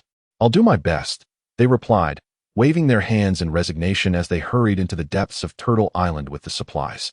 The Jonin, having ensured the Jinchuriki's safety, departed from the island. This Turtle Island is truly impressive, Uchiha Yinhao remarked, gazing at the sharp spines of the giant turtle upon his arrival. He cautiously inscribed a mark of his Manjikyu Sharingan on one of the spines, concealing it with stones before expressing satisfaction. Mark completed, he affirmed, nodding approvingly. During his surveillance of the Cloud Ninja elders, he had grown bored and retrieved a sealing book stolen from Konoha, studying the Flying Thunder God technique. Developed by the second Hokage, Tobirama Senju, and furthered by the fourth Mizukage, Minato Namikaze. With the assistance of the Dragon Ball spirit, Xiao Wei, Uchiha Yinhao had grasped the fundamentals of the technique in just 15 days. Although he could not teleport instantaneously between multiple marks like the fourth Hokage, he could utilize his ocular technique, Star's Universe, for single long-distance transfers. Despite having left a mark on Turtle Island, Uchiha Yinhao felt uneasy. Who could predict whether the two Jinchuriki would suddenly learn to wield the power of the two-tailed cat in the future? To be more cautious, he stealthily infiltrated the interior of the island and, during a moment when the two Jinchuriki were asleep, placed a Flying Thunder God mark on one of their backs before departing. Upon returning to the Mist Ninja Village's base, he learned from Terumi Mei that the Tsuchikage, Raikage, and Mizukage had reached an agreement to establish bases around Konoha and take turns launching attacks against it. Chapter 70. The Assault on Konoha. Upon learning of the plans of the three ninja villages from Terumi Mei, Uchiha Yinhao resolved that on the day he revealed himself on the battlefield, he would utilize two potent ninjutsu techniques, leaving behind a shadow clone to stall for time. Meanwhile, he would journey to Turtle Island to seal the chakra of the two wooden beings into the starry dimension. Preparations made. The three great ninja villages quickly established their bases on the outskirts of Konoha. On the first day, the Cloud Village was the first to launch an attack on Konoha. However, the ninjas from Cloud Village were not foolish. They did not immediately engage in a desperate battle, but instead engaged in a strategic standoff, pitting soldier against soldier, and leader against leader. For instance, the fourth Raikage, faced off against the third Hokage, Sarutobi Hiruzen. Meanwhile, Shimura Danzo occasionally assisted Sarutobi Hiruzen. Jeriah, one of the legendary Sannin, confronted the Jinchuriki of the Eight Tails, Killer Bee. Killer Bee, opting not to fully transform into his tailed beast form, effectively restrained Jeriah and the summoned toads from Mount Mayaboku with his octopus-like tentacles. As for the other ninjas in the village, they engaged in a tentative exchange, each reluctant to unleash their full power. Chunin observed the duel between Konoha and Cloud Village with a resigned expression before retreating to his tent. On the other side, "Hey, Itachi, when will we take action against Uchiha Yanhao?" Haiden, a follower of the Jashin cult, glared at Itachi Uchiha and coldly demanded an answer. "Now is not the time. Once Uchiha Yinhao enters the fray, we shall ambush him," Itachi replied, opening his eyes to glance at Haiden. What a nuisance. "This affects my prayers to Lord Jashin," Haiden retorted in dissatisfaction. "There are no gods in this world," Kakuzu interjected, sneering at Haiden. Immediately, Haiden and Kakuzu began to bicker. Itachi, witnessing their exchange, resignedly closed his eyes once more, seeking to rejuvenate himself. Meanwhile, Kisame Hoshigaki quietly awaited with his beheading sword at the ready. After a day of intense battle, the ninjas of Cloud Village reluctantly withdrew. The following day, it was the turn of the Rock Village to engage Konoha. The third Hokage, Sarutobi Hiruzen, fatigued from the previous day's skirmishes, worked alongside Jeriah to hold off the third Tsuchikage, Inoki. Meanwhile, the Inoshikacho trio and Danzo restrained Inoki's son, Kuratsuchi. Uchiha Yinhao, observing Kuratsuchi's battle against Danzo and the others, was struck by a realization. In the original tale, Kuratsuchi had not displayed any remarkable prowess. His only notable confrontation had been against the Ten Tails. It turned out that this seemingly unassuming man was indeed a shadow-level powerhouse. Nevertheless, akin to the Cloud Village, the Rock Village's assault on Konoha was also a cautious probing, resulting in minimal casualties among the Konoha ninjas. However, after 2 consecutive days of conflict, the ninjas of Konoha began to show signs of fatigue. Some made critical errors due to exhaustion, leading to injuries inflicted by the ninjas of the Hidden Stone Village. If we engage tomorrow, Konoha will likely reveal some hidden trump cards, Yinhao mused, approaching the fourth Mizukage, Yagura, and speaking in hushed tones. Indeed, I have noticed the same. We must exercise caution tomorrow. Yinhao, I will confront the third Hokage and Jeriah. Ensure that Terumi May does not falter, Yagura warned, his tone serious. Rest assured, Mizukage. I suspect they will deploy some elite reanimated ninjas tomorrow. We merely need to be vigilant, Yinhao assured him. Yagura acknowledged with a nod. Good, I trust you understand. The battlefield between the Rock and Konoha ninjas unfolded as anticipated. After a day of skirmishes, both sides withdrew with only minor injuries reported. Are you all prepared? Tomorrow, Uchiha Yinhao is likely to appear, Kakuya remarked, returning to the rest area of the Akatsuki after observing the events of the day. If Uchiha Yinhao makes his move, how shall we encircle him? Kisame queried, hefting his beheading sword. Let Itachi battle Uchiha Yinhao. Their focus will be on one another. We can then launch a surprise attack and easily eliminate Yinhao, Kakuzu replied with a grin. You ought to exercise caution. Uchiha Yinhao is exceptionally intelligent and powerful. We cannot afford to underestimate him. Itachi cautioned the group. I have battled the first Hokage. Does this junior Uchiha warrant my concern? Kakuzu scoffed at Itachi's warning. Very well, do as you wish, Itachi replied coolly, unwilling to engage further, and withdrew to rest. The coming battle was pivotal for avenging his brother, Sasuke Uchiha, and Itachi could not afford to relax even for a moment. Within Konoha, the following day would see the confrontation with the Mist Village, and Uchiha Yinhao would undoubtedly be among them. In the conference room, the third Hokage, Sarutobi Hiruzen, and the elite shinobi of Konoha gathered. Indeed, Uchiha Yinhao has likely established contact with the Mist Village. During our previous battle, he intervened to protect a female ninja from their ranks, Sarutobi stated coldly. Jeriah nodded earnestly in agreement. Very well, Jeriah. Tomorrow, deploy a shadow clone and the Toad brothers from Mount Miyaboku to engage the fourth Mizukage, Yagura. While you enter Sage Mode, launch a full-scale surprise attack on the female ninja from the Mist Village. We must compel Uchiha Yinhao to come to her aid. Only then can we take him down alongside the Akatsuki, Sarutobi instructed decisively. If we eliminate Uchiha Yinhao, we can successfully expel the Mist Village from the battlefield. The third Hokage's words incited a fervent response from the assembled shinobi. Yes, Hokage-sama. Chapter 71. Confrontation with Konoha at dawn. The following day, the fourth Mizukage, Yagura, led numerous shinobi from the Mist Village to encircle Konoha. Meanwhile, the third Hokage, Hiruzen Sarutobi, accompanied by Jeriah and many Konoha ninjas, advanced to meet them. The two sides exchanged a knowing glance on the battlefield, and without hesitation, the battle commenced. Earth release, Earth Dragon Bullet. Water release, Water Dragon Bullet. The third Hokage initiated the confrontation with both earth and water techniques.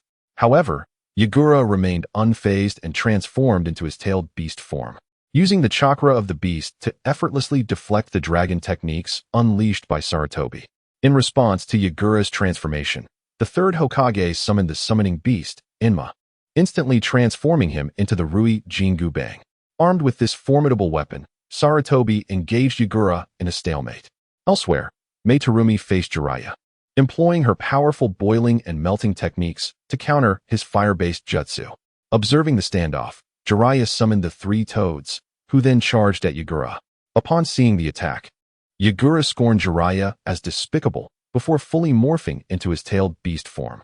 The immense three tails, Isabu, suddenly materialized on the battlefield. Though previously controlled by Uchiha Yinhao, Yagura possessed a profound understanding of the tactics employed by him.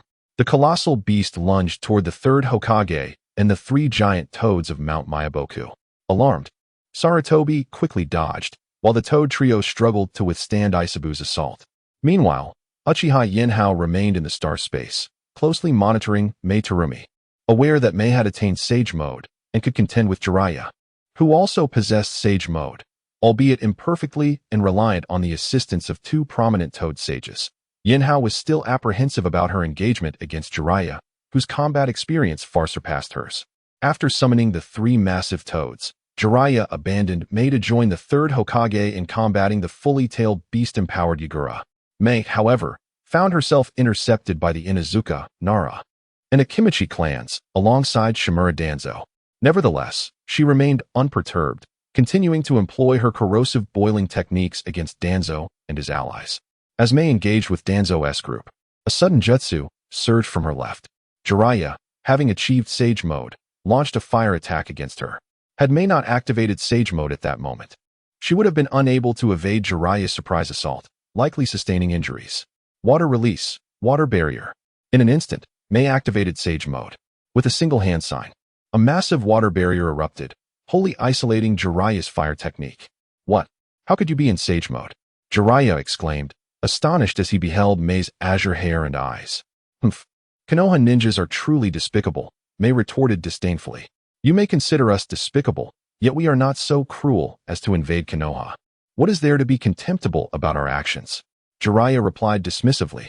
Just as Jeriah prepared to strike again, he noticed Mei's hair reverting to its original color. Haha. It seems your Sage Mode is not yet mastered if you reverted so quickly. Jeriah laughed heartily. Fire release, fireball. Jeriah, still chuckling, unleashed a powerful fire technique, intent on overpowering Mei with his formidable sage abilities. Uchiha Yanhao, help me, Mei cried out in desperation, feeling the overwhelming chakra emanating from Jeriah's attack. She realized that should she attempt to block it, she would have no choice but to withdraw from the battlefield. With a resounding crash, a silver skeletal figure appeared, obstructing Jeriah's fire technique. Upon closer inspection, it was revealed to be the mightiest ocular technique of the Uchiha clan, Susanoo. How did you deduce that? I was nearly frightened to death. Mei chuckled, moving closer to Yinhao. Calm down, there is no need for fear. You seem unfazed yourself, Yinhao replied, gently pushing her aside while adopting a serious demeanor. Disregarding Yinhao's words, Mei directed her attacks toward Danzo and the Inuzuka Urakimichi trio. Uchiha Yinhao, your crime is grievous for attacking Konoha. Watch as I deal with you. Jeriah's gaze hardened as he confronted Yinhao. Haha, Jeriah. The most heinous among you in Konoha is your teacher, the third Hokage, Hiruzen Sarutobi, along with his companions. Why do you not confront them? Shinin mocked, observing Jeriah's reaction. Silence. I will eliminate you without needing the Akatsuki members. Brother, sister, lend me your strength. Jeriah implored the two sages perched on his shoulders. Very well, we shall assist, the two sages agreed, their expressions resolute as they turned their focus to Yinhao. Senjutsu, Toad Song. Jeriah and the two sages harmoniously invoked Mount Myaboku's most potent Jinjutsu, Toad Song. However, upon witnessing this combined assault, Yinhao swiftly retreated into the star space, leaving only a projection behind. Though the Toad Song was indeed powerful, it proved ineffective if it could not reach its target. Impossible. How could you evade the Toad Song? Jeriah exclaimed, his astonishment evident as he ceased the jutsu and confronted Yinhao. Your Jinjutsu is formidable, but it is useless if it cannot reach its intended target. Yinhao calmly responded with a smile. Kid, that fellow must be using space ninjutsu. His true self is not here, but in another dimension. The sage perched on Jeriah's shoulder warned gravely. Chapter 72. Feigned vulnerability. Uchiha Yinhao observed Jeriah's countenance fall upon hearing the words of Sage Shinzaku. A faint smile appeared at the corners of his mouth. Hold your disappointment for now, young man. Let us first engage in close combat to probe the situation, Sage Shinzaku remarked, exasperated, as he delivered a light slap to Jeriah's shoulder. Meanwhile, Uchiha Yinhao quietly created a shadow clone and swiftly employed the Flying Thunder God technique, propelling himself towards Turtle Island.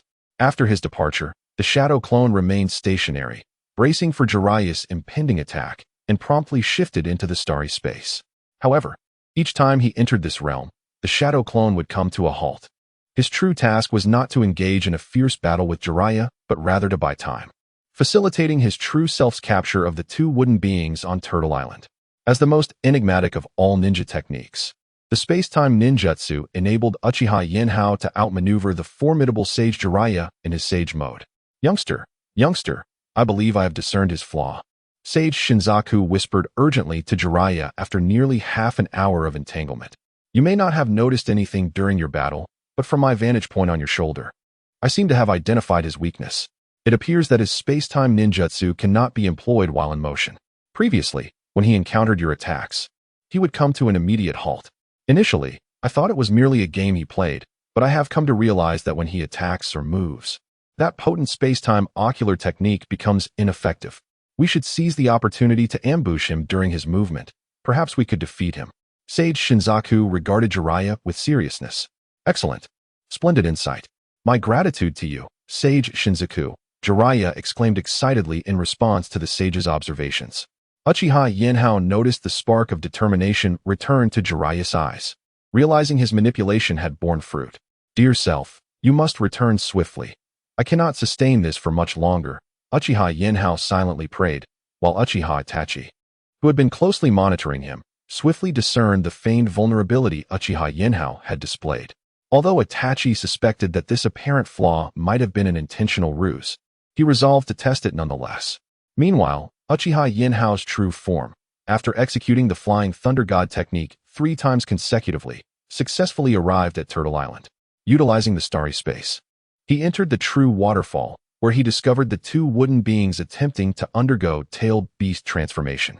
Cautiously, Uchiha Yinhao approached them from behind. After completing the sealing technique to suppress chakra, he suddenly appeared behind the 2 wooden beings and directly placed the sealing technique on the location of the Flying Thunder God mark on their necks. In an instant, the chakra sealing technique, with the Flying Thunder God as its core, swiftly sealed the chakra of the 2 wooden beings. "Damn it! Who are you? Someone! We're under attack!" The 2 wooden beings exclaimed in panic upon sensing their chakra had been sealed. However, their cries were a moment too late. Uchiha Yinhao's sealing technique had already taken effect. Moreover, as soon as their chakra was sealed, Uchiha Yinhao, with his physical contact with them, transported the 2 wooden beings into the starry space. "You needn't shout. It serves no purpose. You are no longer in the outside world. Within my personal space-time ninjutsu, your cries cannot escape," Uchiha Yinhao said with a smile to the 2 wooden beings. "You are from Konoha? No, you are that rogue Uchiha Yinhao," one of the wooden beings remarked coldly, recognizing Uchiha Yinhao's Sharingan. "Indeed. However, I have a performance to deliver," Uchiha Yinhao replied with a grin. Without further ado, he donned an eye mask reminiscent of Uchiha Obito's and clad himself in the Akatsuki's signature red cloud cloak, reappearing in the cave. Uchiha Yinhao then produced a shadow clone that transformed into the likeness of the 2 wooden beings. The shadow clone then shouted, "Someone! Quickly! We're under attack!" As the shadow clone called out, the waiting Cloud Village ninjas swiftly entered the space where the 2 wooden beings were training. In that instant, Uchiha Yinhao utilized the starry universe to simulate the Kamui's absorption state, successfully drawing the shadow clone into his starry space. "Who are you to dare capture the Jinchuriki of Cloud Village?"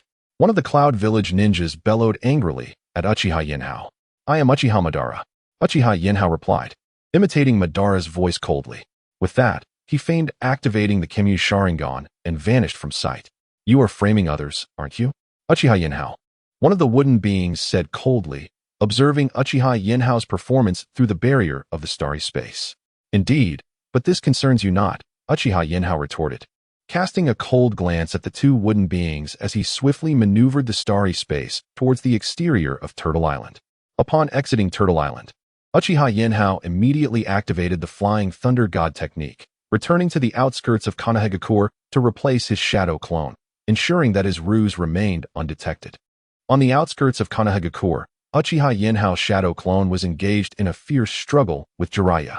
Uchiha Yinhao charged rapidly toward Jeriah, who, upon seeing the swift approach, formed a colossal Rasengan in his hands. Supergiant Rasengan. 8-span Yata Mirror. As Jeriah unleashed his massive Rasengan, Uchiha Itachi, concealed nearby, summoned Susanoo to conjure 3 Yata Mirrors, directing them at Uchiha Yinhao. As these 2 formidable jutsu hurtled toward him, a smile graced the face of Uchiha Yinhao's shadow clone. With a resounding crash, the explosion reverberated throughout the area, leaving all present in stunned astonishment as they gazed at the epicenter of the detonation. Chapter 73. The confrontation with the Akatsuki. As the smoke dissipated, a colossal half-giant emerged from the haze. Uchiha Itachi, you have finally made your move. Uchiha Yinhao sneered at Itachi. Moments earlier, while his shadow clone had entered the astral realm, he had encountered the real Uchiha Yinhao, who had just returned from Turtle Island. In an instant, the shadow clone and Yinhao exchanged positions in perfect synchrony, with Yinhao taking the place of the clone at the epicenter of the explosion. You villain. My brother, Uchiha Sasuke, is merely a 7-year-old child. How could you ruthlessly strike at him? Is it wrong for me to seek vengeance for him? Itachi coldly addressed Yinhao, his gaze devoid of warmth. Oh, is that so? Itachi, do you dare claim that among those you have slain, there were none younger than your brother, Uchiha Sasuke? Yinhao retorted with a mocking smile.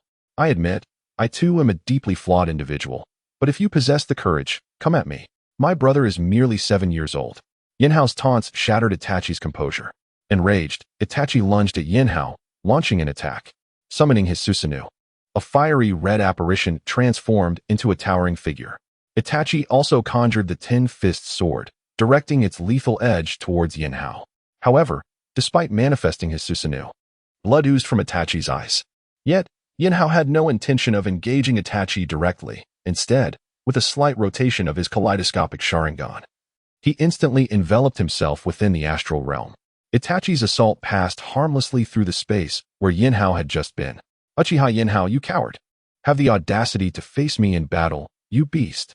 Itachi shouted, astonished as his 10-fist sword pierced through the Susanoo that Yinhao had conjured. No, Itachi. What I employ is wisdom. Unlike you, who was deceived by the 3rd Hokage, Hiruzen Sarutobi, into annihilating your own clan. You wretched scum lack the right to be compared to me, Yinhao replied with a smirk. Fire release, head hardening. Wind release, great breakthrough.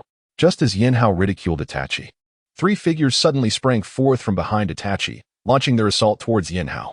Unfortunately, Yinhao remained ensconced within the astral realm, and thus they struck only the spatial projection he had cast. Do you Akatsuki truly value me this much? To send 4 of your members, how curious. Yinhao remarked with a smile directed at Itachi. Little boy, I advise you to surrender and accept your fate. You must know, I have fought against the 1st Hokage, Senju Hashirama. Kisame glared at Yinhao, his voice sharp as he retorted, Huh? Fought the 1st Hokage? You mean you threw a shuriken from 800 miles away and fled for your life? Yinhao, taken aback by Kisame's audacity, scoffed. What? You dare slander me? Did you really throw a kunai at the 1st Hokage from 800 miles away? Haiden chimed in, amused by Kisame's flustered demeanor. Die, Haiden. Kisame, incensed by Haiden's interruption, whirled around, a spear formed of tendrils piercing Haiden. Ah, that hurts. Kisame, what madness is this? Haiden cried out in anguish. The surrounding ninjas gazed in astonishment at the antics of Kisame and Haiden. Haiden, you better watch your words. Anger me, and I may never stitch you back together again. Kisame warned, his tone menacing. All right, I understand. Lord Kisame, please remove the tendril. It hurts. Haiden pleaded, quickly acquiescing to Kisame's threat, well aware that Kisame was the one who patched him up after his sacrificial injuries. However, as Kisame withdrew the tendril-piercing Haiden, he turned back to cast a disdainful glance at Yinhao, only to find that Yinhao was merely amused by Haiden's bizarre behavior, as if watching a performance. Child, facing our quartet, your demise is inevitable. Surrender now. Haiden stepped forward, his scythe in hand, speaking coldly to Yinhao. You ought to know that I possess immortality. You cannot kill me. Oh, is that so? If I were to incinerate you to ashes, would you still live? Yinhao replied with a chilling laugh. Those unfamiliar with Haiden's abilities would be astounded at his nonchalance, a gaping hole piercing through his torso, yet he showed no sign of distress. Yinhao, however, was well aware of Haiden's capabilities and scoffed. Humph, then do come and try. Very well, I shall. Hyden declared defiantly. Fire release, great fire destruction. Yinhao formed hand seals. And in an instant, a massive arrow of flames surged towards the 4 members of the Akatsuki. Water release, water formation wall. Water release, water dragon bullet. To their astonishment, the Akatsuki members had not anticipated Yinhao's sudden unleashing of a large-scale fire technique. Hyden, caught off guard, was engulfed in flames. Itachi swiftly retreated, utilizing his Susanoo to shield against Yinhao's fiery onslaught. Meanwhile, Kisame quickly erected the water formation wall to protect himself and his companion, Hyden. As the flames dissipated, what remained of Hyden was a charred husk, resembling a block of burnt coal. You treacherous fiend, Hyden croaked, his voice raspy, even as he remained alive. Even reduced to this, you dare strike me. Chapter 74, Severing one of Uchiha Itachi's arms. It seems that turning you into carbon ash renders you incapable of recovery. Uchiha Yinhao remarked with a mocking smile at the charred figure of Fade One. Damn it. Engage in close combat. Do not allow him to utilize ninjutsu. I refuse to believe he can maintain those ocular techniques indefinitely. Uchiha Itachi hissed venomously at his companions, Jiao Du and Pipa Shirzong. Understood. Let us combine our efforts against him. Jiao Du responded with a fierce shout, rushing towards Uchiha Yinhao. Uchiha Yinhao stood calmly, a sardonic grin upon his face as he awaited the simultaneous onslaught from Itachi, Jiao Du, and Pipa Shirzong. Indeed, Itachi and his allies demonstrated remarkable synergy in their assault.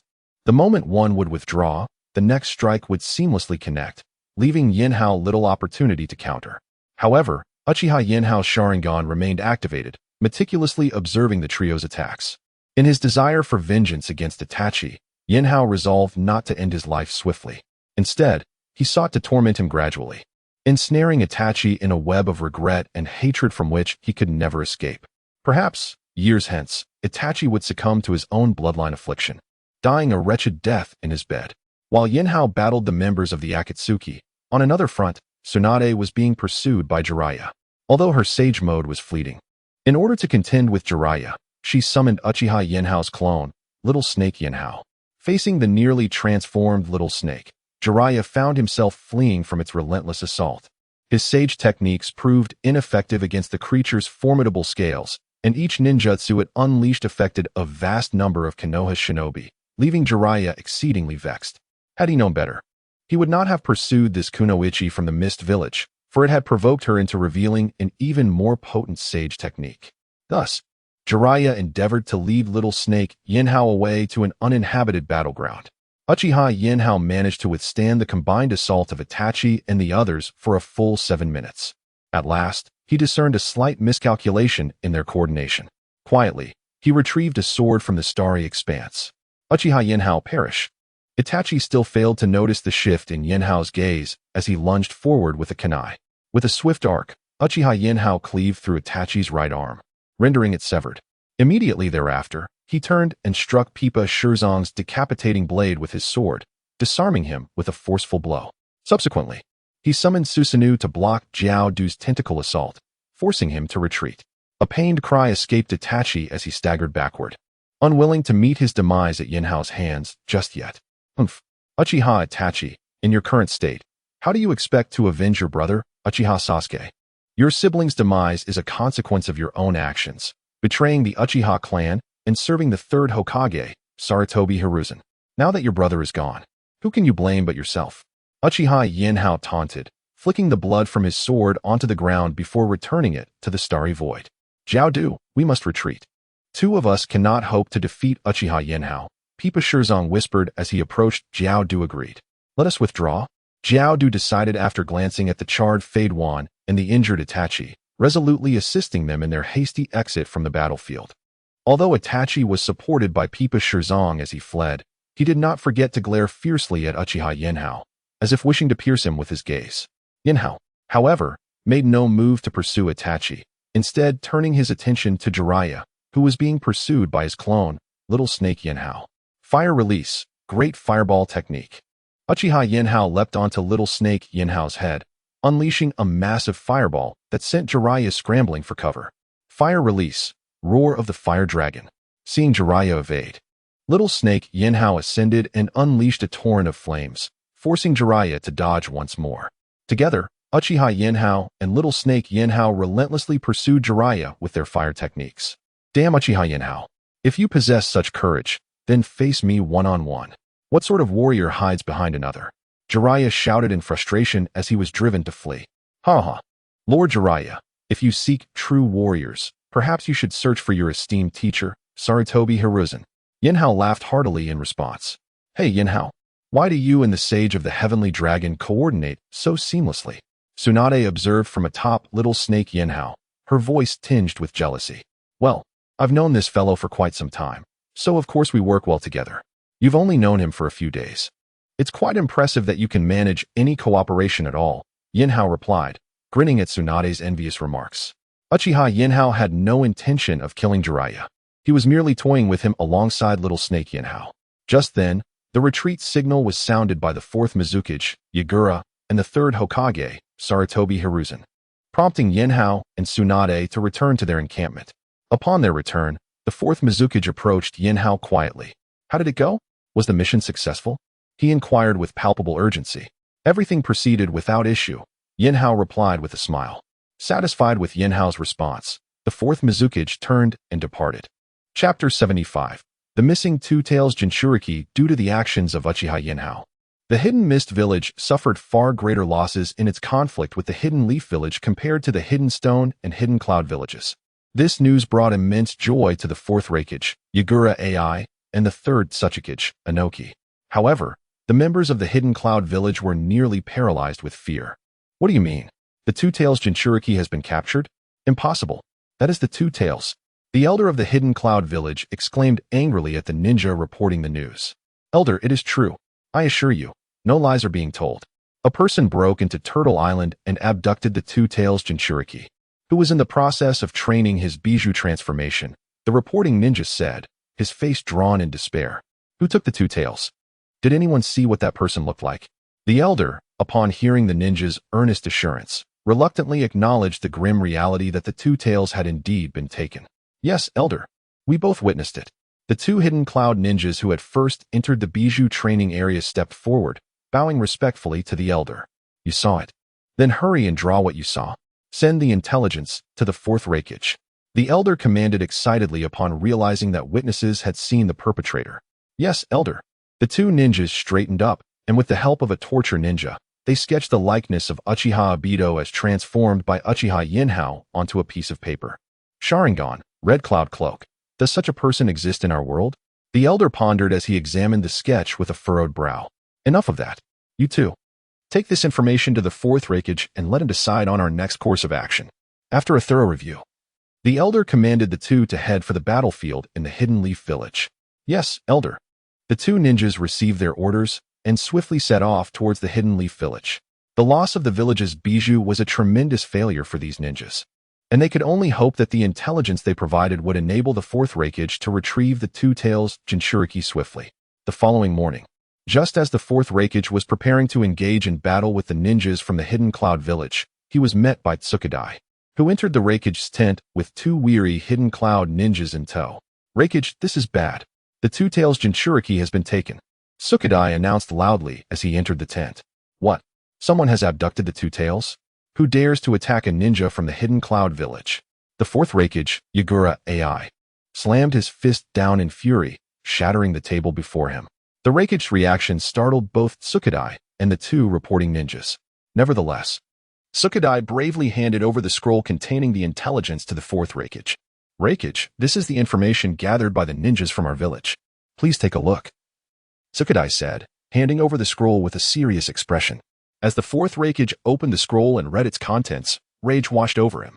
Uchiha Yinhao, that damned individual, is the one who took the Two-Tails.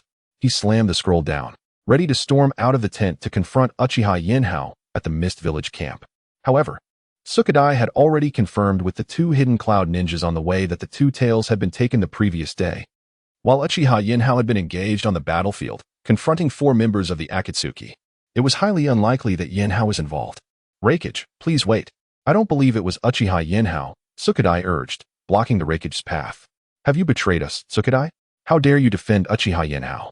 The Raikage retorted angrily. Raikage, that's not what I meant. I confirmed with the two ninjas stationed at Turtle Island. The Two Tails was taken during the day by an unknown member of the Uchiha clan, while Uchiha Yinhao was on the battlefield and had no time to leave. If you recklessly confront Yinhao, it could lead to war with the Hidden Mist Village. Giving the Hidden Leaf Village a chance to regroup, Tsunade argued, his tone serious. Even if it wasn't Uchiha Yanhao, this Uchiha clan member must know who is responsible. I will confront him and see if I can extract useful information, the fourth Raikage declared, unwilling to relent. Raikage, wait. I will accompany you. We must not jeopardize our relationship with the Hidden Mist Village, especially since we are still at odds with the Hidden Leaf Village.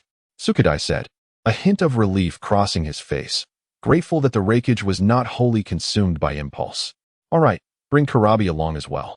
We need to apply pressure on the Hidden Mist Village to prevent them from seizing resources after the war, the fourth Raikage said, patting Tsunade on the shoulder with a smile. He, along with Tsunade and the two Hidden Cloud members, exited the Raikage's tent and swiftly made their way to the Hidden Mist Village camp. As they left the camp, Karabi, who was preparing for battle, was summoned by the fourth Raikage to join them in their visit to the Hidden Mist Village. Come out, Uchiha Yanhao. Show yourself, the fourth Raikage bellowed, standing outside the Hidden Mist Village camp with his four subordinates, his voice strained with fury. What brings you to our Hidden Mist camp, fourth Raikage? The fourth Mizukage, Yagura, approached the entrance, coldly questioning the Raikage. Spare me your nonsense. I demand an explanation from your village, Uchiha Yanhao. The fourth Raikage shot back, glaring at the shorter figure of the Mizukage. Enough. If you cannot provide a valid reason, I will not allow Uchiha Yanhao to meet with you. The fourth Mizukage replied sternly, standing his ground. Chapter 76. The Inquiry of the Fourth Raikage. Indeed, the Jinchuriki of the Two Tails from our Cloud Village has been abducted. Our village's ninja clearly observed the Sharingan in the assailant's eyes. Furthermore, he possesses the ability to transform it into a Mangeki and utilize space-time ninjutsu. I wish to ascertain whether this individual is your Uchiha Yanhao, stated the fourth Raikage, Yuai, as he gazed coldly at the fourth Mizukage, Yagura. Nonsense. Uchiha Yanhao has been in our Mist Village for some time now. There is no way he could have ventured to abduct your village's tailed beast, replied Yagura, his tone resolute. Spare me your idle chatter. I demand that you summon Uchiha Yanhao immediately. I wish to confront him directly, the fourth Raikage retorted dismissively. You just claimed that you wouldn't summon him unless there was a valid reason. However, is reclaiming our village's Jinchuriki not a legitimate concern? Kindly expedite his arrival. Yuai interrupted sharply. Yagura glared at Yuai, inhaling deeply before addressing a nearby Mist Village ninja, fetch Uchiha Yanhao to the entrance. Yes, Mizukage, the ninja replied promptly, turning to convey the message to Uchiha Yanhao. Before long, Uchiha Yanhao arrived at the Mist Village's camp entrance, escorted by the ninja. Mizukage, what is it that you require of me? He inquired calmly, offering a reassuring glance to Yagura. It is not I who seeks you, but rather the fourth Raikage. Yuai, speak with him, Yagura remarked coldly. Uchiha Yanhao, have you abducted the Jinchuriki of our Two Tails? Yuai advanced a step, his voice sharp as he confronted Yanhao. If I had the capacity to abduct the Jinchuriki, I would have already unleashed him upon Konoha for destruction, rather than standing here before you, Yanhao replied, a cold smile gracing his lips. Oh, does this imply your acknowledgement of having taken our village's Two Tails? Yuai's eyes narrowed as he activated his lightning release chakra mode. Preparing for conflict. I have no desire to converse with you. You are unworthy of my words. If you believe I am the culprit, then so be it, Yanhao declared, unleashing his Mangeki Sharingan, fixating a chilling gaze upon Yuai. Hold on. Raikage, please, remain composed. It is possible that Uchiha Yanhao is not responsible, interjected the anxious Tsuchikage, stepping forward to halt Yuai's aggression. Uchiha Yanhao, we merely seek to gather information, not to challenge you. Please, temper your ire, Tsuchikage urged, attempting to de-escalate the situation. Ask your questions swiftly. I have no time for verbal sparring, Yanhao replied curtly. Well, after the annihilation of the Uchiha clan, how many survived? Tsuchikage inquired cautiously. Survived? There are 4 of us left, along with 2 beasts, Yanhao responded coldly. 4? Might I inquire who these individuals are? Tsuchikage pressed, his expression tense. Myself, my sister Uchiha Azumi, and our mother, Uchiha Yamai. What? Do you suspect that we are mere women and children? Yinhao's gaze turned lethal, his eyes boring into Tsuchikage's with palpable menace. And no, that is not it. I merely wish to know who the other person, aside from Uchiha Itachi, Might be, Tsuchikage stammered, identifying a lead. That individual claims to be Uchiha Obito, but I have verified his identity with my Sharingan. He is not Obito, as his bone age is considerably youthful. Akin to Konoha's Kakashi, Yinhao elucidated, retracting his earlier hostility. Oh, then, could you confirm if this is his likeness? Tsuchikage asked, cautiously presenting a drawing of the Cloud Village ninja. Upon examining the image, Yinhao observed, he did not wear that fiery cloak previously. But his mask and Sharingan do match what you have depicted. Very well, I understand. Thank you for your assistance, Yinhao. We shall take our leave now, Tsuchikage said, a smile breaking through as he turned to depart alongside Yui, hastening away from the Mist Village camp.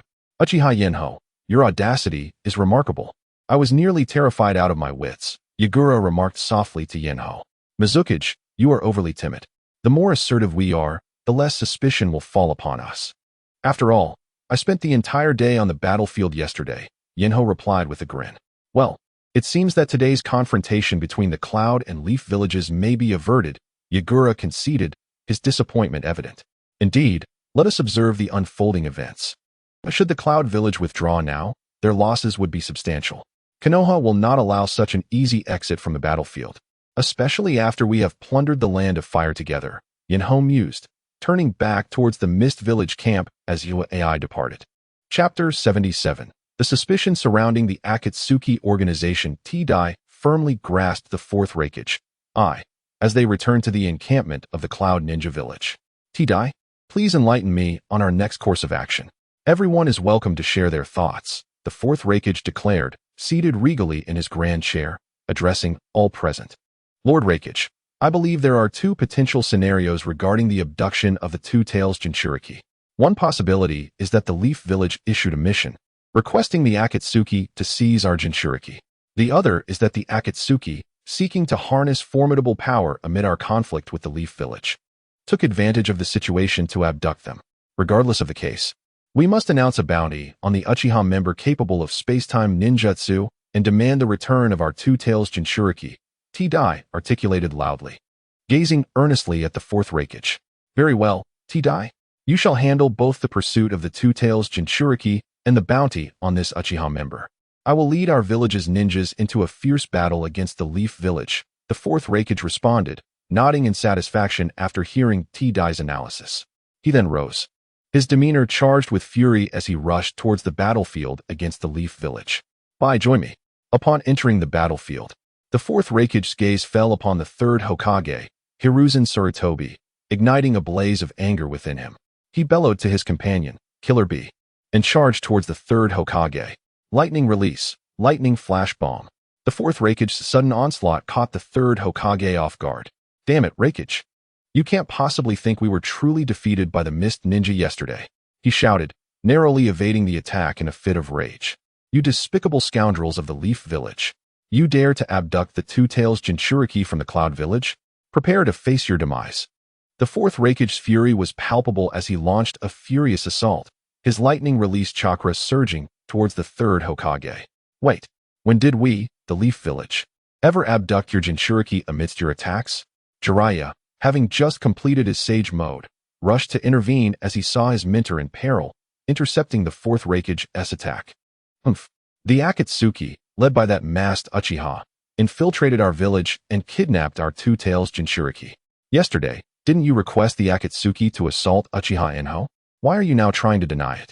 The fourth Raikage, momentarily halted by Jeriah, sneered as he observed Hiruzen being evacuated by medical ninjas. In no way, Jeriah stammered, turning back to gaze at his mentor. How can that be? It absolutely must be the doing of your Leaf Village.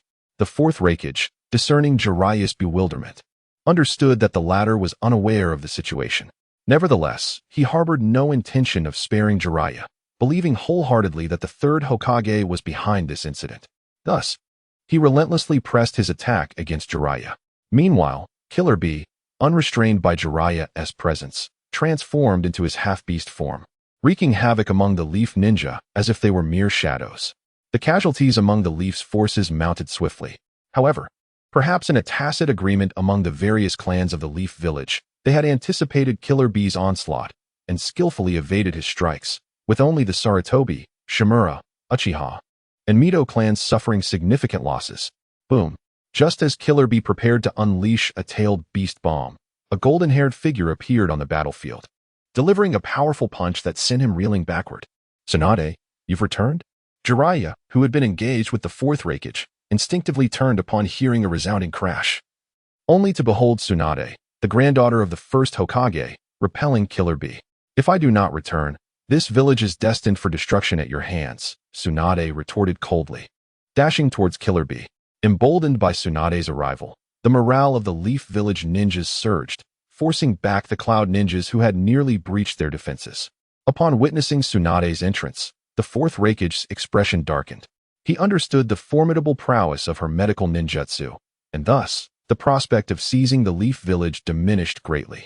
Consequently, he signaled to the Cloud ninjas, who had been fervently pushing forward, to engage in a more strategic battle rather than a reckless assault. The two sides clashed fiercely outside the Leaf Village, but the tide of casualties began to decline, with no further losses reported. Just wait, Leaf Village. I shall exact vengeance for our Jinchuriki.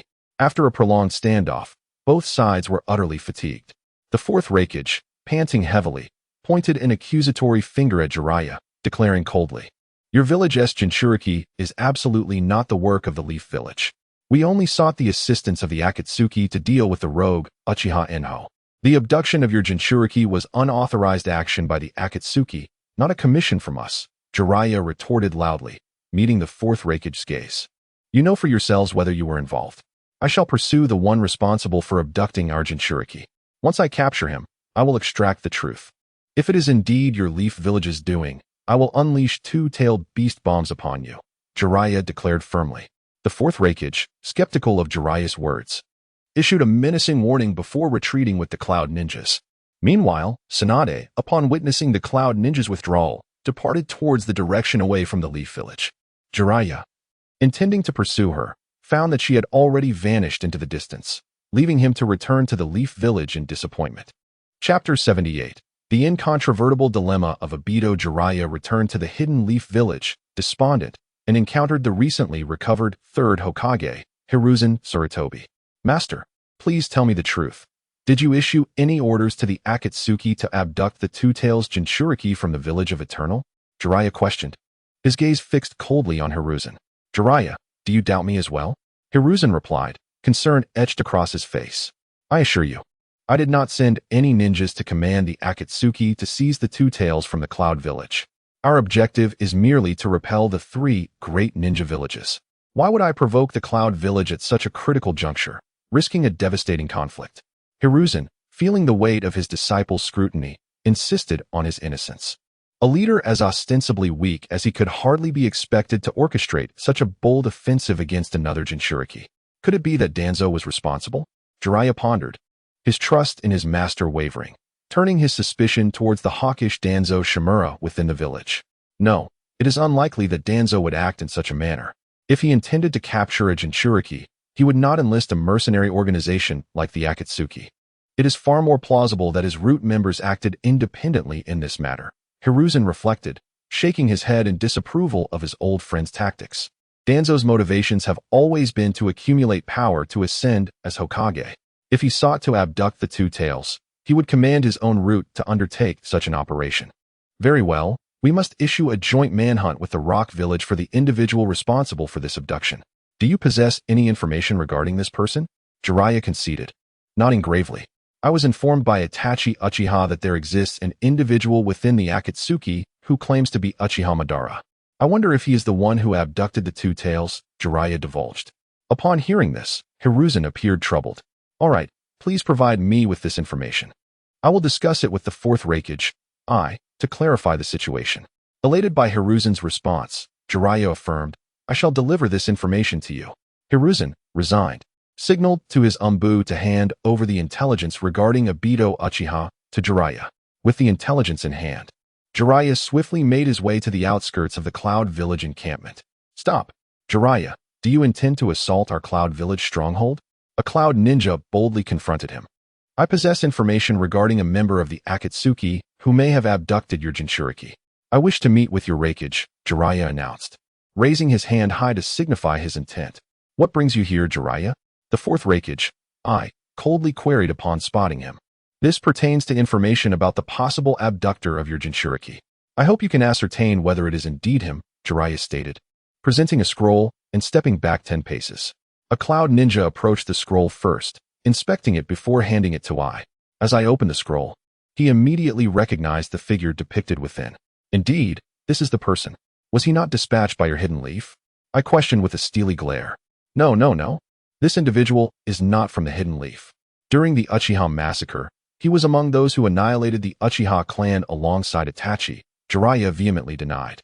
I'll trust you this once, but the hidden leaf must join me in the pursuit of this individual before I can fully believe your words, I replied, acknowledging that the abductor was not from the hidden leaf, but still maintaining his skepticism. That is acceptable. However, can we not consider a ceasefire? Jeriah smiled at Ice's words. Jeriah, we will refrain from attacking the hidden leaf, but we will not retreat unless you confront the rock and mist villages, I retorted dismissively, turning to re-enter the cloud encampment. As both the hidden leaf and cloud villages simultaneously issued a bounty for Obito Uchiha, the news swiftly permeated the entire shinobi world. Meanwhile, in the Rain village, Nagato and Konan received the bounty notice for Obito and immediately sought him out. Madara, who permitted you to act on your own? You have exposed the Akatsuki, do you understand? Nagato confronted Obito, his tone icy. What exposure?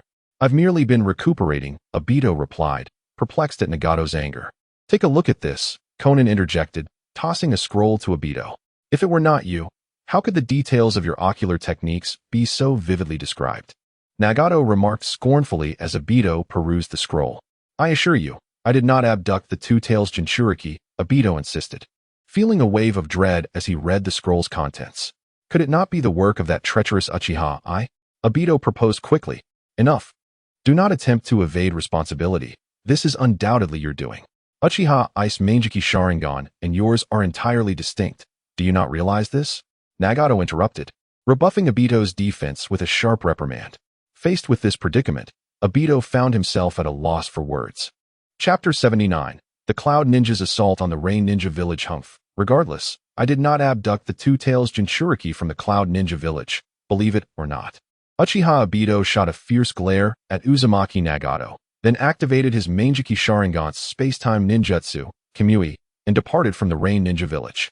Meanwhile, under the joint pursuit of Konoha and the Cloud Ninja Village, news swiftly reached the fourth Raikage, Yagura A, regarding the withdrawal of Uchiha Itachi, Kaku, Hiden, and the others from the battlefield towards the Rain Ninja Village. How can this intelligence be so timely? It wouldn't be a smokescreen sent by Uchiha Yinhao, would it? The fourth Raikage pondered as he examined the information in his hands, addressing his secretary, Samui. No, Lord Raikage.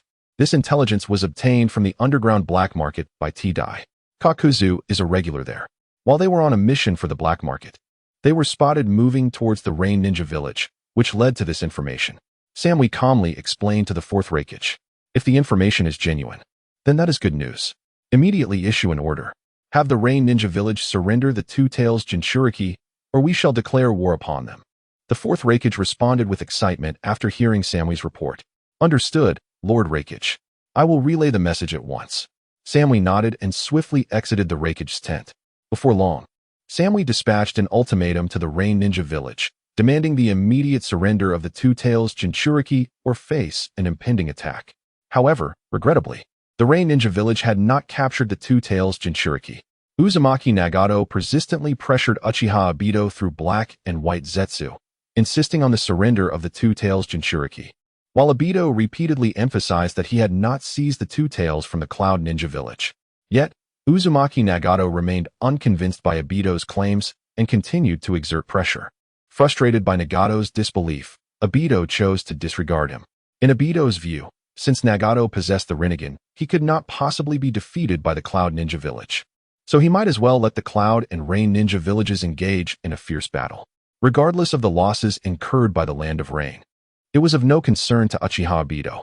After 2 days without a response from the Rain Ninja Village regarding the Two-Tails Jinchuriki, the fourth Raikage decided to mobilize the entire Cloud Ninja Village encampment, advancing through the Land of Fire towards the Land of Rain. Outside the Rain Ninja Village, the fourth Raikage led the Cloud Ninja forces, wreaking havoc as they approached the village. Are you the leader of the Rain Ninja Village? No. Where is Hanzo of the Salamander? The fourth Raikage coldly interrogated the figure before him, Pain of the Six Paths. However, beside him, Killer Bee suddenly grasped the fourth Raikage's arm. Yo, big bro, be careful. 8 says this guy is very dangerous. You need to stay safe. Killer Bee whispered caution into his brother's ear. Fourth Raikage, withdraw from the land of rain immediately, or do not blame me for being rude. Pain warned coldly, gazing at the fourth Raikage. Humph, a mere rain ninja dares to speak to me like that. Prepare to die? The fourth Raikage, enraged by Pain's words, instantly entered lightning release chakra mode and charged fiercely at Pain's face. In response to the fourth Raikage's assault, Pain merely raised a hand, utilizing Shinra Tensei, which sent the fourth Raikage crashing back. As the surrounding Cloud Ninjas witnessed their leader's fervent charge, they surged towards the depths of the Rain Ninja village. In an instant, a fierce battle erupted between the Rain and Cloud Ninjas. Fourth Raikage, you shall perish. Shinra Tensei. Although Pain's strength surpassed that of the fourth Raikage, the combat prowess of the Cloud Ninjas outmatched that of the Rain Ninjas. In a brief encounter, many Rain Ninjas fell victim to the might of the Cloud Ninjas. Witnessing this, Pain's fury ignited, and with a powerful Shinra Tensei, he aimed to obliterate the fourth Raikage. When Killer Bee saw Pain attacking his brother, he transformed into his tailed beast form to shield the fourth Raikage from the onslaught. Yo, Rinnegan, how terrifying. Brother up, let us go all out. Killer Bee rapped clumsily, joining forces with his brother, the fourth Raikage, to confront Pain. Facing the large-scale assault from the Cloud Ninjas, Pain and Konan combined their efforts against the fourth Raikage and the Eight Tails Jinchuriki, Killer Bee. Though the fourth Raikage and Killer Bee could not defeat Pain and Konan, the surrounding Cloud Ninjas relentlessly pressed their attack against the Rain Ninjas. The Rain Ninjas suffered heavy losses under the onslaught of the Cloud Ninjas, prompting Pain to become even more enraged. Konan, assist the foolish Rain Ninjas. I will handle these two. Pain's gaze hardened as he spoke to Konan. Understood. Konan responded, unfurling her wings and soaring towards the Rain Ninjas. The fourth Raikage was about to pursue and intercept Konan when Pain summoned the six paths of Pain through summoning jutsu. With a cold snort, Pain led the six paths to assault the fourth Raikage and the Eight Tails Jinchuriki, Killer Bee. With the arrival of the six paths of Pain, the battlefield between the Cloud and Rain Ninjas shifted dramatically. Just moments ago, the Eight Tails Jinchuriki and the fourth Raikage had been in a standoff with Pain and Konan. But now they found themselves overwhelmed by the six paths of Pain. Fortunately, Killer Bee and the fourth Raikage were swift enough to evade the attacks of the six paths. However, they found it impossible to mount an effective counterattack. On the other hand, Konan's dance of the Shikigami proved exceptionally effective against the brash Cloud Ninjas. Each Cloud Ninja found themselves unable to strike Konan, falling victim to her lethal precision in an instant. With Konan's involvement, the Cloud Ninjas were gradually pushed back from the Rain Ninja village. Faced with this turn of events, the fourth Raikage could only grit his teeth in frustration. Everyone retreat. After careful consideration, the fourth Raikage bellowed, leading the Cloud Ninjas in a swift withdrawal. Upon witnessing the losses of the Rain Ninja village, Pain's fury reached a boiling point. Damn Uchiha Madara, I will not let you have it easy. Chapter 80. Recruitment of the Boar, Deer, and Butterfly. During the fierce conflict between the Rain and Cloud Ninja villages, Uchiha Yinhao stealthily infiltrated Konoha village using the celestial space, seeking out Nara Shikaku, the clan leader of the Nara clan. Alas, while Cloud Ninja village has retreated, Rock and Mist Ninja villages still loom outside, indicating that the upcoming war may prove arduous. In a secret chamber, Nara Shikaku perused the gathered intelligence, letting out a quiet sigh. Shikaku, what do you propose we do? We will heed your counsel, Akimichi Dingza, standing nearby, earnestly urged. I find myself at a loss. Our secret passage has been discovered, and escape from Konoha is now impossible. We can only hope for a smoother course in the impending war. If discord arises between Mist and Rock Ninja villages, perhaps Konoha may yet survive, Nara Shikaku replied, expressing his frustrations to Yamenka Inoichi and Akimichi Dingza. Do you not have other options? Uchiha Yanhao, who had been eavesdropping, remarked with a smile at the beleaguered Nara Shikaku. Who goes there? Nara Shikaku, Yamenka Inoichi, and Akimichi Dingza instinctively huddled together, their vigilance heightened. Uchiha Yinhao, reveal yourself, Nara Shikaku called out, regaining his composure as he sheathed his kunai and addressed the surrounding air calmly. Truly impressive, the strategist of Konoha, leader of the Nara clan, Uchiha Yinhao mused, stepping forth from the celestial space into the secret chamber. Uchiha Yinhao, The prodigy of the Uchiha clan, your presence here is not merely for amusement, I presume? Speak your purpose plainly, Nara Shikaku said, motioning for Yamenka Inoichi and Akimichi Dingza to sit once more. I seek to exact vengeance upon Konoha, and I believe that your triad of clans, the boar, deer, and butterfly, can augment my strength. Would you consider aligning with me? Uchiha Yinhao extended his right hand, smiling invitingly at Nara Shikaku, Yamenka Inoichi, and Akimichi Dingza. What terms do you offer? Nara Shikaku inquired, his demeanor calm as he regarded Uchiha Yinhao. Uchiha Yinhao nodded in satisfaction at Nara Shikaku's composed demeanor amidst such dire circumstances.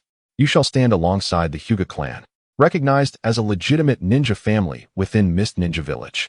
As for what you wish to attain, that shall depend on your own endeavors. We will merely provide your clan with a base of operations, ensuring your status equals that of Konoha, with no additional concessions. Very well, we shall join your cause. Nara Shikaku responded, a faint smile gracing his face upon hearing Uchiha Yinhao's words. Then we shall reconvene in 3 days. I shall grant you that time to gather your clan's ninja. At that juncture, I will utilize space-time ninjutsu to transport your clan beyond Konoha's borders. Uchiha Yinhao stated with a grin. Here, take these explosive tags. Affix them within your clan's current dwelling in Konoha. On the day of our departure, you must detonate them all at once, Uchiha Yinhao added, extracting a portion of explosive tags from the Uchiha clan's collection using his Star Eye technique. Agreed. I shall comply with your instructions, and I trust you will uphold your promise on that day, Nara Shikaku said. Astonished by the sheer volume of explosive tags, evidently around 1,000, that Uchiha Yinhao had produced. Since you have acquiesced, I shall take my leave, awaiting your favorable news. Uchiha Yinhao replied, nodding in approval at Nara Shikaku before vanishing from the secret chamber. Unbelievable. Uchiha Yinhao has amassed all the Uchiha clan's wealth following their extermination. It is truly astonishing, Nara Shikaku exclaimed, picking up an explosive tag from the wall and scrutinizing it closely, turning to Yamenka Inoichi and Akimichi Dingza with surprise. Were these explosive tags intended for the coup orchestrated by the Uchiha clan? How did they end up in Uchiha Yinhao's possession? Shouldn't they have been confiscated by Shimura Danzo? It appears the root has gathered all resources belonging to the Uchiha clan, which Uchiha Yinhao subsequently seized entirely. Given his prior displays, he possesses the capability to do so. Nara Shikaku mused. Shikaku, we must not dwell on such matters now. We need to prepare diligently. After all, among our 3 clans, there may well be those closely tied to the 3rd Hokage. We must be vigilant against any potential informants, Yamenka Inoichi cautioned gravely. I am aware of this. I know who among us is close to the 3rd Hokage, and I will ensure those individuals are sealed and confined within the secret chamber. You need not worry, Inoichi. Nara Shikaku reassured him with a smile. Is that so? Excellent. I shall return to arrange for Ino and the others to be placed into Uchiha Yinhao's care. Ensuring their safe passage out of Konoha, Yamenka Inoichi replied, pleased with Nara Shikaku's reassurance. I shall also fetch Dingji. Shikaku, please summon Shikamaru as well. The 3 of them are the most vital successors of the boar, deer, and butterfly trio. As long as they remain, our legacy can endure. Akimichi Dingza added with a grin. Very well, let us each commence our respective tasks, Nara Shikaku concluded with a smile, departing the secret chamber to pursue their separate missions. At the Mist Ninja Village encampment, Yinhao, where have you been? You haven't been engaging in anything untoward within the celestial space, have you? Terumi Mei chastised Uchiha Yinhao, who had suddenly appeared in the tent. What are you thinking? I merely went to Konoha to recruit some talent, Uchiha Yinhao replied, lightly tapping Terumi Mei on the head in exasperation. Who have you recruited this time? Terumi Mei inquired, rubbing her head as she looked at Uchiha Yinhao with bright eyes. I have brought forth a trio, Uchiha Yinhao said, a smile playing on his lips. A trio? You mean the boar, deer, and butterfly trio from Konoha, Nara, Yamenka, and Akimichi clans? She asked, astonished at Uchiha Yinhao's revelation. In response to Terumi Mei's inquiry, Uchiha Yinhao simply nodded, wearing a knowing smile. Chapter 81. The Fortunate Hidden Leaf Village in the Hidden Leaf Village.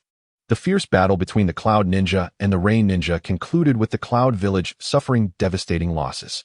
The unexpected strength of the Rain Village was truly astonishing. Nevertheless, the absence of Hanzo of the Salamander raised questions. In the Hokage's meeting room, the 3rd Hokage, Hiruzen Sarutobi, perused intelligence reports from the Leaf Village's Umbu, voicing his confusion. Hanzo of the Salamander should have perished at the hands of that ninja with the Rinnegan, remarked Danzo Shimura, observing the third Hokage with a serious demeanor. Danzo, how do you know this? Hiruzen inquired, casting a surprised glance at Danzo. Oh, I merely deduced it. With the entire Cloud Village launching an offensive against the Rain Village.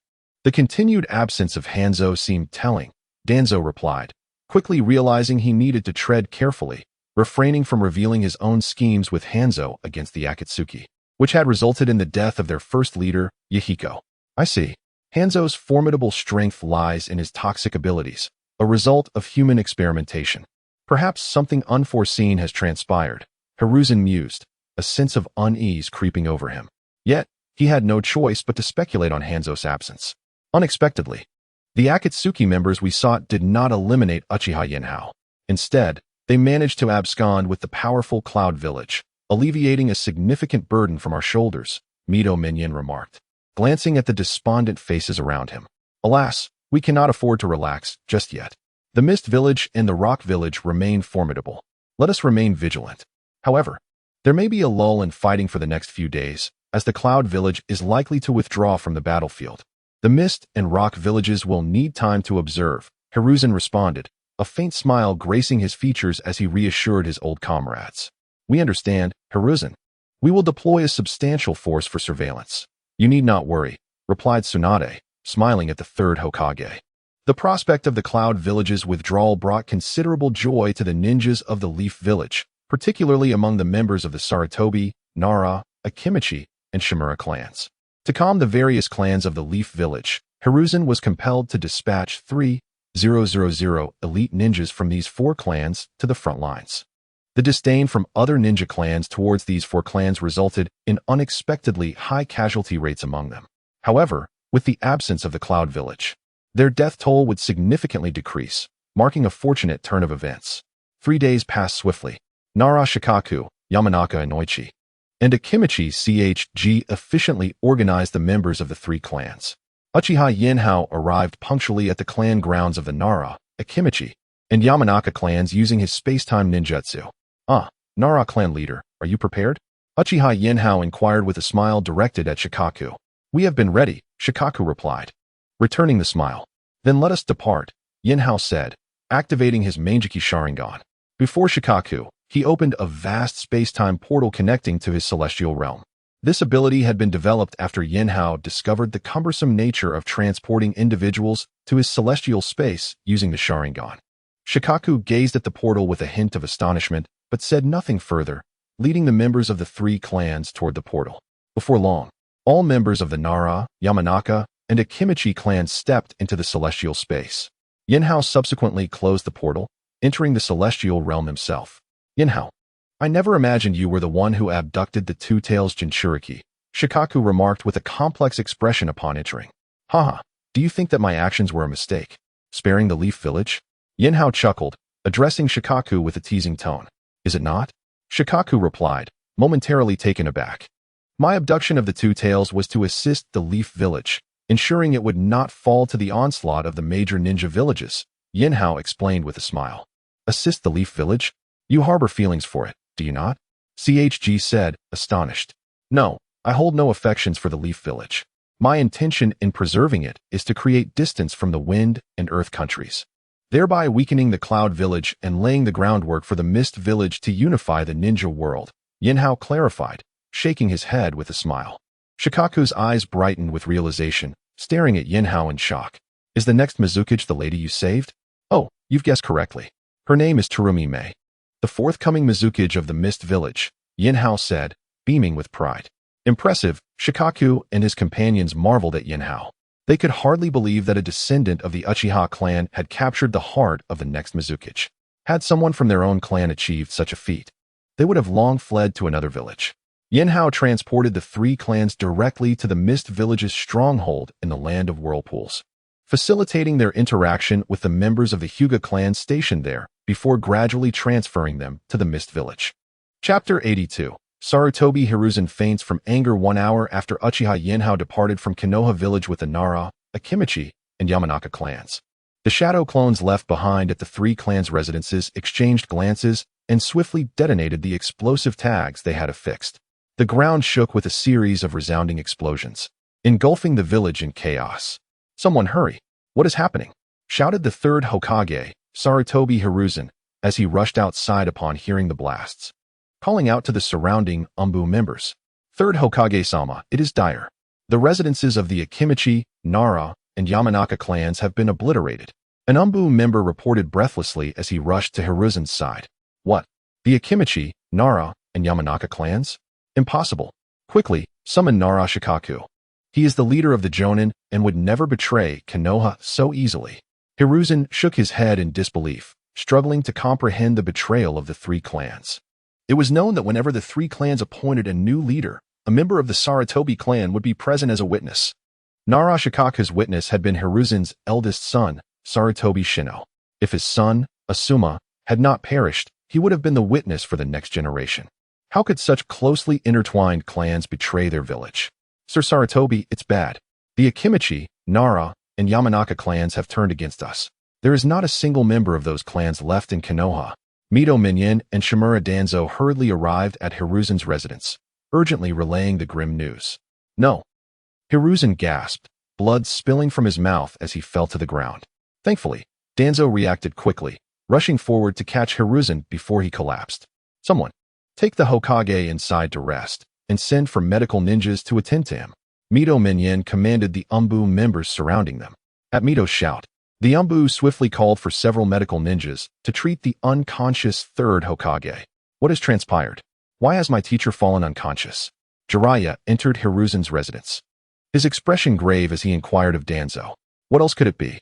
The Akimichi, Nara, and Yamanaka clans have betrayed us and somehow escaped from Konoha," Danzo replied coldly, casting a glance at Jeriah. "What? Shikaku and the others have betrayed us?" Jeriah was taken aback by the shocking revelation. Outside Konoha, the fourth Mizukage, Yagura, encountered the third Tsuchikage, Inoki. "Mizukage, now that the Cloud Village has withdrawn from the battlefield, let us alternate our assaults on Konoha," Inoki suggested with a cold demeanor. "Agreed. But who shall strike first tomorrow?" Yagura inquired nonchalantly. "With IWA Shinobi out of the picture, it is our turn. I propose that IWA Shinobi lead the charge tomorrow," Inoki, recalling the various clans of Konoha, contemplated the impending battle. The Mist Village, bolstered by Uchiha Yinhao, would undoubtedly retaliate fiercely against Konoha.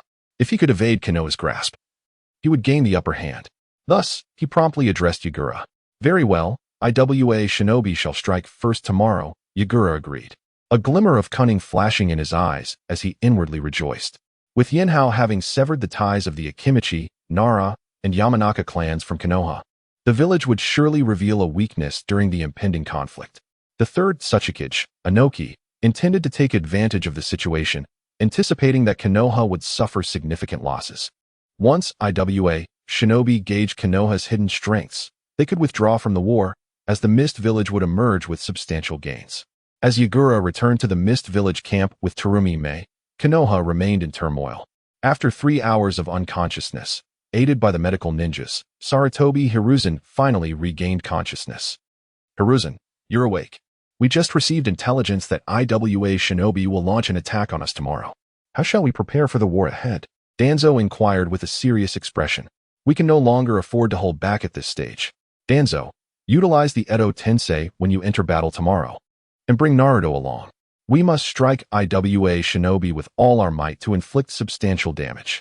If we continue to delay, our village will be in peril," Hiruzen gasped, speaking weakly to Danzo.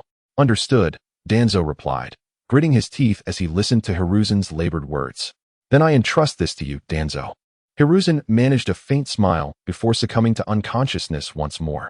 "Rest assured, I will protect Konoha," Danzo vowed, glancing at the fallen Hokage. After confirming Hiruzen was not in life-threatening danger, he turned and made his way to the root. Within the root, Danzo commanded the members to extract all prisoners from Konoha's prison. Utilizing the deceased Jonin cells available to Konoha, he revived these fallen shinobi one by one through Edo Tensei. Danzo chose not to restore their consciousness immediately, instead sealing them within coffins, intending to employ them on the battlefield the following day. Chapter 83. All cards on the table the following morning, the third Tsuchikage, Inoki, accompanied by the ninjas of Iwagakure, arrived at the outskirts of Konohagakure. "Where is your Hokage? Sarutobi Hiruzen? Why isn't he out today?" Inoki remarked coldly, casting a scornful glance at Shimura Danzo and Jeriah. "Inoki, cease your incessant prattling and prepare for battle." Danzo retorted sharply, his chest tight with rage due to Hiruzen's incapacitation. He intended to teach the opportunistic Inoki a lesson using the reanimation jutsu. "Very well. Let the battle commence," Inoki declared, summoning a colossal stone statue to launch an assault on Konohagakure. The Iwagakure ninjas, witnessing their leader's offensive, began to unleash their own earth techniques against the shinobi of Konoha. Summoning technique, reanimation jutsu. In the face of Inoki's attack, Danzo's eyes burned with fury. He clapped his hands, summoning numerous coffins that appeared before the Konoha ninjas with a series of thuds. "Damn Konoha!" Inoki exclaimed in alarm upon seeing the coffins, hastily directing the stone statue to strike at them in a bid to hinder the emerging reanimated corpses. During the First Great Ninja War, the second Hokage, Senju Tobirama, had utilized the reanimation jutsu to inflict considerable disgust upon many. After all, the reanimated individuals were not only inexhaustible in chakra, but also indestructible. Both the second Tsuchikage and other villagers had witnessed the potency of this technique. Regrettably, Inoki was unaware that the sole method to counter the reanimation jutsu was through sealing techniques. Before long, over 20 coffins materialized on the battlefield. Is this the reanimation jutsu? Are we truly in a battlefield? The first Hokage, Senju Hashirama, and the second Hokage, Senju Tobirama, emerged from the coffins. Gazing at the Konoha village behind them and the multitude of Iwagakure ninjas before them, their expressions growing increasingly cold. "First Hokage, second Hokage," Danzo exclaimed, stepping forward with excitement. "Danzo, what has transpired? Why are the Iwagakure ninjas attacking Konoha?" Tobirama questioned Danzo with a frosty demeanor. "Master, it is due to the betrayal of the Uchiha clan that Konoha's strength has significantly diminished. Iwagakure, Kirigakure, and the severely weakened Kumogakure seized the opportunity to launch an assault on us.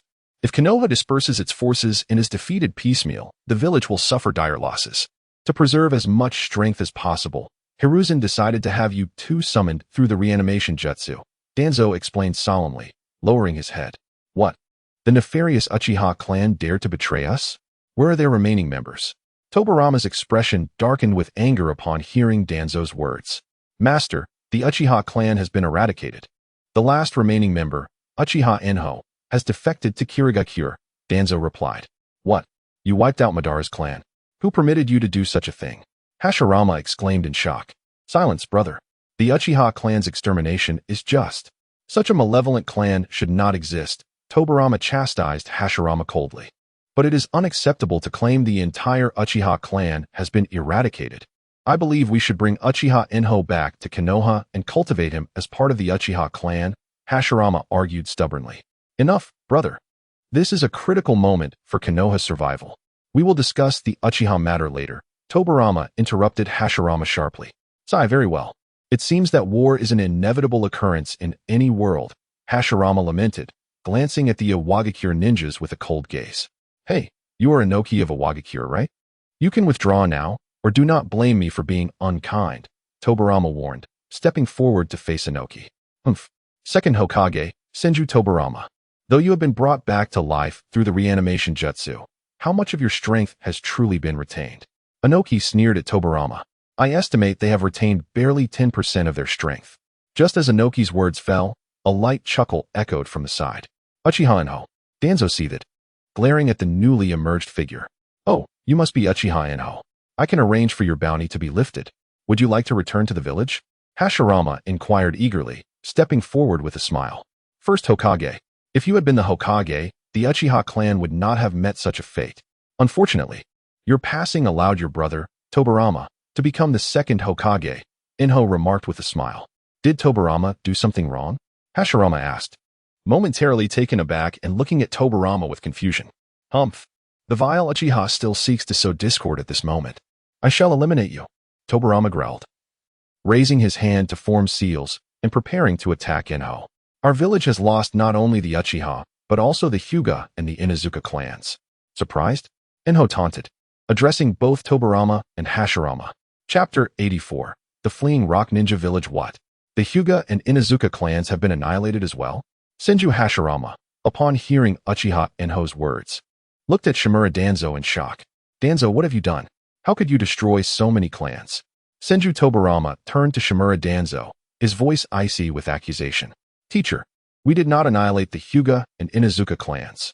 They defected from Konoha. Shimura Danzo trembled as he explained, his legs shaking under the weight of Tobarama's gaze. Silence. Do you truly expect us to believe that? If you had done nothing, why would the Hyuga and Inuzuka clans choose to flee? Particularly the Nara clan. What could possibly compel them to abandon the village? Tobarama's piercing glare bore into Danzo. Uchiha Enho observed the exchange, a smirk of satisfaction gracing his features as he awaited Danzo's response to Tobarama's pointed inquiries. This. Teacher Tobarama. The Hyuga and Inuzuka clans fled out of fear of an impending assault from the Cloud, Rock, and Mist ninja villages. They were overwhelmed with cowardice, Danzo stammered, attempting to justify his actions. Moreover, Teacher Tobarama, we face a dire enemy. We must first repel the Rock ninja before I can explain any further, he pleaded earnestly. Tobarama began to press further, but Senju Hashirama intervened, placing a hand on his brother's shoulder. Tobarama, Danzo is correct. Regardless of their misdeeds, our primary objective must be to fend off the Rock village's ninja. Otherwise, more Konoha shinobi and civilians will suffer. Taking a deep breath, Tobarama fixed a fierce glare upon Danzo. I shall spare you for now, but once this conflict concludes, I will have my reckoning with you, he warned coldly. Danzo, upon hearing Tobarama's words, felt a wave of relief wash over him, his tension dissipating. Meanwhile, the two Senju brothers turned their grim expressions towards the formidable Onoki of the Two Tails. Onoki, are you certain you will not retreat? Hashirama inquired with a smile, addressing the third Tsuchikage. This is our village's best opportunity to defeat your Konoha. I will not withdraw, Onoki proclaimed defiantly, unleashing his dust release technique, original world stripping technique, in a powerful assault against the two Senju. Yet, Tobarama merely chuckled coldly in response to Onoki's powerful attack. He tossed a stone, instantaneously appearing before Onoki. Ninjutsu, mutual exploding tags. Tobarama summoned a multitude of explosive tags, launching them at Onoki. Wood release, birth of the world tree. The Senju brothers, understanding the importance of targeting the leader first, coordinated their assault against Onoki. However, Onoki, despite his age, possessed vast combat experience. He skillfully activated the lightweight rock technique, propelling himself high into the air to evade their combined onslaught. Observing the battle from afar, Uchiha Enho noted the retreat of both Konoha and Rock ninjas, who were careful to avoid entangling themselves in the clash. You cannot afford to falter. Allow me to assist. Enho activated his Sage Mode, launching an illusionary attack against the Four Tails Jinchuriki and the Five Tails Jinchuriki among the Rock ninja.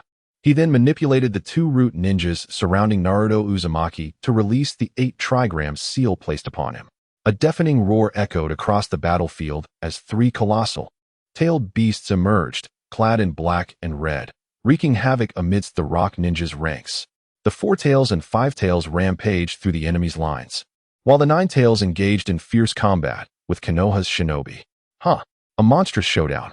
This should be entertaining, Enho mused, watching the chaos unfold before swiftly retreating into his starry dimension, distancing himself from the fray. Although Enho had departed, the Konoha and Rock ninjas, driven by fervor, charged into battle. Onward, shouted a Konoha shinobi as he clashed with a Rock ninja, igniting a fierce confrontation between the two factions. All reanimated soldiers, advance.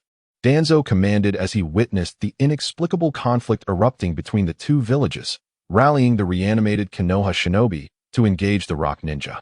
These reanimated shinobi, primarily from the Senju clan or allied to them, were elite warriors from before the establishment of Konoha, boasting strengths far surpassing the current generation of Jounin.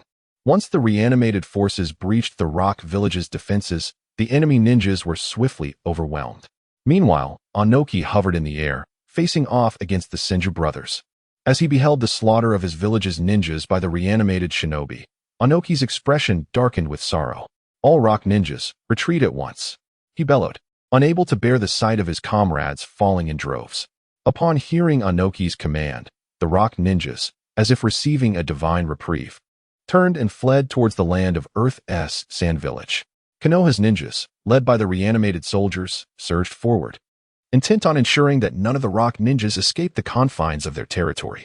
Observing the retreat of the rock ninjas, Hashirama halted his advance, striding towards Danzo alongside his brother Tobirama, their expressions grave. Chapter 85. The beaten Shimura Danzo. Let us discuss Danzo. The Uchiha clan has been annihilated, and the Hyuga, Inuzuka, and Yamanaka clans have defected from the village. What actions have you taken? The second Hokage, Senju Tobirama, cast a cold gaze upon Danzo, speaking in a chilling tone. Master, we were left with no choice. The members of the Uchiha clan were exceedingly vile. They previously manipulated the Ninetales to assault the village, inflicting significant damage. It was they who caused great harm to our home. Hence, Sarutobi ordered Uchiha Itachi to silently eradicate the entire Uchiha clan. Danzo lamented, his voice tinged with despair. But who could have foreseen that Uchiha Yinhao would awaken the Manjikyu Sharingan, transforming a covert operation into a full-scale conflict between the village and the Uchiha? This has nothing to do with me. Danzo whimpered, bowing his head in front of the first Hokage, Senju Hashirama, and the second Hokage, Senju Tobirama. Bang! Hashirama delivered a powerful kick to Danzo's body. Danzo, do you believe that I, summoned from beyond by Edo Tensei, am oblivious to the fact that your entire arm is composed of my cells? And what is the source of the Uchiha chakra present in your arm? He glared coldly at Danzo, who was sprawled on the ground. Please, first Hokage, spare me. This was merely a result of my injuries sustained on the battlefield. And it was Orochimaru, a disciple of Sarutobi, who crafted it for me. I cannot be blamed. Danzo struggled, groaning in agony as he pleaded for mercy. Yet, his eyes were fixated on the distant retreating figures of the Rock Village ninjas. Enough, Danzo. Take us to Sarutobi at once. I refuse to believe that the monkey is unaware of your actions, Tobirama commanded, gently pulling Hashirama aside as he spoke sternly to Danzo. Very well. I shall lead you there immediately. Danzo, upon hearing Tobirama's words, quickly rose to his feet, hastening to guide both Hashirama and Tobirama towards Konoha from within. Not long after they had begun their journey, Danzo observed that the ninjas from Iwagakure had already distanced themselves.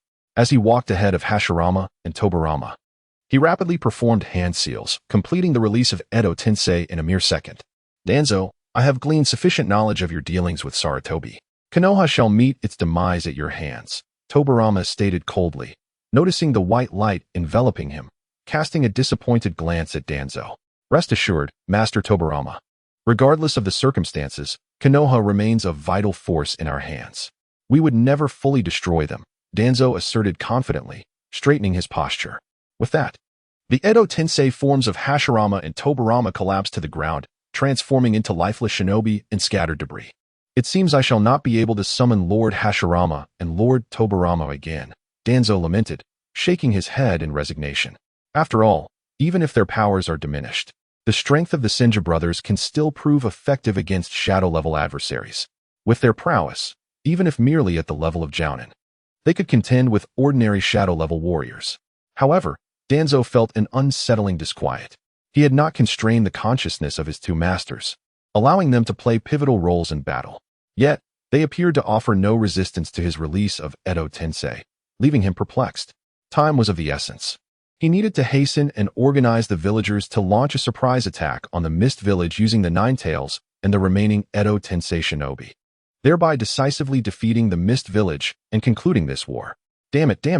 The third Tsuchikage, Inoki, was struggling to fend off Konoha's assault while cautiously employing Earth Release to suppress the two-tailed beasts of Iwagakure. The village had suffered tremendous losses in this confrontation with Konoha, primarily due to the devastation wrought by the Edo Tensei shinobi. Earth Release, Rock Pillar Technique. A massive boulder, summoned by Inoki, swiftly ensnared the Four-Tails Jinchuri, Old Purple. Old Purple, wake up quickly, Inoki commanded, launching a heavy punch at the tailed beast's head. Earth Release, Rock Fist Technique. He bellowed in furious reprimand.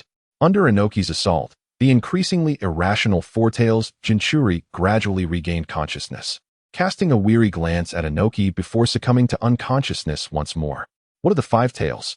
Inoki, straining to maintain his footing, inquired of the approaching Iwagakure ninja. Lord Tsuchikage. Lord Han of the Five Tails has awakened with the assistance of Lord Kuratsuchi and several Jounin, but due to significant exhaustion, both of them have fallen unconscious. The Iwagakure ninja reported, their tone heavy with despair. Damn it! Where are the Mist Village shinobi? Were they not supposed to support us from behind? Why have they not appeared? Inoki demanded angrily, addressing the members of the Umbu. Lord Tsuchikage, the shinobi from the Mist Village infiltrated our encampment after our defeat, seizing a substantial portion of the supplies we had captured, then led their forces back to the land of whirlpools. The Iwagakure ninja lamented, their expression filled with dismay. What? Inoki's eyes widened in shock at the news, and he collapsed to the ground, unconscious. This revelation was simply staggering. He could not fathom that the Mist Village would betray Iwagakure at such a critical juncture, stealing their hard-won resources. Iwagakure had expended considerable effort to seize these supplies, having withheld their return to the village in hopes of swiftly capturing Konoha. Now, it seemed that their efforts had inadvertently benefited the Mist Village, leaving Inoki utterly discontent. The Iwagakure ninja rushed to assist the unconscious Tsuchikage, quickly transporting him towards the encampment established at the border of the Land of Fire. Chapter 86. Forming alliances with IWA Shinobi Village at the border of the Land of Fire, the encampment of IWA Shinobi Village. Damn it! Those detestable Leaf Village and Miss Shinobi Village. The third Tsuchikage, Noki, awoke to find himself seething with rage, slamming his fist upon the table as he scrutinized the intelligence report in his hands. The supplies painstakingly gathered by IWA Shinobi Village had been pillaged, with 80% seized by the Mist Shinobi Village, and the remaining 20% intercepted by the subsequent arrival of Leaf Village ninjas, ultimately taken back to their homeland. In this conflict, IWA Shinobi Village had not only gained nothing, but had suffered considerable losses. My Lord Tsuchikage, a messenger from the Mist Shinobi Village has arrived. As Naka's fury reached its peak within the confines of his tent, a ninja from IWA Shinobi Village reported solemnly outside. What? They dare to come here? Capture them. Still fuming, Noki barked an order in response to the Umbu's announcement. My Lord Tsuchikage. The newly appointed elder from Mist Shinobi Village claims to bear a peace agreement that could greatly benefit IWA Shinobi Village. The IWA ninja, undeterred by Naka's command, solemnly repeated the information. A peace agreement? Bring him in. With a cold snort, Noki waved his hand, signaling for the IWA ninja to proceed. Yes, Lord Tsuchikage. The IWA ninja promptly obeyed, swiftly making his way towards the village's exterior. Shortly thereafter, he returned with the newly appointed elder from Mist Shinobi Village, Ao. Having surrendered his Byakugan to the Hyuga clan upon his arrival at Mist Shinobi Village, Ao was subsequently promoted from AJ Nin to an elder by the 4th Mizukage Yagura, as compensation for his sacrifice. Greetings, Lord Tsuchikage. Ao entered the tent and bowed slightly, smiling at Noki. Huh, you just finished plundering our supplies, and yet have the audacity to speak of a peace agreement in IWA Shinobi Village? Noki retorted with scorn, fixing Ao with a disdainful gaze. My Lord Tsuchikage, if you perceive us Mist Shinobi in such a light, then you have gravely misjudged us. Upon discovering that the Leaf Village had sent a young Jinchuriki of the Nine Tails to the battlefield, we promptly began to pack our belongings. When we later realized they were employing Edo Tensei, the elder Uchiha and Jetsu advised the Mizukage that with the dual presence of tailed beasts and Edo Tensei, IWA Shinobi Village would likely not endure for long. Their resources would be at risk of being lost. Even if destroyed, they could not be left for the Leaf Village. Ao spoke earnestly to Noki, maintaining a serious demeanor. Now, we are willing to return 50% of the resources we acquired from the IWA encampment. What say you, Lord Tsuchikage? With a smile, Ao addressed Noki, awaiting his response. What? You are willing to return half the resources? Noki exclaimed, astonished. Indeed, Lord Tsuchikage. The Leaf Village is an enemy to both our factions, would you not agree? Ao smiled at Noki, reinforcing his proposition. Very well, very well. IWA Shinobi Village is amenable to establishing a peace agreement with Mist Shinobi Village to jointly confront the Leaf Village. Noki nodded enthusiastically at Ao's words. Initially fearing that the war would yield no benefits for IWA, he was pleasantly surprised by Mist Shinobi Village's unexpected generosity in returning half of the resources they had seized. Then please, Lord Tsuchikage, sign the peace agreement and accept the returned resources. Ao's expression displayed satisfaction as he observed Naka's eagerness. With that, Ao retrieved 2 copies of the peace agreement and a scroll containing the materials from his ninja tool pouch, placing them upon Naka's desk. Upon reviewing the peace agreement, Noki signed his name in the designated space for IWA Shinobi Village. Seeing the swift signature, a triumphant smile emerged on Ao's face. Excellent, Lord Tsuchikage. May the friendship between Mist Shinobi Village and IWA Shinobi Village endure for all time. With a sense of pride, Ao discreetly tucked away the copy of the peace agreement belonging to Mist Shinobi Village into his backpack. Guided by the IWA Shinobi, Ao departed the IWA encampment. My Lord Tsuchikage, why would Mist Shinobi Village return such a substantial amount of resources to us? In an open area, after unsealing the scroll and revealing the vast supplies, an IWA ninja inquired curiously. Why else? This time, the Mist Shinobi Village not only scavenged a considerable amount of resources for themselves, but also seized half of ours. Such an abundance would surely attract the covetous eyes of the 5 great shinobi villages. By returning these resources to us, the only remaining threat will be from the Leaf Village and Cloud Shinobi Village. However, both have already suffered significant losses and are currently incapable of posing a threat to Mist Shinobi Village. By the time they recover, Mist Shinobi Village will have exhausted these resources, leaving no surplus for others to covet. After contemplating, Noki smiled at the IWA ninja beside him. To be frank, Noki himself could not fathom the reasons behind Mist Shinobi Village's decision to relinquish such valuable resources. Nonetheless, since the resources had now come into IWA Shinobi Village's possession, it was a fortuitous turn of events. Noki cared little for the intricacies of the matter. As Ao exited the IWA encampment, he cast a smile back at the sight before promptly heading back towards the Land of Water. Most of the ninjas from Mist Shinobi Village had already retreated to their base in the Land of Whirlpools, and the main forces would soon return to the Land of Water. Upon their return, the next task for Mizukage Terumi May would commence, and Ao needed to hurry back in time for her inauguration ceremony as the 5th Mizukage. Chapter 87. The Subtle Insults of the Konoha F4 Konoha Village. What did you say? The people of the Mist Village have already retreated? Shimura Danzo, gazing at the Umbu member kneeling before him, inquired in astonishment. Indeed, Lord Danzo. The Mist Village began packing their belongings and retreated while we were engaged in battle with the Rock Village.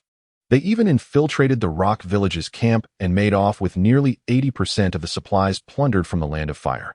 The Umbu ninja cautiously replied to Shimura Danzo's incredulous voice. Damn it, the Mist Village is truly treacherous. To flee so early is utterly despicable, Danzo exclaimed, slamming his palm onto the nearby table in frustration. Danzo, what happened? I heard you shouting from outside. Is something amiss? Mito Kazan and Tsurugi Koharu entered the conference room side by side, with Mito smiling as he addressed Danzo. The Cloud Village has been defeated by Pain, the leader of the Akatsuki from the Rain Village.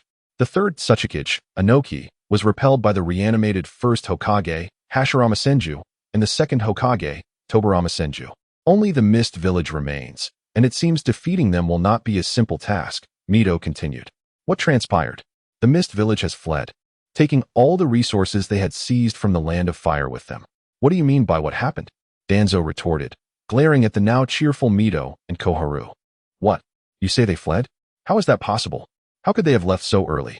Mito stood frozen in shock at Danzo's words. Danzo, how much of the Rock Village's supplies did you manage to recover? Koharu asked seriously, eyeing Danzo. Less than 20%, Danzo replied, shaking his head in resignation. That can't be right.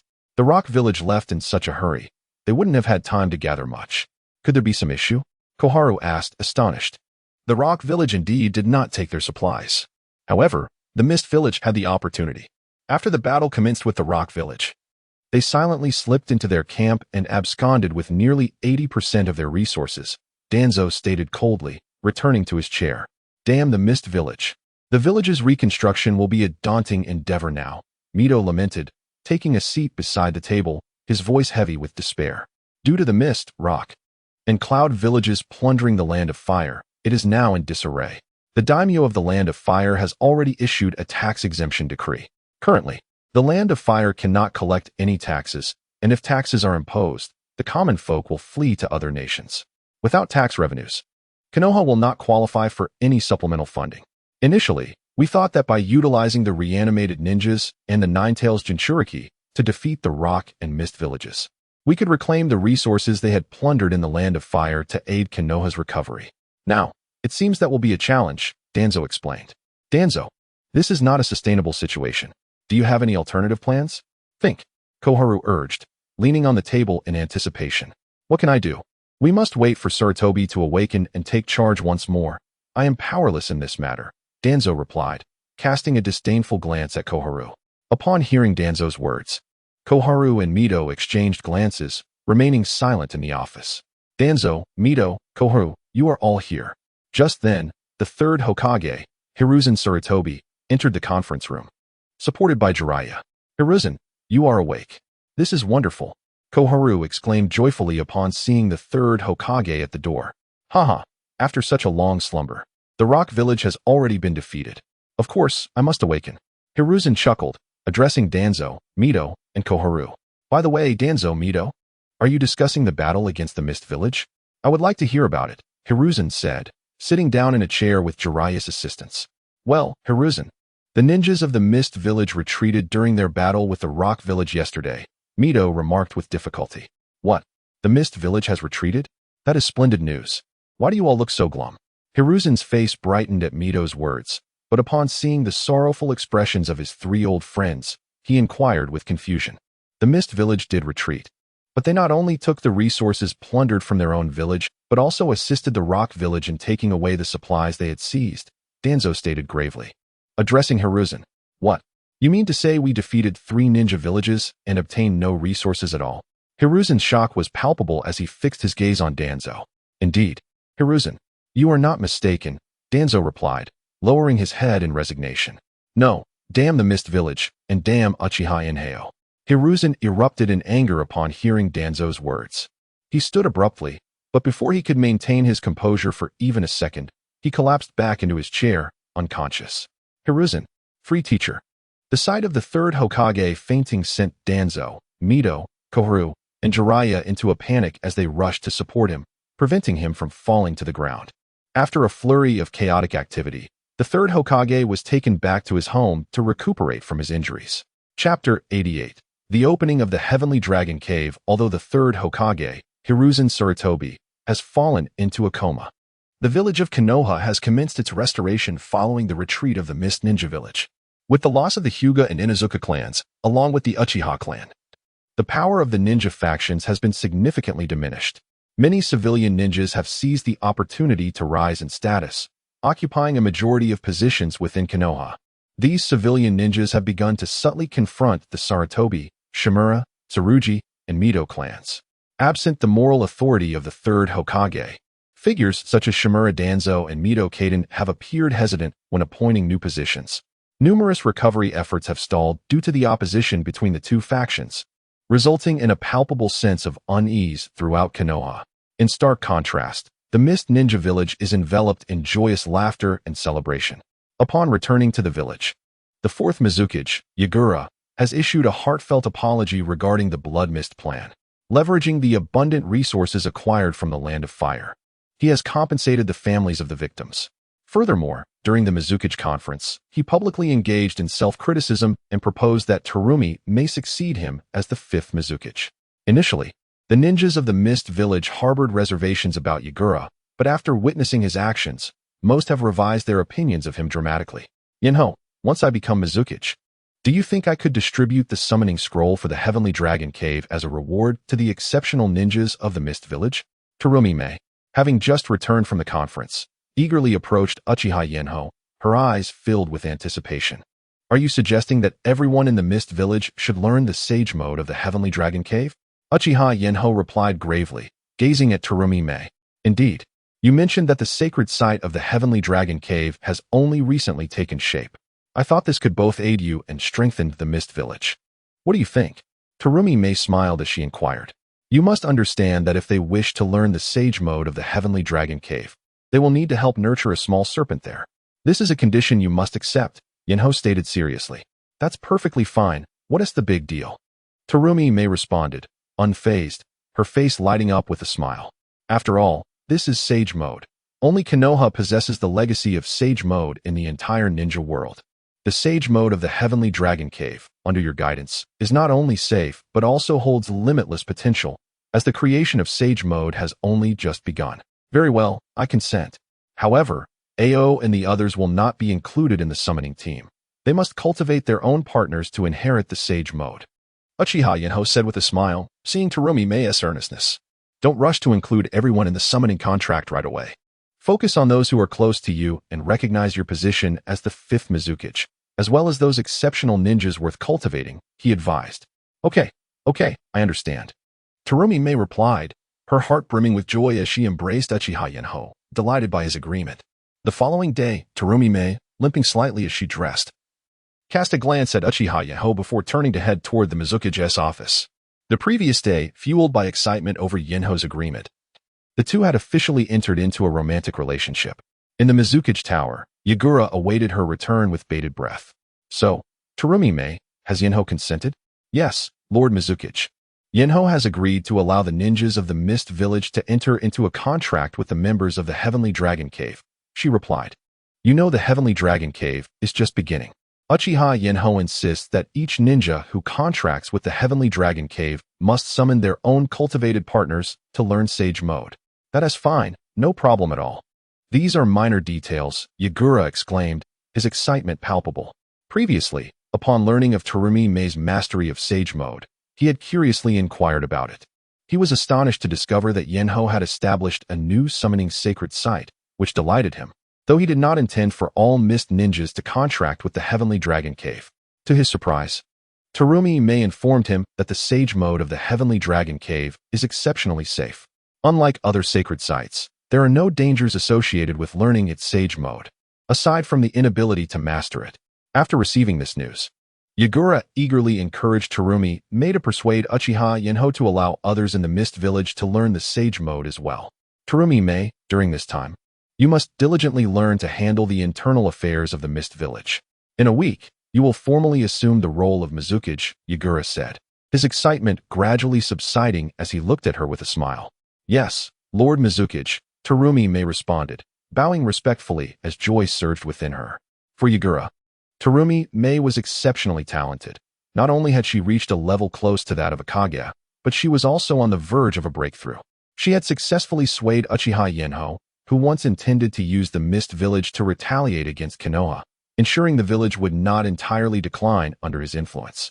Yagura devoted himself to guiding Terumi Mei, ensuring she swiftly acquired all the factions under his command, preparing her to become the next Mizukage. Chapter 89. Evolution of Sage Mode. As night fell, Uchiha Yinhao and Terumi Mei finished their dinner. Yinhao, what are you pondering? You seem quite distracted, Terumi Mei observed, approaching Uchiha Yinhao with curiosity.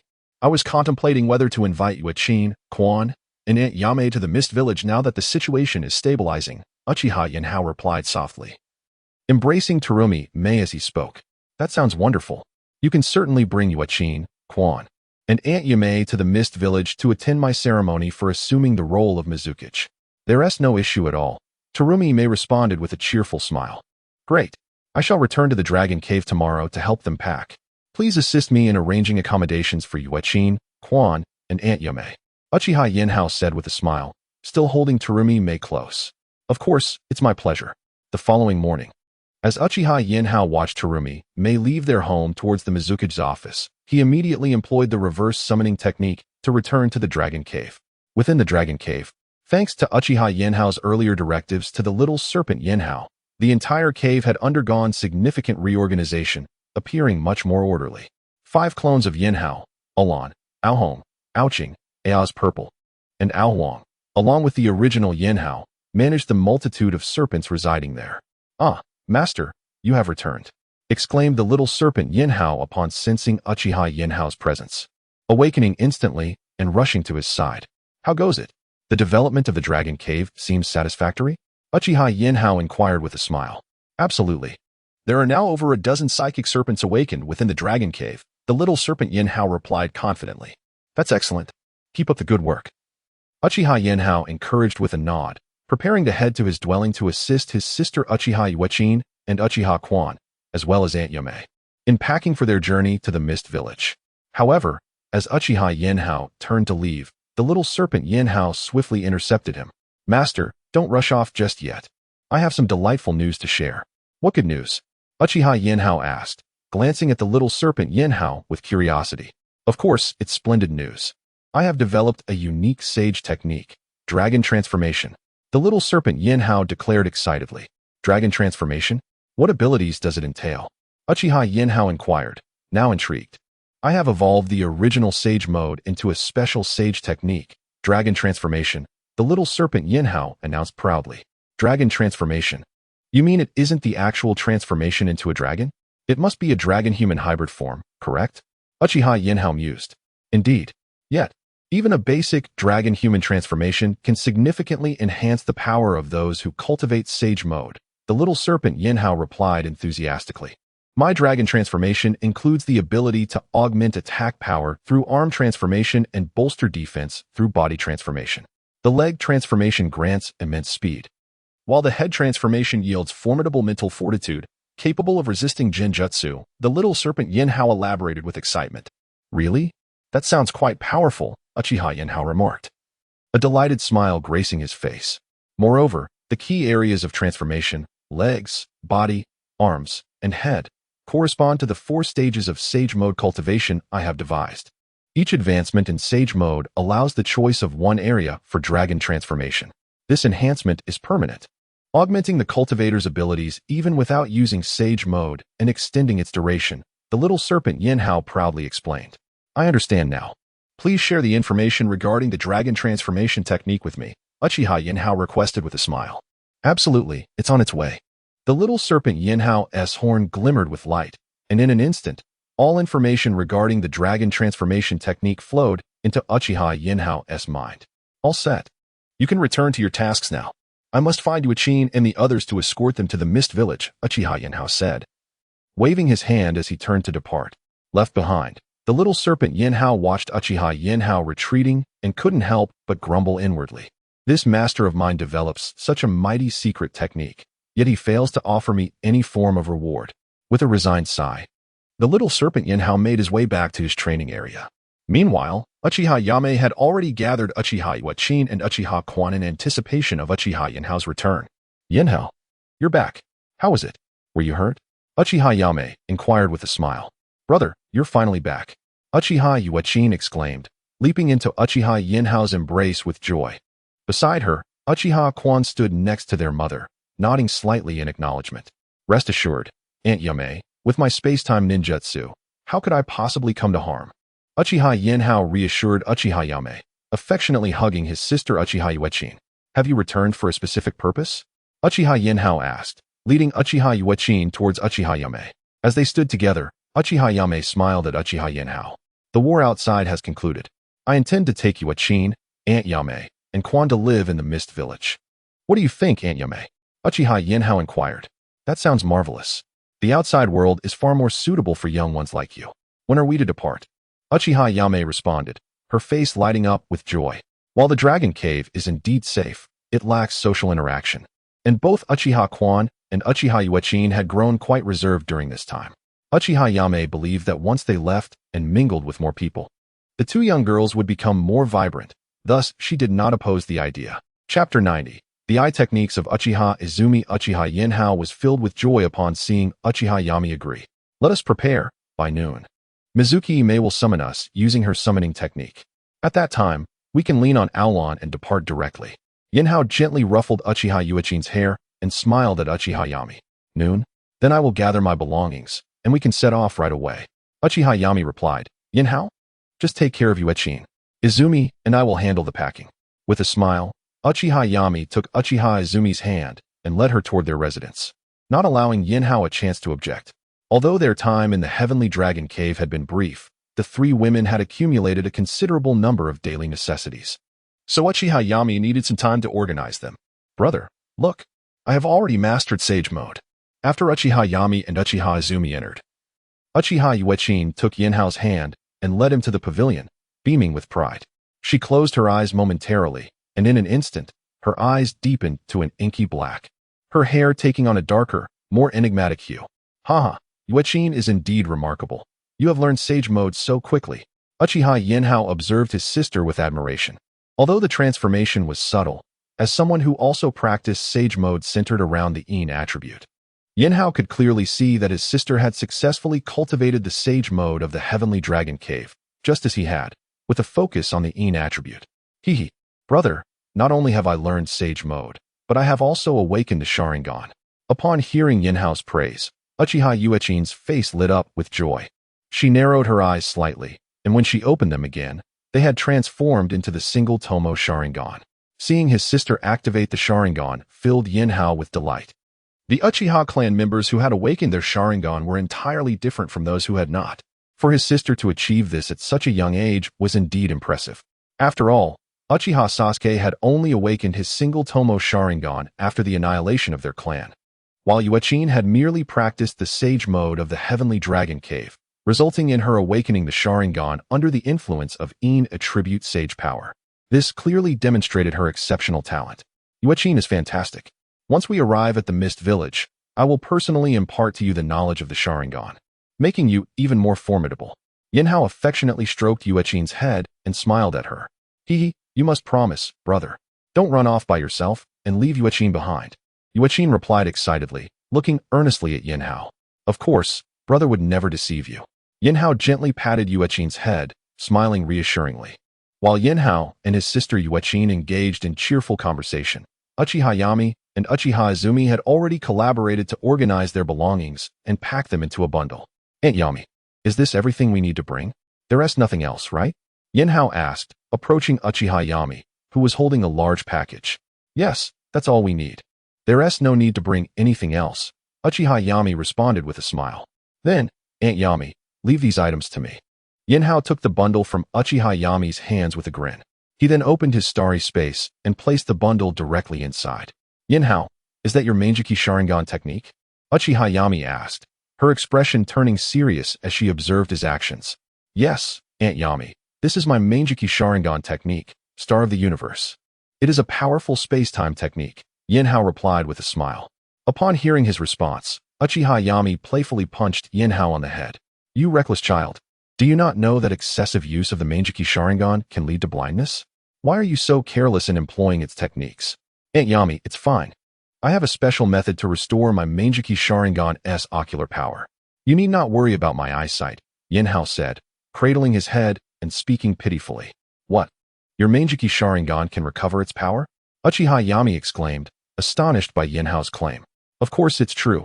Otherwise, how could I be so carefree in using my Manjiki Sharingan? Yinhao chuckled at Uchiha Yami's shocked demeanor. Yinhao, I have a request.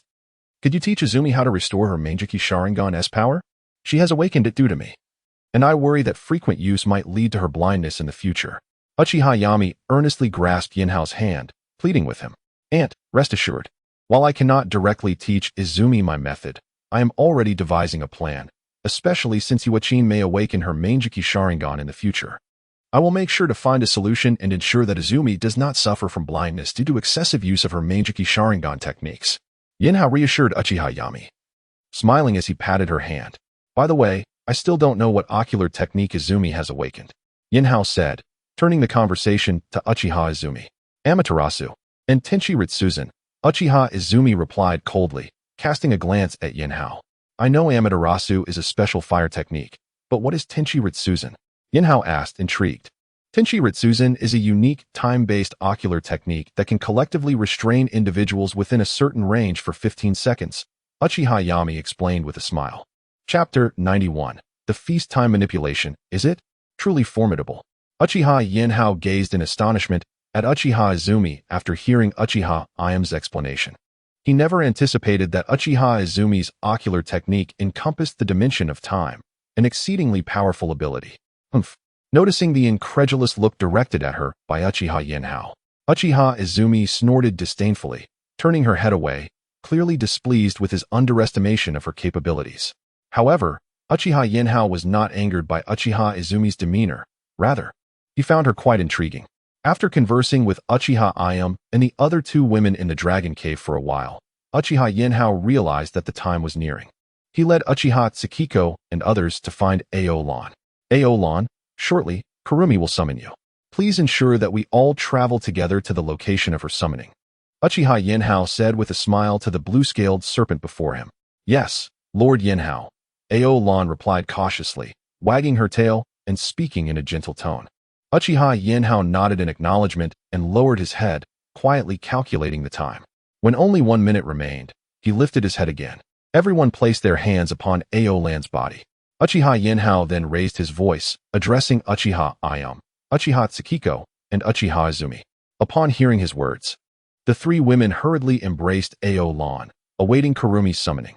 At the stroke of midnight, Kurumi promptly executed the summoning technique, transporting Uchiha Yinhao and the three women along with Ao Lan from the Dragon Cave.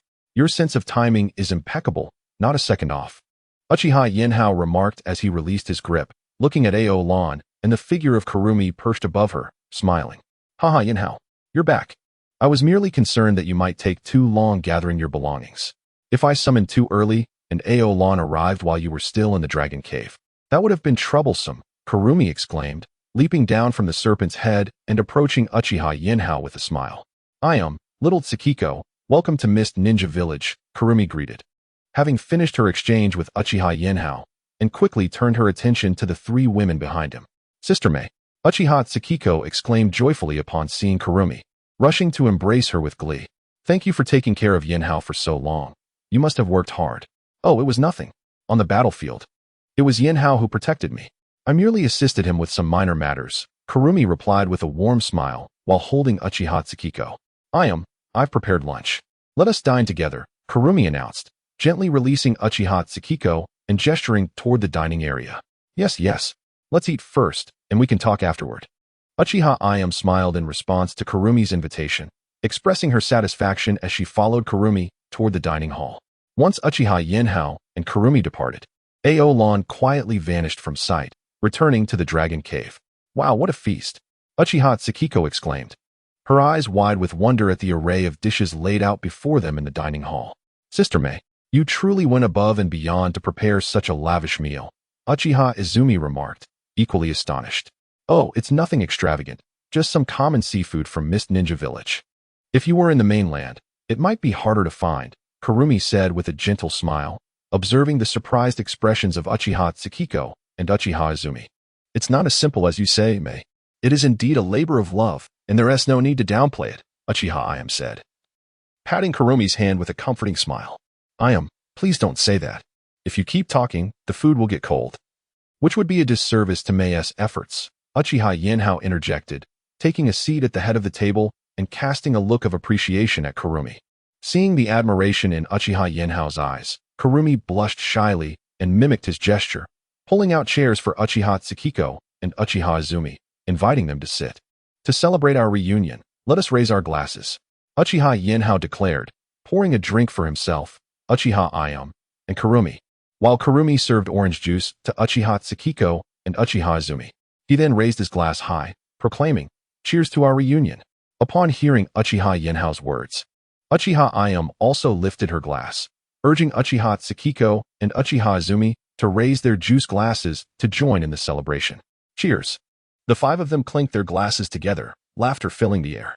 After the toast, Uchiha Yinhao and Kurumi took the lead in serving Uchiha Tsukiko, Uchiha Izumi, and Uchiha Ayam. They did not speak first, as Uchiha Yinhao had been enjoying the variety of dishes in Mist Ninja Village, sampling them daily. Uchiha Tsukiko relished her first experience of such a sumptuous seafood feast, happily devouring a lobster claw and getting her hands greasy. In contrast, the elder Uchiha Izumi did not eat as ravenously, but still enjoyed the bountiful meal thoroughly. After dining, Kurumi escorted Uchiha Ayam and the others to their assigned accommodations before returning to the room where Uchiha Yinhao and she would be resting.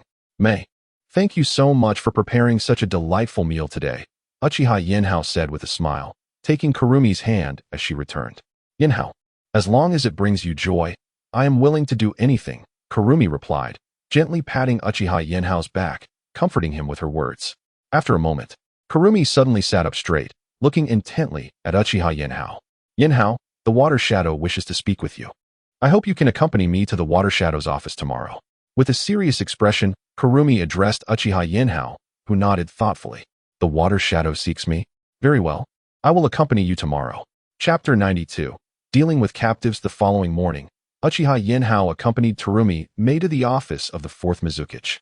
Upon entering, Yinhao observed the diminutive figure of the 4th Mizukage, Yagura, perched on a grand chair, diligently attending to official matters. With a playful smile, he addressed Yagura. Yinhao, your timing is impeccable, Yagura exclaimed, his eyes lighting up as he recognized the newcomer. What brings you here? What is it you require of me, fourth Mizukichi? Please, do share, Yinhao replied as he settled into his seat, regarding Yagura with curiosity. Could you temporarily entrust the two-tails Jinchuriki and those two kunoichi from Konoha to my oversight? Yagura inquired earnestly. Yinhao raised an eyebrow at Yagura's request. What do you mean by oversight? Is there a reason for such a proposal? Currently, we have yet to identify a suitable replacement for the two-tails Jinchuriki. With your Sharingan, you could effectively monitor him and prevent any potential outbursts within the village, Yinhao explained. The kunoichi from Konoha possessed scan information, thanks to the intelligence provided by the other four clans. Their only advantage lies in their youth and beauty, which I believe you might appreciate. Yagura chuckled. Isn't your clan suffering significant losses? These two could be valuable assets to the Uchiha lineage. Yinhao frowned, feeling slightly insulted. So, you intend to reward me with my own captured individuals? Not at all. I merely thought to offer you a benefit. You can take them. I've already discussed this with Terumi Mei, and she has taken them home, Yagura reassured.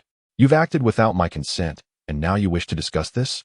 Yinhao retorted sharply, glaring at Yagura. Isn't there a two-tails Jinchuriki among them? His emotional stability has been precarious of late, and I fear our sealing techniques may falter, leading to a catastrophe. Yagura explained, attempting to justify his request. Why do you need me for this? Yinhao stood abruptly, frustrated as he opened the office door and huffed at Yagura before storming out. He made his way to where Terumi Mei was studying, calling out, Mei, could you step out for a moment? Upon seeing him, Terumi Mei smiled. Yinhao, have you heard the news? What do you think of Yagura's absurd request? Aren't you even a little jealous? Yinhao shot her a disgruntled look, expressing his discontent. Mei, regardless of their backgrounds, both Hyuga and Anko are admirable women. If I refuse to take them in, their fate in the hands of other mist ninjas would be dire. Terumi Mei embraced Yinhao, whispering, although we hail from different villages, as women, it is perhaps best to welcome them into your life. After all, you were once a ninja of Konoha, and there is no deep-seated enmity between you. She continued, playfully teasing. Besides, with Hyuga and Anko, you might find your Uchiha clan flourishing even more. Yinhao, realizing her jest, felt a mixture of irritation and affection. You're thinking of my interests, yet you don't mind me entertaining other women? How could I not be upset? As Terumi Mei playfully pushed him away. She pinched his cheeks, feigning annoyance. You can't simply take in other women without a hint of jealousy. In retaliation, Yinhao mimicked her gesture, pinching her cheeks back. Let go. You're hurting me. With a laugh, Terumi Mei swatted his hand away, pouting in mock anger. Enough of that. Return to your studies while I engage with your new acquaintances. Yinhao observed her cheeks, noting no visible marks, realizing she had tricked him. He tousled her hair affectionately. Go on, see your new companions. It seems my position in this household is at risk. Upon his return home, he found his sister, Uchiha Yuchien, joyously playing with Uchiha Izumi, Yugao, and Anko. Even the two wood ninjas were enjoying themselves with Yuchien. Ah, ladies, your camaraderie is indeed delightful, Yinhao remarked, leaning against the doorframe with a smile. Brother, you're back, Yuchien exclaimed, rushing into his embrace. Can Red and Anko stay with us? Please. Faced with his sister's charming plea, Yinhao felt his resolve wane. All right. He relented, ruffling her hair with a chuckle. Yay, Yuchien cheered, diving back into the midst of her friends, reveling in their shared joy. Chapter 93. Arranging for 3 women. Uchiha Yinhao silently observed his sister, Uchiha Yuchien, as she played with Yuhi Kurenai, Mitarashi Anko, and the 2 members of the Konoha team. They exchanged few words, lost in their merriment. It was only after lunch that Uchiha Yamai took Uchiha Yuchien and Uchiha Izumi to rest. In the dining hall, Uchiha Yinhao remained with Terumi Mei, Yuhi Kurenai, and Mitarashi Anko before he finally spoke. Yuhi Kurenai, Mitarashi Anko, you 2 were captured from Konoha. I shall now release the chakra seals placed upon you. If you wish to return to Konoha, you are free to do so. However, should you choose to remain in the Hidden Mist Village, I must insist that you do not act as spies. Uchiha Yinhao's icy gaze served as a warning to both women. At that moment, he formed a single hand seal, and the chakra seals on Yuhi Kurenai and Mitarashi Anko were instantly undone. The 2 women, feeling the release of their chakra, stared in shock at Uchiha Yinhao. Nevertheless, I must advise you. Sarutobi Asuma is dead. If you return to Konoha unscathed, it is highly likely that you will be imprisoned or assigned to perilous missions, serving as mere cannon fodder. Consider your choices carefully. Uchiha Yinhao's cold smirk conveyed the gravity of his words. As for you, the two members of the Konoha team, I can also release your chakra seals, but I will mark you with a flying thunder god technique. You are well aware that leaving the hidden mist village is not an option. Should you attempt to relay information outside, I will swiftly extract the two tails from your body. I trust you will not disappoint me. Uchiha Yinhao's tone was stern as he addressed the two members. In truth, Uchiha Yinhao had no concerns about the two members transmitting information to the Rock Village. Once they began to relay messages to the Cloud Village, it would inevitably lead to conflict between the two villages. The Cloud Village, already crippled by Nagato, was in no position to engage in warfare with the Hidden Mist Village. If war were to break out, Uchiha Yinhao's formidable Manjiki Sharingan would allow him to control the Eight Tails Jinchuriki, Killer Bee, in an instant. With the enhancement of the Dragon Ball, his Manjiki Sharingan surpassed even the eternal Manjiki Sharingan of Uchiha Madara in terms of mental control. While it was uncertain if he could rival Uchiha Obito, who possessed the Rinnegan, Uchiha Yinhao was confident in surpassing Madara's eternal Manjiki Sharingan. I understand. I will not do it. One of the Konoha members scoffed in response to Uchiha Yinhao's words. Upon hearing this, Uchiha Yinhao stood and marked the back of the Konoha member's neck with his flying thunder god seal, simultaneously placing a waiting chakra sealing technique beneath it. After leaving the mark, he immediately released the chakra seal on the Konoha member. Very well, should you choose to stay, you may become part of my family. We can live together in the Hidden Mist Village. Uchiha Yinhao smiled as he returned to the dining table, addressing the three women. Yuhi Kurenai, Mitarashi Anko, and the Konoha members all coldly snorted at his offer before turning to leave the dining hall, heading towards the rooms arranged for them by Terumi Mei. Couldn't you have spoken to them nicely? Why resort to threats? Terumi Mei glared at Uchiha Yinhao, clearly displeased with his approach. What do you know? I'm merely setting the tone in advance. Otherwise, if they were to do something reckless, it would reflect poorly on you. Uchiha Yinhao replied, his voice steady. After all, you are the fifth Mizukage. This is my good intention. If they refuse and cause trouble, it could tarnish your reputation. Uchiha Yinhao looked at Terumi Mei, exasperated by her criticism. Hey, I have you to assist me. With your help, gaining respect will be a simple task. Terumi Mei laughed, embracing Uchiha Yinhao. You were lamenting that the Uchiha clan was left with only you, your sister, and Aunt Yamai. Aunt Yamai suggested I help you in reviving the Uchiha clan. I cannot do it alone. I need others to assist in restoring such a vast family. People in the Hidden Mist Village still harbor some resistance towards you. However, Yuhi Kurenai, Mitarashi Anko, and the Konoha members, having been captured by you, lack a foundation in the village. Aligning with you is their best option. That's why I propose that you oversee them when the fourth Mizukage, Yagura, dealt with them. Am I not clever? Terumi Mei nestled against Uchiha Yinhao, her smile warm and affectionate. Yes, you are the cleverest. Just make sure to inform me beforehand about such matters. Do not act on your own.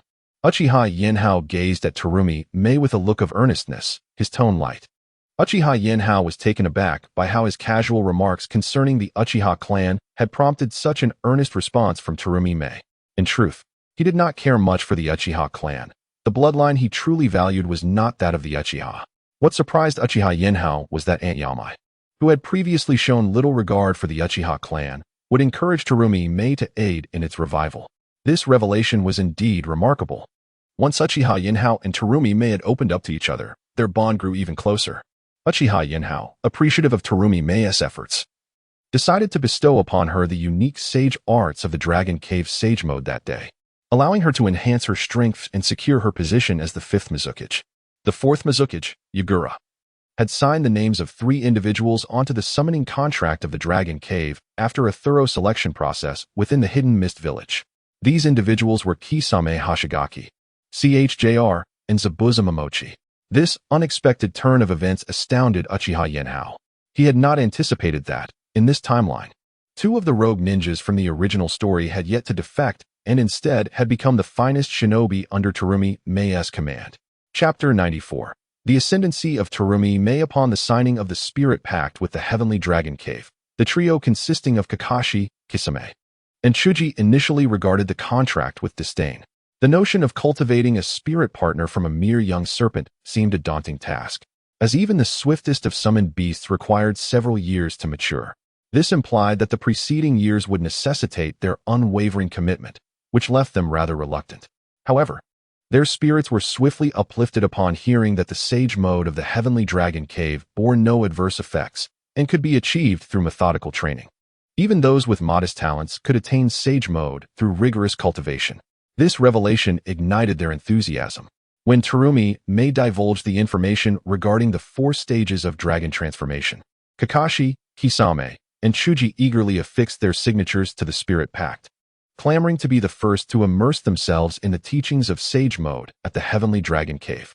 As the trio selected water as their principal attribute for cultivation, Terumi May instructed them to tend to their spirit partners while simultaneously learning the sage mode from Ao Lan, the water master of the Heavenly Dragon Cave. After experiencing the wonders of sage mode, Kakashi, Kisame, and Chuji were thoroughly convinced of Terumi May's capabilities. After all, it was due to her that Uchiha Yinhao, who possessed sage mode, joined the Mist Village, endowing it with formidable secret techniques and enhancing its overall strength. Terumi May worked diligently and soon garnered the support of numerous ninjas from the Mist Village, officially assuming the mantle of Mizukage on a day filled with fervor. The atmosphere within the village was electric, largely attributed to the grand victory achieved under the resource-rich 4th Mizukage, Shikura, who orchestrated a massive celebration. Standing atop the Mizukage Tower, Terumi May donned the Mizukage hat, her heart brimming with excitement as she surveyed the throngs of people below. From this day forth, I shall serve as the 5th Mizukage of the Mist Village. Together, we shall forge a stronger and more prosperous village. I implore your continued support, she proclaimed joyfully to the assembled ninjas and villagers. The crowd erupted in jubilant cheers in response to Terumi May's words. Her arrival signified not only the cessation of the Blood Mist policy but also heralded a new era of strength for the Mist Village. With Kakashi, Kisame, and Chuji subtly disseminating the might of the sage mode from the Heavenly Dragon Cave to certain ninjas, the inauguration of Terumi May's leadership was met with great enthusiasm. In the original narrative, Terumi May ascended to power as the Mist Village's strength had plummeted due to the Blood Mist policy, jeopardizing its status among the 5 great shinobi villages. However, despite the stagnation brought on by the Blood Mist policy, the Mist Village retained some semblance of strength, thanks to Uchiha Yanhao, avoiding the dire circumstances depicted in the original tale. Coupled with the inclusion of the Hyuga and Inuzuka clans, the Mist Village's strength had doubled during this phase. As the Mist Village reveled in celebration, a clandestine spy stealthily departed for the Land of Rain. Obito, I have uncovered critical intelligence, Black Zetsu announced, peering into a cavern where Uchiha Obito was plotting his next move. Oh, what have you discovered? Uchiha Obito inquired, intrigued by the sudden appearance of Black Zetsu. I have located the 2 Tails Jinchuriki, Yujito ni, within the Mist Village, specifically in the home of Uchiha Yanhao and Terumi May. Black Zetsu replied, his tone light and teasing. You say the 2 Tails Jinchuriki is in the Mist Village? In Uchiha Yanhao's residence? Obito rose, astonished at this revelation. Indeed, Uchiha Yanhao possesses remarkable audacity, Black Zetsu replied without hesitation. Ha ha ha, splendid. Uchiha Yanhao has truly devised a masterful scheme. Obito laughed heartily. Following the disappearance of the 2 Tails Jinchuriki from the Cloud Village, all suspicions had pointed toward him, and even Obito had excluded Yanhao from his list of suspects. It was now evident that Yanhao had outsmarted everyone. Who would have anticipated that he would redirect the enmity of Konoha toward the Akatsuki? Black Zetsu, inform Nagato and summon all members of the Akatsuki. We must retaliate against Uchiha Yanhao, Obito commanded coldly, donning his mask. Although Uchiha Yanhao had reason to harbor animosity toward him, the false accusations placed upon him fueled Obito's desire for revenge. He vowed to make Uchiha Yanhao pay dearly for his transgressions. Complying with Obito's orders, Black Zetsu swiftly submerged into the shadows, heading toward the Rain Village. Within the high tower of the Rain Village, Black Zetsu entered without hindrance. Nagato, Madara has instructed me to convene all members of the Akatsuki. He has important matters to discuss, he announced, peeking from behind the wall. Ah, so he has finally decided to emerge. What pressing issue does he wish to convey? Nagato, recuperating, replied with a scoff, eyeing Black Zetsu with skepticism. It is not particularly significant. It pertains to the 2 Tails Jinchuriki. My clone has pinpointed their location. Hence Madara's directive to notify you. We are preparing to take action, Black Zetsu responded with a smirk. I understand. I will inform everyone to assemble, Nagato replied. momentarily taken aback before nodding in acknowledgement. Through Black Zetsu's words, Nagato realized he had previously misjudged Madara, though he had no intention of apologizing. Silently, he activated the ring on his hand to notify all members of the Akatsuki to gather. Chapter 95. The Akatsuki organization strikes. Although Nagato despised Uchiha Obito for his reckless actions that exposed the relationship between the Akatsuki and the Rain Village to the ninja world, he held a high regard for the intelligence capabilities of Black Zetsu. Consequently, Nagato convened the members of the Akatsuki as per Obito's request. During this period, the members of the Akatsuki had mostly gathered, with the exception of Kisame, who had yet to arrive. Orochimaru had launched an attack on Uchiha Itachi as depicted in the original story, but was defeated by Itachi's Genjutsu, resulting in his defection from the Akatsuki. The leader's urgency was palpable. Deidara, newly inducted into the Akatsuki, was not particularly impressed by Pain, the leader, as he had never witnessed Pain's true power. Hence he spoke to him with little reverence. Silence. There will be a time for discussion. Nagato controlled Pain, casting a cold glance at Deidara, whose intent to provoke Pain was quelled by the formidable presence of the Rinnegan. Before long, a swirling vortex appeared to Pain's left, and Uchiha Obito emerged from it. Speak. Madara. Any new information? Pain coldly regarded Obito, inquiring. Haha, Black Zetsu, share the information you've gathered with Leader Pain, Obito said, smiling at Black Zetsu. Yes, Black Zetsu replied, turning to Pain with a grin. I discovered the two tails Jinchuriki, Yujito ni, in the home of Uchiha Yinhao within the Hidden Mist Village. Did you hear that, Pain? I told you earlier that I did not abduct Yujito. You refused to believe me. Obito taunted Pain. Enough, Madara. You should understand that it is not merely my suspicion that you took the two tails from the Hidden Cloud Village, but rather the consensus among many in the ninja world. Pain reprimanded Obito coldly, fully aware of the misjudgment he had made. Now what is your plan? Pain pressed Obito for details. I intend to take a few individuals and launch a surprise attack on the Hidden Mist Village to seize the two tails, Obito stated resolutely. Impossible. I cannot agree to this. Such actions would drag the Rain Village back into war, Conan interjected firmly, standing beside Pain. Your previous unilateral actions in the Leaf Village during the Uchiha massacre left us with a formidable enemy in Uchiha Yanhao. Do you truly wish to entangle us further with the other 5 great ninja villages? Conan scolded Obito, her anger evident. During this time, Conan was burdened with caring for Nagato while also tending to the families of ninjas lost in the war between the Rain and Cloud villages. Each encounter with grieving families weighed heavily on her conscience. Do not forget, the war in the Rain Village was entirely a setup orchestrated by Uchiha Yanhao. Do you not wish to exact revenge? Obito noted, unfazed by Conan's words, and spoke meaningfully to her. Share your plan, Nagato said, his gaze flickering as he considered Obito's words. Pain, Conan exclaimed, shocked at Nagato's response, but upon meeting his gaze, she fell silent. I plan to take a few individuals to draw Uchiha Inho's attention in the Hidden Mist Village while I sneak around to capture the two tails using my space-time ninjutsu.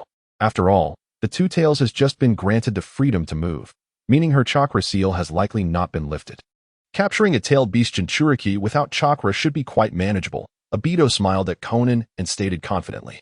What is the likelihood of your success? Nagato inquired calmly. I am 90% certain I can accomplish it, Obito responded with assurance. In Obito's view, if he could remove Uchiha Inho, a master of space-time ninjutsu, from the equation, a ninja devoid of chakra would stand no chance against his Manjiki Sharingan's prowess. Very well, outline who you require, Nagato replied, nodding in agreement. I need Deidara, Sasori, Uchiha Itachi, and Kisame. With these 4, it will suffice. Those 4. Nagato expressed concern, seeking justification for Obito's selection. Deidara's explosive clay will attract the attention of the Hidden Mist Village and impede the 4th Mizukage, while Sasori can hold off the new 5th Mizukage, Meitarumi.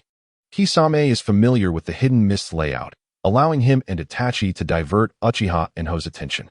Without these 3, infiltrating the Hidden Mist Village and locating the two tails through Black Zetsu will be quite straightforward, Obito explained confidently. Agreed, let it be those 4. Prepare yourselves. We will depart shortly, Nagato concluded, satisfied with Obito's plan. Understood. Deidara, Sasori, Kisame, Uchiha Itachi, await me in the land of whirlpools. I will arrive promptly. Black Zetsu will guide you, Obito instructed the 4 members of the Akatsuki.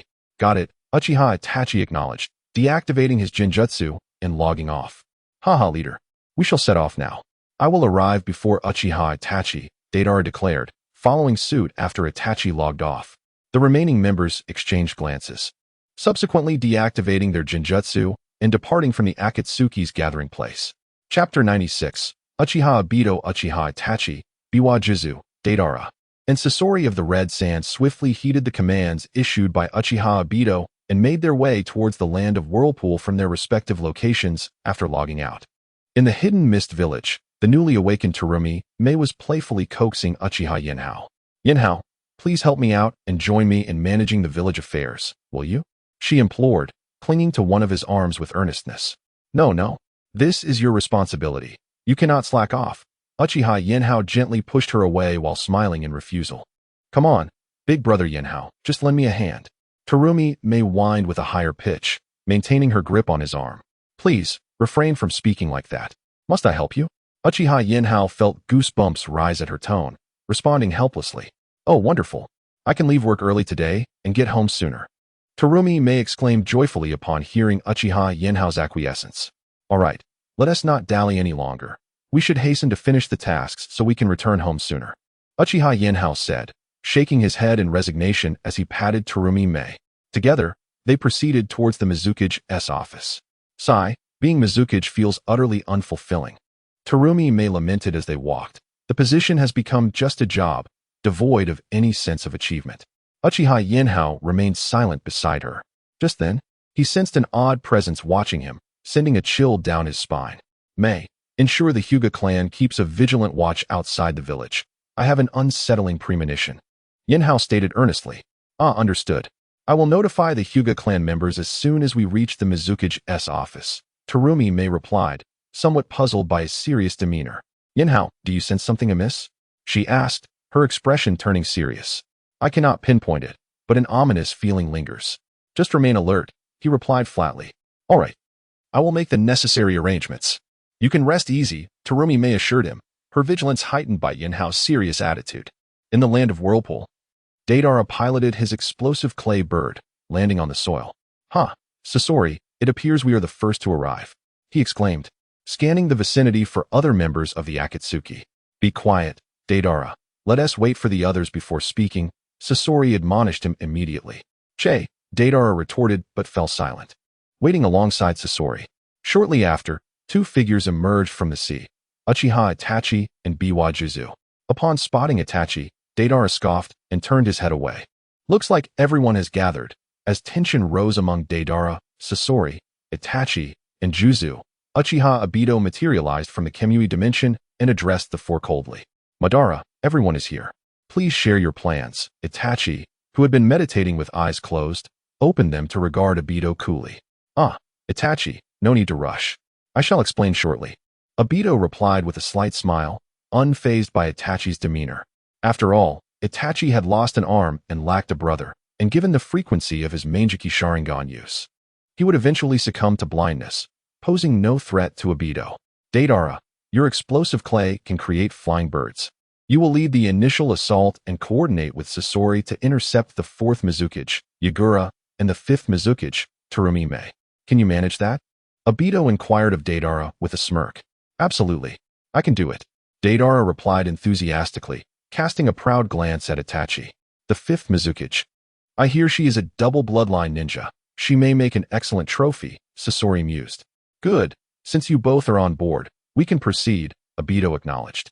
Satisfied with their readiness, he turned to Itachi and Jizu. Itachi, you and Jizu will detain Uchiha Yinhao.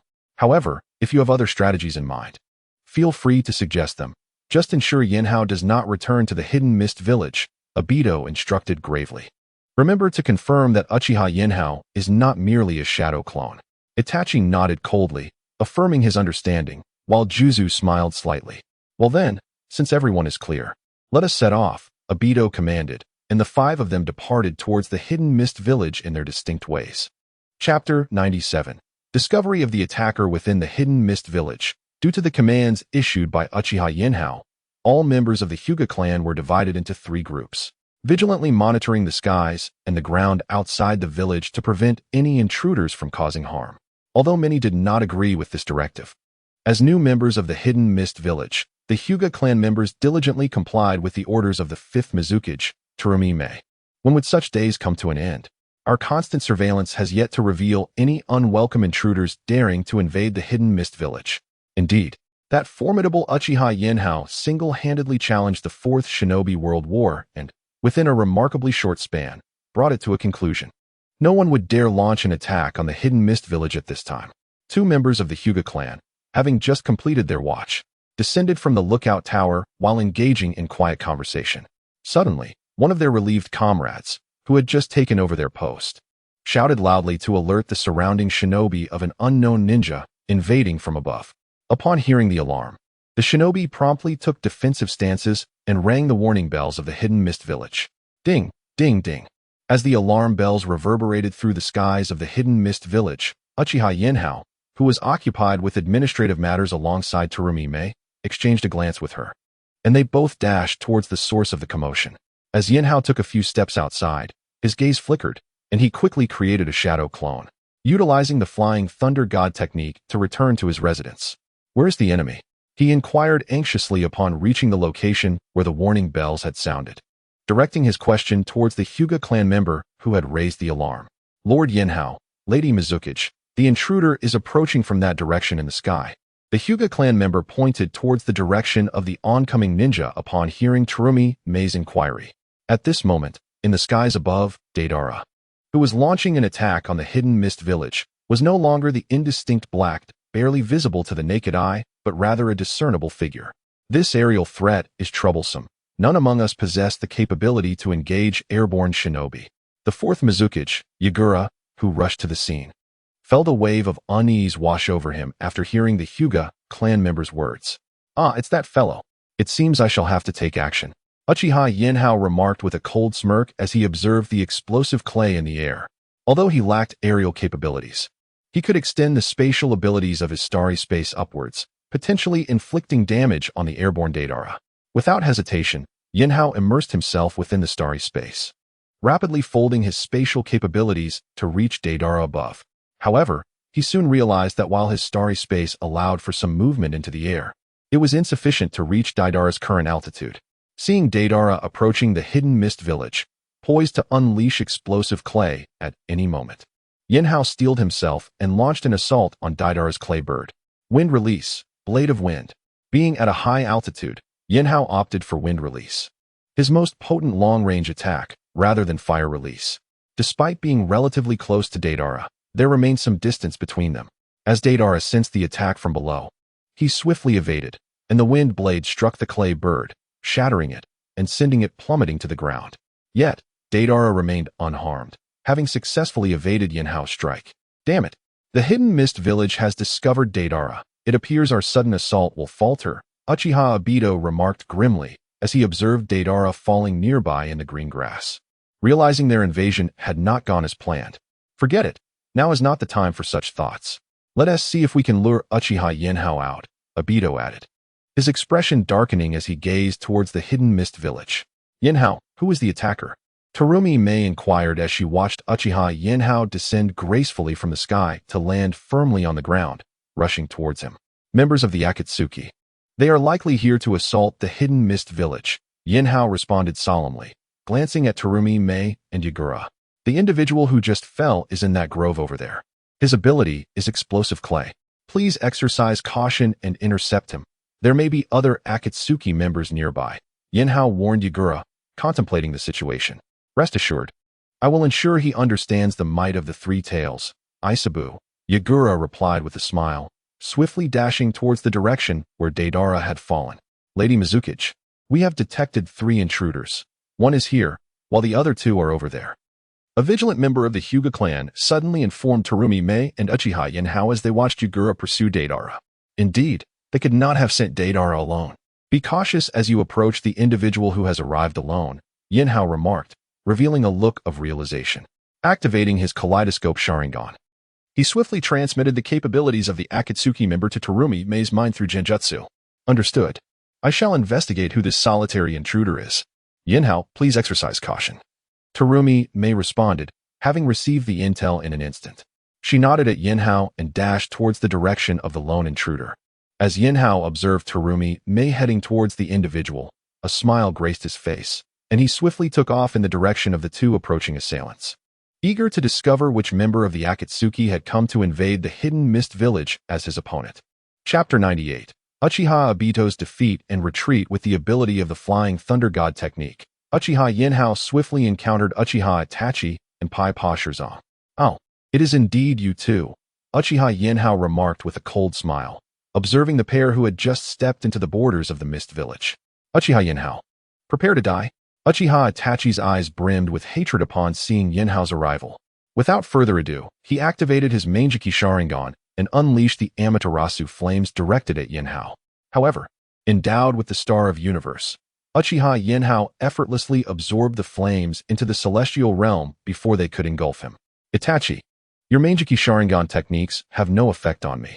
You might as well accept your fate and join your wretched parents and brother," Uchiha Yinhao mocked, having imprisoned Itachi's Amaterasu flames within the starry space. Uchiha Yinhao, you are the one who shall perish." Enraged by Yinhao's words about his family, Uchiha Itachi charged at him, his eyes swirling rapidly as he summoned a Susanoo in mere seconds, though blood flowed profusely from his eyes. They certainly deserve their fate. For they bore a son who was a wolf in sheep's clothing and raised a traitor. They sacrificed everything for his upbringing, only to be deceived by a hollow notion of the will of fire. Should they not face justice? Uchiha Yinhao retorted, retreating into a spatial dimension, leaving behind only a projection to evade Itachi's assault. Meanwhile, Pai-Pa Shirzong, witnessing Itachi's attack on Yinhao, rushed forward, wielding his decapitating sword to strike at Yinhao relentlessly. Observing Shirzong's futile attempts, Uchiha Yinhao activated his own Manjiki Sharingan, manifesting a Susanoo that mirrored Itachi's. With his Susanoo wielding a colossal sword, Yinhao launched an attack towards Shirzong, who raised his sword in defense but was effortlessly sent flying by the force of the blow. "A traitor of the Mist Village, wielding a mere decapitating sword against me? How utterly foolish." Yinhao scoffed. As he spoke, he utilized his Susanoo to block Itachi's efforts to wield a Susanoo.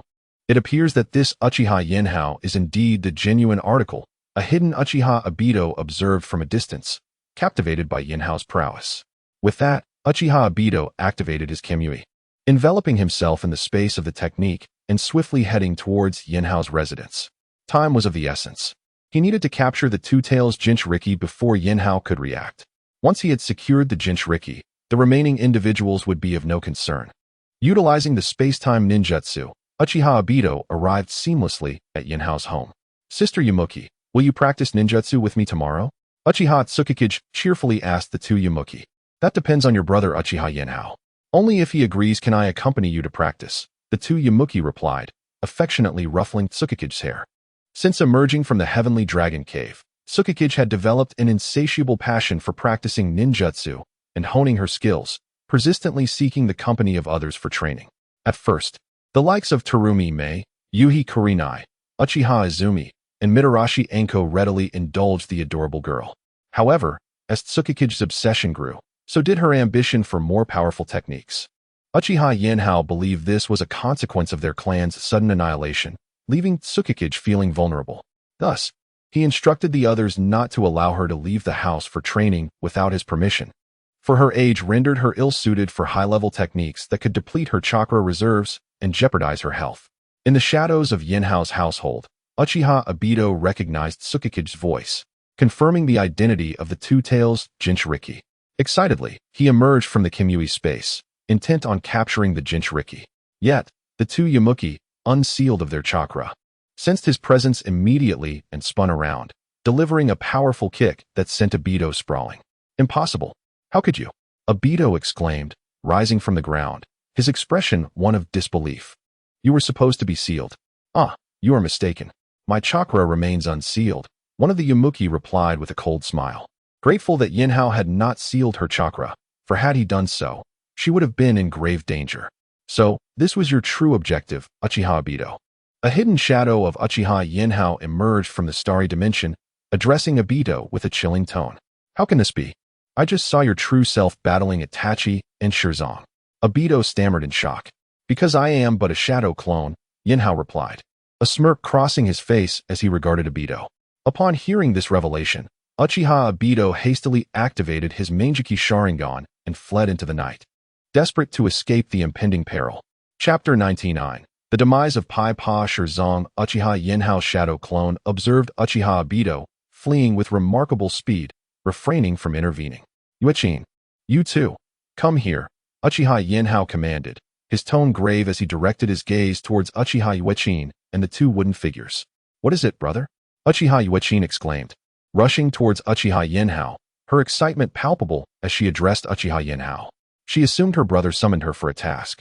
It is far too perilous outside. You and your wooden sister should retreat to my starry realm for the time being, Uchiha Yinhao stated, not allowing Uchiha Yuechin a moment to respond.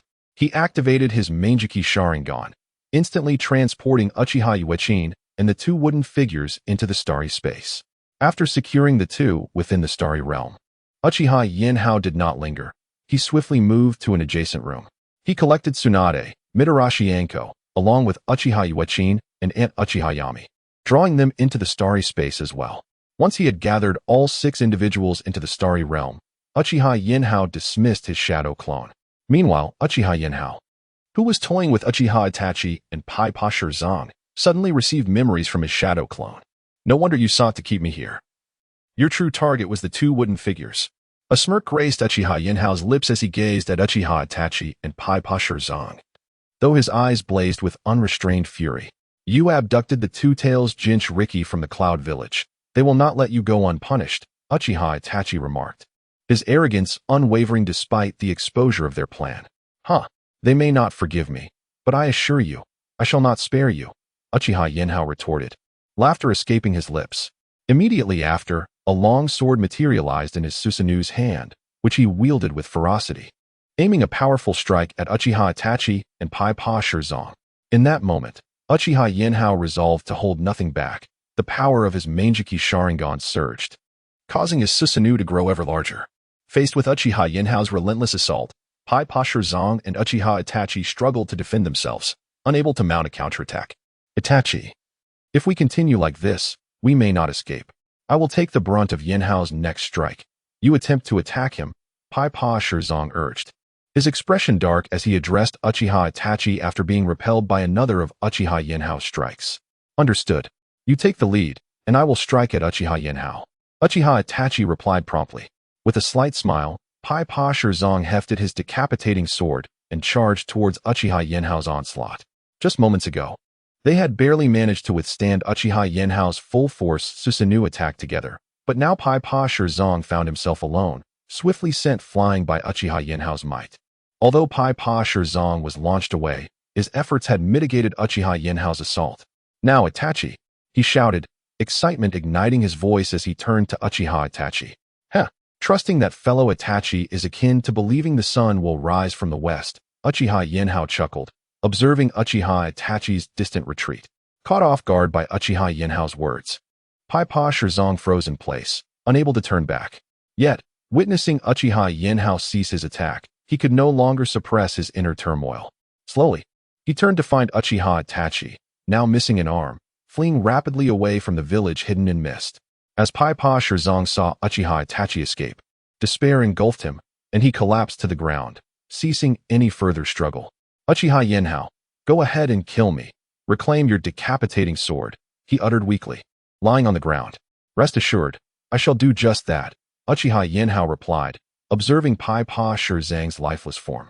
He lifted the long sword of Susanoo and swiftly severed Pai Pa Shirzong's head from his body.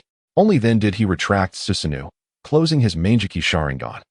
Having fully exerted his Manjiki Sharingan, Uchiha Yinhao felt his Susanoo teeter on the brink of manifesting legs. However, such intense usage caused blood to flow relentlessly from his eyes. In this brief moment, he sensed a significant decline in his vision, prompting him to hastily close his Manjiki, hoping to restore his sight, if only a little. The pain from his Manjiki was enough to elicit cries from an ordinary person. Yinhao, are you all right? Is everything okay? As Uchiha Yinhao made his way back into the village hidden in mist, dragging the decapitating sword, he encountered Terumi Mei, who had also returned to the village. Seeing Uchiha Yinhao's blood-streaked eyes, Terumi Mei rushed towards him, her concern evident. Are you all right? You seem to be bleeding profusely from your eyes. Should we call a medical ninja? I'm fine, Mei. Truly, I am. This is the decapitating sword. I have reclaimed it, Uchiha Yinhao assured her with a smile, presenting the sword he had retrieved. Are you really unscathed? Your eyes appear to be bleeding quite a bit. Terumi May continued to inquire, her worry palpable. There's no need for concern. My Sharingan is currently recovering. By dawn, it will be fully restored. You needn't worry, Uchiha Yinhao comforted her. Noticing her anxiety as she clutched his clothing, he gently patted her shoulder, his voice soothing. Is that so? Then I shall rest easy, Terumi May said, scrutinizing Uchiha Yinhao's eyes, and upon finding no signs of dimness, she finally relaxed. Chapter 100. Advancing to Eternal Eye. Before long, the fourth Mizukage, Yagura, hurriedly arrived. Yinhao, Terumi May, how are things on your end? Have you managed to eliminate any members of the Akatsuki organization? Yagura inquired, casting a glance at Terumi May and Uchiha Yinhao. Not on my side, but Yinhao managed to kill the Akatsuki member, Kiba Shizuku, and retrieve the decapitating sword. What about you, fourth? Terumi May responded promptly to Yagura's query. Nothing here. That fellow flew too high. Before long, he took me outside the village. He was too far away. Even the tailed beast bomb from the Three Tails had difficulty reaching him, Yagura admitted, a hint of frustration in his voice. All right, let's head back for now. We should have the Hyuga clan prepare for reconnaissance. For the time being, the Akatsuki members likely won't dare to attack the hidden mist village again, Uchiha Yinhao remarked calmly, nodding in agreement with Yagura's assessment. Very well, we've all endured a fierce battle. Let us return and rest. Yagura acknowledged Yinhao's words with a nod. He noticed the remnants of blood on Yinhao's face, likely a result of his intense battle against two opponents while utilizing his Manjiki Sharingan. Then, fourth, I shall take Yinhao home. You should also return and rest early, Terumi May suggested, supporting Uchiha Yinhao as they made their way home.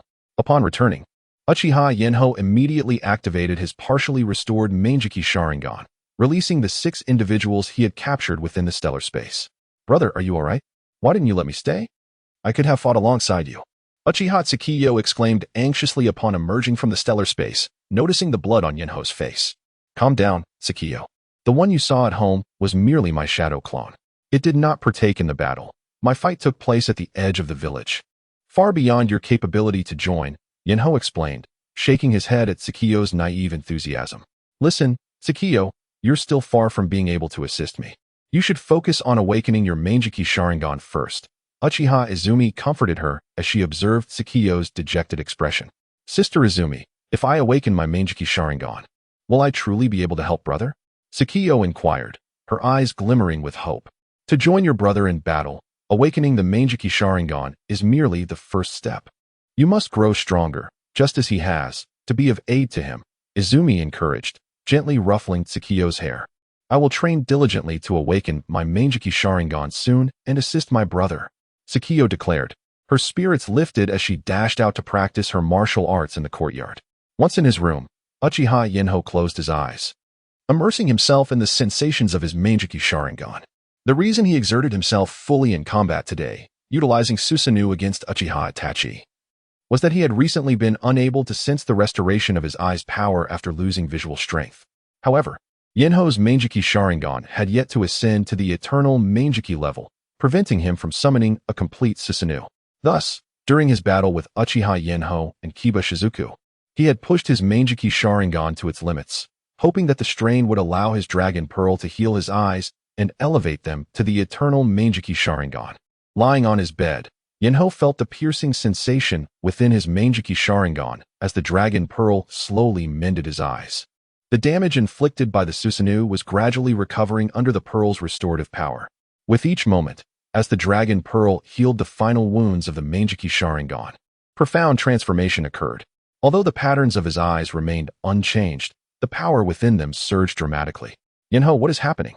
Why is your chakra surging so wildly? Terumi May, carrying a cup of nourishing herbal tea, sensed the eruption of chakra from Yinhao's room and rushed inside, alarmed at the sight of his overwhelming energy. Nothing to worry about. My Manjiki Sharingan has evolved into the eternal Manjiki Sharingan, Yinhao replied, slowly rising from his bed and opening his eyes. In an instant, a unique allure emanated from his gaze, captivating May. The Manjiki Sharingan has evolved? Is further evolution possible? May asked, intrigued by Yinhao's revelation. Indeed, frequent use of the Manjiki Sharingan can lead to a loss of its light. Only by evolving into the eternal Mangeki Sharingan can one wield its techniques without the fear of blindness, Yinhao explained with a smile. Oh, you used it so many times before, you won't go blind, will you? Mei inquired, concern etched on her face as she approached Yinhao. No need to worry. My Mangeki Sharingan has evolved into the eternal Mangeki Sharingan, so I will no longer suffer from blindness, Yinhao reassured her, patting her shoulder gently. Chapter 101. The Wrath of the Cloud Shinobi, is that truly the case? How splendid. Upon hearing Uchiha Yinhao's words, Terumi Mei's face radiated with joy as she looked at him with delight. I shall prepare immediately. Tonight, we shall feast and celebrate. With a smile, she exited Uchiha Yinhao's chamber, making her way outside.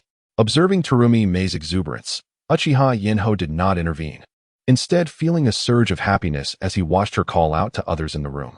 In stark contrast to the jubilant atmosphere surrounding Uchiha Yinhao, the Akatsuki organization was shrouded in tension. Obito, is this what you meant by no issues? You have caused the organization to lose a member, Nagato, controlling the Deva path. Coldly addressed Uchiha Obito.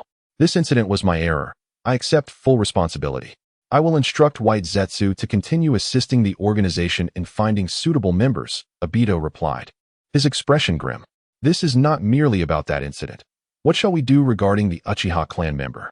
Nagato interrupted Obito's thoughts, addressing the surrounding Akatsuki members with a frosty tone. I propose we leak the information about the Two Tails Jinchuriki in the Mist Village to the Cloud Village. I refuse to believe they will remain passive while one of their own, Uchiha Yinhao, abducts their tailed beast, Haiden remarked, brandishing his weapon with a grin. Nagato exchanged a glance with Konan at Haiden's suggestion.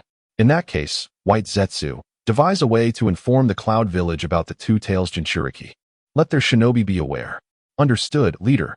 I shall convey this news to the Cloud Village shinobi at once, White Zetsu replied cheerfully before vanishing underground. Silently, White Zetsu infiltrated the Cloud Village, absorbing the chakra of a lower-ranked shinobi before ruthlessly eliminating him and consuming his remains. Subsequently, White Zetsu began disseminating rumors throughout the Cloud Village that the Two Tails Jinchuriki had been captured by Uchiha Yinhao. At first, the Cloud Village was skeptical, but as White Zetsu's information grew increasingly credible, an elder, without the consent of the Fourth Raikage, Yue AI, dispatched a spy into the Mist Village. Recently, due to the ascension of the Fifth Mizukage, Terumi Mei, the Mist Village had opened its doors, engaging in trade with various nations, particularly in seafood. Once the Cloud Village spy infiltrated the Mist Village, he swiftly confirmed the presence of the Two Tails Jinchuriki wandering about. However, upon verifying the intelligence, the spy refrained from acting impulsively and promptly returned to report to the elders of the Cloud Village. Upon learning that the Two Tails Jinchuriki was indeed in the Mist Village, the elder immediately sought out the Fourth Raikage. Raikage-sama, I bear urgent intelligence that requires your attention. May I have a moment of your time? The elder barged into the Raikage's office, where the Fourth Raikage was reprimanding the Eight Tails Jinchuriki, Karabi. Elder, please state your matter directly. I am listening. The Fourth Raikage replied nonchalantly, continuing his lecture. I dispatched a spy to the Mist Village, and we have located the Two Tails Jinchuriki's whereabouts, the elder stated, feeling increasingly anxious. What did you say? The Fourth Raikage turned, surprised by the elder's exclamation. I said that our spy has discovered the Two Tails Jinchuriki in the Mist Village. The elder reiterated, now commanding the Raikage's full attention. Upon absorbing this information, the Fourth Raikage slammed his fist down on the nearby table in frustration. Damn it! The Mist Village dares to take the Two Tails Jinchuriki from us. Fuming, he declared that Blood Mist Village has committed a grave offense against the Cloud Village. Assemble a team at once. We must rescue the Two Tails Jinchuriki. Enough, AI. Do you wish to bring ruin upon the entire Cloud Village? The elder interjected, stepping forward to halt the Raikage's fervor. As the elder spoke, he firmly guided the Raikage back to his seat, gazing at him with solemnity. Our village has only just emerged from a devastating conflict. Engaging in war with the Mist Village again could lead to our ruin. If we continue to suffer losses, the Cloud Village may face annihilation. After seating the Fourth Raikage, the elder continued, what do you propose we do? Should we simply abandon the Two Tails Jinchuriki and allow the Mist Village to benefit? Furious, the Fourth Raikage retorted, you only know how to shout. If war is not an option, there are other means to reclaim the Two Tails Jinchuriki. Our primary focus must be to restore our village's strength and prevent any opportunities for other shinobi villages, especially the Rain Village. Originally intending to reason with the fourth Raikage, the elder found himself increasingly frustrated by the Raikage's outbursts. Samui, notify all the high-ranking officials in the village to convene. We must devise a strategy to recover the Two Tails Jinchuriki. Understood, elder. I will inform everyone to gather for the meeting. Samui nodded in agreement, swiftly exiting the Raikage's office. Thanks to Samui's notification, the elders and leaders of the Cloud Village quickly learned of the Two Tails Jinchuriki's presence in the Mist Village, promptly setting aside their tasks to convene in the village's assembly hall. Chapter 102. The Emissary of the Earth platform. Once all the high-ranking members of Cloud Ninja Village convened in the conference room, the elders of the village, alongside the fourth Raikage, Yue Ai, entered. As the fourth Raikage stepped into the room, his countenance was dark, taking his seat at the head of the table in silence, casting a cold gaze upon the elders of Cloud Ninja Village. It seemed that everyone had already received the news, so I shall refrain from further elaboration. If anyone has thoughts to share, please do so. Observing the demeanor of the fourth Raikage, the elders of Cloud Ninja Village shook their heads in resignation. One elder rose and addressed the assembly. Elders, cannot we declare war on Mist Ninja Village and reclaim the two Jinchuriki? Standing nearby, Burue interjected. War is not so easily waged. Our village has suffered grievously in previous battles, as you all are aware. Continuing hostilities with Mist Ninja Village may lead to even greater losses, and our village could very well face annihilation. Upon hearing Burue's words, the elder's expression soured, and he replied gravely, Elders, I believe we can negotiate with Mist Ninja Village to retrieve the two Jinchuriki. At this moment, Tsukadai stood, responding to the elder. It appears that the actions regarding the two Jinchuriki were taken unilaterally by Uchiha Yinhao, a recent addition to Mist Ninja Village. His motive seems to stem from a desire for retaliation against the Akatsuki, who attacked him. He likely understands the strength of Akatsuki, which is why he captured the two Jinchuriki, inciting war between our villages to weaken us. Tsukadai calmly addressed the elders. I propose we engage in diplomatic talks with Mist Ninja Village. Indeed, Tsukadai, your proposal is commendable and logically sound. You shall serve as our envoy to negotiate with Mist Ninja Village. The fourth Raikage responded solemnly. Yes, Lord Raikage. I will exert every effort to ensure the safe return of the two Jinchuriki with minimal cost to our village. Tsukadai replied earnestly. Very well, proceed. The fourth Raikage nodded, rising from his seat and swiftly exiting the room. Tsukadai, upon your arrival in Mist Ninja Village, be prepared for their potential obstruction. Remember to exercise patience in order to bring back the two Jinchuriki. They are vital to our village's strength. If necessary, you may enlist the aid of other ninja villages. Leveraging the original purpose behind the distribution of tailed beasts by the first Hokage, Senju Hashirama, for the sake of peace in the ninja world. To pressure them into releasing the two Jinchuriki, an elder cautioned as he watched the fourth Raikage depart. Rest assured, elder, for the sake of Cloud Ninja Village, I shall do everything in my power and not yield easily, Tsukadai assured with a smile. Without delay, Tsukadai gathered the necessary items and hastened towards Mist Ninja Village. In Mist Village, Yanhao was leisurely at home when Terumi Mei rushed in, exclaiming, Yinhao, we have a problem. What is it, Mei? What has happened? Speak slowly. There's no need to rush, Yinhao replied, sipping his tea with a smile. You still have time for tea? The people of Cloud Ninja Village have discovered the presence of the two Jinchuriki in our Mist Village and have sent Tsukadai as an envoy. What should we do? Terumi Mei snatched the teacup from Yinhao and downed the remaining tea. You are far too anxious. Is this about the fourth Mizukage sending you to consult me? Yinhao inquired, chuckling. Yes, the fourth said the two Jinchuriki were entrusted to you and that he wishes to hear your opinion before making a decision, Terumi Mei replied. Her expression puzzled. This matter is of no concern. When Tsukadai arrives, I will not hand over the two Jinchuriki. You can simply refuse his demands. Yinhao stated with a smile. But if we do not surrender the two Jinchuriki, Cloud Ninja Village will surely declare war on us. If war breaks out, many lives will be lost, Terumi Mei said, her voice filled with anxiety as she looked at Yinhao. She did not want the current situation to lead to heavy casualties for Mist Ninja Village. Yinhao stood abruptly and playfully tapped Terumi Mei on the forehead.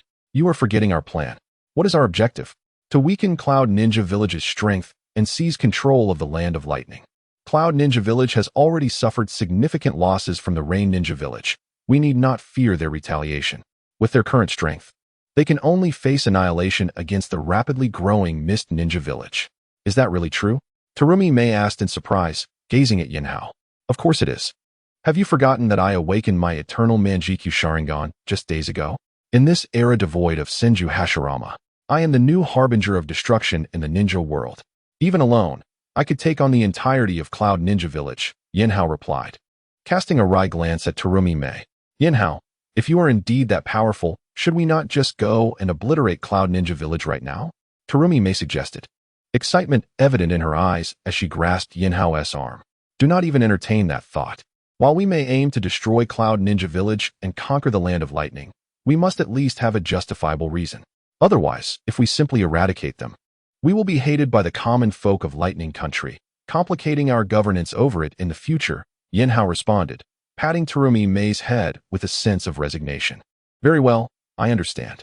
I will inform the 4th Mizukage, Terumi Mei said, rising to her feet. With a gentle poke to Yinhao's cheek, she turned and hurriedly departed. Chapter 103. The Fallen Return of the Tsuchikage. The Tsuchikage, accompanied by 2 ninjas from the village of Cloud, journeyed tirelessly, day and night, until they reached the village of Mist. After resting for a night in a nearby town, they hurriedly made their way to the village of Mist. Greetings. I am the envoy of the village of Cloud, Tsuchikage. Please inform Lord Mizukage that the envoy from the village of Cloud has come to pay a visit. With raised hands, the Tsuchikage approached the entrance of the village of Mist, addressing the ninjas stationed there. Hello, envoy of the village of Cloud. Please wait here for a moment. I will report to Lord Mizukage, replied the ninja from the village of Mist, nodding solemnly. Upon finishing his words, he signaled to a fellow ninja to keep an eye on the Tsuchikage while he turned and entered the interior of the village. Inside the Mizukage's office, Terumi Mei nodded upon receiving the message from the ninjas. Bring Tsuchikage in. Also, notify Uchiha Yinhao to inform him that the envoy from the village of Cloud has arrived. And he should come quickly, she instructed calmly to the 2 ninjas of the village of Mist. Uchiha Yanhao, upon receiving Terumi Mei's message, swiftly teleported to her office using the Flying Thunder God technique. Mei, where is the ninja from the village of Cloud? He inquired, glancing around the office without spotting the envoy. You arrived too quickly. The envoy from the village of Cloud has just entered the gates of our village and hasn't reached here yet, Terumi Mei replied, observing Yinhao searching for the envoy with a hint of exasperation. Oh, I see. Very well, let us wait for him then. Yinhao sighed in resignation and took a seat nearby. Before long, led by the ninjas of the village of Mist, Tsuchikage and his 2 companions arrived at the entrance of the Mizukage's office. Tsuchikage entered alone. Lord Mizukage, Lord Yinhao, greetings to both of you, he said respectfully upon entering the office, bowing to the 5th Mizukage, Terumi Mei, and Uchiha Yinhao. Greetings, Tsuchikage. It has been a while, Uchiha Yinhao replied with a smile. What brings you to our village of Mist? Lord Mizukage, we from the village of Cloud have received intelligence indicating that the 2 Jinchuriki are present in your village. We wish to inquire if it is possible for you to return them to us. Tsuchikage spoke earnestly, looking directly at Terumi Mei. You mean the 2 Tails Jinchuriki? Oh, she is indeed here in our village of Mist, Terumi Mei acknowledged without hesitation, surprising Tsuchikage, who had expected a denial. Is it possible, Lord Mizukage, to return the 2 Tails to the village of Cloud? Tsuchikage said excitedly, his gaze pleading. I'm afraid that is not possible. Terumi Mei's expression shifted from friendly to serious as she looked intently at Tsuchikage. Why would I go against the agreements established by the first Hokage, Senju Hashirama? Are you not concerned that the other major villages might unite against the village of Mist? Upon hearing her words, Tsuchikage's eyes widened in disbelief. You would defy the rules set forth by the first Hokage? Do you not fear the consequences? Then perhaps you should consult with the first Hokage about it. What do you expect me to do? Terumi Mei shrugged, indifferent to his protests. You are mocking me, Tsuchikage shouted, raising his finger accusingly at her. Observing Tsuchikage's audacity, Uchiha Yinhao swiftly appeared before him, delivering a forceful kick that sent Tsuchikage sprawling to the ground. As an envoy, it would be wise to maintain civility. Should you dare point your finger again, I will have no choice but to sever it, Yinhao warned coldly, watching Tsuchikage struggle to rise. You deceitful scoundrel. You have abducted our village's 2 Tails Jinchuriki, and now you dare lay hands on a ninja from the village of Cloud? I shall never let this go. Tsuchikage managed to stand, bloodied and furious. Oh, you won't let it go? I have no intention of letting you off the hook either. If you can muster the strength, let your 4th Raikage, Yue Ai, Come and try, Yinhao retorted, his Sharingan spinning into the form of a kaleidoscope, his gaze icy. Very well, I shall await your reckoning. Tsuchikage shot back with venom, struggling to his feet before exiting the Mizukage's office.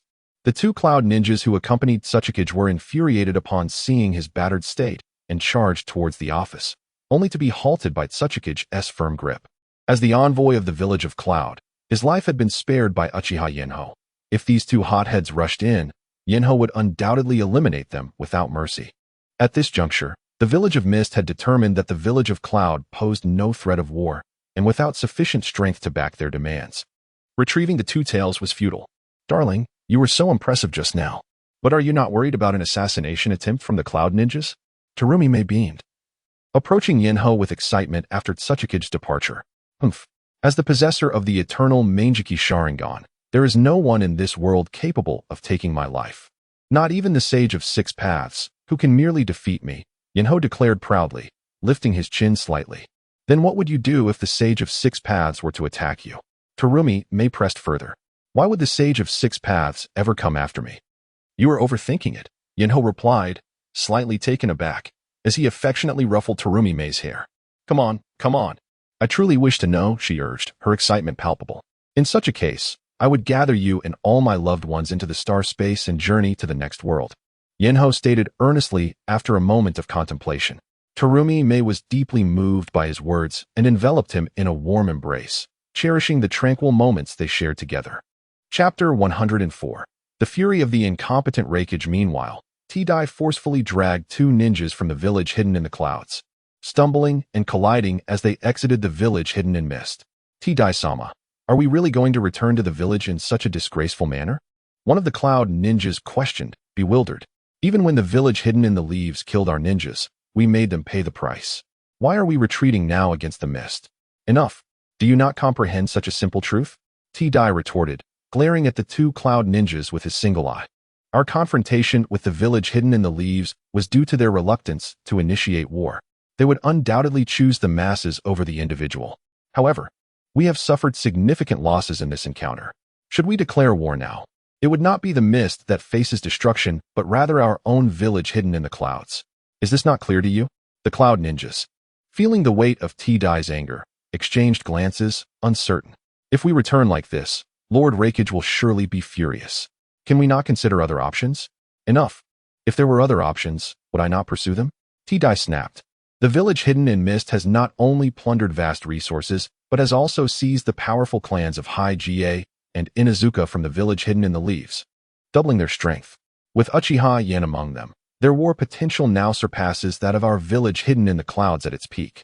Any action we take that could be seen as provocative will certainly prompt the mist, under Uchiha Yana's command, to wage war against us. At that point, even if we are not annihilated, we will be reduced to a mere minor village. Do you wish to witness the decline of the village hidden in the clouds? Upon hearing the cloud ninjas' words, T-Dai immediately chastised them, elucidating the gravity of their situation. My apologies, T-Dai-sama. We were indeed short-sighted, the cloud ninja acknowledged. Realizing the truth in T-Dai's explanation, their expressions filled with regret. Enough of this. Let us return to the village hidden in the clouds immediately. We must consider the implications for our village. T-Dai interrupted their expressions of gratitude, standing tall and leading the way back, enduring the pain coursing through him. T-Dai guided the two cloud ninjas, and within a day, they arrived back at the village hidden in the clouds. The sentinels at the village gate were taken aback by T-Dai's battered appearance and promptly notified the fourth Raikage, Yugura AI. They assisted T-Dai to the village hospital, where the most skilled medical ninja began treating his injuries. T-Dai, what transpired? The fourth Raikage inquired gravely upon his arrival at the hospital. Enveloped in the aura of his lightning release chakra mode, T-Dai-sama's injuries were inflicted by Uchiha Yan. You must avenge him. One of the cloud ninjas urged passionately. What? How dare they lay hands on our envoy? They are courting death. Yugura exclaimed, his eyes widening in disbelief and fury. T-Dai-sama, my injuries are trivial. You must not recklessly declare war against the mist, T-Dai interjected urgently, his eyes snapping open to address Yugura with seriousness. Damn it. Am I to stand idly by while you suffer grievously without seeking retribution? What sort of Raikage would that make me? Yugura's anger only intensified, reflecting his deep bond with the ninjas of his village. T-Dai, I am fully aware that the mist has thoroughly assessed our strength. Uchiha instruct me precisely to provoke you into war. Once hostilities commence, the duration of the conflict will not be determined by us. Tidai warned, his tone grave. Rest and recover your strength. As for the matter of war, I shall consult the village elders, Yagura replied, his expression darkening as he recognized that now was not the time to engage the mist.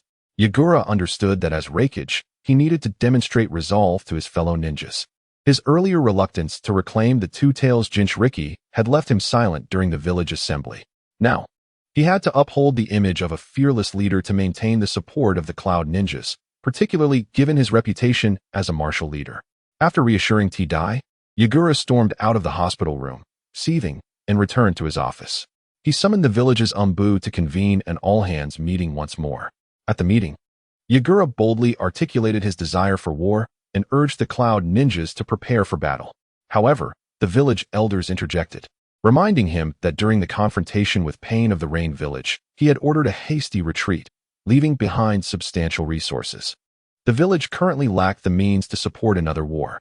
In a fit of rage, Yagura smashed several tables in the conference room.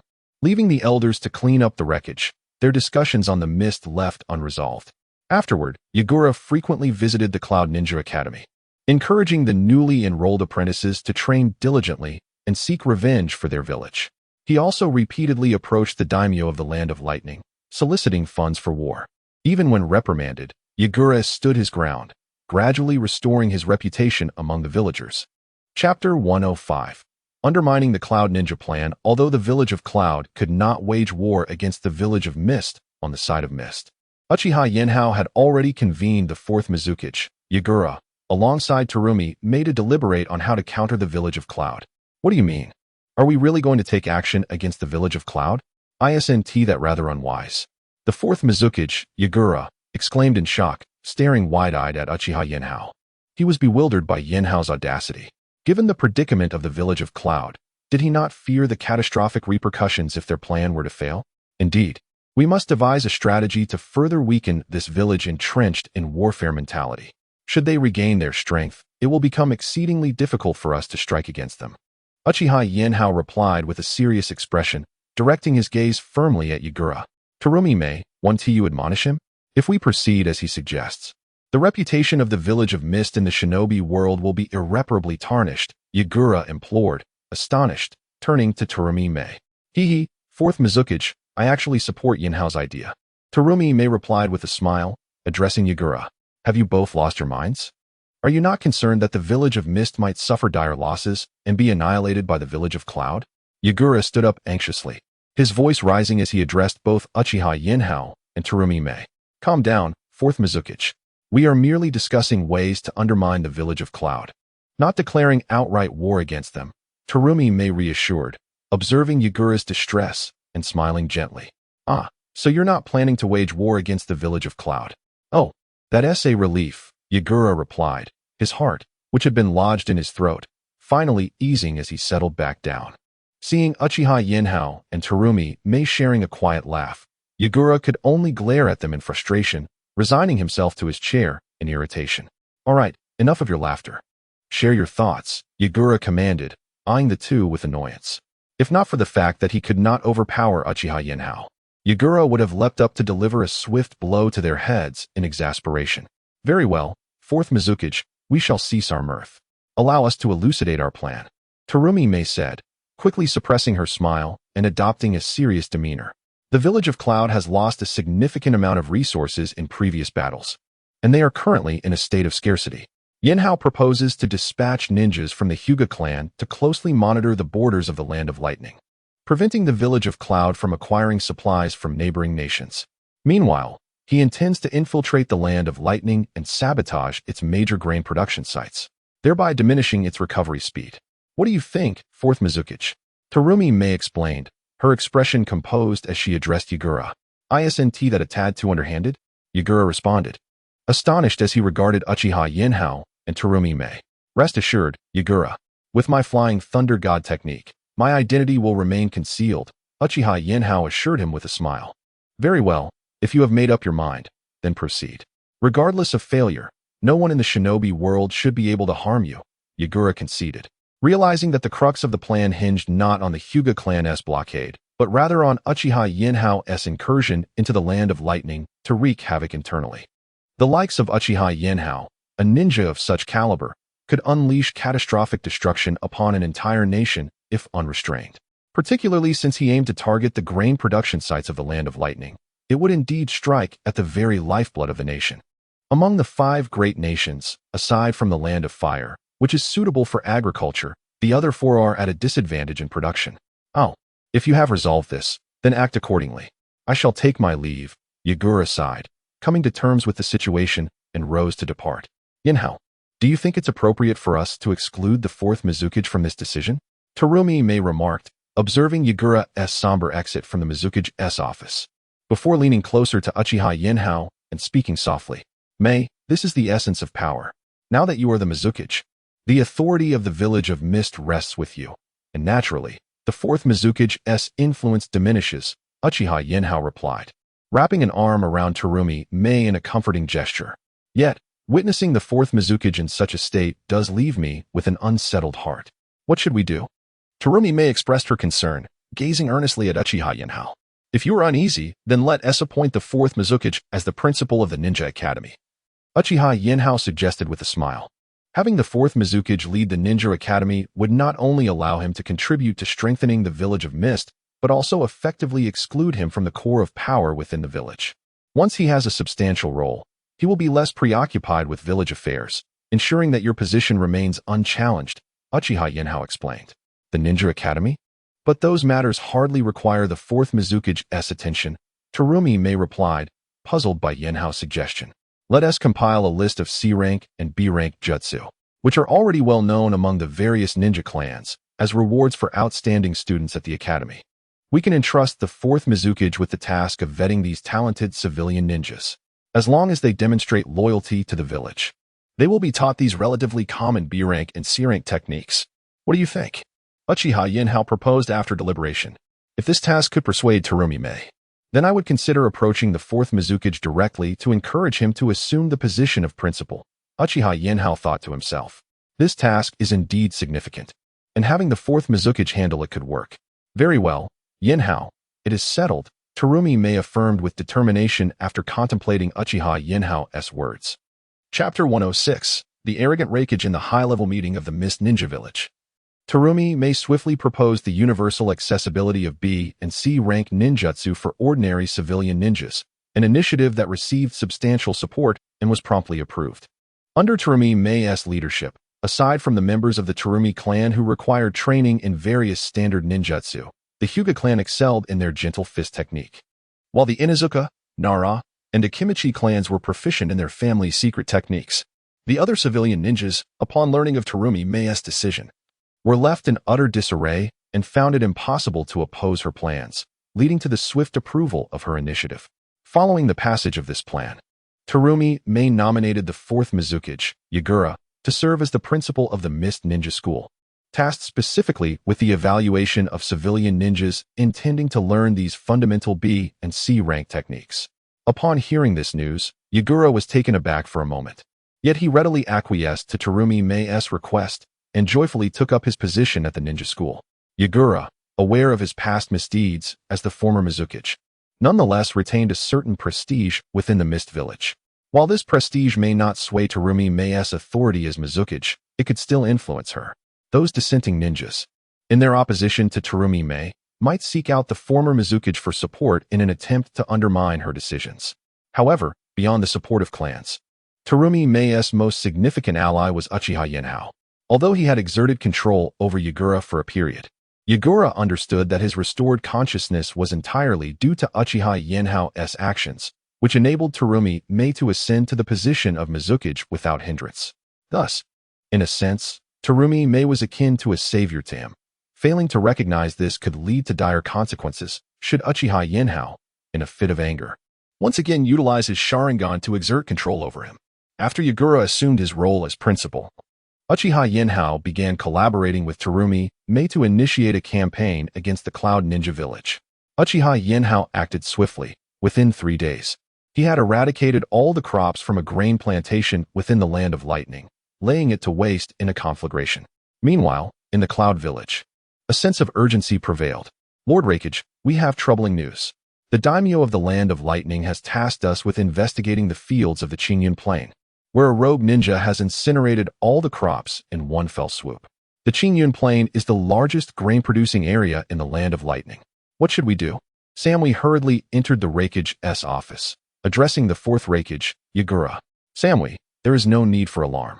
Rest assured, whoever dares to disrupt the peace in the Land of Lightning shall face my wrath, Yagura declared confidently, rising to his feet with a bold demeanor. What, Lord Raikage? You intend to take action personally? Might that not be unwise? Samui exclaimed, astonished by Yagura's determination. It was uncommon for a village leader to leave the village unless a matter of grave importance arose. Yet now, over the destruction of crops in a grain field, Yagura was ready to intervene, causing a sense of foreboding in Samui. Do not worry, this is a trivial matter. You may leave now. I shall prepare and proceed with B.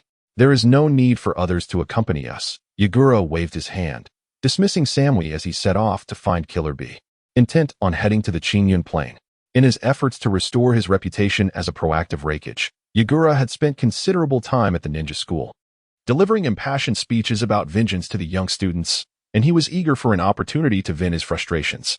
Upon reaching the charred expanse of the Qingyun Plain, Yagura's expression darkened upon witnessing the devastation. Damn rogue ninja, how dare you wreak havoc in the Land of Lightning? Just wait until I catch you. I shall not hesitate to take your head. Yagura seethed. Beside him, Killer B continued to rap, seemingly unfazed by his brother's fury. Yagura turned to him and gave him a light slap. Let us go, B. We must hasten to find the culprit behind this chaos. We have no time to linger here. Yagura charged toward the scorched land, hoping to uncover any information regarding the ninja responsible for the destruction. Regrettably, after circling the entirety of the Qingyun Plain, Yagura discovered that the devastation had been orchestrated by 4 ninjas who simultaneously unleashed large-scale fire techniques from each corner, resulting in the plain being reduced to ashes. With no further leads to pursue, Yagura returned to the village after 3 days of fruitless searching. Lord Raikage, you have finally returned. Another grain-producing plain in the Land of Lightning has been set ablaze. Samui exclaimed, rushing toward Yagura with excitement. What? Which plain has been targeted this time? Yagura asked, his expression shifting to one of shock. This time, it is the Qingfeng Plain. However, we have discovered that 2 different fire ninjas employed 2 distinct fire techniques to attack the Qingfeng Plain, Samui informed him gravely, having just received the latest intelligence. Moreover, we found that the ninjas who attacked the Qingfeng Plain were accompanied by a young ninja, Samui added, looking intently at Yagura. Damn it, are they intent on thwarting the recovery of the Cloud Village? Are they seeking vengeance against us? Yagura exclaimed in anger. By the way, Lord Raikage, have you identified the culprits behind the Qingyun Plain incident? Samui suddenly recalled, turning to Yagura with a questioning gaze. I have not. I arrived too late and found no clues, Yagura stammered in response. With that, he turned and vanished from sight. Chapter 107. The Fusion of Yang Release in a Span of 11 Days. Uchiha Yanhao reduced the crops of the 3 largest grain-producing plains within the Land of Lightning to ashes before returning to the Hidden Mist Village. May, your task now is to diligently lead the Hidden Mist Village towards further growth. I shall enter seclusion for a time, should you require my presence. You may summon me using the summoning technique. That night, Terumi Mei, in a show of gratitude towards Uchiha Yinhao, indulged in playful antics with him for an hour. Afterward, Uchiha Yinhao looked at Terumi Mei and with a smile, remarked, Huh? Did you not already achieve dragon transformation in 2 instances just days ago? What more do you seek to cultivate? Taken aback by his words, Terumi Mei gazed at him in surprise and questioned, Yinhao, you do not understand. I have now acquired the eternal Mangeki Sharingan, which signifies that I have reached the pinnacle of Yin release. There are no further ninjutsu techniques to pursue in that realm. Thus, I must shift my focus towards cultivating Yang release. Uchiha Yinhao, hearing her response, pulled Terumi Mei closer and said, Yang release? ISNT that primarily associated with medical ninjutsu? How does one cultivate it? Terumi Mei, slightly astonished, inquired further, You are correct, medical ninjutsu does indeed encompass Yang release. But it does not encompass all of its facets. Techniques, such as the Akimichi clan's multiplication technique, also fall under Yang release. Those who possess Yang release boast formidable physical prowess, an abundance of chakra, and an accelerated recovery rate following injuries. Uchiha Yinhao smiled at her and replied, "However, my pursuit of yang release is not merely for those two benefits. I aim for a more advanced existence, yang release. Within the Uchiha clan's legacy lies a secret. The fusion of elemental chakra and yin-yang chakra can create the formidable truth-seeking orb, capable of obliterating all 7 major release techniques using ordinary ninjutsu. Is it truly that powerful? Might I also cultivate it?" Terumi Mei exclaimed with excitement, her eyes gleaming. "At present, you would be unable to do so. Once you have perfected the sage mode of the water element, I can devise a way for you to cultivate other elemental sage modes. By harnessing the sage mode from the Heavenly Dragon Cave, should you succeed in mastering all 7 elemental sage modes, you might also grasp the truth-seeking orb." Uchiha Yinhao regarded Terumi Mei, who appeared troubled. After a moment of contemplation, he painted an optimistic picture. "However, given that you do not possess a sage body, achieving mastery in the 2nd elemental sage mode after perfecting the 1st will prove increasingly challenging, let alone mastering all 7. Is that so? Very well. It seems I shall not be able to cultivate the truth-seeking orb in my lifetime."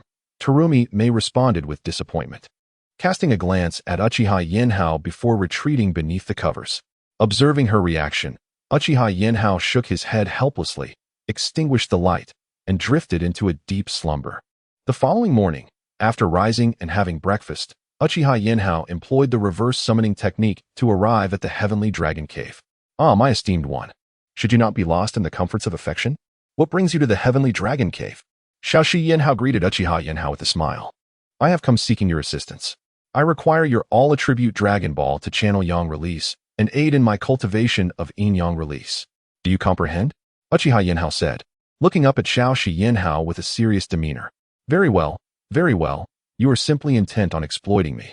I have only just transformed my all-attribute Dragon Ball into Sage Chakra, and here you are to pillage it," Shaoshi Yinhao replied, lowering his head in resignation. "Enough with the pleasantries. Will you assist me or not?" Uchiha Yinhao glared at Shaoshi Yinhao, his tone darkening. "Ah, no need to be so harsh. Of course, I shall help," Shaoshi Yinhao sighed, begrudgingly acquiescing. "That is more like it. Will you channel yang attributes for me, or do you have any additional requests?" Uchiha Yinhao inquired earnestly.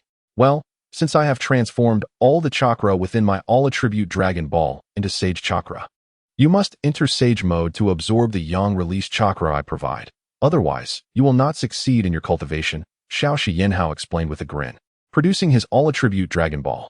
"Sage mode, understood. Let us commence." Uchiha Yinhao nodded in agreement, preparing for the task ahead. With that, Uchiha Yinhao settled into a cross-legged position, instantly activating Sage mode and initiating his dragon transformation. His hands morphed into dragon claws, jagged protrusions sprouted from his head, and short dragon whiskers emerged at the corners of his mouth. "Very well, esteemed one. I shall begin infusing you with the yang attribute Sage Chakra," Shaoshi Yinhao declared. Ready to proceed. With a powerful shout, he commenced the infusion of yang attribute Sage Chakra into Uchiha Yinhao's being.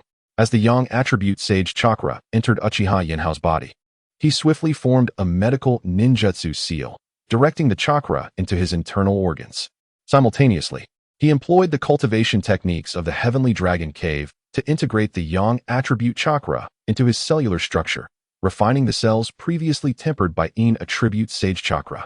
Fortunately, although Shaoshi Yinhao was infusing Uchiha Yinhao with yang attribute Sage Chakra, he did so cautiously, allowing it to trickle gradually into Uchiha Yinhao's body. Uchiha Yinhao meticulously controlled this infusion, refining his cells with each minuscule amount of yang attribute Sage Chakra. Once his cells had absorbed an adequate quantity, he would be able to extract yang attribute chakra from within himself, marking the onset of his mastery over yang release. Moreover, Uchiha Yinhao harbored a plan. Once he perfected his yang release, he might even be able to extract the two-tails cat from the body of the wood release user without endangering their life. Chapter 108. Extraction of the two-tails. The Land of Lightning suffered a significant blow with the loss of the 3 Great Plains that had once provided its sustenance. In response, the daimyo of the Land of Lightning drastically reduced the annual subsidies to the Cloud Village. Although the amount was not insignificant compared to the Sand Village, it paled in comparison to what had previously been provided, barely meeting a tenth of the needs for recovery and development that the warlike Cloud Village required. The ninjas of Cloud Village did not remain passive. They protested at the gates of the Land of Lightning. However, the daimyo firmly rejected further aid, citing the unresolved devastation of the three Great Plains as justification. This led to widespread discontent among the ninjas, who expressed their grievances towards the Fourth Raikage, Yuedo. Simultaneously, attempts by Cloud Village to send ninjas to neighboring smaller nations for grain were thwarted by a team of Hyuga clan ninjas arranged by Uchiha Yinhao, preventing any substantial resources from reaching Cloud Village. Even when some powerful ninjas managed to transport grain back using sealing scrolls, the quantity was but a drop in the ocean, utterly insufficient for revitalizing the village. Uchiha Yanhao, you have returned, two members of the Yumu clan announced as they entered Yinhao's home, where he was leisurely sipping tea. Oh, you've been wandering around the village again, haven't you? Yinhao remarked with a smile. If I weren't in the village, would I be here? The duo retorted, shooting him an irritated glance. I never said you shouldn't enjoy yourselves. However, should you dare to let me extract the two tails from within you, I might just grant you permission to leave the village, Yinhao replied playfully. What? You wish to extract my tailed beast? Surely you jest, they exclaimed in shock, anger flashing in their eyes. What nonsense are you spouting? Why would I want your life without reason? I've just mastered the yang release technique, creating a method to extend one's lifespan. I merely wish to test it by extracting your two tails and preserving your life in the process, Yinhao explained with a chuckle. Are you certain your technique can preserve my life? What if, upon extraction, I perish immediately? They questioned skeptically. Come here, Yinhao commanded, sensing their disbelief. He intended to demonstrate his newfound power. Cautiously, they approached him. Once close, Yinhao placed his hand upon their chest. Instantly, a wave of potent yang released chakra surged toward their heart. They gasped, raising their hand to slap Yinhao across the face. What are you doing? Why did you react like that? Yinhao said, feeling the sting on his left cheek. You scoundrel. What are you trying to accomplish? They glared at him. I merely wished for you to experience the yang release chakra I have cultivated. It is your mind that wandered astray, Yinhao replied, slightly annoyed. You should have informed me beforehand. How was I to know your intentions? They shot back, though now aware that Yinhao aimed to showcase his life-saving abilities. Enough of this. Reflect on what you just felt. Can I save your life? Yinhao said, rubbing his sore cheek. All right, I believe your ability could save me, they conceded, closing their eyes momentarily before opening them again. My apologies, they added. Very well, let us proceed. I shall extract the two tails from you. After this, you will be free to wander as you please, Yinhao said with a smile. All right, I will trust your judgment, they replied, their tone complex. Though they had once resented being a Jinchuriki, their understanding of the two tails' history during a recent experiment had shifted their perspective. Now, with the opportunity to extract the beast without losing their life, they felt conflicted about the extraction. Yinhao, oblivious to their inner turmoil, approached them and swiftly transported them into the star space. I will now unseal the techniques binding you and extract the two tails. The process may be somewhat uncomfortable. Would you prefer I knock you unconscious first? There's no need for that. Just begin, they replied, coldly rolling their eyes at Yinhao. Very well, I shall commence, he said and swiftly formed hand seals, placing his hands on their abdomen. In an instant, a dark aperture opened, and black-red chakra surged forth from their body, coalescing into a black and blue raccoon cat that manifested within the star space. Concurrently, Yinhao formed seals with his left hand, channeling a dense wave of yang release sage chakra directly onto their heart. As the chakra flowed into their heart, which had grown weak and feeble, it rejuvenated instantly, restoring its vigorous rhythm. The life-giving energy coursed through their veins, revitalizing them and dispelling the shadows of impending demise. Chapter 109. The Plan to Steal the Nine Tails, Descendants of Uchiha. I never anticipated that you could extract the tailed beast from the Jinchuriki without taking their life. Truly impressive. The two tails, Matatabi, gazed at Uchiha Yinhao and the two wooden beings beside him, and softly addressed Uchiha Yinhao. Greetings, Matatabi, it is a pleasure to meet you. I look forward to your guidance. Uchiha Yinhao looked up at the enormous Matatabi, smiling as he spoke to her. Do you intend to confine me within this space indefinitely? Descendant of the Uchiha clan?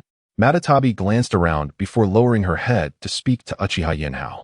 Indeed, Matatabi, but your stay here will not last long. In a couple of days, I plan to extract the nine tails as well and transport you all to a newly established summoning sanctuary, the Heavenly Dragon Cave, created by one of my subordinates. You shall reside there. Upon hearing Matatabi's words, Uchiha Yinhao nodded and replied with a smile. Ha, ha, ha. Truly a vengeful Uchiha. Are you planning to wreak havoc on Konoha once more? At Yinhao's comment, Matatabi chuckled lightly and replied, Indeed, it has been quite some time since I last troubled Konoha. I plan to give them a taste of their own medicine.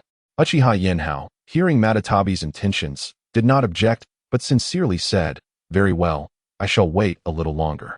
After all, should I leave, I would likely be captured by you ninja from the hidden villages. Matatabi, observing Yinhao's earnestness, was taken aback momentarily, but quickly regained her composure and said to him, In that case, I shall take my leave for now. Please take care of the two wooden beings. Is there anything you require? Uchiha Yinhao, smiling, inquired of Matatabi, We tailed beasts do not require sustenance. Should a day of peace arrive, I hope you will release me. With the understanding that Uchiha Yinhao did not intend to keep her bound indefinitely, Matatabi smiled and said, Until we meet again. After Matatabi's departure, Uchiha Yinhao cradled the two wooden beings and remarked cheerfully, Now, let us go. With that, he exited the starry space. Upon emerging from the starry realm, Uchiha Yinhao carried the two wooden beings into their designated room and gently placed them on their bed. At this moment, the two wooden beings had nearly recovered their breath and vitality. To ensure their well-being, Uchiha Yinhao gathered a sphere of sage chakra and infused it into their bodies. Uchiha Yinhao, what are you doing? Unbeknownst to him, Mitarashi Anko had quietly approached the door, and upon seeing Yinhao inside, she called out loudly. What is it, Anko? Why are you shouting? Wai Kurenai, who had just set down her purchases, rushed over upon hearing Anko's voice. Red, this scoundrel Uchiha Yinhao is up to no good. He has knocked out the two wooden beings and intends to do something sinister. Anko exclaimed as Kurenai approached. Enough, Anko. If you continue to spread falsehoods about me, do not blame me for taking action. Uchiha Yinhao stood up, visibly annoyed, and coldly addressed Anko. Yinhao, what has happened to the two-tails Jinchuriki? Kurenai, though skeptical of Anko's words, was concerned about the two wooden beings lying unconscious on the bed. I have just extracted the two-tails beast. The two wooden beings are in the process of recovery. Please prepare some food for them to eat once they awaken, Uchiha Yinhao explained. What? You extracted the tailed beast? Kurenai exclaimed, rushing to the side of the two wooden beings and checking for their breath. Upon feeling the warmth of their exhalation, her anxiety finally eased. Yinhao, do you not realize that extracting the tailed beast could lead to the Jinchuriki's death? How could you undertake such a perilous act? Kurenai stood up, her anger directed at Uchiha Yinhao. They are not dead, are they? What good does it do to say such things? Uchiha Yinhao retorted, casting a disapproving glance at Kurenai. With that, he activated the Flying Thunder God technique and instantly arrived at the Mizuki's office. Yinhao, you have returned. How did it go? Were you successful in your training? Terumi Mei, sensing a new presence in the office, looked up in surprise to find Uchiha Yinhao, her face lighting up with curiosity. I have successfully mastered the Sage mode of the Yang release and the Yang chakra. Just now, I attempted to extract the two tails from its Jinchuriki and utilize the Yang chakra to preserve the Jinchuriki's life.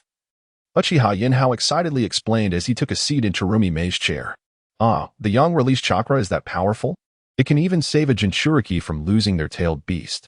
That is truly remarkable. Terumi Mei exclaimed in astonishment at Yinhao's revelation. Mei, I plan to visit Konoha next and extract the nine tails from its Jinchuriki, making Konoha lose its tailed beast as well. What do you think?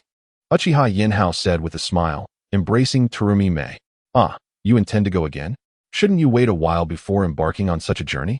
Terumi Mei's expression darkened at Yinhao's words. Oh, come now. I possess the Flying Thunder God technique. The journey will only take a day.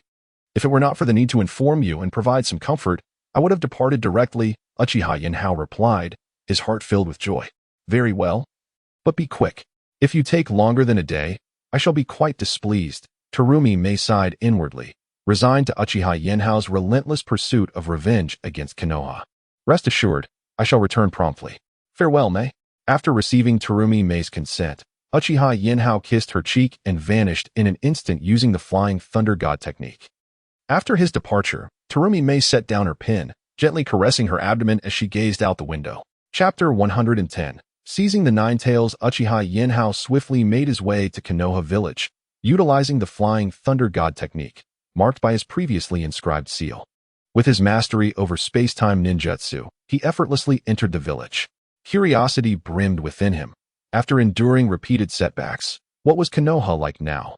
Driven by a profound inquisitiveness, Uchiha Yinhao transformed himself and began to meander cautiously through the streets of Konoha. The village, once vibrant, now bore the scars of his earlier ruthless destruction.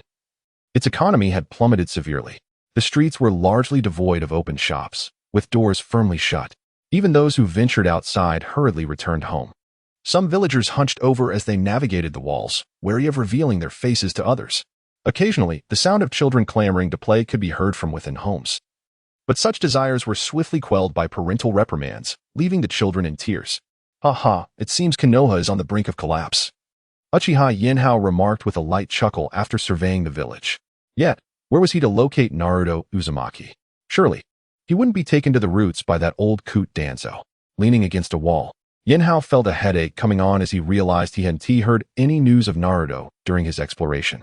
In his quest to find Naruto, Uchiha Yinhao hypnotized several Konoha's upper ninjas using his Sharingan, yet he still lacked information on Naruto's whereabouts. Fortunately, gritting his teeth, he managed to hypnotize an upper ninja from the Inuzuka clan.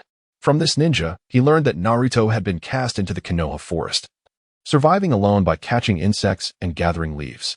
In a village devoid of resources, Konoha couldn't even afford to provide compensation for fallen ninjas, let alone care for numerous orphans, particularly Naruto, who was regarded as the demon fox. Upon receiving this information, Uchiha Yinhao activated the starry space and searched the forest tirelessly until he finally found a famished and emaciated Naruto hiding in a tree hollow. "Uncle, who are you? Where have you brought me?"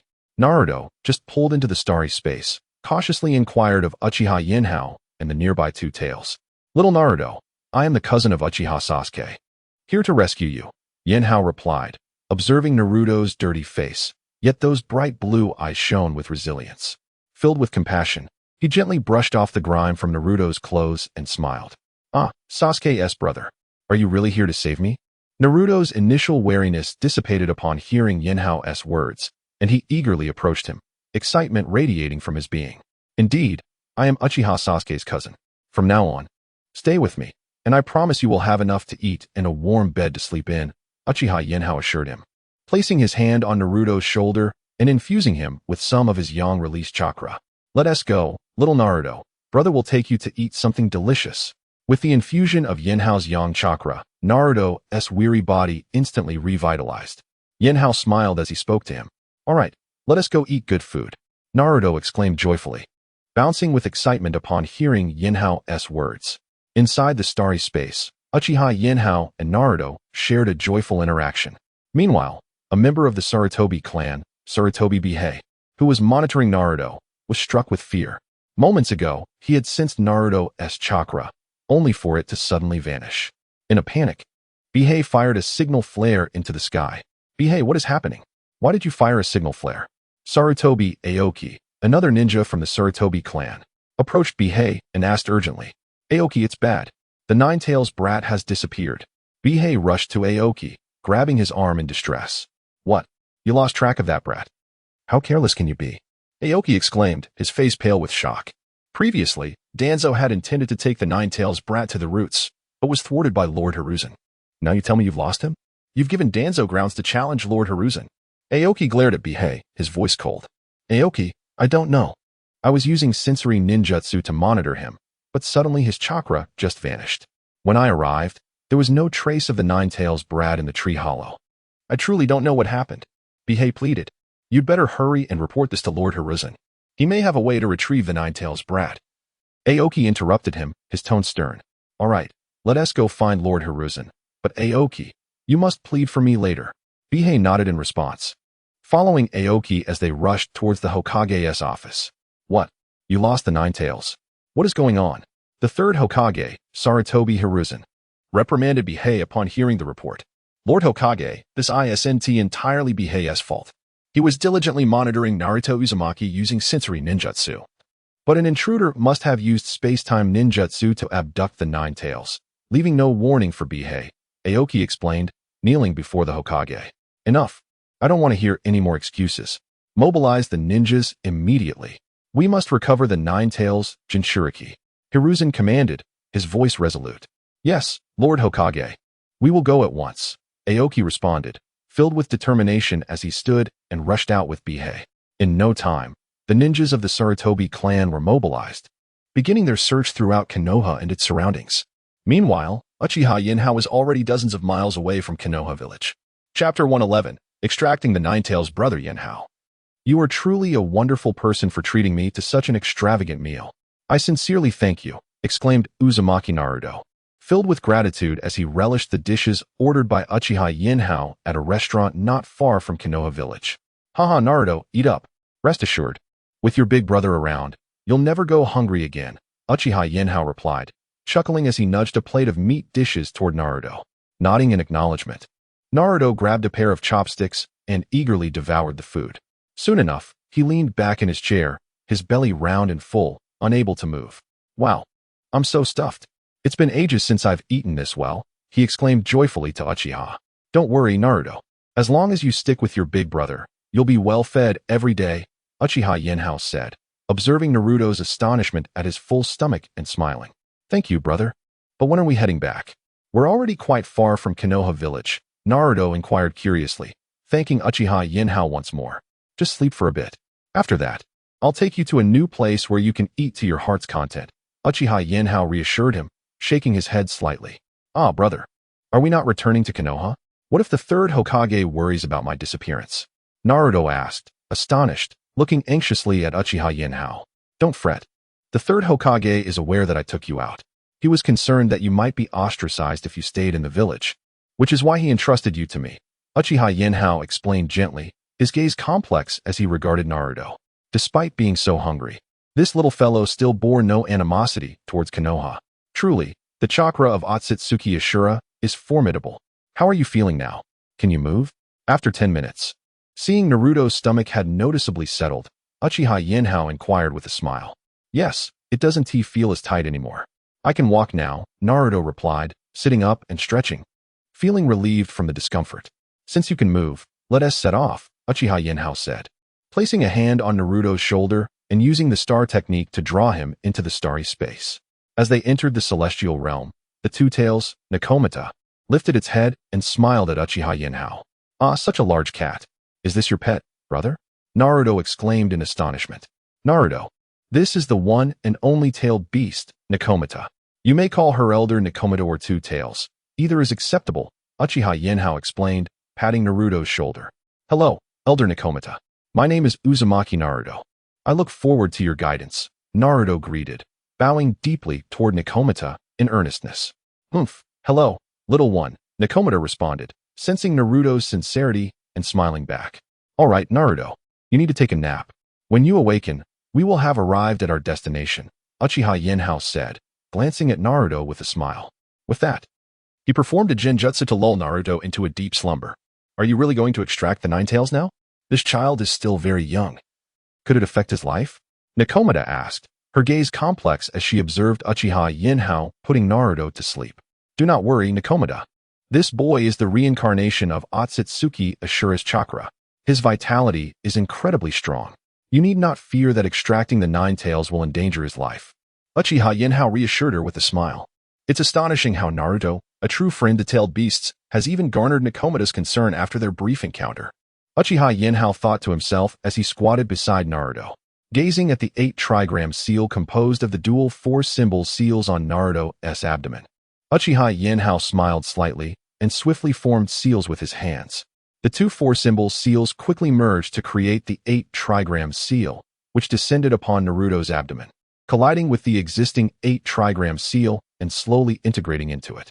Once the 8 trigram seal was absorbed, Uchiha Yinhao immediately reversed the seals, and in an instant, the combination of the 2 4-symbol seals dispelled the 8 trigram seal left by Minato Namikaze. Come forth, Ninetails, Uchiha Yinhao commanded, amplifying his 8 trigrams release to extract the Ninetails, along with the chakra of Minato Namikaze and Kushina Uzumaki, from Naruto's body. Uchiha clan, are you attempting to harm Naruto? As the chakra of Minato Namikaze flowed out of Naruto, it transformed into a shimmering chakra projection and earnestly addressed Uchiha Yinhao.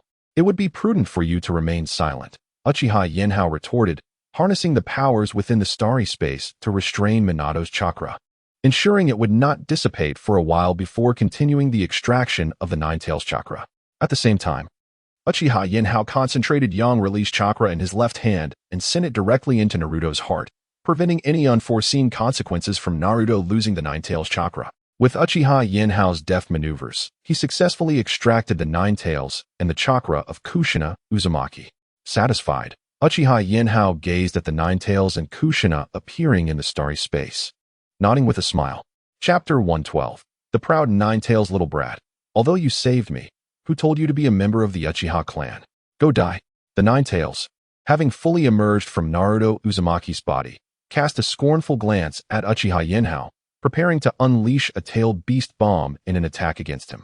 Do you truly believe that I, possessing the eternal Meijiki Sharingan, cannot control you?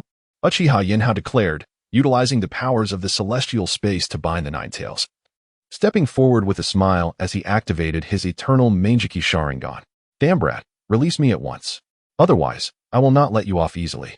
Despite being under Yinhao's control, the Nine-Tails defiantly roared in protest. Immediately, Uchiha Yinhao employed his eternal Meijiki Sharingan to cast a Genjutsu, fully subduing the Nine-Tails. The once mighty beast stood there, its eyes glazed and devoid of will. Learn from a puppy, Uchiha Yinhao commanded suddenly, struck by a whimsical idea. Upon hearing his orders, the Nine-Tails obediently stuck out its tongue, panting like a playful dog. Observing this amusing sight, Uchiha Yinhao fetched a camera from the celestial space, snapping photographs of the Nine-Tails. Excellent. After capturing a series of amusing images, he nodded in satisfaction and released the Genjutsu binding the Nine-Tails. You shall pay for this. The Nine-Tails, regaining its senses, recalled the Genjutsu and angrily associated it with Uchiha Obito, fuming at Yinhao. I have taken many entertaining photos. You may inquire with the two tails, Matatabi, about their contents. Should you persist in such folly, do not blame me for sharing these photos with the other tailed beasts, especially Shikaku. I doubt you desire to be mocked by him. Uchiha Yinhao calmly warned the Nine-Tails. The Nine-Tails glared fiercely at Yinhao, but remained silent, its defiance somewhat diminished. Noticing Matatabi's timid smile nearby, Uchiha Yinhao understood that she had relayed the earlier scene to the Nine-Tails. Humph, despicable Uchiha. The Nine-Tails, momentarily taken aback, shot a resentful glance at Yinhao before lying down, choosing to ignore him. Seeing the Nine-Tails cease its commotion, Uchiha Yinhao lifted the binding on the creature, approaching the residual chakra left behind by Minato Namikaze and Kushina Uzumaki. Do you have anything to say? Uchiha Yinhao inquired with a smile, standing before the chakra remnants of Kushina and Minato. Uchiha clan member, you have captured Naruto within a Genjutsu space. Are you not afraid of the third Hokage's reprimand? Minato's composed expression met Yinhao's gaze as he spoke in a low tone. Ha ha ha, fourth Hokage, you truly have a sense of humor. Are you not aware that the Uchiha clan was annihilated by the so-called third Hokage, Hiruzen Sarutobi? Uchiha Yinhao leaned closer to Minato, jesting. What? Annihilation? Impossible. Minato exclaimed in shock as he looked at Yinhao. Why is it impossible? Are you not aware? To Hiruzen Sarutobi, the most important matter was not the prosperity of the Hidden Leaf Village, but the advancement of his own Sarutobi clan. Yinhao remarked with a knowing smile. You have seen your son's condition. Do you truly believe that I am the cause of his emaciated state? Uchiha Yinhao gestured towards the distant Naruto, who lay sleeping on the ground. I do not care who you are. I only ask that you take care of my son. I can teach you the Uzumaki clan's secret sealing techniques. I beg you. Kushina implored Yinhao earnestly. Kushina, you cannot do this. How can you pass on the Uzumaki clan's sealing techniques to him? Minato exclaimed, shocked at Kushina's words. Enough. I do not wish to concern myself with the Hidden Leaf Village, nor do I care for Hokages or rogue ninjas. I only want to know how to ensure my son's safety, Kushina retorted angrily at Minato. At that time, I said I would perish alongside the Nine-Tails, leaving you to care for Naruto. You insisted on preserving the Nine-Tails as a Jinchuriki for the village. Look at Naruto, he is starving. Do you still believe in your ancestors? Kushina glared fiercely at Minato, her anger palpable. Rest assured, he is, after all, one of the few remaining members of the Uzumaki bloodline. I will take him back and raise him alongside my sister, Uchiha Yinhao assured Kushina with a smile. Thank you. But how will I teach you the sealing techniques? And can you please remove the bindings so Naruto and I can speak? Kushina looked at Uchiha Yinhao with gratitude. Certainly. No problem, Senior Kushina. Uchiha Yinhao, seeing her imploring gaze, waved his hand to lift the restraints on her. Once freed, Kushina rushed towards Naruto, collapsing beside him.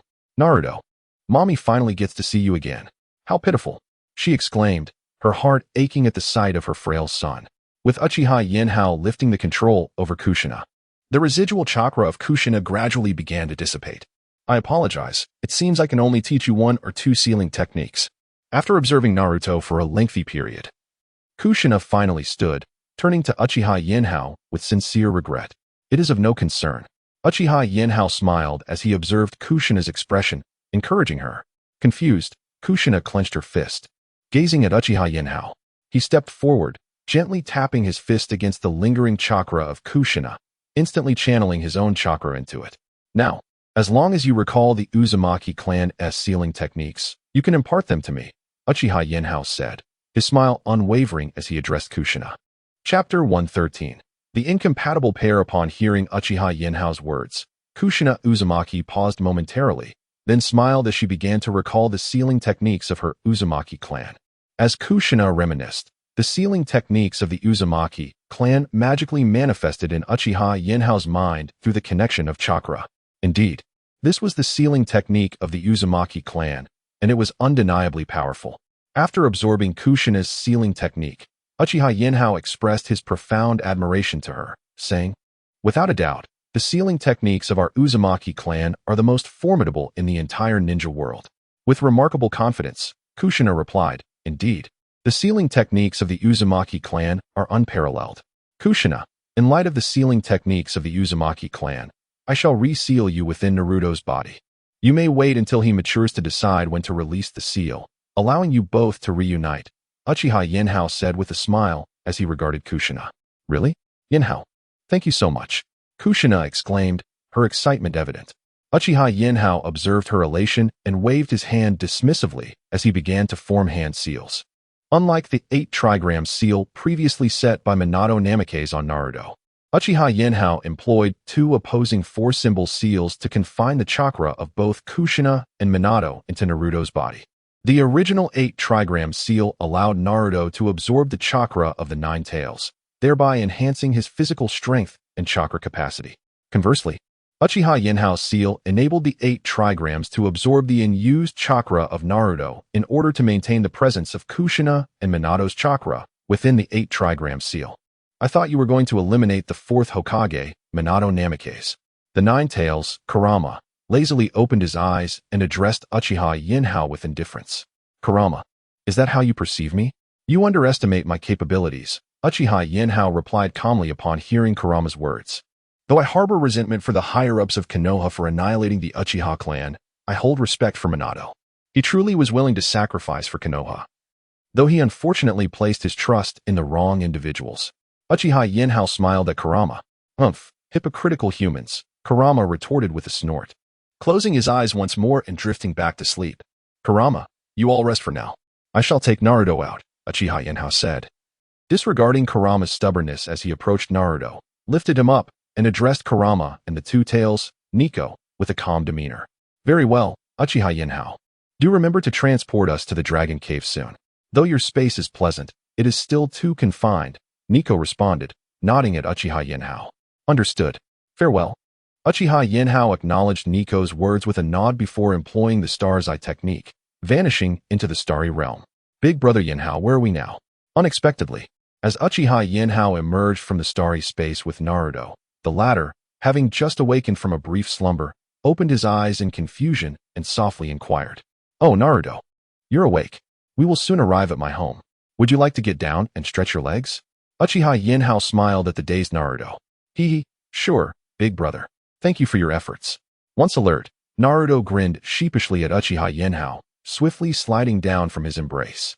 "Big brother, I think I just dreamed of my parents. Their voices seemed so familiar." Naruto exclaimed excitedly as he walked alongside Uchiha Yinhao towards his home in the Mist Village. "Oh, did you see what color your father's hair was?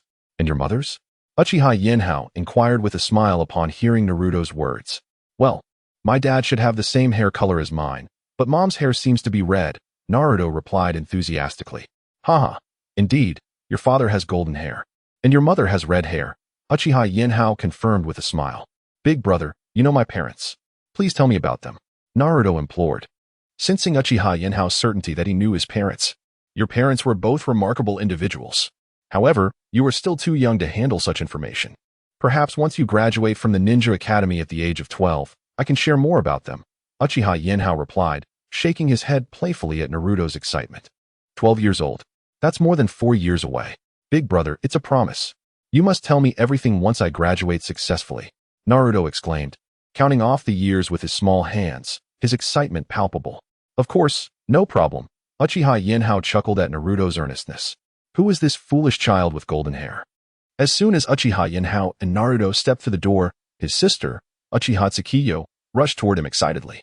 However, upon noticing Naruto standing beside Uchiha Yinhao just 10 centimeters away, she halted abruptly, fixing a cold stare on Naruto and disdainfully addressing her brother.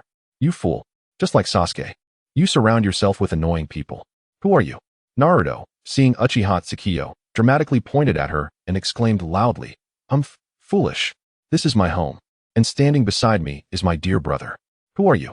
Uchiha Tsukiyo, hearing Naruto's words, huffed disdainfully, tilting her head proudly as she responded, Humph, you foolish child. This is my home, and standing beside me is my beloved brother. Who do you think you are? Uchiha Yinhao observed the two arguing before him, his pupils contracting in surprise, rendered speechless by the unfolding scene. Chapter 114. The astonished Yinhao. Uchiha Yinhao gazed at his sister, Uchiha Itachi, embroiled in a quarrel with Naruto Uzumaki, feeling a wave of dizziness wash over him. The scene mirrored the past altercations between Uchiha Sasuke and Naruto. Enough, you two rascals. Cease your bickering and prepare yourselves. We shall feast today. Yinhao inhaled deeply, firmly pressing down on the heads of the squabbling Itachi and Naruto as he spoke in a cold tone. Fortunately, Yinhao's authoritative presence was sufficient to silence the two. Though they remained disgruntled, they complied and exchanged fierce glares instead. Yinhao, you're back. Who have you brought along? Uchiha Yamai, upon noticing Yinhao's return, approached him with a curious smile. However, her expression shifted to one of astonishment as she recognized the yellow-haired boy beside him. Wait, Yinhao, why did you bring this little rascal back? In an effort to diminish the strength of Konoha, I had no choice but to stealthily liberate this young lad from the village. Yinhao replied with a light chuckle. You went to Konoha again? I hope you weren't injured. Yamai said, concern etching her features as she scrutinized Yinhao for any signs of harm. Only after confirming his safety did she breathe a sigh of relief. Why must you disregard my advice? Opportunities for revenge against Konoha abound. Why not prioritize your own life? With a playful slap on Yinhao's shoulder, she chastised him. Fear not. Aunt Yamai. With my abilities, Konoha cannot lay a finger on me. Yinhao reassured her with a smile. Stubborn as ever, I see. I suppose I cannot rein you in. Yamai retorted, pointing an accusatory finger at him, clearly displeased. Aunt Yamai, you needn't cook today. To welcome this little fellow, let us indulge in a grand feast, Yinhao suggested, deftly avoiding her finger while playfully pleading. Very well, but ensure you notify Xiaoming promptly. It would be unfortunate if he returns home to find us absent. Yamai replied with a smile, heading to her room, seemingly to change clothes. Come along, Itachi, Naruto. Brother will help you change into something nice first. Okay, brother. All right. Big brother. The previously antagonistic Itachi and Naruto responded in unison, their earlier animosity momentarily forgotten. Humph, don't mimic my speech, all right? They both retorted defiantly. I wasn't mimicking you. They exclaimed simultaneously, despite their mutual disdain. Enough, enough. Quiet down, both of you, Yinhao interjected, observing their growing synchronization in conversation. He hastily separated them, leading them outside. Let us prepare for our feast. You two must behave and refrain from arguing.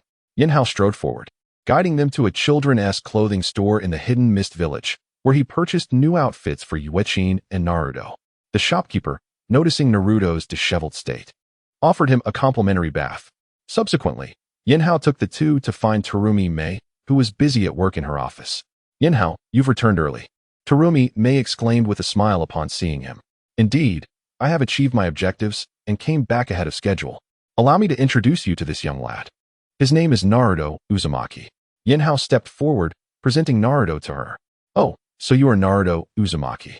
Greetings, young Naruto, Terumi Mei said, affectionately ruffling his hair. Hello, big sister, Naruto replied, sensing her kindness, offering a bright smile, albeit appearing somewhat foolish. Idiot. Yuechin scoffed at Naruto's response. Ah, little Yuechin, are you feeling jealous? Terumi Mei teased, finally noticing the girl standing beside Yinhao. I'm not that childish.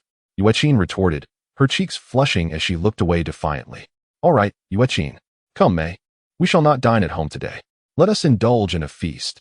Yinhao interjected, concerned that Yuechin and Naruto might clash again. He quickly ushered them both outside, eager to avoid further disputes. Terumi Mei, observing Yinhao's anxious demeanor, chose not to press for explanations and quietly followed him to the familiar dining establishment in the Hidden Mist Village. Inside, Uchiha Yamai and Uchiha Izumi had already arrived, with Yamai having ordered the meal and stationed Izumi outside to await their arrival. Upon seeing Izumi, Yinhao greeted him before entering with Yuechin, Naruto, and Terumi Mei. To prevent any quarrels between Naruto and Yuechin, Yinhao strategically seated them at opposite corners of the table, ensuring they could not easily engage in conflict. Later, upon returning home, Yinhao arranged for Naruto to have his own room, conveniently situated between those of Asuma Sarutobi and Mitarashi Anko. Yinhao, what troubles you today? Is there something amiss between Yuechin and Naruto? Terumi Mei inquired cautiously as they settled in for the night. Chapter 115. Indra's Chakra Ming. Do you wish to know? Uchiha Yinhao, who had no one to confide in, looked at Terumi Mei with excitement and said, Indeed, I wish to know. Please tell me. Upon hearing Yinhao's words, Terumi Mei gazed back at him, her eyes sparkling with enthusiasm. Well, since you are curious, I shall reveal it to you. Our Uchiha clan and the Senju clan share a common ancestor, Otsutsuki Kaguya. If that name is unfamiliar to you, perhaps another title will ring a bell. The Sage of Six Paths Uchiha Yinhao sat up, a serious expression adorning his face as he looked at Terumi Mei and inquired, What? The Sage of Six Paths is Otsutsuki Kaguya? How do you know this? Terumi Mei, astonished by Yinhao's statement, replied, Didn't I mention? He is our ancestor, and of course, there are records within the clan. Yinhao, slightly annoyed, playfully tapped Terumi Mei on the head and said, Oh, but what does this have to do with Suki and Uzumaki Naruto? Terumi Mei, intrigued, looked curiously at Yinhao and asked, What is the connection? The crux of the matter does not lie solely with the sage, but rather with his two sons. Otsutsuki Indra is the elder son of the Sage of Six Paths and the progenitor of our Uchiha clan. Conversely, Otsutsuki Ashura is the younger son, the bloodline ancestor of the Senju clan and the Uzumaki clan. Indra was extraordinarily gifted, a genius who believed he could accomplish everything alone through sheer strength. Ashura, however, was different. He was not as gifted and required the assistance of companions to achieve his goals. Yet, when it came to inheriting the legacy of the ninja world, the Sage of Six Paths chose Ashura, who fostered unity among his friends, rather than the exceptionally talented Indra. This decision ignited a deep-seated resentment within Indra towards both his father and brother, compelling him to oppose Ashura and assert that only through immense power could lasting peace be attained. In contrast, Ashura believed that mutual understanding and the collective strength of many were the keys to enduring peace. Thus, the two engaged in an eternal struggle until death. Yinhao spoke to Terumi Mei with a complex tone, but what does this have to do with Suki and Naruto? It seems unrelated.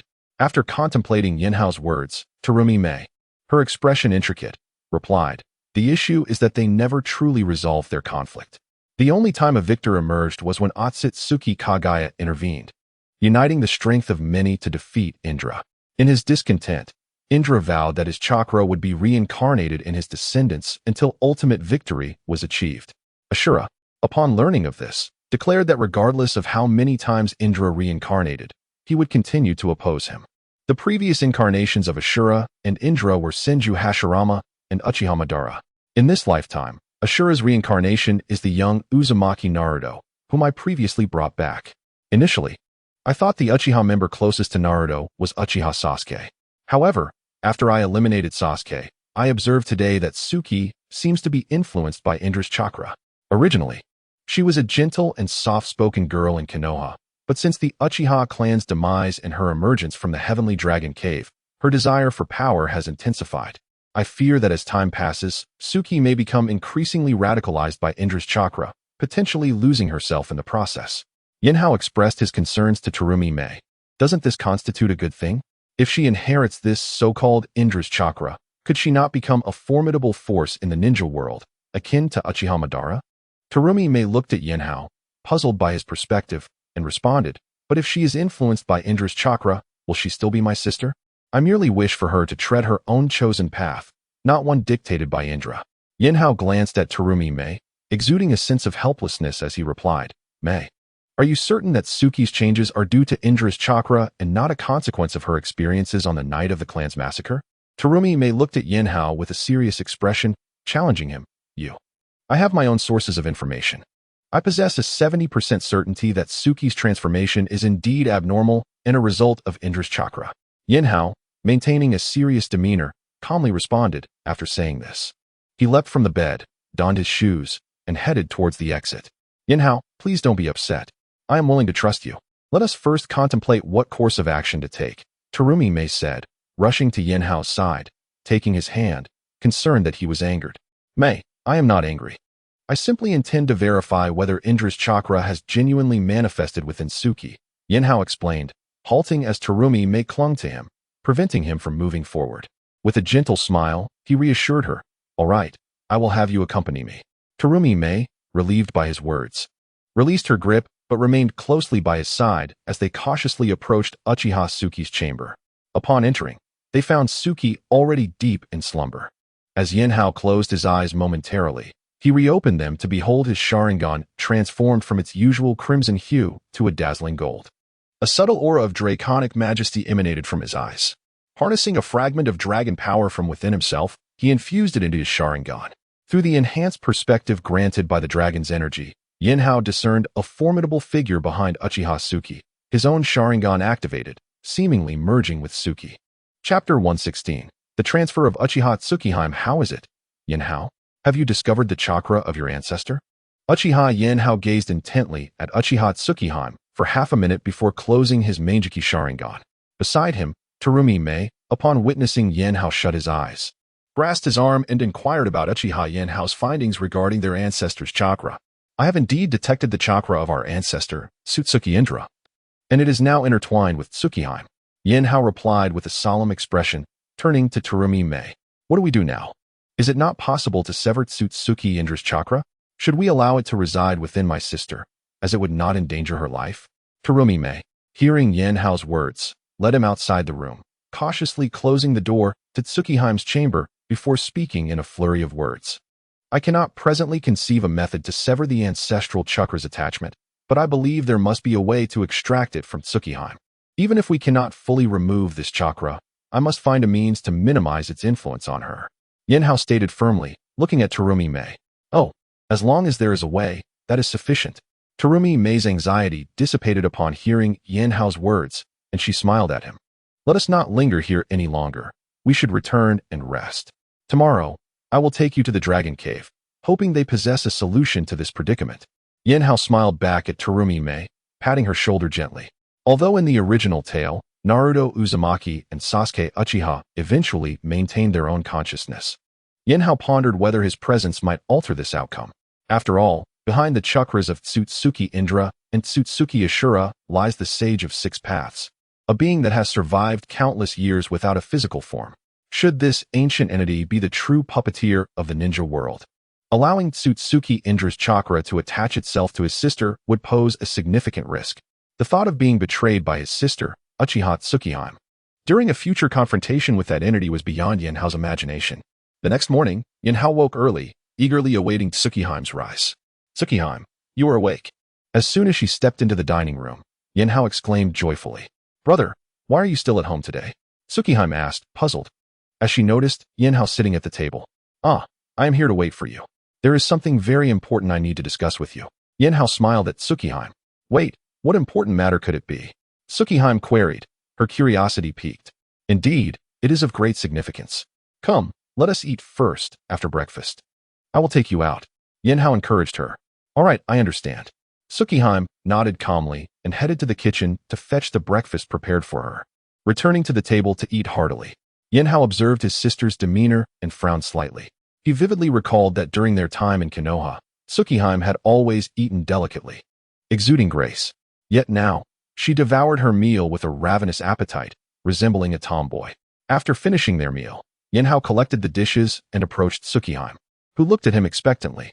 "Brother, I am ready. We can depart now." Tsukihime stated plainly. "Very well. Since you are prepared, let us set off." Yinhao nodded in agreement, taking her outside. Utilizing the reverse summoning technique, he transported Tsukihime and himself to the dragon cave. "Oh, Yanhao, what brings you here?" Little Snake, Yinhao greeted them warmly. "I have come for a very important matter." Yinhao replied gravely. Tsukihime has been afflicted by the chakra of Otsutsuki Indra. Yinhao shot a disapproving glance at Little Snake, Yinhao, calmly articulating the urgency of the situation. "What? That chakra, which even the teacher cannot comprehend, has attached itself to Tsukihime? It is inconceivable." Little Snake, Yinhao exclaimed in disbelief. "How can it be inconceivable? You must remember, Tsukihime is the only child of this age who is closest in proximity, and her innate talent is remarkable. The sage mode of the dragon cave is not to be underestimated." Yinhao replied matter-of-factly, rolling his eyes at Little Snake. "Yinhao, what do you intend to do? Will you harness the power of the Dragon Balls?" Little Snake, Yinhao inquired seriously. "I believe you should contemplate a method to further develop sage mode, to see if we can utilize the Yin-type sage chakra to condense a Dragon Ball," Yinhao suggested calmly. "You mean to employ the dragon transformation technique to refine Otsutsuki Indra's chakra into a power that Tsukihime can wield?" Little Snake, Yinhao was taken aback by Yinhao's suggestion. "Indeed, that is precisely my intention.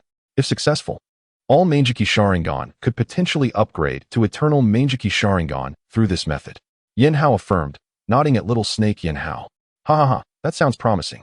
However, I will need to borrow the spirit of the Dragon Ball. Its assistance will expedite the development of the requisite secret techniques." Little Snake, Yinhao chuckled in response. "Certainly, but you must rely on your own strength. Do not draw upon the primordial power of the Dragon Ball," Yinhao replied thoughtfully, his expression serious. "Agreed, that is acceptable." Chapter 117, The Celestial Technique, Dragon Pearl. "Very well." Uchiha Yinhao replied calmly to the enthusiastic remarks of the Little Snake. "Yinhao, let us commence." Upon hearing Uchiha Yinhao's words, the Little Snake Yinhao was invigorated, bursting into laughter as he exclaimed, "Brother, do I truly possess the chakra of our ancestors?" After a prolonged silence, Uchiha Itachi, who had been observing, tugged at Uchiha Yinhao's sleeve, anxious as she inquired, "Is it true, brother?" "Indeed, Itachi," Uchiha Yinhao affirmed gently. "I cannot deceive you regarding this matter. You do indeed carry the chakra of our forebears. I apologize for my insufficient attention to you during this time. I initially believed you were merely frightened by the night of annihilation, but it turns out that the chakra of our ancestors has attached itself to you." Uchiha Yinhao knelt slightly, gazing at Uchiha Itachi with a soft expression. "Can you extract the ancestral chakra from me? Will it be successful?" Uchiha Itachi asked, her concern evident. "Rest assured, Itachi," Uchiha Yinhao reassured her with a smile, ruffling her hair. "I will successfully remove the ancestral chakra from you without causing you the slightest harm." "Very well. Let us prepare to begin," Uchiha Yinhao declared as he stood up, addressing Little Snake Yinhao with utmost seriousness. With that, Uchiha Yinhao summoned the spirit of the Dragon Pearl, Xiaowei, linking their souls to allow her entry into the Yangyin attribute Dragon Pearl that Little Snake Yinhao had formed. The moment Xiaowei entered, Little Snake Yinhao's eyes shone with a golden light, fixated intently on Uchiha Itachi. Under the gaze of Little Snake Yinhao, he effortlessly perceived the chakra of Otsutsuki Indra that clung to Uchiha Itachi. "A mere flicker of willpower seeks to evade my grasp. Come to me," he proclaimed, attempting to extract the ancestral chakra from Uchiha Itachi's being. Unexpectedly, Otsutsuki Indra's chakra resisted fiercely. With a forceful shout, Little Snake Yinhao amplified his power and swiftly drew the chakra away from Uchiha Itachi. "Brother, it feels as if something has flown out of me," Uchiha Itachi exclaimed, her previously resolute demeanor dissipating, reverting to her usual gentle self as she cautiously grasped Uchiha Yinhao's hand. "Ah, now you are truly my dear sister," Uchiha Yinhao said joyfully, stroking her hair in delight. "My lord, you should take Little Itachi to rest while I study the Otsutsuki Indra chakra that has lingered on her. I shall determine how to permanently eliminate it," Little Snake Yinhao suggested, opening his eyes and addressing Uchiha Yinhao seriously. "Understood," Uchiha Yinhao replied, acknowledging the need for research. "You take your time. Xiaowei is here to assist you with the data." After nodding in agreement, Uchiha Yinhao led Itachi back to their previous dwelling. He hesitated to return to the shinobi world, fearing that the lingering chakra of Otsutsuki Indra might reattach itself to Uchiha Itachi. Previously, Uchiha Yinhao had observed that the amount of Otsutsuki Indra's chakra extracted from Uchiha Itachi was rather minimal, even less than that of a low-ranking shinobi. Yet, such a scant amount had the power to influence Uchiha Itachi, transforming her once gentle demeanor into one filled with indignation and competitiveness. Shonen had spent 4 entire days within the Heavenly Dragon Cave, caring for Uchiha Itachi while assisting Little Snake Yinhao in the development of new celestial techniques. At last, success! Little Snake Yinhao's jubilant exclamation echoed one day after Uchiha Yinhao and Uchiha Itachi finished their meal. Have you succeeded in your research? Uchiha Yinhao set down his utensils, hastily employing the body flicker technique to approach Little Snake Yinhao, excitement evident in his voice. Indeed, I have succeeded. I shall transmit the information to you now. Little Snake Yinhao replied, a smile gracing his face as he watched Uchiha Yinhao arrive. With that, a radiant light emanated from Little Snake Yinhao's horn, penetrating Uchiha Yinhao's brow. Instantly, a torrent of information surged into Uchiha Yinhao's being. To his astonishment, the secret technique developed by Little Snake Yinhao was a mimicry of the Dragon Pearl, specifically designed for celestial arts. However, this Dragon Pearl was not the same as that required by true dragons. Rather, it was a celestial Dragon Pearl. This pearl would aid practitioners in refining their internal chakra, rendering it more pure and facilitating the practice of Sage Mode while extending its duration.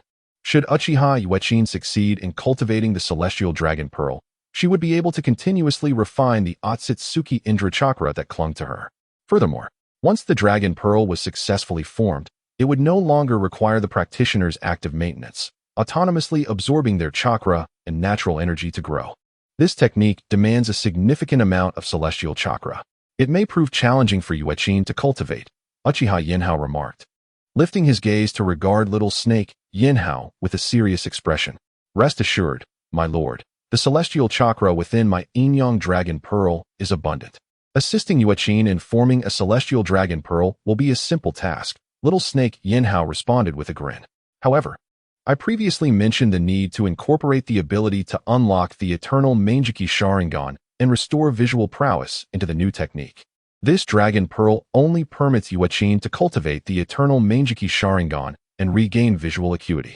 The words of Quian, focusing on fire attributes in Sage Mode, may not allow for the progression to the eternal Manjiki Sharingan, Uchiha Yinhao retorted, suddenly recalling Uchiha Quian and questioning Little Snake Yinhao sternly. My lord, therein lies your error. Once Itachi refines the Otsutsuki Indra chakra, assisting Quian in unlocking the eternal, I will be a breeze. Besides, if necessary, we can simply exert additional effort to help Quian form a dual attribute Dragon Pearl. Little Snake Yinhao replied dismissively to Uchiha Yinhao's concerns. Chapter 118. The actions of the Akatsuki organization. Well, enough of the trivialities. I acknowledge your contributions. The next crucial task is to assist Itachi in consolidating the Dragon Pearl. Upon hearing the words of the Little Snake, Yinhao Uchiha cast a disapproving glance at him and calmly replied. Indeed, it was Yinhao Uchiha's own anxiety that led him to forget about the dual attribute Sage Mode. Previously, he had utilized the Sage Mode from the Heavenly Dragon Cave, and with the aid of the Little Snake, he integrated the Yang attribute into his being. The repulsion between fire and Yin attributes is not as severe as that between Yin and Yang. With the Little Snake's assistance, once the dual attribute Sage Mode is perfected, it will indeed be feasible to gather the dual attribute Dragon Pearl. Brother, does this mean I can return home to find Sister Quan? At that moment, Itachi Uchiha, having rushed over, supported herself on her knees and joyfully spoke to Yinhao Uchiha. Indeed, Yinhao Uchiha gently embraced his sister, stroking her hair as he smiled at her. Wonderful. Brother, let us begin our training without delay. I can hardly wait to return home. Itachi Uchiha exclaimed with excitement upon hearing her brother's words. All right, Itachi, prepare yourself. As soon as our training is successful, I will take you home immediately, Yinhao Uchiha said with a smile, lightly patting her hair. Okay, brother. I will strive to learn diligently. Let us commence. Itachi Uchiha replied happily as she made her way to a pristine boulder and sat down, gazing at Yinhao Uchiha with anticipation. Then, let us begin, Yinhao Uchiha said, raising his gaze to the Little Snake, addressing him calmly. Yes, let us start. Within the Heavenly Dragon Cave, Yinhao Uchiha, accompanied by the Little Snake, imparted the sage arts of the Dragon Pearl to his sister, Uchiha. Meanwhile, within the Akatsuki organization in the Land of Rain, Pain convened a meeting with all members of the organization. The fourth Raikage, Yagura, is truly a disgrace. Despite our assistance to this extent, he dares not engage in war with the Mist Village. What a coward! Deidara remarked disdainfully from atop the outer path golem, casting a contemptuous look at Pain. It remains uncertain if this timidity stems from Pain's previous defeat of the fourth Raikage. Now, whenever members of the Akatsuki appear within the territories of the five great nations, they are immediately tracked by ninja dispatched from those nations. Among them, the third Tsuchikage, Anoki, is the most aggressive. Upon sighting an Akatsuki member, he swiftly mobilizes a significant number of Awagakure ninjas to hunt them down. Pain, observing the members with an icy demeanor, refrained from elaborating further. Well, Black Zetsu, please relay the latest intelligence you have gathered. Gradually, the Akatsuki members quieted under Pain's cold gaze, particularly Deidara and Haiden. Only then did Pain address the reconnaissance information provided by Black Zetsu. A few days ago, during our reconnaissance in the Mist Village, we discovered an individual who should have been in Konoha, namely, Naruto Uzumaki. We found that the nine tails within Naruto has vanished. If anyone possesses the capability to accomplish such a feat, it can only be Uchiha Yinhao. Upon hearing Pain's words, Black Zetsu spoke earnestly. Moreover, Black Zetsu, who was fused with White Zetsu, felt equally troubled. Yinhao Uchiha, being a member of the Uchiha clan with space-time ninjutsu, could potentially have concealed the nine tails. More critically, after discovering Naruto Uzumaki, we also checked the other two Jinchuriki and found that the two tails had also disappeared. Locating these two-tailed beasts will likely prove to be a formidable challenge. We have yet to ascertain the specifics of Yinhao Uchiha's space-time abilities. Which of his eyes, or whether both can utilize space-time ninjutsu, remains unclear. Ladies and gentlemen, we suspect that the nine tails and two tails may be concealed by Yinhao Uchiha in various summoning sanctuaries. You must devise a means to investigate through summoned beasts, particularly within the three great summoning sanctuaries, to ascertain the whereabouts of these two-tailed beasts. Only by gathering all nine-tailed beasts can we hope to construct a peaceful world, preventing the great nations from resorting to conflict lightly. Pain addressed the Akatsuki members after a moment of contemplation. We need to seek out those beasts, but I must pray to the evil god every day? Those creatures are hardly worthy of honoring our lord. Haiden exclaimed, bewildered by Pain's declaration. The possible summoning space capable of concealing the two tails and nine tails would undoubtedly be vast. Aside from the three great sanctuaries, no other location could suffice. If we can swiftly locate one of the legendary Sannin, Orochimaru, we might easily ascertain whether any tailed beasts reside within the three great summoning sanctuaries. If none are found there, it would indicate that the tailed beasts are not within the summoning realm. Uchiha Itachi, who had been meditating with his eyes closed, slowly opened them and calmly addressed Pain. Very well, Itachi. You previously defeated Orochimaru with your Jinjutsu. Thus, I shall send you this time as well. I hope you can bring us good news swiftly. Pain nodded in acknowledgement of Itachi's words. Understood. I shall seek out Orochimaru. Regarding Jeriah and Tsunade, leader, you may wish to send someone else to investigate. We must ensure they do not become privy to our plans, Itachi replied nonchalantly to Pain. Indeed, Black Zetsu, you must diligently collect confidential information from the Mist Village. If the three great sanctuaries yield no leads on the two tails and nine tails, we might consider selling information from the Mist Village, thereby gaining both wealth and leverage against them. Pain concluded, observing White Zetsu, who had leisurely drawn on a piece of paper after sharing intelligence, with a furrowed brow. Oh, so we are to gather intelligence from the Mist Village? Very well. I will dispatch other clones to collect classified information. White Zetsu responded with enthusiasm after hearing Pain's instructions, putting away his paper and pencil. All right, now that everyone comprehends their tasks, let us set forth. Chapter 119. The leak of information from the Mist Ninja Village. Brother, look into my eyes. They have transformed into the double tomo. Within the depths of the heavenly dragon cave, Uchiha Yinhao and the young serpent, Yinhao, united their efforts to assist their sister, Uchiha Uchiha, in coalescing a dragon ball from the chakra infused with the Yin attribute of sage arts. Once accomplished, both Uchiha Yinhao and Yinhao were utterly exhausted. Meanwhile, Uchiha Uchiha, having provided a cup of water to her brother, excitedly activated her Sharingan and proclaimed, It seems our Dragon Ball has succeeded. Indeed, Yuechin, that is splendid. Uchiha Yinhao replied with a gentle smile, affectionately ruffling her hair. Of course. After fully condensing the Dragon Ball, I infused the remaining Indra Chakra into Yuechin's body. It appears that the Dragon Ball within her has successfully transformed that chakra into her own power, thus elevating her Sharingan. Upon witnessing the double Tomo Sharingan in Uchiha Yuechin's eyes, Yinhao chuckled and remarked to Uchiha Yinhao, I never imagined that the chakra of the Otsutsuki Indra would be so potent. Just this fragment of power has successfully awakened Yuechin's double Tomo Sharingan. Uchiha Yinhao gazed at Yuechin's Sharingan and responded, There is no need for you to mention it. Have you forgotten? The moment Otsutsuki Indra's eyes are opened, they manifest the eternal Manjiki Sharingan, also known as Indra's Eye. It's evident that Otsutsuki Indra possesses exceptional talent concerning Yin Chakra. With a dejected expression, Yinhao lay on the ground and retorted, all right, you win this round. Have you managed to designate the area for the tailed beasts to reside? Uchiha Yinhao shot Yinhao an exasperated glance and calmly replied, Rest assured, this realm is a sacred place of summoning established by the power of the entire dragon vein. The space you requested has long been prepared. Upon hearing Yinhao's words, Yinhao smiled proudly and said, Well then, take me there. With a chuckle, Uchiha Yinhao responded, Very well, let us proceed. Having regained a modicum of strength, Yinhao swiftly rose and carefully coiled his tail around Uchiha Yinhao and Uchiha Yuechin, vanishing from their location in an instant and arriving in a more expansive realm. How is it? This space has been restructured according to the three realms of heaven, earth, and man. This place is not the heavenly realm, but the human realm. The space we previously occupied was the heavenly realm, and there exists a dark nether realm that has yet to be fully developed. As Yinhao set Uchiha Yinhao and Uchiha Yuechin down on a vast expanse of grass, he proudly declared, Behold, goodness, are you not afraid of depleting the power of the dragon vein? Uchiha Yinhao marveled at the space, which was 10 times larger than where the Serpent Clan had previously resided, and looked at Yinhao in astonishment. Do not concern yourself with that, as the heavenly dragon sage. I am well aware of my limits. Yinhao replied, standing tall with pride. Very well, these are your own decisions. I shall leave it to you. Uchiha Yinhao said with a resigned shake of his head.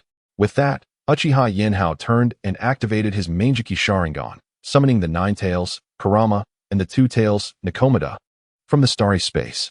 Uchiha's descendant, is this the space you sought? Kurama surveyed the surroundings after emerging and lazily stretched, calmly addressing Uchiha Yinhao. This is the sacred realm of the heavenly dragon cave, the human realm, where all 9-tailed beasts may reside henceforth. Uchiha Yinhao replied with a smile. It matters not where I am, as long as no one disturbs my slumber. I shall take my leave now. Kurama, uninterested in further conversation, dashed towards a distant forest and nestled within it, gradually drifting into slumber, though occasionally his eyes would flicker open, revealing he was not entirely asleep. Thank you, descendant of Uchiha. I shall take my leave now, Nakomata said politely, softly addressing Uchiha Yinhao. Afterward, Nakomata also prepared to depart, but upon taking a few steps, turned back with a smile, saying, Descendant of Uchiha, the wooden beings hold you in high regard. Please do not disappoint her. With a light chuckle, Nakomata swiftly departed. Haha, my esteemed self, Kaguya, and the 2 wooden beings are all formidable ninjas. Your predicament may soon become precarious. Yinhao teased Uchiha Yinhao with a mischievous grin. Enough. Let us be on our way. Uchiha Yinhao retorted sharply, casting a fierce glare at Yinhao as he activated his Manjiki Sharingan. All right, let us go then, Yinhao conceded, leading Uchiha Yinhao and Uchiha Yuechin back to the heavenly realm of the heavenly dragon cave. Rest here. I will take Yuechin back to the Mist Ninja Village. Take care. Upon returning to the heavenly realm, Uchiha Yinhao patted Yinhao's scales and calmly addressed him. Very well, you may depart. Yinhao nodded in agreement and turned to coil back around his massive pillar, entering into a meditative state. Yuechin, let us return. Uchiha Yinhao utilized the Flying Thunder God technique to break through the space, directly returning to the Mist Ninja Village. Upon arriving back at the Mist Ninja Village, Uchiha Yinhao immediately turned his anxious gaze towards Uchiha Yuechin. Brother, is something wrong with me? Uchiha Yuechin inquired curiously, tilting her head as she looked at Uchiha Yinhao. Oh, it's nothing at all. Yuechin, you should head home first. I'll go look for your sister-in-law, he replied with a reassuring smile, gently ruffling her hair. All right, brother, please return soon. Uchiha Itachi nodded with a grin and skipped off towards home. Seeing that Uchiha Itachi appeared unchanged, Uchiha Yinhao smiled with satisfaction and promptly used the Flying Thunder God technique to arrive at the office of the Mizukage. Elder Yuan, 4th Mizukage, what brings you both here? Uchiha Yanhao exclaimed as he materialized in the Mizukage's office, only to find not only Kaguya, but also the 4th Mizukage Shikuro and the village's most senior elder. Yuan, Yinhao, it's bad news. Information concerning the Mist Ninja Village has inexplicably leaked into the ninja world. Upon seeing Uchiha Yinhao return, Terumi Mei rose with excitement and spoke solemnly to him. Chapter 120. The Emergency Lockdown of the Hidden Mist Village. Information leak? What kind of information has been disclosed within the village? Upon hearing Terumi Mei's words, Uchiha Yinhao cast a puzzled glance at her and solemnly remarked, within the village, certain intelligence from the Umbu ninjas has been leaked. Furthermore, confidential documents from my office have also been compromised. Observing Uchiha Yinhao's serious demeanor, Terumi Mei clutched his garments and spoke in a low voice. I am aware that this information has been exposed. It is likely the work of the Akatsuki organization. After reflecting on Terumi Mei's statement, Uchiha Yinhao suddenly slapped his thigh in realization and replied, the Akatsuki possesses a faction of artificial beings created using the first Hokage's cells. Although they lack the ability to wield large-scale wood-release techniques, they can traverse underground without detection. Only these artificial beings could have leaked information from within the village. Uchiha Yinhao gazed earnestly at Terumi Mei and declared, what? How then shall we guard against these Akatsuki members? Terumi Mei, taken aback by Uchiha Yinhao's words, looked at him in astonishment and responded helplessly. Fear not, Terumi Mei, we have myriad strategies to counter them. Uchiha Yinhao smiled softly upon hearing Terumi Mei's words and assured her. What? Yinhao, do you have a plan? Please, share how we shall proceed. The 4th Mizukage, Yagura, stood up in surprise at Uchiha Yinhao's words and inquired eagerly. Though the White Zetsu possess formidable stealth capabilities, their individual strength is rather weak. To capture them, we need merely establish a large sealing array, allowing those attuned to Sage Mode to oversee the secrets contained within, thus making it difficult for anyone to discover them. Uchiha Yinhao calmly addressed Yagura and Terumi Mei, a smile gracing his lips. However, these confidential documents cannot remain sealed indefinitely, can they? Yagura replied, his expression troubled. I understand. For the time being, I will instruct you, 4th Mizukage, to collect and seal all intelligence. Notify all Jonin of the Hidden Mist Village. We shall forge a summoning contract with the Dragon Cave, enabling them to learn Sage Mode. Once the Jonin master Sage Mode, they can safely transfer confidential documents without the White Zetsu's notice. Uchiha Yinhao, observing Yagura's gaze, calmly spoke to Terumi Mei. Very well, Yinhao, 4th Mizukage. I shall promptly inform all Jonin to sign the summoning contract. Terumi Mei nodded solemnly at Yagura after hearing Uchiha Yinhao's words. Uchiha Yinhao smiled faintly at this scene. Ever since Zabuza, CHJR, and Kisame enhanced their abilities through training in the Dragon Cave's Sage Mode, Terumi Mei's influence within the village had grown significantly. This compelled the 4th Mizukage and certain elders of the Hidden Mist Village to refrain from pressuring Terumi Mei to open the Dragon Cave for Sage Mode training. After all, while such powerful Sage techniques bolstered the Hidden Mist Village's strength, they simultaneously diminished their authority. Uchiha Yinhao's initial plan to invade the Land of Lightning had been delayed due to the obstruction from these elders and the 4th Mizukage. He had intended to exert pressure on the Hidden Mist Village to compel these elders and Yagura to agree to promote Sage Mode within the village. Unexpectedly, the Akatsuki dispatched White Zetsu to disseminate information about the Hidden Mist Village, providing Uchiha Yinhao with an opportunity to further his plans. Under the directives of the 4th Mizukage and the elders, numerous Jonin of the Hidden Mist Village arrived at the Mizukage's office, bringing with them the confidential intelligence they safeguarded, either personally or through the Umbu. Terumi Mei utilized her Sage Chakra to seal all documents into a specially crafted sealing scroll. The entire Hidden Mist Village heightened its vigilance, with no one daring to speak of the information they possessed. Jonin entered the Mizukage's office in groups, signing their names on the summoning contract for the Dragon Cave, beginning their training in Sage Mode in batches of 5. Yinhao, I sense you had other methods to thwart the White Zetsu while in the office today, did you not? Upon returning home, Terumi Mei inquired seriously of the beaming Uchiha Yinhao. Mei, I do not wish to deceive you. Indeed, there are alternative methods to prevent white Zetsu from entering the village, but I do not intend to employ them. Uchiha Yinhao replied calmly to Terumi Mei. What alternative method? Would you share it with me? Terumi Mei inquired earnestly after hearing Uchiha Yinhao's words. The other method involves harnessing the chakra of the Nine Tails to activate the Nine Tails chakra mode. The chakra of the Nine Tails possesses the ability to sense malevolence, thus allowing one to detect the source of ill intent and capture the lurking white Zetsu within the village. However, do you believe the ninjas of the Hidden Mist village harbor no malice towards me?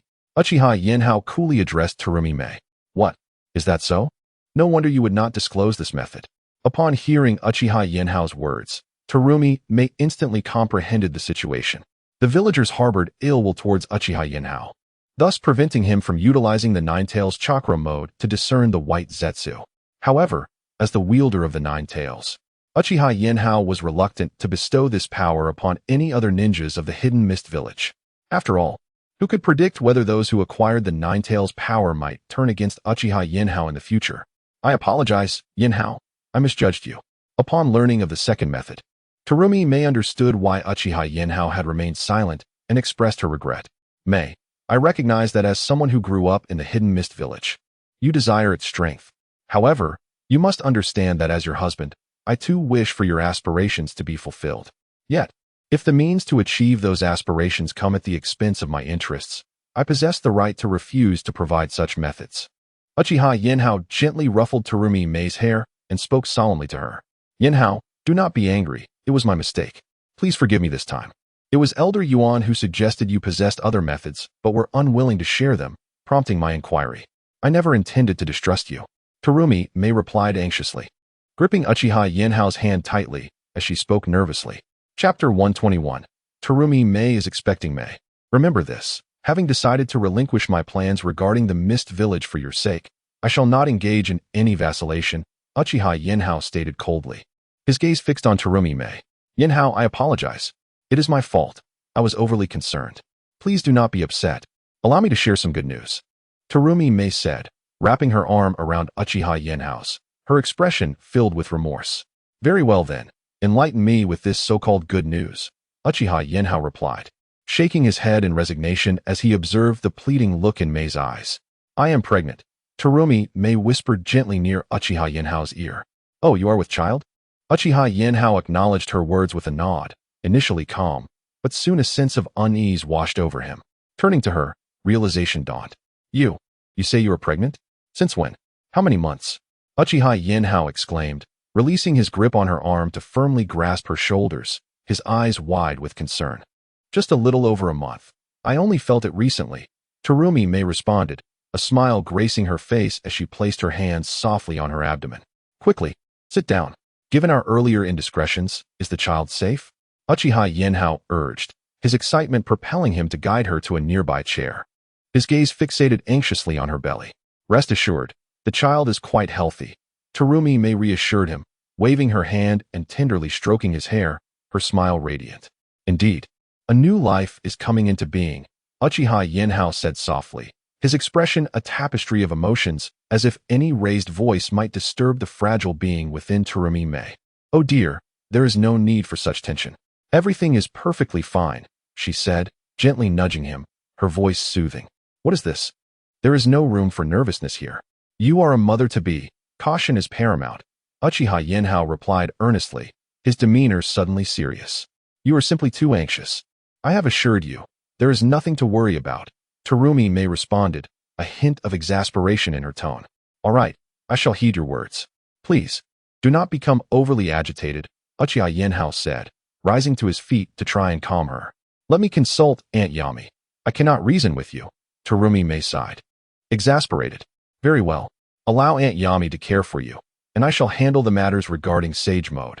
Uchiha Yinhao conceded, his tone gentle. Everyone, I have an announcement to make.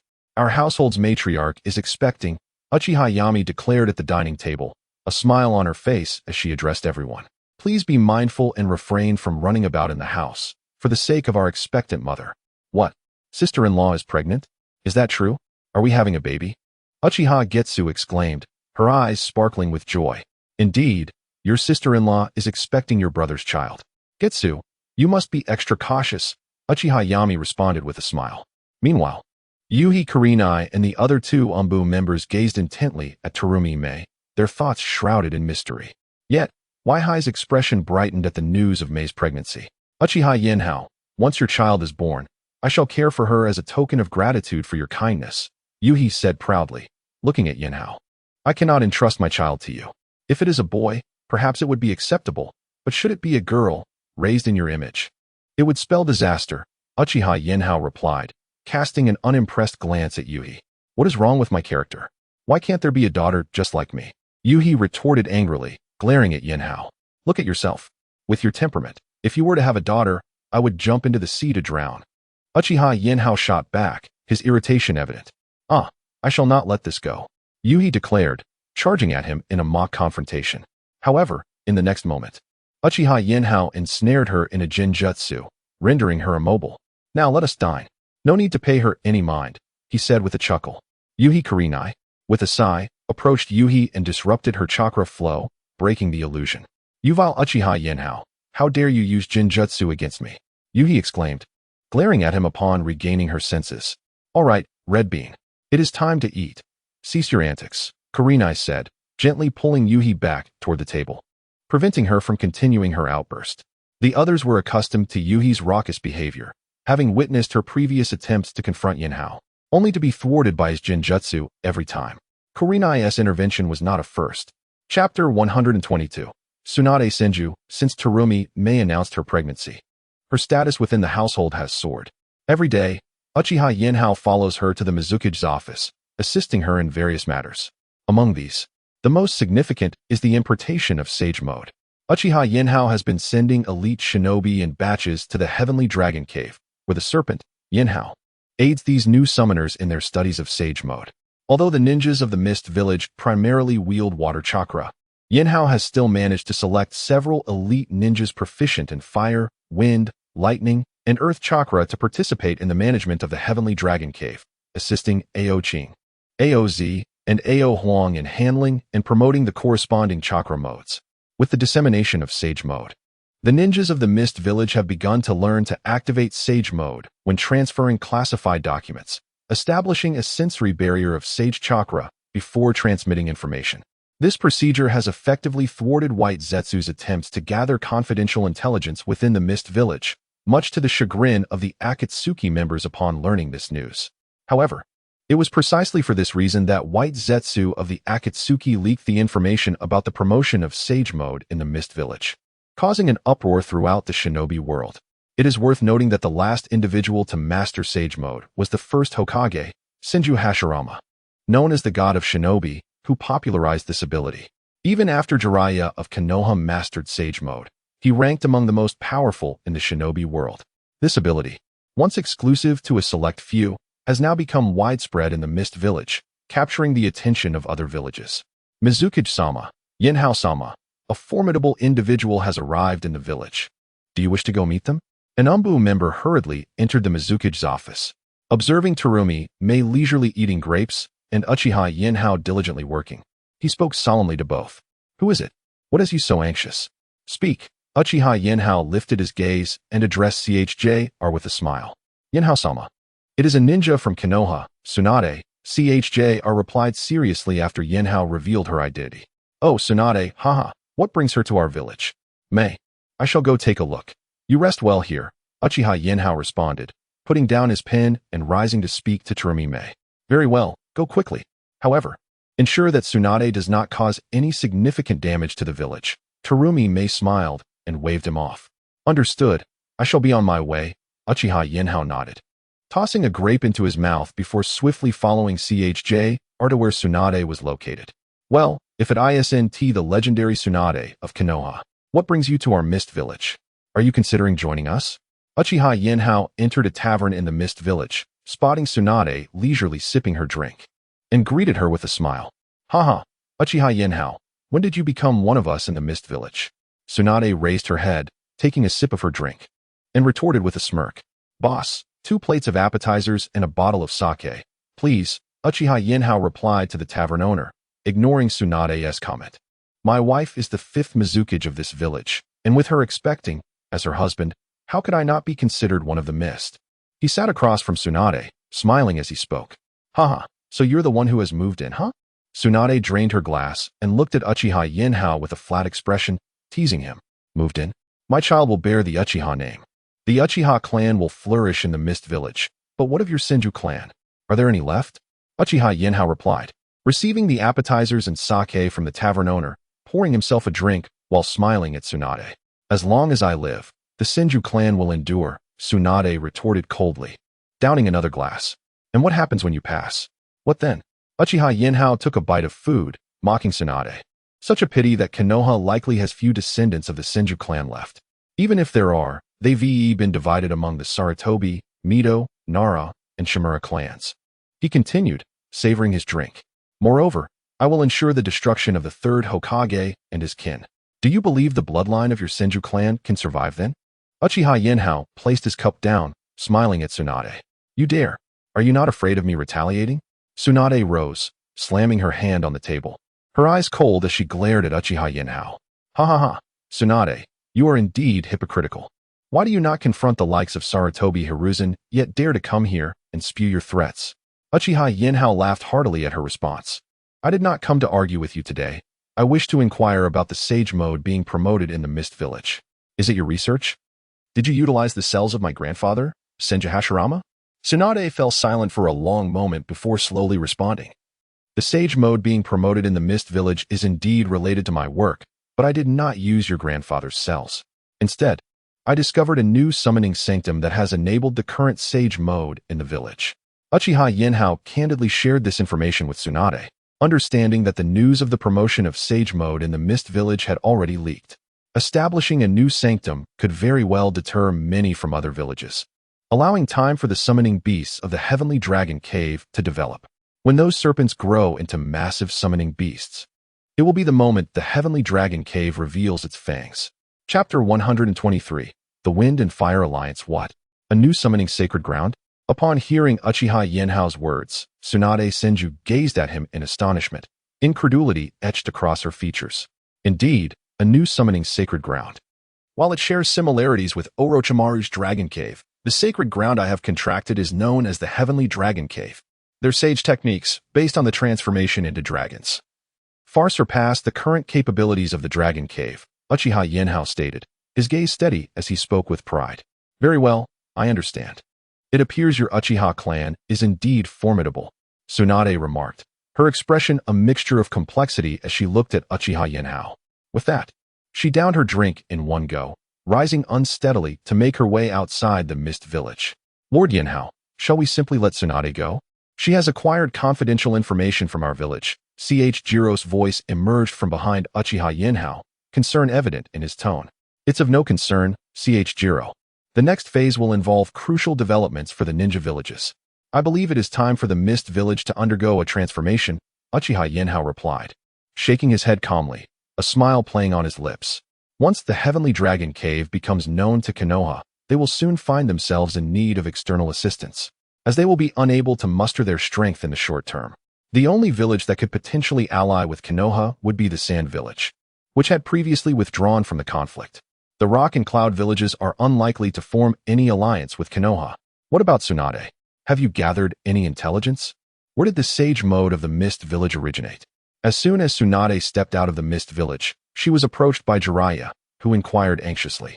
Uchiha Yinhao has discovered a new summoning sacred ground, the Heavenly Dragon Cave. Their sage mode was acquired from this new sacred ground.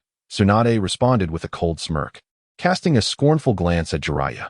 In Tsunade's view, if it weren't for the third Hokage Sarutobi Hiruzen's actions that led to the extermination of the Uchiha clan, the Heavenly Dragon Cave might have been a part of Konoha, even if Uchiha Yinhao does not share the Heavenly Dragon Cave with the entire village. He is certain to impart it to members of his clan. As long as the Uchiha clan members cultivate their powers, it would effectively strengthen Konoha's might. However, due to Sarutobi Hiruzen's decisions, Uchiha Yinhao was expelled from Konoha, allowing the sage mode of the Heavenly Dragon Cave to proliferate within the Mist Village. It is easy to foresee that in the years to come, the Mist Village will surpass Konoha, emerging as the leading force in the ninja world. Tsunade, now is not the time for such discussions. I must relay some intelligence. Please urge him to make a swift decision. We must curb the development of the Mist Village, or it will inevitably lead to another ninja world war. Jeriah, taken aback by Tsunade's words, hurriedly retrieved paper and pen to compose his report, all while maintaining a serious demeanor. Fine, keep your thoughts to yourself. I shall take my leave, Tsunade retorted, rolling her eyes dismissively at Jeriah. Without a hint of hesitation, she turned towards the land of water, showing no inclination to look back. After transmitting the intelligence to Konoha using the summoning technique, Jeriah promptly stood up and hurried in pursuit of Tsunade. He had finally located her and could not afford to let her slip away again. In the Hokage's office of Konoha, Sarutobi Hiruzen addressed his gathered colleagues. Everyone, take a look. This is the latest information gathered by Jeriah. Upon reviewing the report Jeriah sent, Sarutobi's expression grew grave as he turned to Danzo Shimura. The Heavenly Dragon Cave? A new summoning sacred ground. Is this truly possible? Could it be an elaborate scheme by Orochimaru? Perhaps he has simplified the Sage Mode and imparted it to the Mist Village. Mito Kazama voiced his skepticism, furrowing his brow as he scrutinized the contents of the report. Impossible. Based on my understanding of Orochimaru, he would never share his research with others. That is not his modus operandi, Sarutobi Hiruzen countered, shaking his head to dismiss the notion. Hiruzen is correct. Jeriah's intelligence is reliable, though he may be frivolous.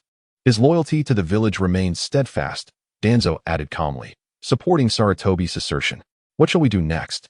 If the Mist Village continues to develop at this pace, it will inevitably spark the next ninja world war. Given Uchiha Yinhao's animosity towards our village, they may very well launch an attack on Konoha. If we allow Uchiha Yinhao to plunder the resources of the Land of Fire as he did previously, Konoha's recovery will be exceedingly difficult, Tsunade remarked, her expression troubled as she addressed Sarutobi Hiruzen. I have a suggestion. We could forge an alliance with the Sand Village. We previously established a peace agreement with them during the war. In light of the Mist Village's burgeoning power, we could unite with the Sand Village to confront the Mist Village together, Danzo proposed thoughtfully. Sand Village? Very well. Danzo, you shall send envoys to the Sand Village to discuss the possibility of an alliance with the 4th Kazekage, Sarutobi Hiruzen said after contemplating the proposal, finding it quite feasible. Hiruzen, leave it to me. I will dispatch root ninjas to present our conditions for an alliance to the Sand Village. Rest assured, Danzo affirmed, nodding earnestly at Sarutobi Hiruzen. Excellent. Then it is in your hands, Danzo, Sarutobi Hiruzen replied approvingly, before continuing his discussion with Danzo. Upon receiving Sarutobi Hiruzen's orders, Danzo promptly dispatched his root ninjas to the Sand Village, delivering the proposal for an alliance to the 4th Kazekage, Raza. After some negotiation regarding conditions, the 4th Kazekage agreed to unite with Konoha. Thus, the Wind and Fire Alliance was officially established. Chapter 124. The Conspiracy for the Seven tells the news of the alliance between the Sand Shinobi Village of the Wind Country and the Leaf Village of the Fire Country astonished the other 3 major Shinobi villages. Yanhao, what on earth are you doing? You've allowed the information about Sage Mode to spread. Now that Sand and Leaf have allied, what should we do next?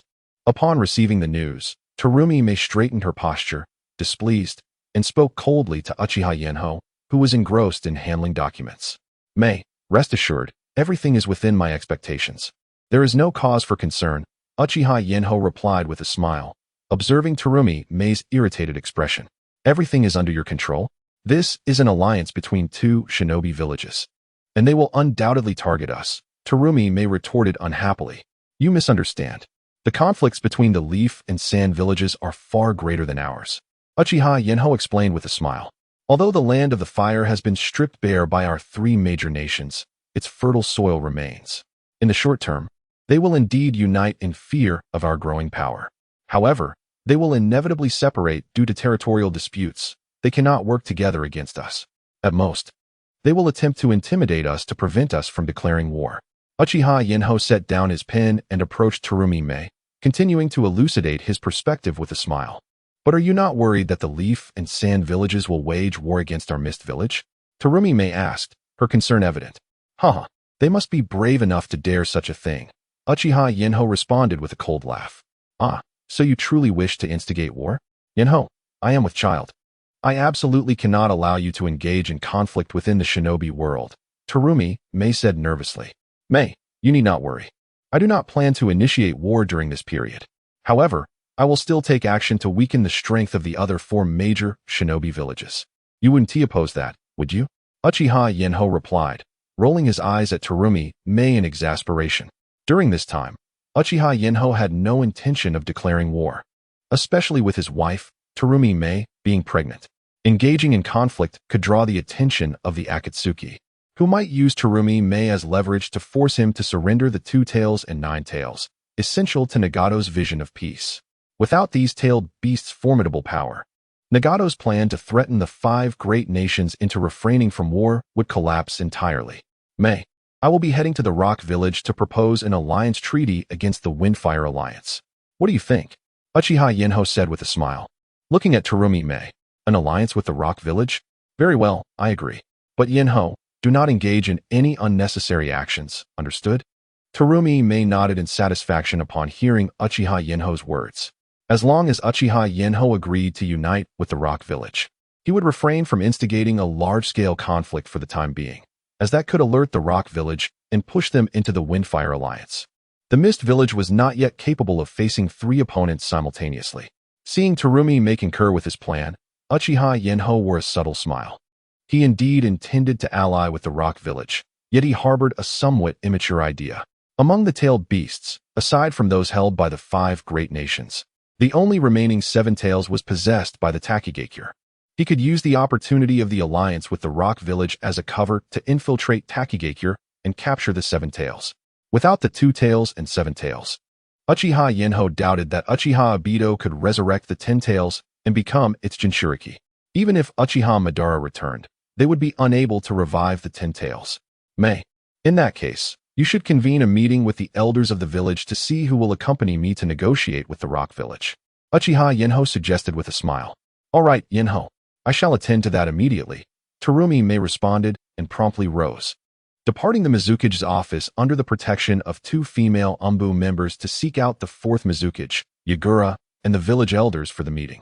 Once Terumi Mei left, Uchiha Yinhao wore a faint smile before taking a seat at the Mizukage's desk to manage the affairs of the Mist Village. His only memory of Takigakure was that their village was hidden behind a waterfall, home to a special spring known as the Hero's Water, which could significantly amplify a person's chakra for a short duration. The remaining memory was of the rogue ninja, Kakazu, the oldest living ninja in the shinobi world. Aside from Kaguya Otsutsuki, Yinhao, here is the alliance intent letter drafted by the elders and the 4th Mizukage, Yagura, regarding the Windfire Alliance. You should take Jur and Kisame with you, Terumi Mei said, surprising Uchiha Yinhao with her swiftness.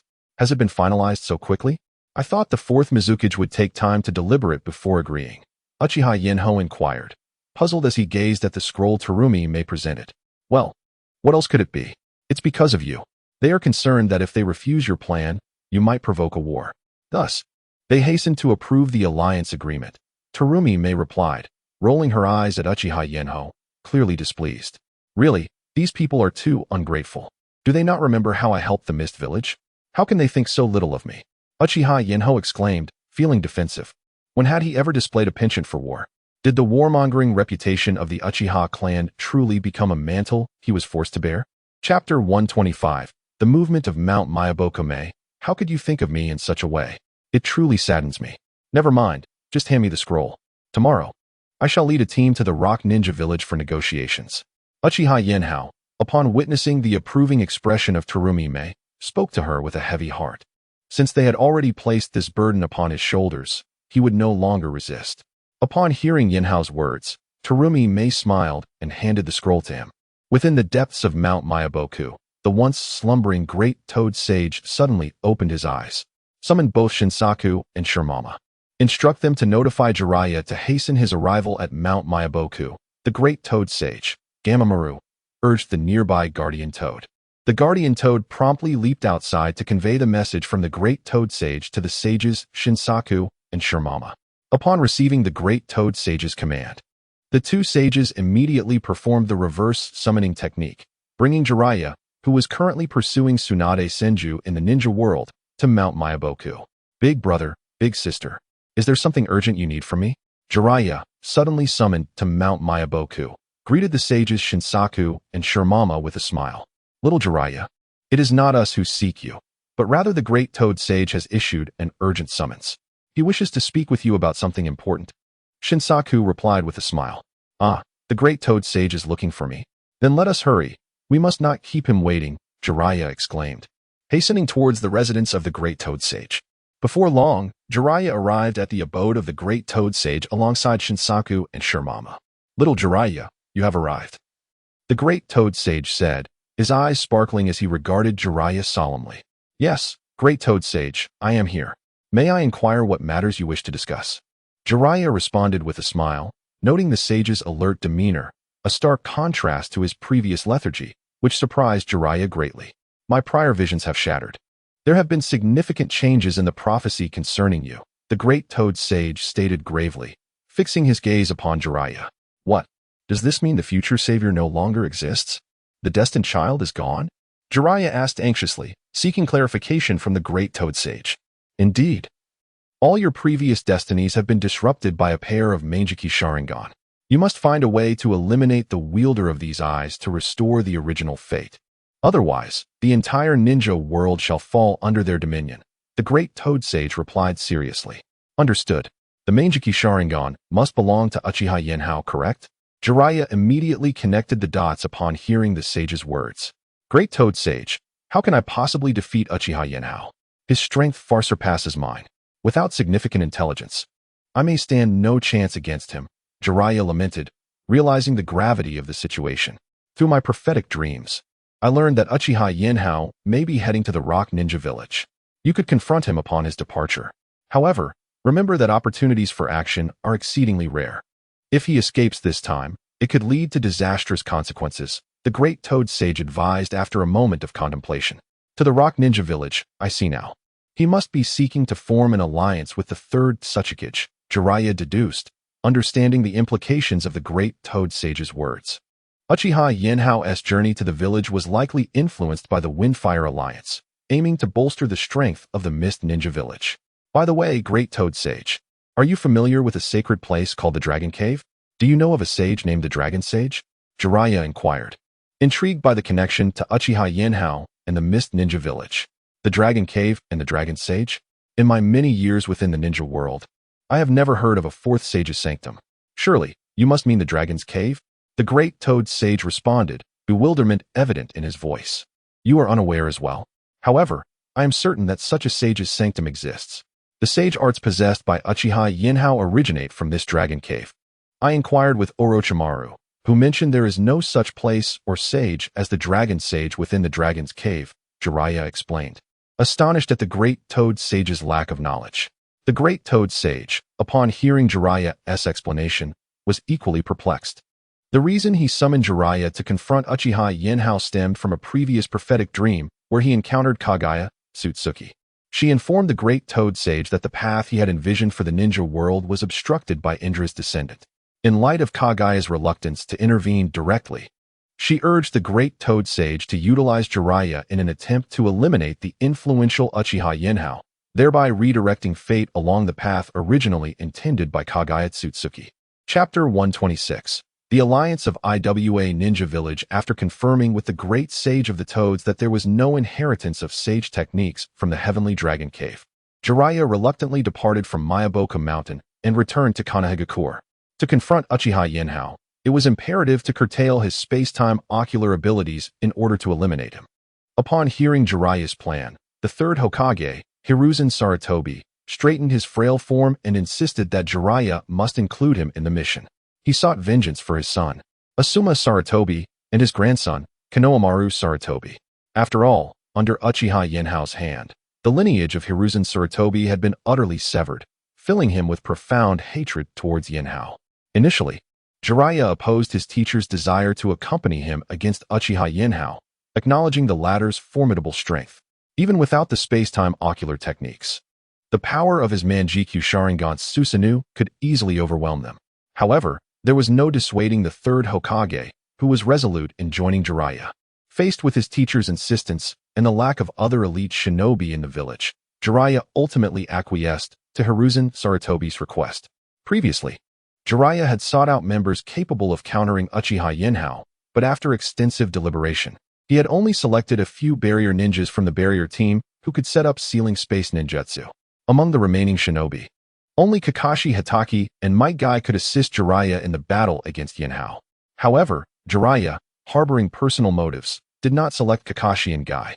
He believed that once his teacher, Hiruzen Sarutobi, was gone, Kakashi would be the only viable candidate for the next Hokage. By fostering a bond with Might Guy, Kakashi would strengthen his position in the village, thus consolidating power. Meanwhile, after a night of rest, Uchiha Yinhao, accompanied by Chijiro and Kisame, swiftly traversed towards the IWA ninja village using space-time ninjutsu. Within just a day, they arrived at the entrance of IWA ninja village. Greetings. I am Uchiha Yinhao from the Mist Village, here to seek an audience with the third Tsuchikage, Inoki. Please relay my request.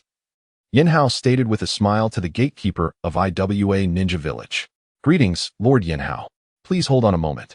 I will notify Lord Tsuchikage immediately, the gatekeeper replied, bowing respectfully before hastening into the village. It was known that he was a member of the Uchiha clan, renowned for their formidable strength, and the IWA shinobi, aware of the Uchiha's reputation, hurried to avoid any displeasure. What? Uchiha Yinhao wishes to visit?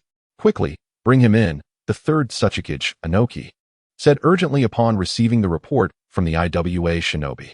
Prior to this, Inoki had been fretting over the alliance between the Wind and Fire countries, which effectively marginalized the Earth country on the map.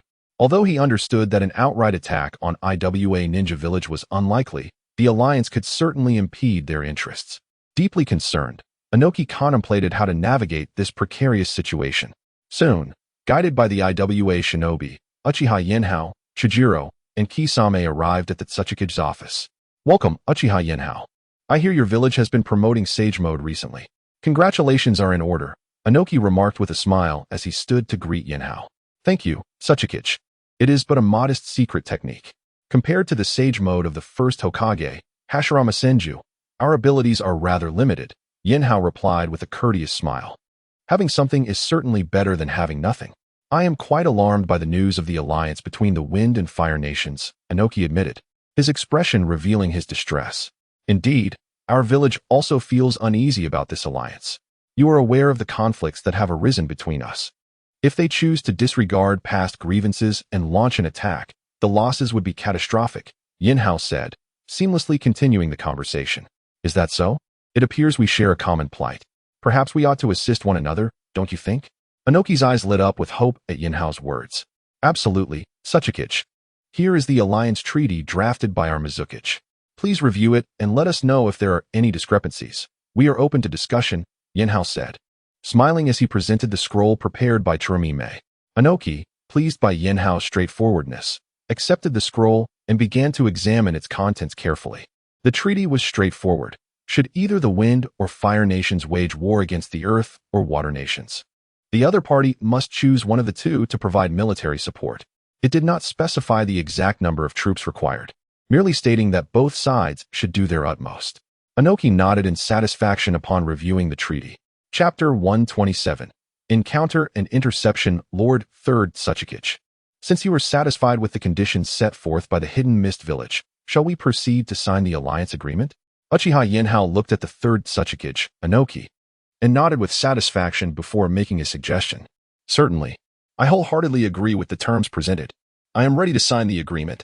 May our two villages thrive harmoniously in the future, replied the third Tsuchikage, Inoki, with a smile. Very well, let us proceed to sign. Uchiha Yinhao responded cheerfully upon hearing Inoki's words. Without hesitation, Inoki produced a pen and swiftly inscribed his name on the alliance document, affixing the seal of the third Tsuchikage. Observing Inoki's promptness, Yinhao retrieved another copy of the agreement, signing it and applying the official seal of the Hidden Mist Village. After exchanging the documents, both parties completed the alliance agreement, their faces beaming with joy. Lord Tsuchikage, now that the agreement has been reached, I shall take my leave, Uchiha Yinhao said with satisfaction, admiring the signature and seal on the document. Are you departing so soon? Why not take some time to explore our Hidden Stone Village? We would be delighted to host you, Inoki remarked, surprised and slightly disappointed by Yinhao's intention to leave. I apologize, Lord Tsuchikage, but I must return home to care for a pregnant woman. I must bid you farewell for now, Yinhao replied, shaking his head with a smile. Oh, The fifth Mizukage is expecting? Congratulations to you, Uchiha Yinhao. Inoki exclaimed joyfully upon hearing Yinhao's words. Thank you, but I must take my leave now, Lord Tsuchikage, Yinhao said, waving his hand as he placed the alliance documents into his backpack and, accompanied by Chjr and Kisame, made his way outside. Lord Yinhao, why did the third Tsuchikage so readily agree to our alliance?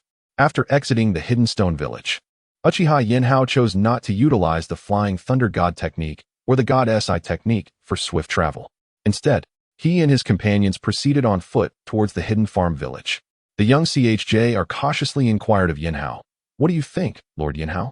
"You might as well ask your companion, Brother Kisame. He will provide the answer," Yinhao replied with a chuckle, patting Chjr's shoulder. "Huh, Brother Kisame?"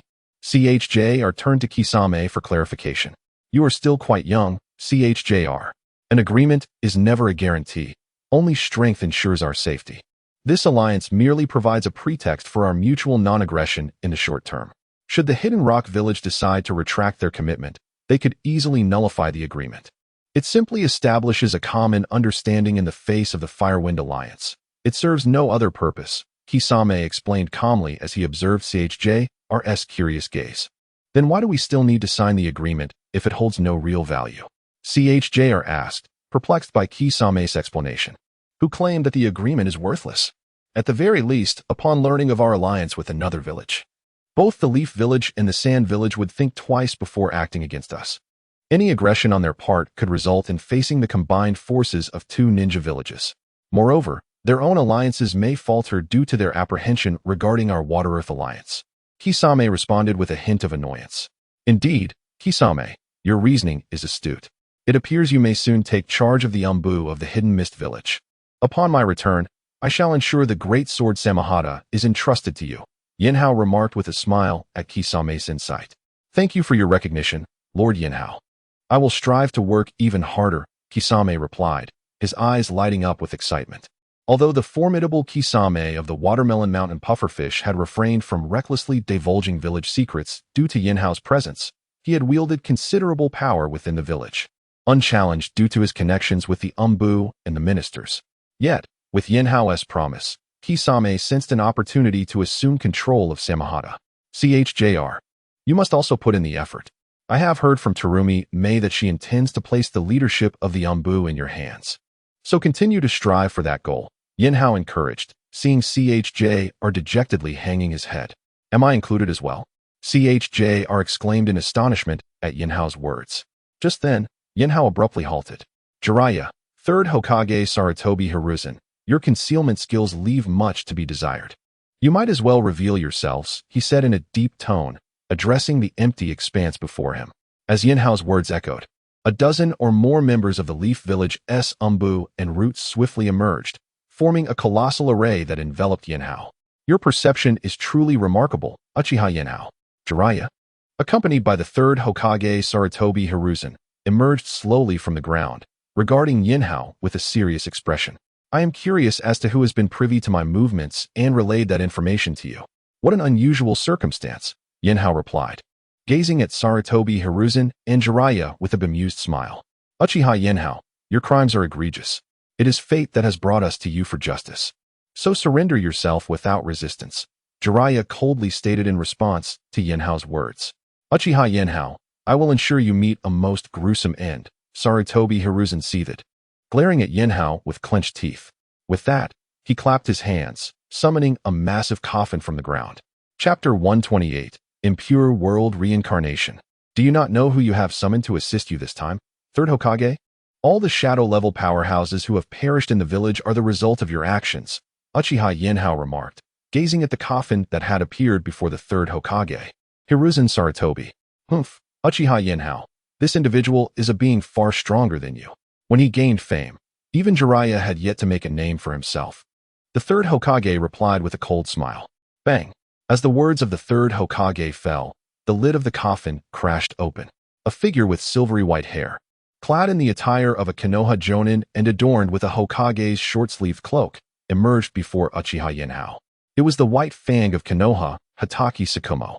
Uchiha Yinhao blinked at the ninja stepping out of the coffin, his voice steady as he said, "Third Hokage, you have certainly aged." Hatake Tsukumo gradually regained his consciousness, acknowledging the third Hokage with a calm greeting. Enough chatter. Tsukumo, your task is simple. Eliminate Uchiha Yinhao, commanded the third Hokage, his tone indifferent to Tsukumo's words. Has a member of the Uchiha clan defected? Hatake Tsukumo turned to Uchiha Yanhao, sensing no malice or hatred emanating from him. Curiously, he inquired of the third Hokage. Indeed. He is now a ninja of the Mist Village, having betrayed Konoha. The third Hokage's response came not from him, but from Jeriah, who stood nearby, explaining to Tsukumo. It is best not to ask too many questions. Simply follow my orders. The third Hokage interjected, his impatience evident as he swiftly formed hand seals, controlling Tsukumo to charge at Uchiha Yinhao in an attempt to attack. Observing Tsukumo rushing towards him, Uchiha Yinhao merely smiled. Though restricted by the barrier from utilizing space-time ninjutsu, he activated Sage Mode and delivered a powerful kick, sending Tsukumo, who was armed with a kunai, flying backward. Third Hokage, your haste is quite unwise, Uchiha Yinhao chuckled. Addressing Hiruzen Sarutobi, I am quite curious about how you learned of my whereabouts. Even if you have spies in the Rock Village, it would be impossible to ambush me so swiftly. Do you wish to know how we discovered your movements? Huh. I would never divulge that to you, Uchiha Yanhao. I shall ensure you die in despair. I will obliterate you.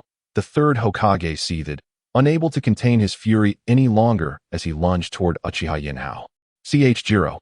Kisame, step back a little. I will confront these treacherous foes. Uchiha Yinhao gestured with a smile to his companions, Jiro and Kisame, as they retreated at his command.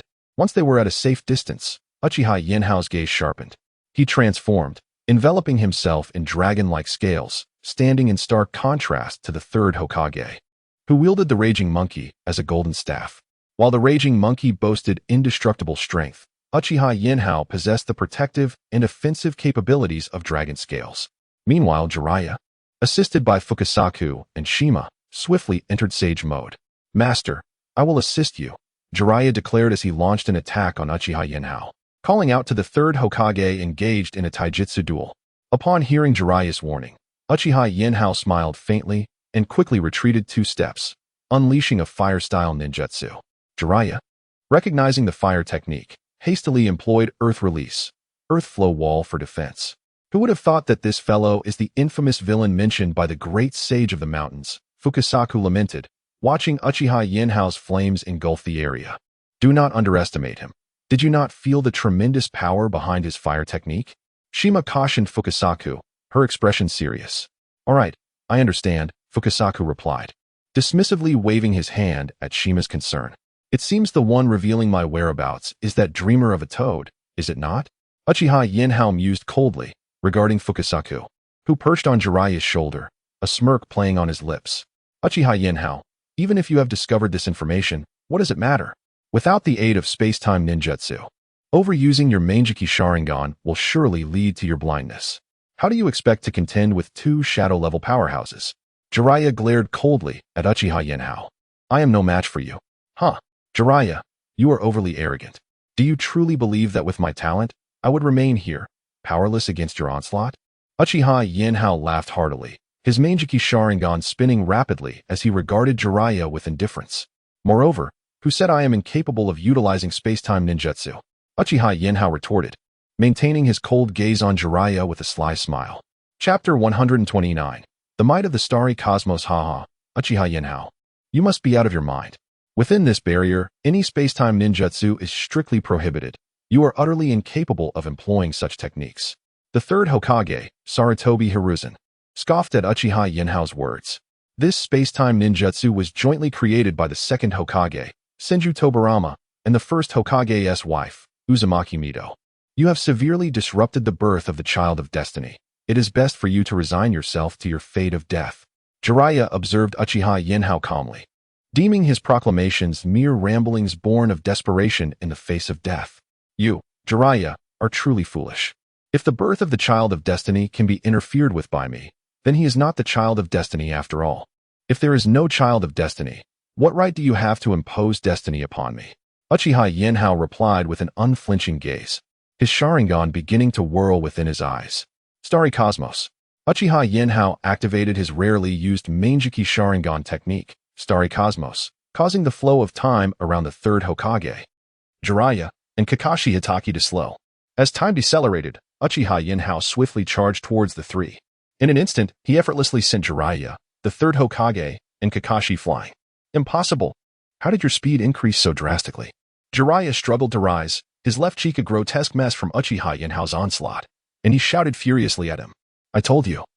I wield space-time ninjutsu, Uchiha Yinhao remarked, observing Jeriah's incredulous expression with a light chuckle.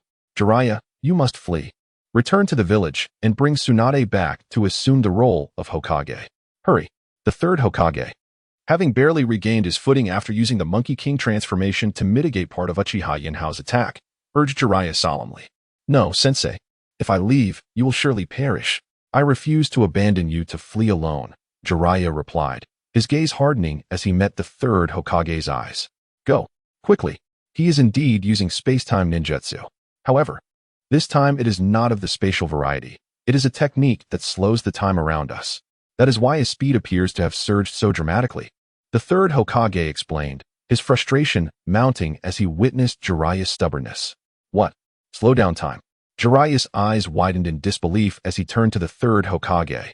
Well done. Third Hokage.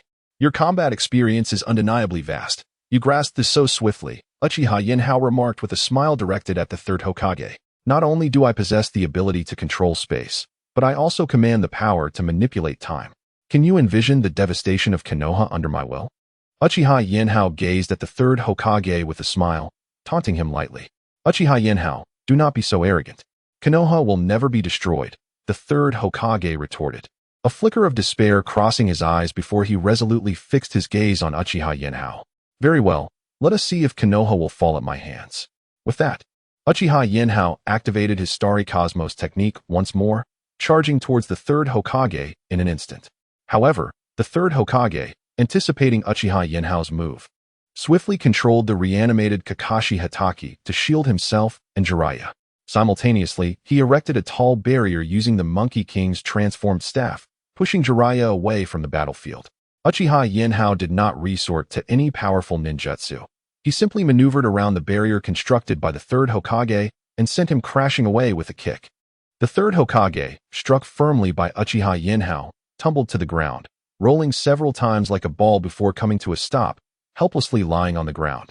Meanwhile, as Jeriah faced the brunt of Uchiha Yinhao's assault, the two sages that had been assisting him vanished into a puff of smoke. Seeing the two sages disappear, Uchiha Yinhao's mind sparked with intent to attack Jeriah. Yet, in the next moment, Jeriah, who had been struggling on the ground, transformed into a cloud of smoke. Third Hokage, it seems your disciple has abandoned you, Uchiha Yinhao remarked, cursing himself for being so verbose as a villain, before calmly turning his attention back to the third Hokage. Huh. They have fled quite well. The third Hokage smiled as he observed the members of the Umbu and Root escaping the now unsealed space-time barrier. Responding to Uchiha Yinhao with a smile. Members of the Uchiha clan, I do not know the nature of your conflict with the third Hokage, but for the sake of his role as the village leader, let him be this time. Kakashi, now recovered, shook his head in dismay at the sight of the third Hokage's pitiful state, calmly addressing Uchiha Yinhao. Upon hearing Kakashi's words, Uchiha Yinhao's eyes sharpened.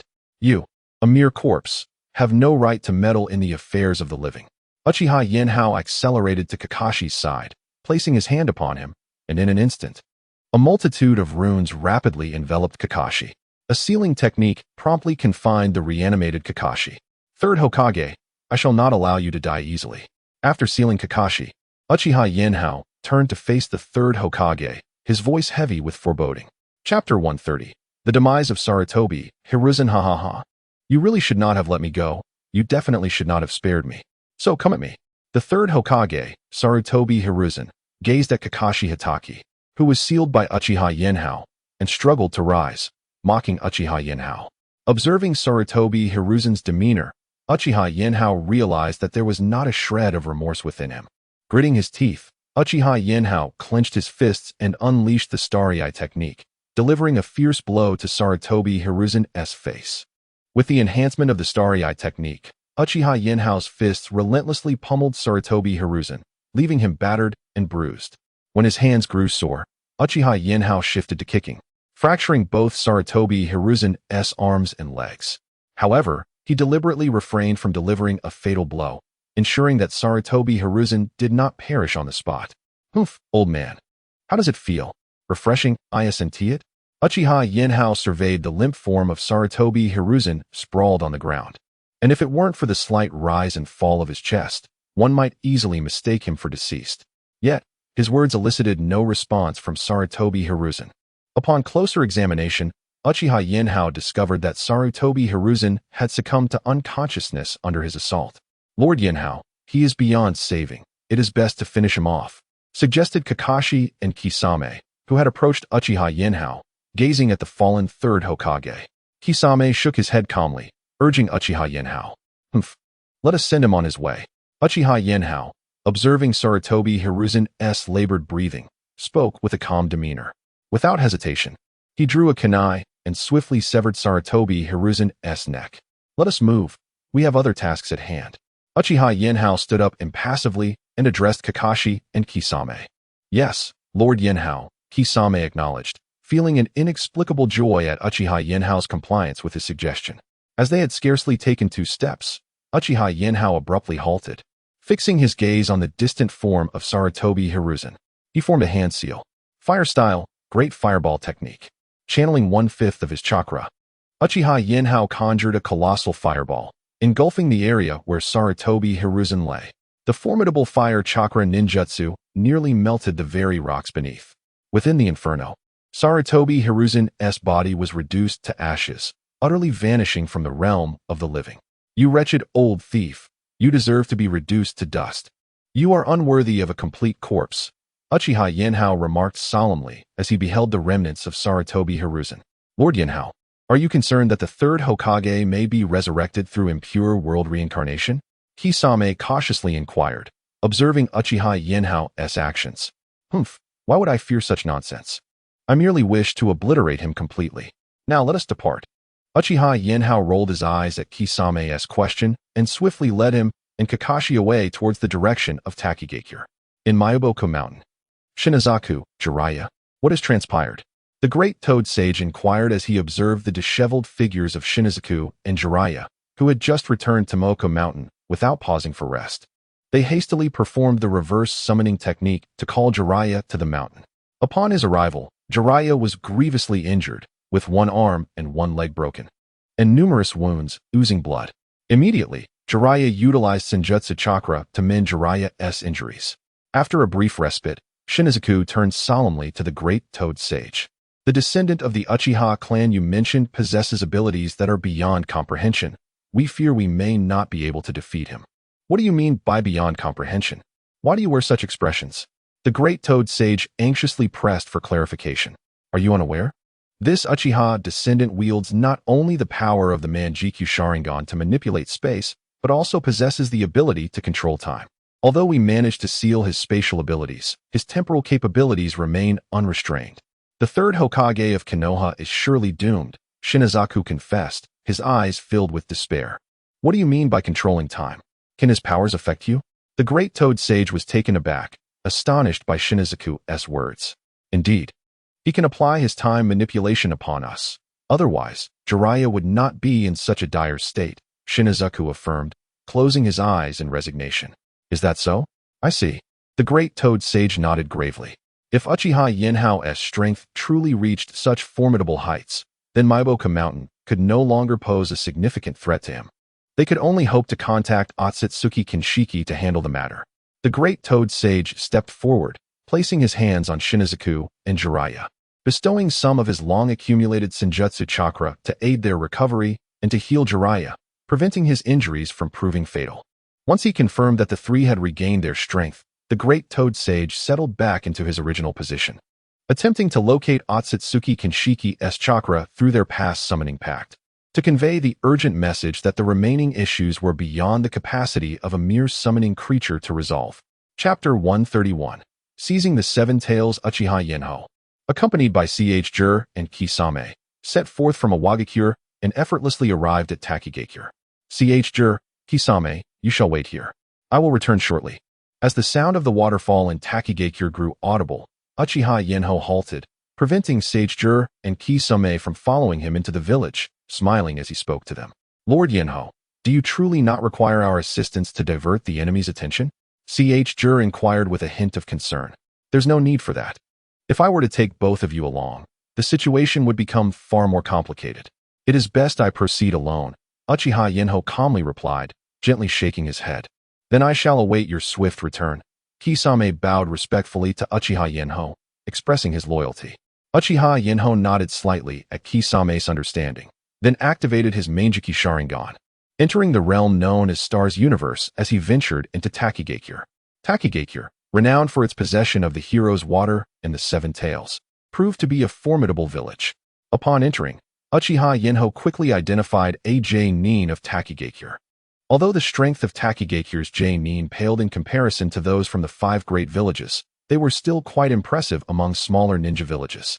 Utilizing the Star's Universe technique, Uchiha Yinhao ensnared the Nin in a Jinjutsu, hypnotizing him to extract information regarding the assistant to the district commissioner. Through this Nin, he swiftly acquired intelligence concerning the Jinchuriki of the Seven Tails.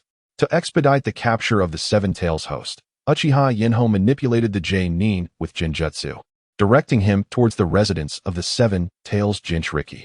He was surprised to find that the living conditions of the host in Takigakure surpassed those of Konoha. Upon arriving at the home of the Seven Tails host, Uchiha Yinhao observed the spacious abode and the abundant food available. Despite the villagers' instinctual fear, many of Takigakure's ninjas displayed concern for the young Jinchuriki. The life of the Seven Tails host, Fu, was akin to paradise compared to that of Naruto Uzumaki from Konoha. Uncle Kyumo, what brings you here? Who is this person? Fu inquired, noticing the unfamiliar face of Uchiha Yinhao as they entered her home with the Nin. Your name is Fu, correct? The village chief has instructed me to take you to a new training location. Come with me. Uchiha Yinhao responded with a warm smile, advancing towards her.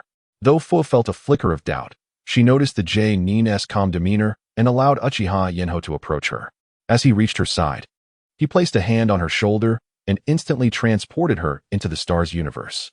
After securing Fu within the celestial realm, Uchiha Yinhao swiftly utilized the Flying Thunder God technique to exit Takigakure. Lord Yinhao, why have you returned so suddenly? Did you fail? Jeriah, taken aback by the absence of any companions behind Uchiha Yinhao, asked urgently. No, I have succeeded. We must leave at once, Uchiha Yinhao replied, shaking his head gently. Jeriah, initially startled, was filled with curiosity and sought to inquire further, but Kisame, observing Uchiha Yinhao's expression, hastily interrupted, signaling Jeriah to follow without asking questions. Having been cut off, Jeriah reluctantly trailed behind Uchiha Yinhao as they swiftly made their way towards the village of Kirigakure.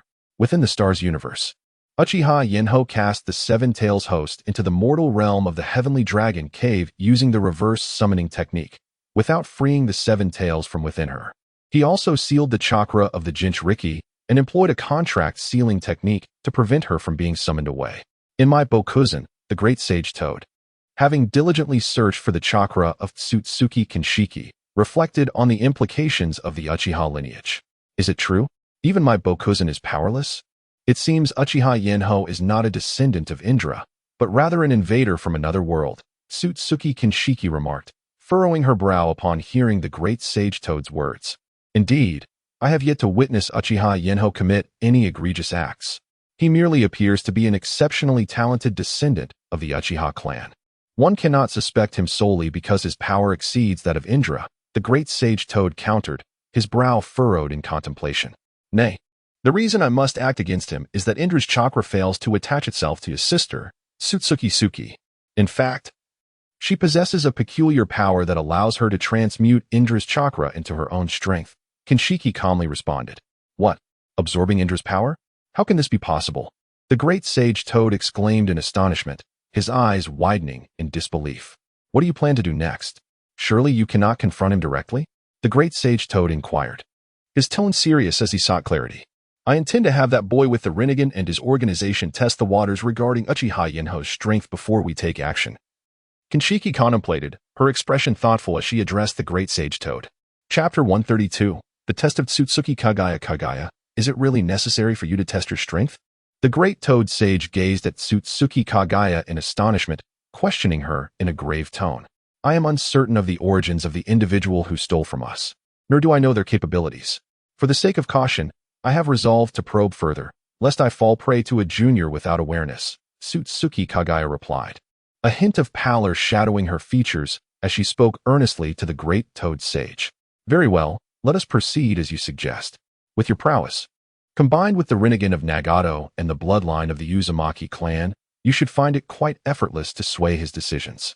While it may not compare to the influence over Indra and Azura Otsutsuki, it should certainly be simpler than with others. The great toad sage nodded, a smile gracing his lips as he addressed Kaguya. Should Kaguya eliminate Uchiha Yinhao, it would lead to the reincarnation of her son, Otsutsuki Azura, thus reinstating him as the summoner of Myaboku Mountain. The chakra of Azura Otsutsuki would empower their sacred ground, allowing Myaboku Mountain to gain a formidable ninja support, thereby acquiring greater resources and thriving further.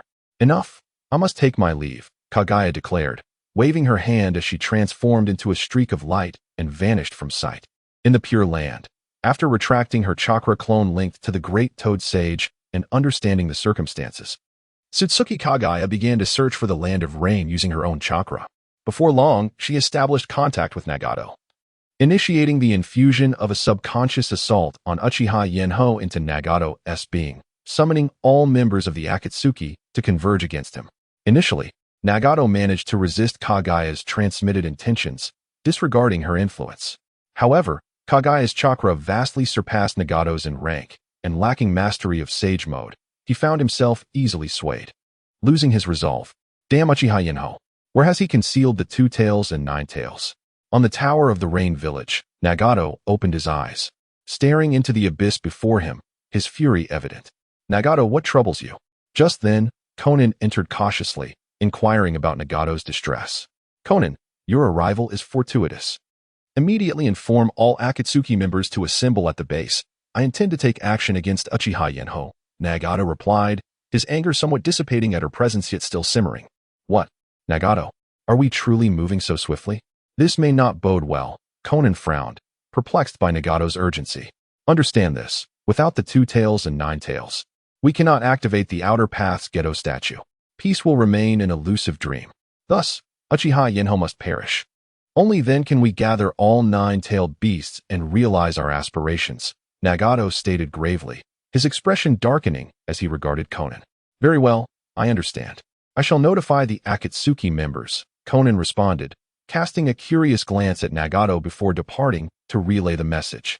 Under Konan's summons, the members of the Akatsuki soon gathered. Leader, what urgent matter requires our presence? Haiden inquired as Devapath Pain appeared in the cave. Indeed, leader, I have been busy securing funds for the organization, and your hasty summons disrupts my rhythm, Kakuzu added grumpily, glancing disapprovingly at Pain. Everyone, we convene not merely to establish a mercenary group, but to forge a harmonious society. Yet now, Uchiha Yinhao has hidden the 2 tails and 9 tails in an unknown location, most likely the recently rumored sacred site, the Heavenly Dragon Cave, in conjunction with the Mist Village. To expedite our dreams, I have resolved to assemble all of you for a surprise attack on the Mist Village, to eliminate Uchiha Yinhao and reclaim the tailed beasts from him. Will you lend me your strength? Nagato declared, silencing Haiden and Kakuzu's complaints with a resolute tone directed at all Akatsuki members. Are you proposing a united front against Uchiha Yinhao? Itachi, previously indifferent, now widened his eyes in excitement at Nagato's words. Indeed, we shall muster all our might against Uchiha Yinhao, Nagato affirmed, nodding solemnly at Itachi. If it concerns Uchiha Yinhao, I shall partake, for any reason, Itachi replied, his calm voice tinged with resolve. Then may our endeavor be successful, Nagato said, observing Itachi's agreement, which prompted other members to nod in concurrence, their gazes turning to Obito. And you, Madara, whether real or a mere specter, you must assist me. Ensure that Uchiha Yinhao's space-time ninjutsu is restricted, preventing him from escaping, Nagato urged, his gaze stern as he addressed Obito, who lingered in the shadows. Rest assured, leader, I will keep a vigilant watch over Uchiha Yinhao's space-time ninjutsu, ensuring he does not flee the battlefield, Obito assured, nodding calmly in response to Nagato's request. Very well. I shall place my trust in you this time.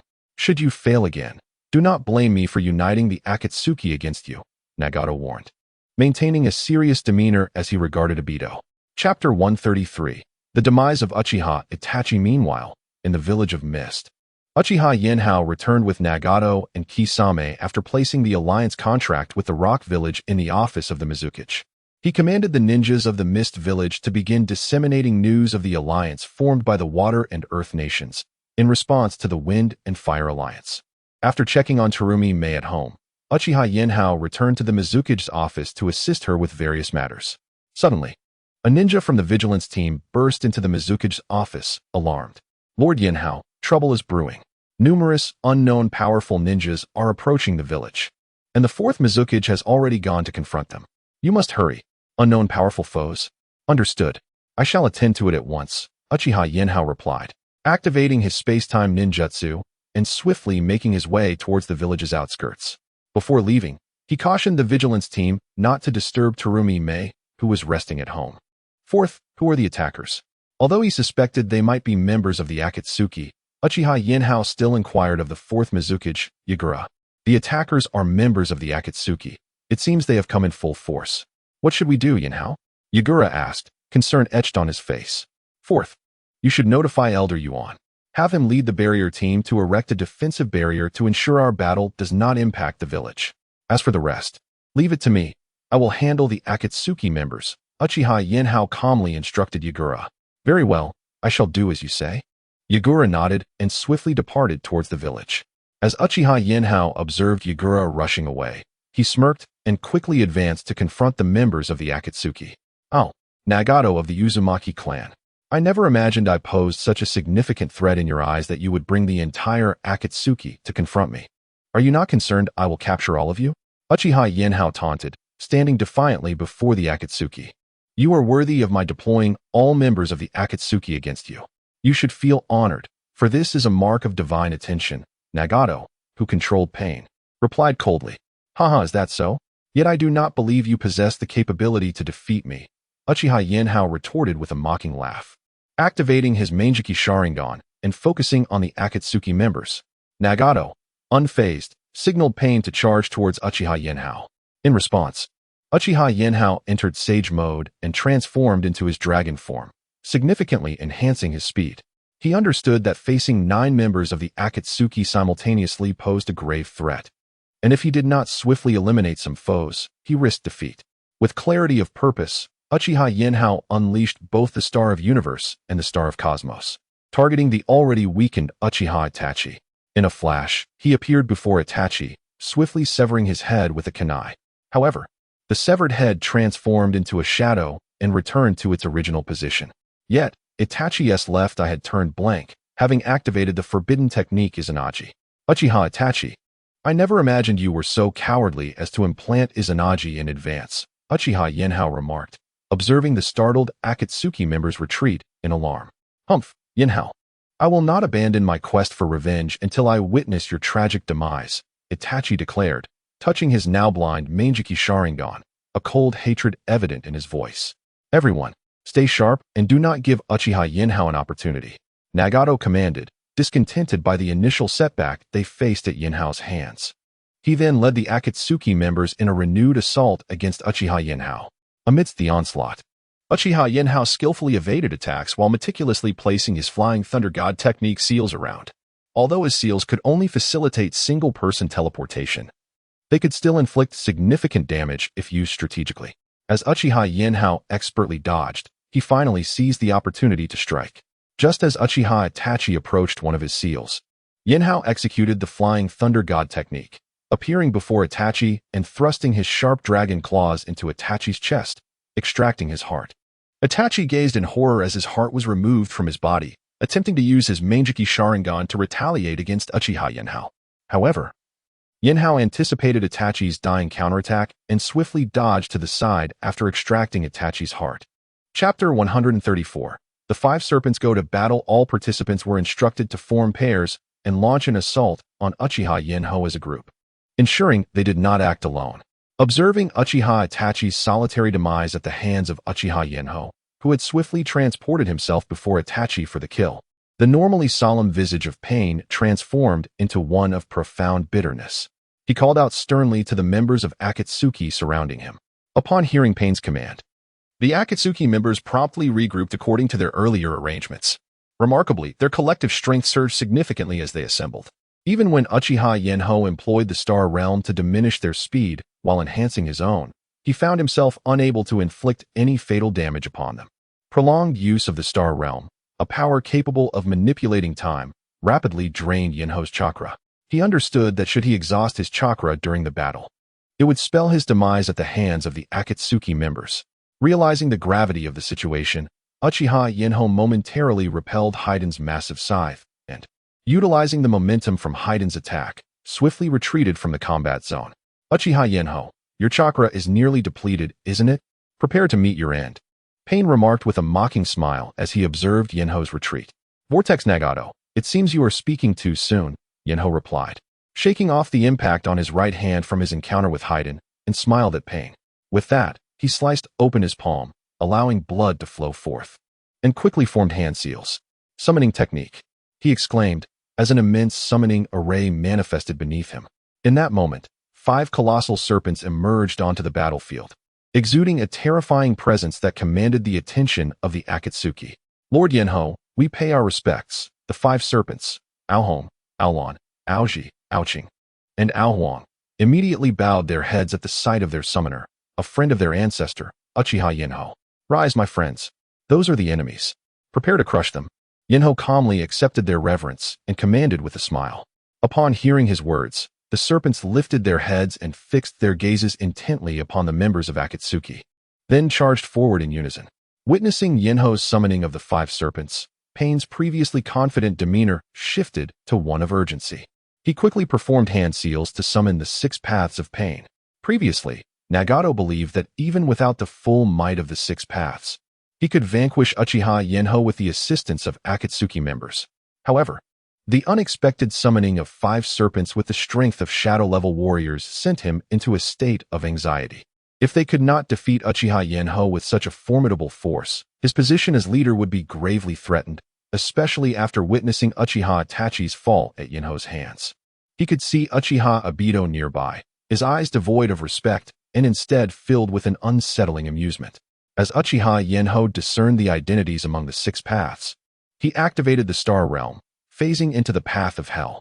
Nagato, noticing Yinhao's charge toward the Hell path, realized that while the Hell path itself lacked substantial combat prowess, it was crucial for sustaining the other 5 paths in battle. Thus, he immediately commanded the Azura path to launch 3 small missiles at Yinhao. Yet, within the confines of the same space, Yinhao disregarded the missiles entirely, which hurtled directly toward the Hell path. Someone help. Stop Uchiha Yinhao. Pain cried out urgently to Obito, who stood nearby. Upon hearing Pain's plea, Yinhao activated his Manjiki Sharingan, attempting to locate the concealed Uchiha Yinhao within the stellar space using Kimyui. However, the protection of the Dragon Ball around the stellar space rendered Obito's Kimyui ineffective. Nagato could only watch helplessly as Yinhao reached the Hell path, striking down the Azura path with a fierce blow from his dragon claw, causing the Azura god to collapse lifelessly. How did you uncover the secret of the Azura path?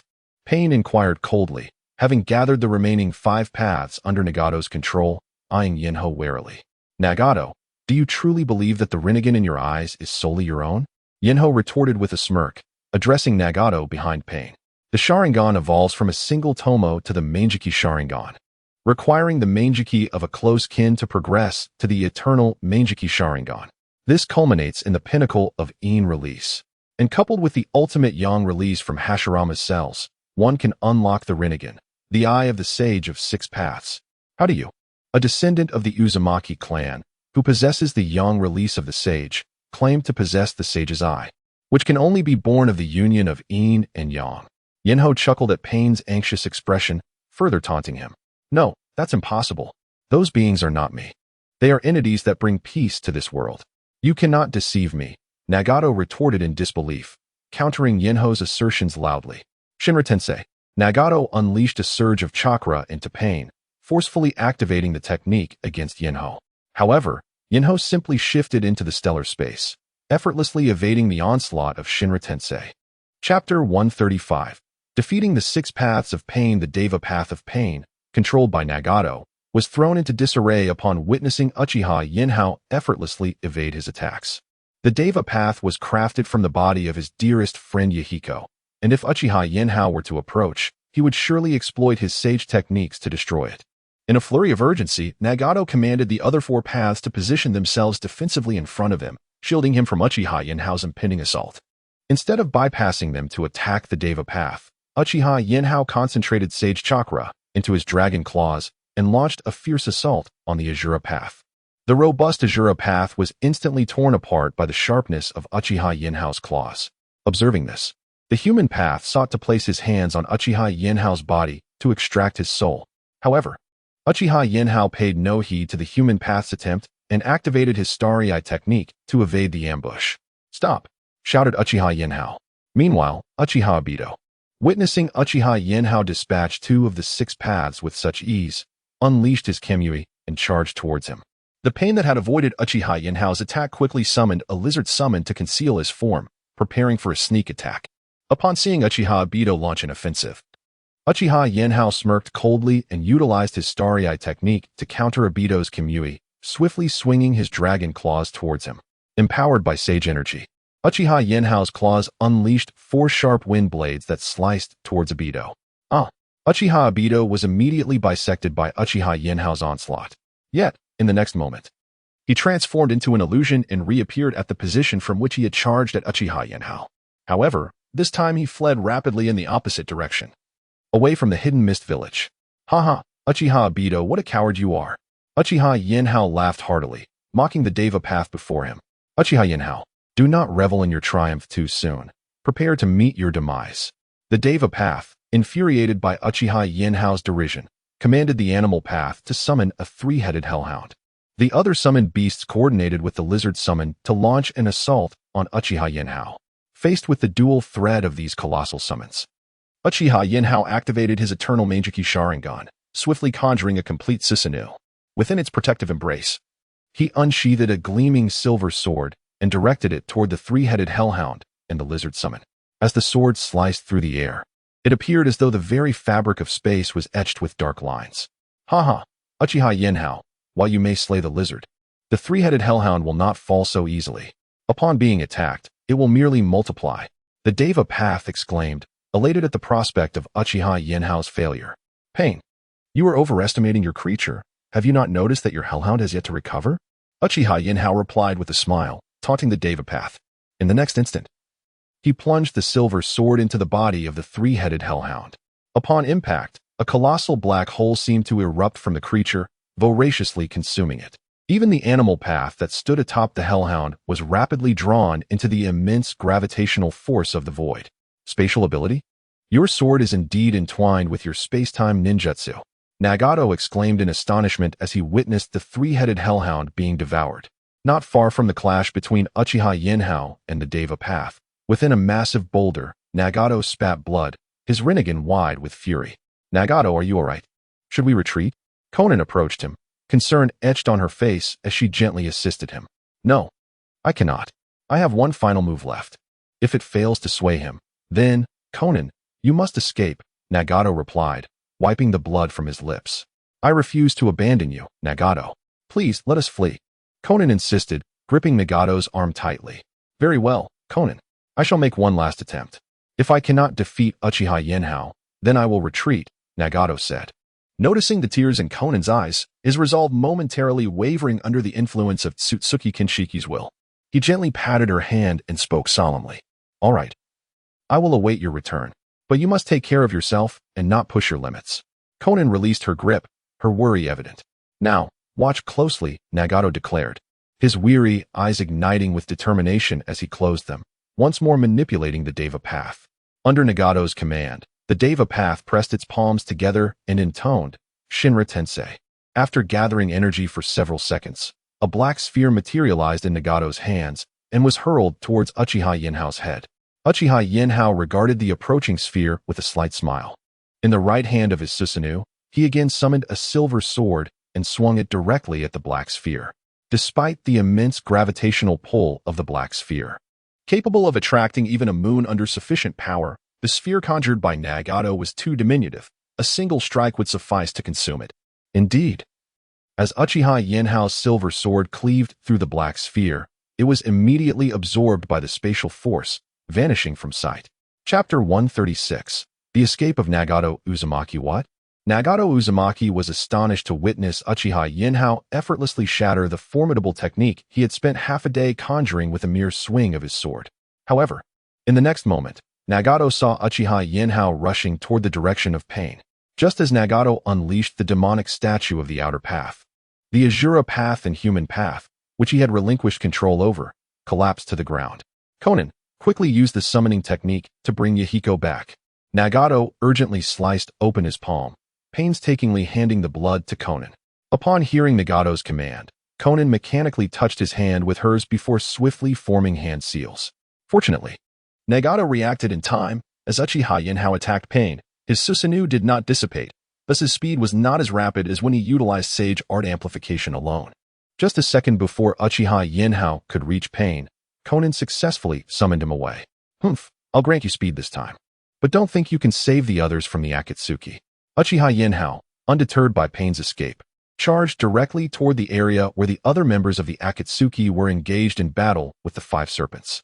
Moments ago, while Uchiha Yinhao was confronting pain, the remaining Akatsuki members had been besieged by the Five Serpents. Among them, Deidara and Haiden had already been reduced to mere dust by the overwhelming force of the Five Serpents. Although the Scorpion's puppet techniques boasted the capabilities of the Third Kazekage and the Iron Sand Bloodline limit, the scales of the Five Serpents proved exceptionally resilient, rendering their attacks ineffective against the serpents on the verge of transformation. They were easily defeated by Ao Huang, who employed earth release and gravitational techniques to crush them into oblivion. Haiden, wielding his three-bladed scythe, attempted to battle Ao Lan, but met his demise when struck by a single tail. Deidara, on the other hand, managed to inflict minor damage during his rampage against the Five Serpents. However, Uchiha Yinhao had warned his son about Deidara's fear of lightning-based chakra. Aoz summoned a powerful storm of lightning that engulfed Deidara, preventing him from utilizing his C4 or C0 explosive techniques, thereby reducing him to a charred remains. Only Kakuzu remained, desperately trying to evade the onslaught of the Five Serpents with his five hearts, seeking any opportunity to escape. Haha, Kakuzu. You are the last one left from the organization. You might as well surrender and accept your fate. Uchiha Yinhao taunted as he approached the encircled Kakuzu. Humph, Uchiha Yinhao. Spare me your mockery. If you have the ability, kill me. Kakuzu retorted, surveying his surroundings and realizing that despite Uchiha Yinhao's presence, the Five Serpents left him no chance for escape. With a cold snort, he calmly addressed Uchiha Yinhao. Very well, then you shall perish. Uchiha Yinhao swiftly canceled his registration, transforming into a streak of light to confront Kakuzu, his dragon claws moving with blinding speed, fragmenting Kakuzu's body in an instant. To ensure Kakuzu's demise, Uchiha Yinhao targeted the mask on his back and delivered a crushing blow. Kakuzu fell lifelessly to the ground under Uchiha Yinhao's powerful attack. Uchiha Yinhao observed Kakuzu's body dissipating into strands of black, scattering in all directions. He remained wary, for who could say if one of those strands still contained Kakuzu's heart? Without hesitation, Uchiha Yinhao unleashed fire release ninjutsu, incinerating all remnants and blood vessels left by Kakuzu, reducing them to ashes. Lord Yinhao, the enemy has been eliminated. We shall return now, Ao Hong remarked respectfully as he gazed at Kakuzu, now completely vanquished by Uchiha Yanhao. Very well, no objections. You may return, Uchiha Yinhao replied with a smile to the Five Serpents. Upon hearing his words, they nodded in acknowledgement and swiftly transformed into clouds of smoke, vanishing from sight. As Uchiha Yinhao surveyed the battlefield, littered with remnants of chaos, he chose not to linger, but instead began to walk slowly toward the village. Even if he returned to the village to recuperate, he would soon head to the Rain Village to seek revenge on Nagato Uzumaki. Previously, Nagato had sent members of the Akatsuki to assassinate him, and now he had audaciously brought trouble to his doorstep. It was imperative that he impart a significant lesson to Nagato, otherwise, he would likely face further troubles ahead. He's back, he's back. Lord Yinhao has returned.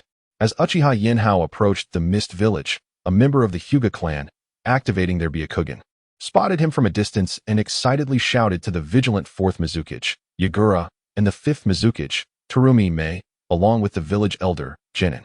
Haha. Yinhao has triumphed. Quickly, open the ceiling barrier. I wish to see if Yinhao has sustained any injuries. Terumi Mei exclaimed, her excitement palpable as she addressed the shinobi maintaining the barrier. Upon hearing Mei's request, the shinobi promptly performed the necessary hand seals to dissolve the defensive barrier, allowing Mei to rush out to meet Uchiha Yanhao. Yanhao, how are you? Are you hurt? Terumi Mei inquired anxiously upon reaching Uchiha Yanhao, who, aside from some wrinkles in his clothing, bore no visible injuries. Nevertheless, she remained tense and concerned. Mei, do not worry. I am unscathed. The Akatsuki suffered significant losses at my hands, and I intend to recuperate before seeking out the Akatsuki in the Rain Village. Let them come to us. Uchiha Yinhao reassured her with a smile, gently holding her. Haha, you simply refuse to be at a disadvantage. However, if you wish to go, then go. But do take care. Terumi Mei, holding Uchiha Yinhao's hand, smiled as they walked toward the Mist Village. Fear not, they have come to their demise. I have bested so many of them. What remains are mere remnants. How could anything happen to me? Uchiha Yinhao comforted Terumi Mei as they returned to the village, receiving unanimous praise from the shinobi of the Mist Village. Chapter 137, The Seizure of Nagato in the Rain Village. With the assistance of Konan, Nagato made a strenuous return to the Akatsuki's stronghold. Uchiha Obito, you worthless fool. How dare you escape on your own? Do you realize the peril you have put every member of the Akatsuki in? Nagato glared furiously at the figures of Black Zetsu and Uchiha Obito, his voice rising in anger. If it were not for your madness in attempting to annihilate the Uchiha clan, Uchiha Yahiko would not have awakened his Manjiki Sharingan and attained such power today. You are nothing but a harbinger of doom. His disdain for Obito was palpable as he shouted. Enough, Nagato. Are you here to criticize me? Were you not the architect of this chaos? Had you not proposed to assault Uchiha Yahiko in the Mist Village, those lives would not have been lost. Now, who do you wish to blame? Obito retorted, his temper flaring as Nagato's words struck a nerve, particularly the mention of doom, which brought back memories of Rin's demise. After unleashing his wrath, Obito vanished into thin air using his space-time ninjutsu. Meanwhile, Black Zetsu, witnessing Obito's disappearance, silently slipped underground, following him away from the scene. Damn it, that cursed Uchiha Obito. Should I ever seize the opportunity, I will certainly end your life. Nagato seethed, blood spilling from his mouth in fury. Nagato, what shall we do next? Uchiha Yahiko is a vengeful person. After we attacked him, he will undoubtedly seek retribution once he has dealt with his affairs, Konan said urgently, supporting Nagato and gently wiping the blood from his lips. Do not fret, Konan. For now, we must remain hidden and avoid returning to the Rain Village.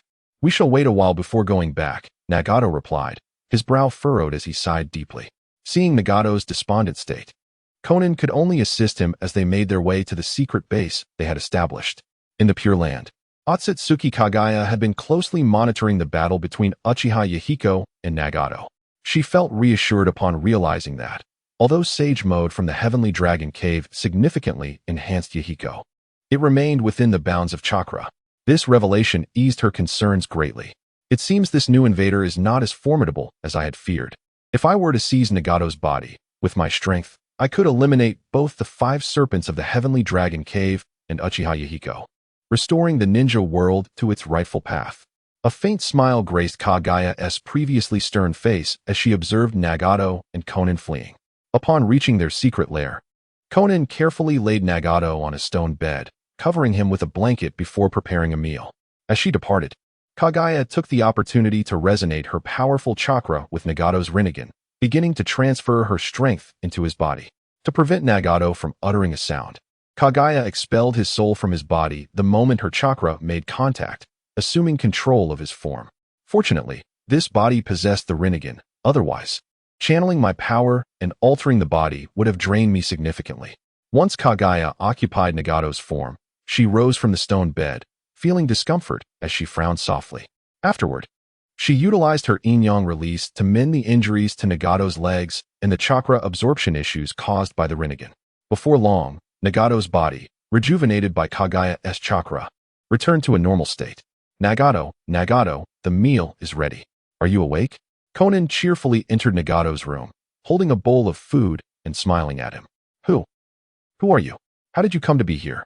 Where is the original occupant of this room? Konan's heart raced as she saw a figure with Rinnegan and a similar mark on their forehead standing in Nagato's place, her voice rising in alarm. Little girl, you should simply rest. When you awaken, everything will become clear, Kaguya said, gently glaring at Konan with the Rinnegan before she collapsed to the ground, succumbing to unconsciousness. Though it would have been easy for Kaguya to eliminate Konan, she refrained, considering Konan's ties to Nagato and the future reincarnation of Uchiha Otsutsuki, as well as Naruto Uzumaki's significance. Next, I shall await Uchiha Yahiko in the Rain Village, Kaguya mused, stepping out of the secret base established by Nagato and Konan. Uchiha Yahiko, do hurry. I have prepared a grand gift for you. At the entrance of the Mist Village, Terumi May looked at Uchiha Yahiko with a troubled expression. Yahiko, are you truly resolved to go to the Rain Village? Nagato possesses the Rinnegan of the Sage of Six Paths. Perhaps it would be wise to reconsider. May, do not worry. I will take care of myself.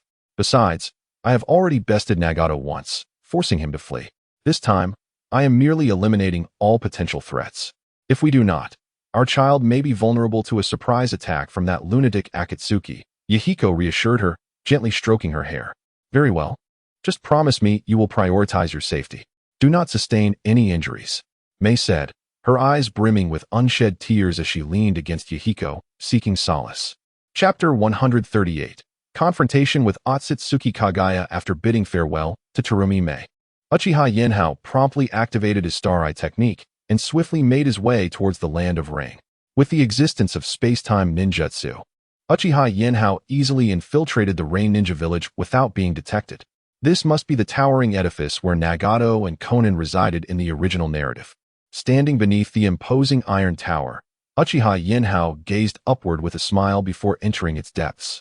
You have arrived, Uchiha Yinhao. As he stepped into the highest chamber of the tower, a voice resonated, drawing his attention. The moment the voice echoed, a palpable sense of danger enveloped him. Yet, having come this far, retreat was not an option. With steely resolve, he ventured further inside. You are not Nagato. Who are you? Uchiha Yinhao inquired, observing a tall figure in the room whose Rinnegan eyes gleamed with a mysterious light. Haha, Uchiha Yinhao, you are indeed remarkable, but alas, you should not have meddled with Indra's chakra.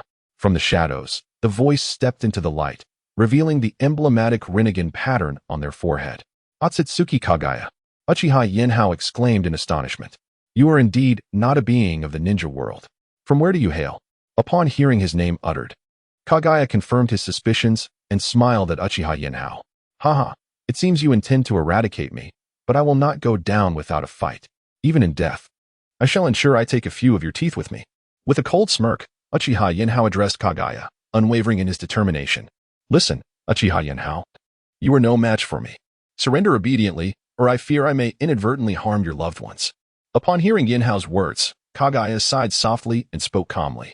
However, before the last syllable left her lips, she lunged at Uchiha Yinhao, aiming to eliminate him in an instant. Without hesitation, Uchiha Yinhao activated Sage Mode, transforming his body into a dragon-like form and summoning the Dragon Balls he had meticulously trained with, bracing himself against Kaguya's impending assault. Yet, the disparity between Uchiha Yinhao and Kaguya appeared substantial. A mere punch from Kaguya sent Uchiha Yinhao careening across the chamber, crashing against the tower's wall and forcibly propelled outside, leaving deep gouges in the earth as he landed. As he finally came to a stop, Kaguya stood beside him. Uchiha Yinhao, you would do well to hand over the location of the Heavenly Dragon Cave. Perhaps I may show you mercy. Otherwise, do not blame me for being ruthless towards your subordinates. With a smile, Kaguya addressed Uchiha Yinhao, now at his side. Dream on if you think I will surrender. Today, I shall undoubtedly put an end to you. Upon hearing Kaguya's declaration, Uchiha Yinhao scoffed, slashing open his palm and swiftly forming hand signs. Summoning technique. In an instant, a colossal serpent, far larger than the previous 50, materialized beneath Uchiha Yinhao. Oh Yinhao, what adversary have you encountered that summoned me? The serpent inquired, amused. Enough chatter. Our foe is Otsutsuki Kaguya, Jeriah, be serious. Uchiha Yinhao admonished the serpent, gripping its single horn with urgency. Is that so? How did this individual come to be? The serpent was taken aback before focusing intently on Kaguya. What else could it be? It's undoubtedly due to the Dragon Ball technique you devised. That treasure has refined Indra's chakra, effectively extinguishing his soul. Naturally, this old hag is in a hurry.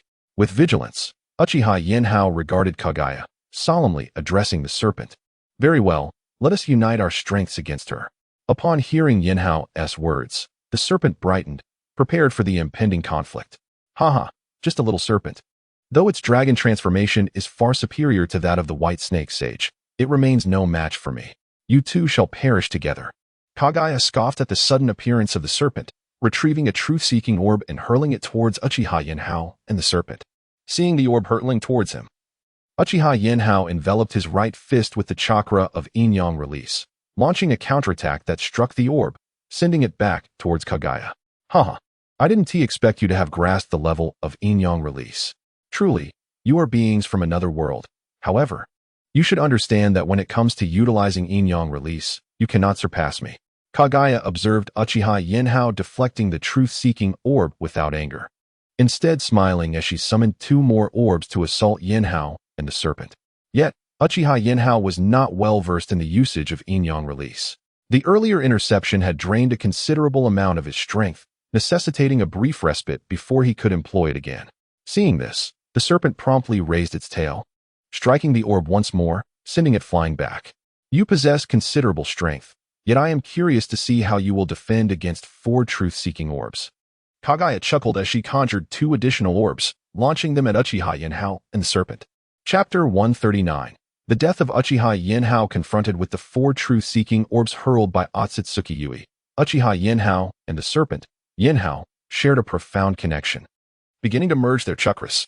As a human, Uchiha Yinhao's chakra volume paled in comparison to the beast's, which had dedicated itself to relentless cultivation. Upon sighting the 4 orbs, Uchiha Yinhao swiftly employed the Starry Eye technique to decelerate their momentum, evading their assault and charging towards Otsutsuki Yui. He aimed to harness this external speed and strength to shatter her corporeal form and vanquish her. Yet, before Uchiha Yinhao could reach Otsutsuki Yui, a tremendous repulsive force emanated from her vicinity, violently colliding with him and sending him careening backward. Uchiha Yinhao, you are indeed astute, and your Manjiki Sharingan possesses formidable ocular techniques. However, what you fail to comprehend is that, although I stand here, my soul resides in the Pure Land. I control this body remotely during battle. You cannot hope to defeat me. After dispelling Uchiha Yinhao's Starry Eye technique, Otsutsuki Yui observed him struggle to rise from the ground and smiled, addressing him mockingly. Moreover, what you do not know is that I can utilize the abilities of everyone who enters the Pure Land. Your clan leader, Uchiha Fugaku, possesses a Manjiki Sharingan technique that allows for brief glimpses into the future. However, while this technique is powerful, it only reveals a limited scope of potential futures in his hands. My usage of it, however, is entirely different. I can foresee your future with clarity, and you cannot triumph over me. Otsutsuki Yui chuckled lightly at Uchiha Yinhao. Huh, that is mere bravado.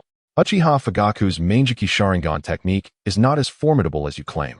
It merely extrapolates possible future events based on known information, not true foresight. Rising from the ground, Uchiha Yinhao cast a derisive glance at Otsutsuki Yui.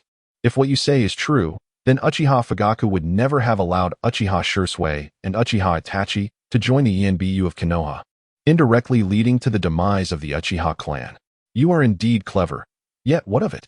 You shall still meet your end, Otsutsuki Yui remarked, a hint of admiration in her voice as she realized that she could not deceive Uchiha Yinhao.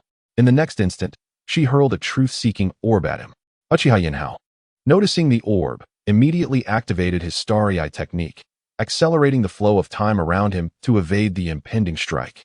Seeing the orb launched by Otsutsuki Yui, the serpent Yinhao swiftly employed his speed to rush to Uchiha Yinhao's side, using his body to shield him from the orb's assault. I did not expect your summoned beast to be so formidable. Its scales alone can withstand the attack of a truth-seeking orb. Quite impressive indeed. Otsutsuki Yui exclaimed in surprise at the resilience of Yinhao's scales against her orb. You are unaware of much more, Uchiha Yinhao retorted coldly, observing Otsutsuki Yui's astonishment at Yinhao's defense. Senjutsu, Yin-Yang Dragon Breath. The serpent Yinhao, infuriated by Otsutsuki Yui's lack of defense against his strike, raised his head defiantly, channeling his Yin-Yang chakra alongside his innate dragon power to unleash a torrent towards her. In response to the serpent's assault, Otsutsuki Yui hastily summoned a truth-seeking orb to form a colossal shield against the oncoming attack. Witnessing this, Uchiha Yinhao charged at her, As the orb was shattered by Yinhao's dragon breath, Uchiha Yinhao swiftly swiped at Otsutsuki Yui. However, just as he came within 2 centimeters of her neck, a black rod pierced through his heart, halting his advance. Uchiha Yinhao, have you forgotten that I already informed you? This body is merely controlled by my true soul from afar. Your every move is under my perception, and you cannot ambush me. Otsutsuki Yui smiled radiantly at him. Heh, Otsutsuki Yui, do not be so arrogant. I have yet to concede defeat. Uchiha Yinhao coughed painfully, gazing at the rod that had pierced his chest, and taunted her. Rest assured, I shall capture your summoned beast and uncover the source of its power that can breach Yin-Yang release. Then, I will bring both its soul and yours into the Pure Land, making you both my instruments of power. Otsutsuki Yui laughed lightly at Uchiha Yinhao's words, delivering a kick that sent him sprawling to the ground. You shall soon meet your demise, she mocked as he lay there. Yet, Uchiha Yinhao, undeterred, fixed his resolute gaze upon the serpent Yinhao. Understanding his intentions instantly, Yanhao quickly coiled protectively around Uchiha Yinhao. You beast! Uchiha Yinhao is as good as dead. You will follow suit soon enough, Otsutsuki Yui scoffed, tossing another truth-seeking orb at the serpent, transforming it into a black rod aimed at Yinhao. However, the serpent ignored her, curling into a defensive position, forming a pointed tower to shield Uchiha Yinhao's body as Otsutsuki Yui unleashed her attack. Damn you, stubborn beast! You will perish alongside your master. Otsutsuki Yui shouted in fury, witnessing the serpent's unwavering protection of Uchiha Yinhao. Suddenly, dark clouds gathered ominously in the sky, heralding a tempest as thunder rumbled ominously, suggesting an impending storm. Chapter 140. The transformation into a serpent dragon, finale. The dismal weather of the rain country elicited a disdainful scoff from Otsutsuki Yui as she gazed up at the ominous clouds gathering in the sky, following the resounding clap of thunder. However, a sense of foreboding began to envelop her as the clouds, initially confined to the rain country, began to expand uncontrollably, revealing an overwhelming surge of natural energy within. The magnitude of this energy far surpassed what Otsutsuki Yui had accumulated over the years through the Pure Land. Begone! Are you attempting to thwart my endeavor to slay this monstrous serpent? Otsutsuki Yui exclaimed in fury, activating her Rinnegan to disperse the gathering storm.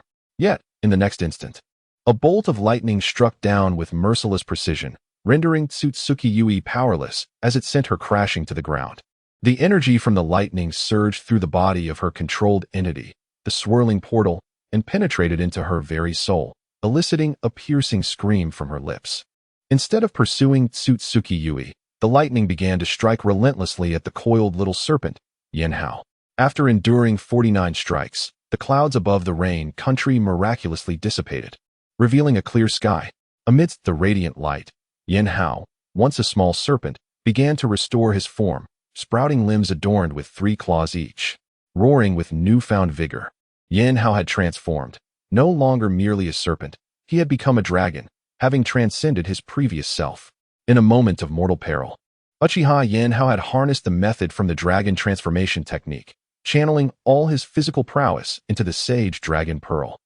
He summoned the pearl and merged his essence with Yinhao, allowing their spirits to intertwine seamlessly. Previously, during their explorations of sage techniques, Yinhao had confided in Uchiha Yanhao that his own soul lacked the strength to achieve dragon form, requiring the essence of Uchiha Yanhao to do so. Initially hesitant to merge his being into Yanhao's, Uchiha Yanhao resolved to do so in the face of death, embracing the tribulation of transformation.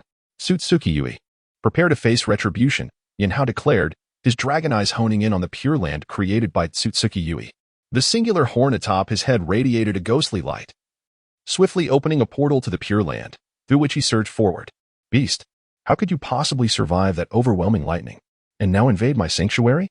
Otsutsuki Yui gasped in disbelief upon witnessing Yanhao's arrival in her domain. Enough of your words, meet your demise, Yanhao retorted, the malevolence in his dragon eyes palpable as he lunged toward Otsutsuki Yui. Attempting to defend herself, Otsutsuki Yui found her efforts futile against the transformed Yanhao. Her defenses crumbled as if mere parchment. In that fleeting moment, her barriers were pierced, and her reliance on the myriad souls within the Pure Land proved ineffective as she succumbed to Yanhao's singular offensive. As Otsutsuki Yui disintegrated into energy after being struck, The entire Pure Land began to unravel in her absence. Yinhao, with his formidable dragon sight, surveyed the collapsing realm before unleashing his dragon pearl, swiftly absorbing the entirety of the Pure Land into the depths of the netherworld within the dragon cave among the three realms. Having dealt with Otsutsuki, Yanhao maneuvered his colossal form back into the shinobi world. As a dragon, he effortlessly transformed into Uchiha Yanhao's visage, making his way to the village hidden in the mist. Upon his return, Yanhao chose not to disclose the battle with Otsutsuki to Terumi Mei, instead remaining by her side in serene anticipation of their child's birth. Months later, he beheld the small being before him and named his son Uchiha Chinghua. From that point forward, Yinhao relinquished all responsibilities in the village hidden in the mist, dedicating himself solely to mastering the dragon transformation technique. The merging of his divided soul had depleted the true dragon pearl. Yet the integration of the Pure Land into Yanhao's dragon pearl within the dragon cave allowed for the restoration of some lost power. After the fusion of the little serpent Yanhao's pearl with the true dragon pearl, the dragon cave evolved into the dragon god realm. While this realm was modest compared to the true dragon pearl, it compensated for some of Yanhao's losses. He seized the divine tree, refining it to serve as a conduit between the realms and a vessel for transmuting resentment and negativity, thereby expanding the dragon god realm and facilitating its rapid growth. However, Yanhao did not annihilate the nine-tailed beasts entirely. Instead, he cleansed them of all malice and negativity, channeling their capacity to absorb such emotions into the divine tree. Utilizing the power of the Rinnegan, he established a virtual six-paths reincarnation within the dragon god realm, allowing souls from the shinobi world to be reborn, gradually augmenting the dragon god realm. Among these, Aoz was appointed as the lord of the heavenly realm, while Ao Qing, Ao Hong, Ao Lan, and Ao Huang were designated as the four heavenly emperors, guardians of the human realm. Ultimately, after the passing of his son Uchiha Chinghua, Yanhao appointed him as the king of the netherworld, overseeing the realm of the dead. Once no ties remained to the shinobi world, Yanhao severed the connection between the dragon god realm and the shinobi world, encapsulating the now expansive dragon god realm within the dragon pearl. With the pearl and his beloved companions, he shattered the void, embarking on a journey to the next world. End of the text.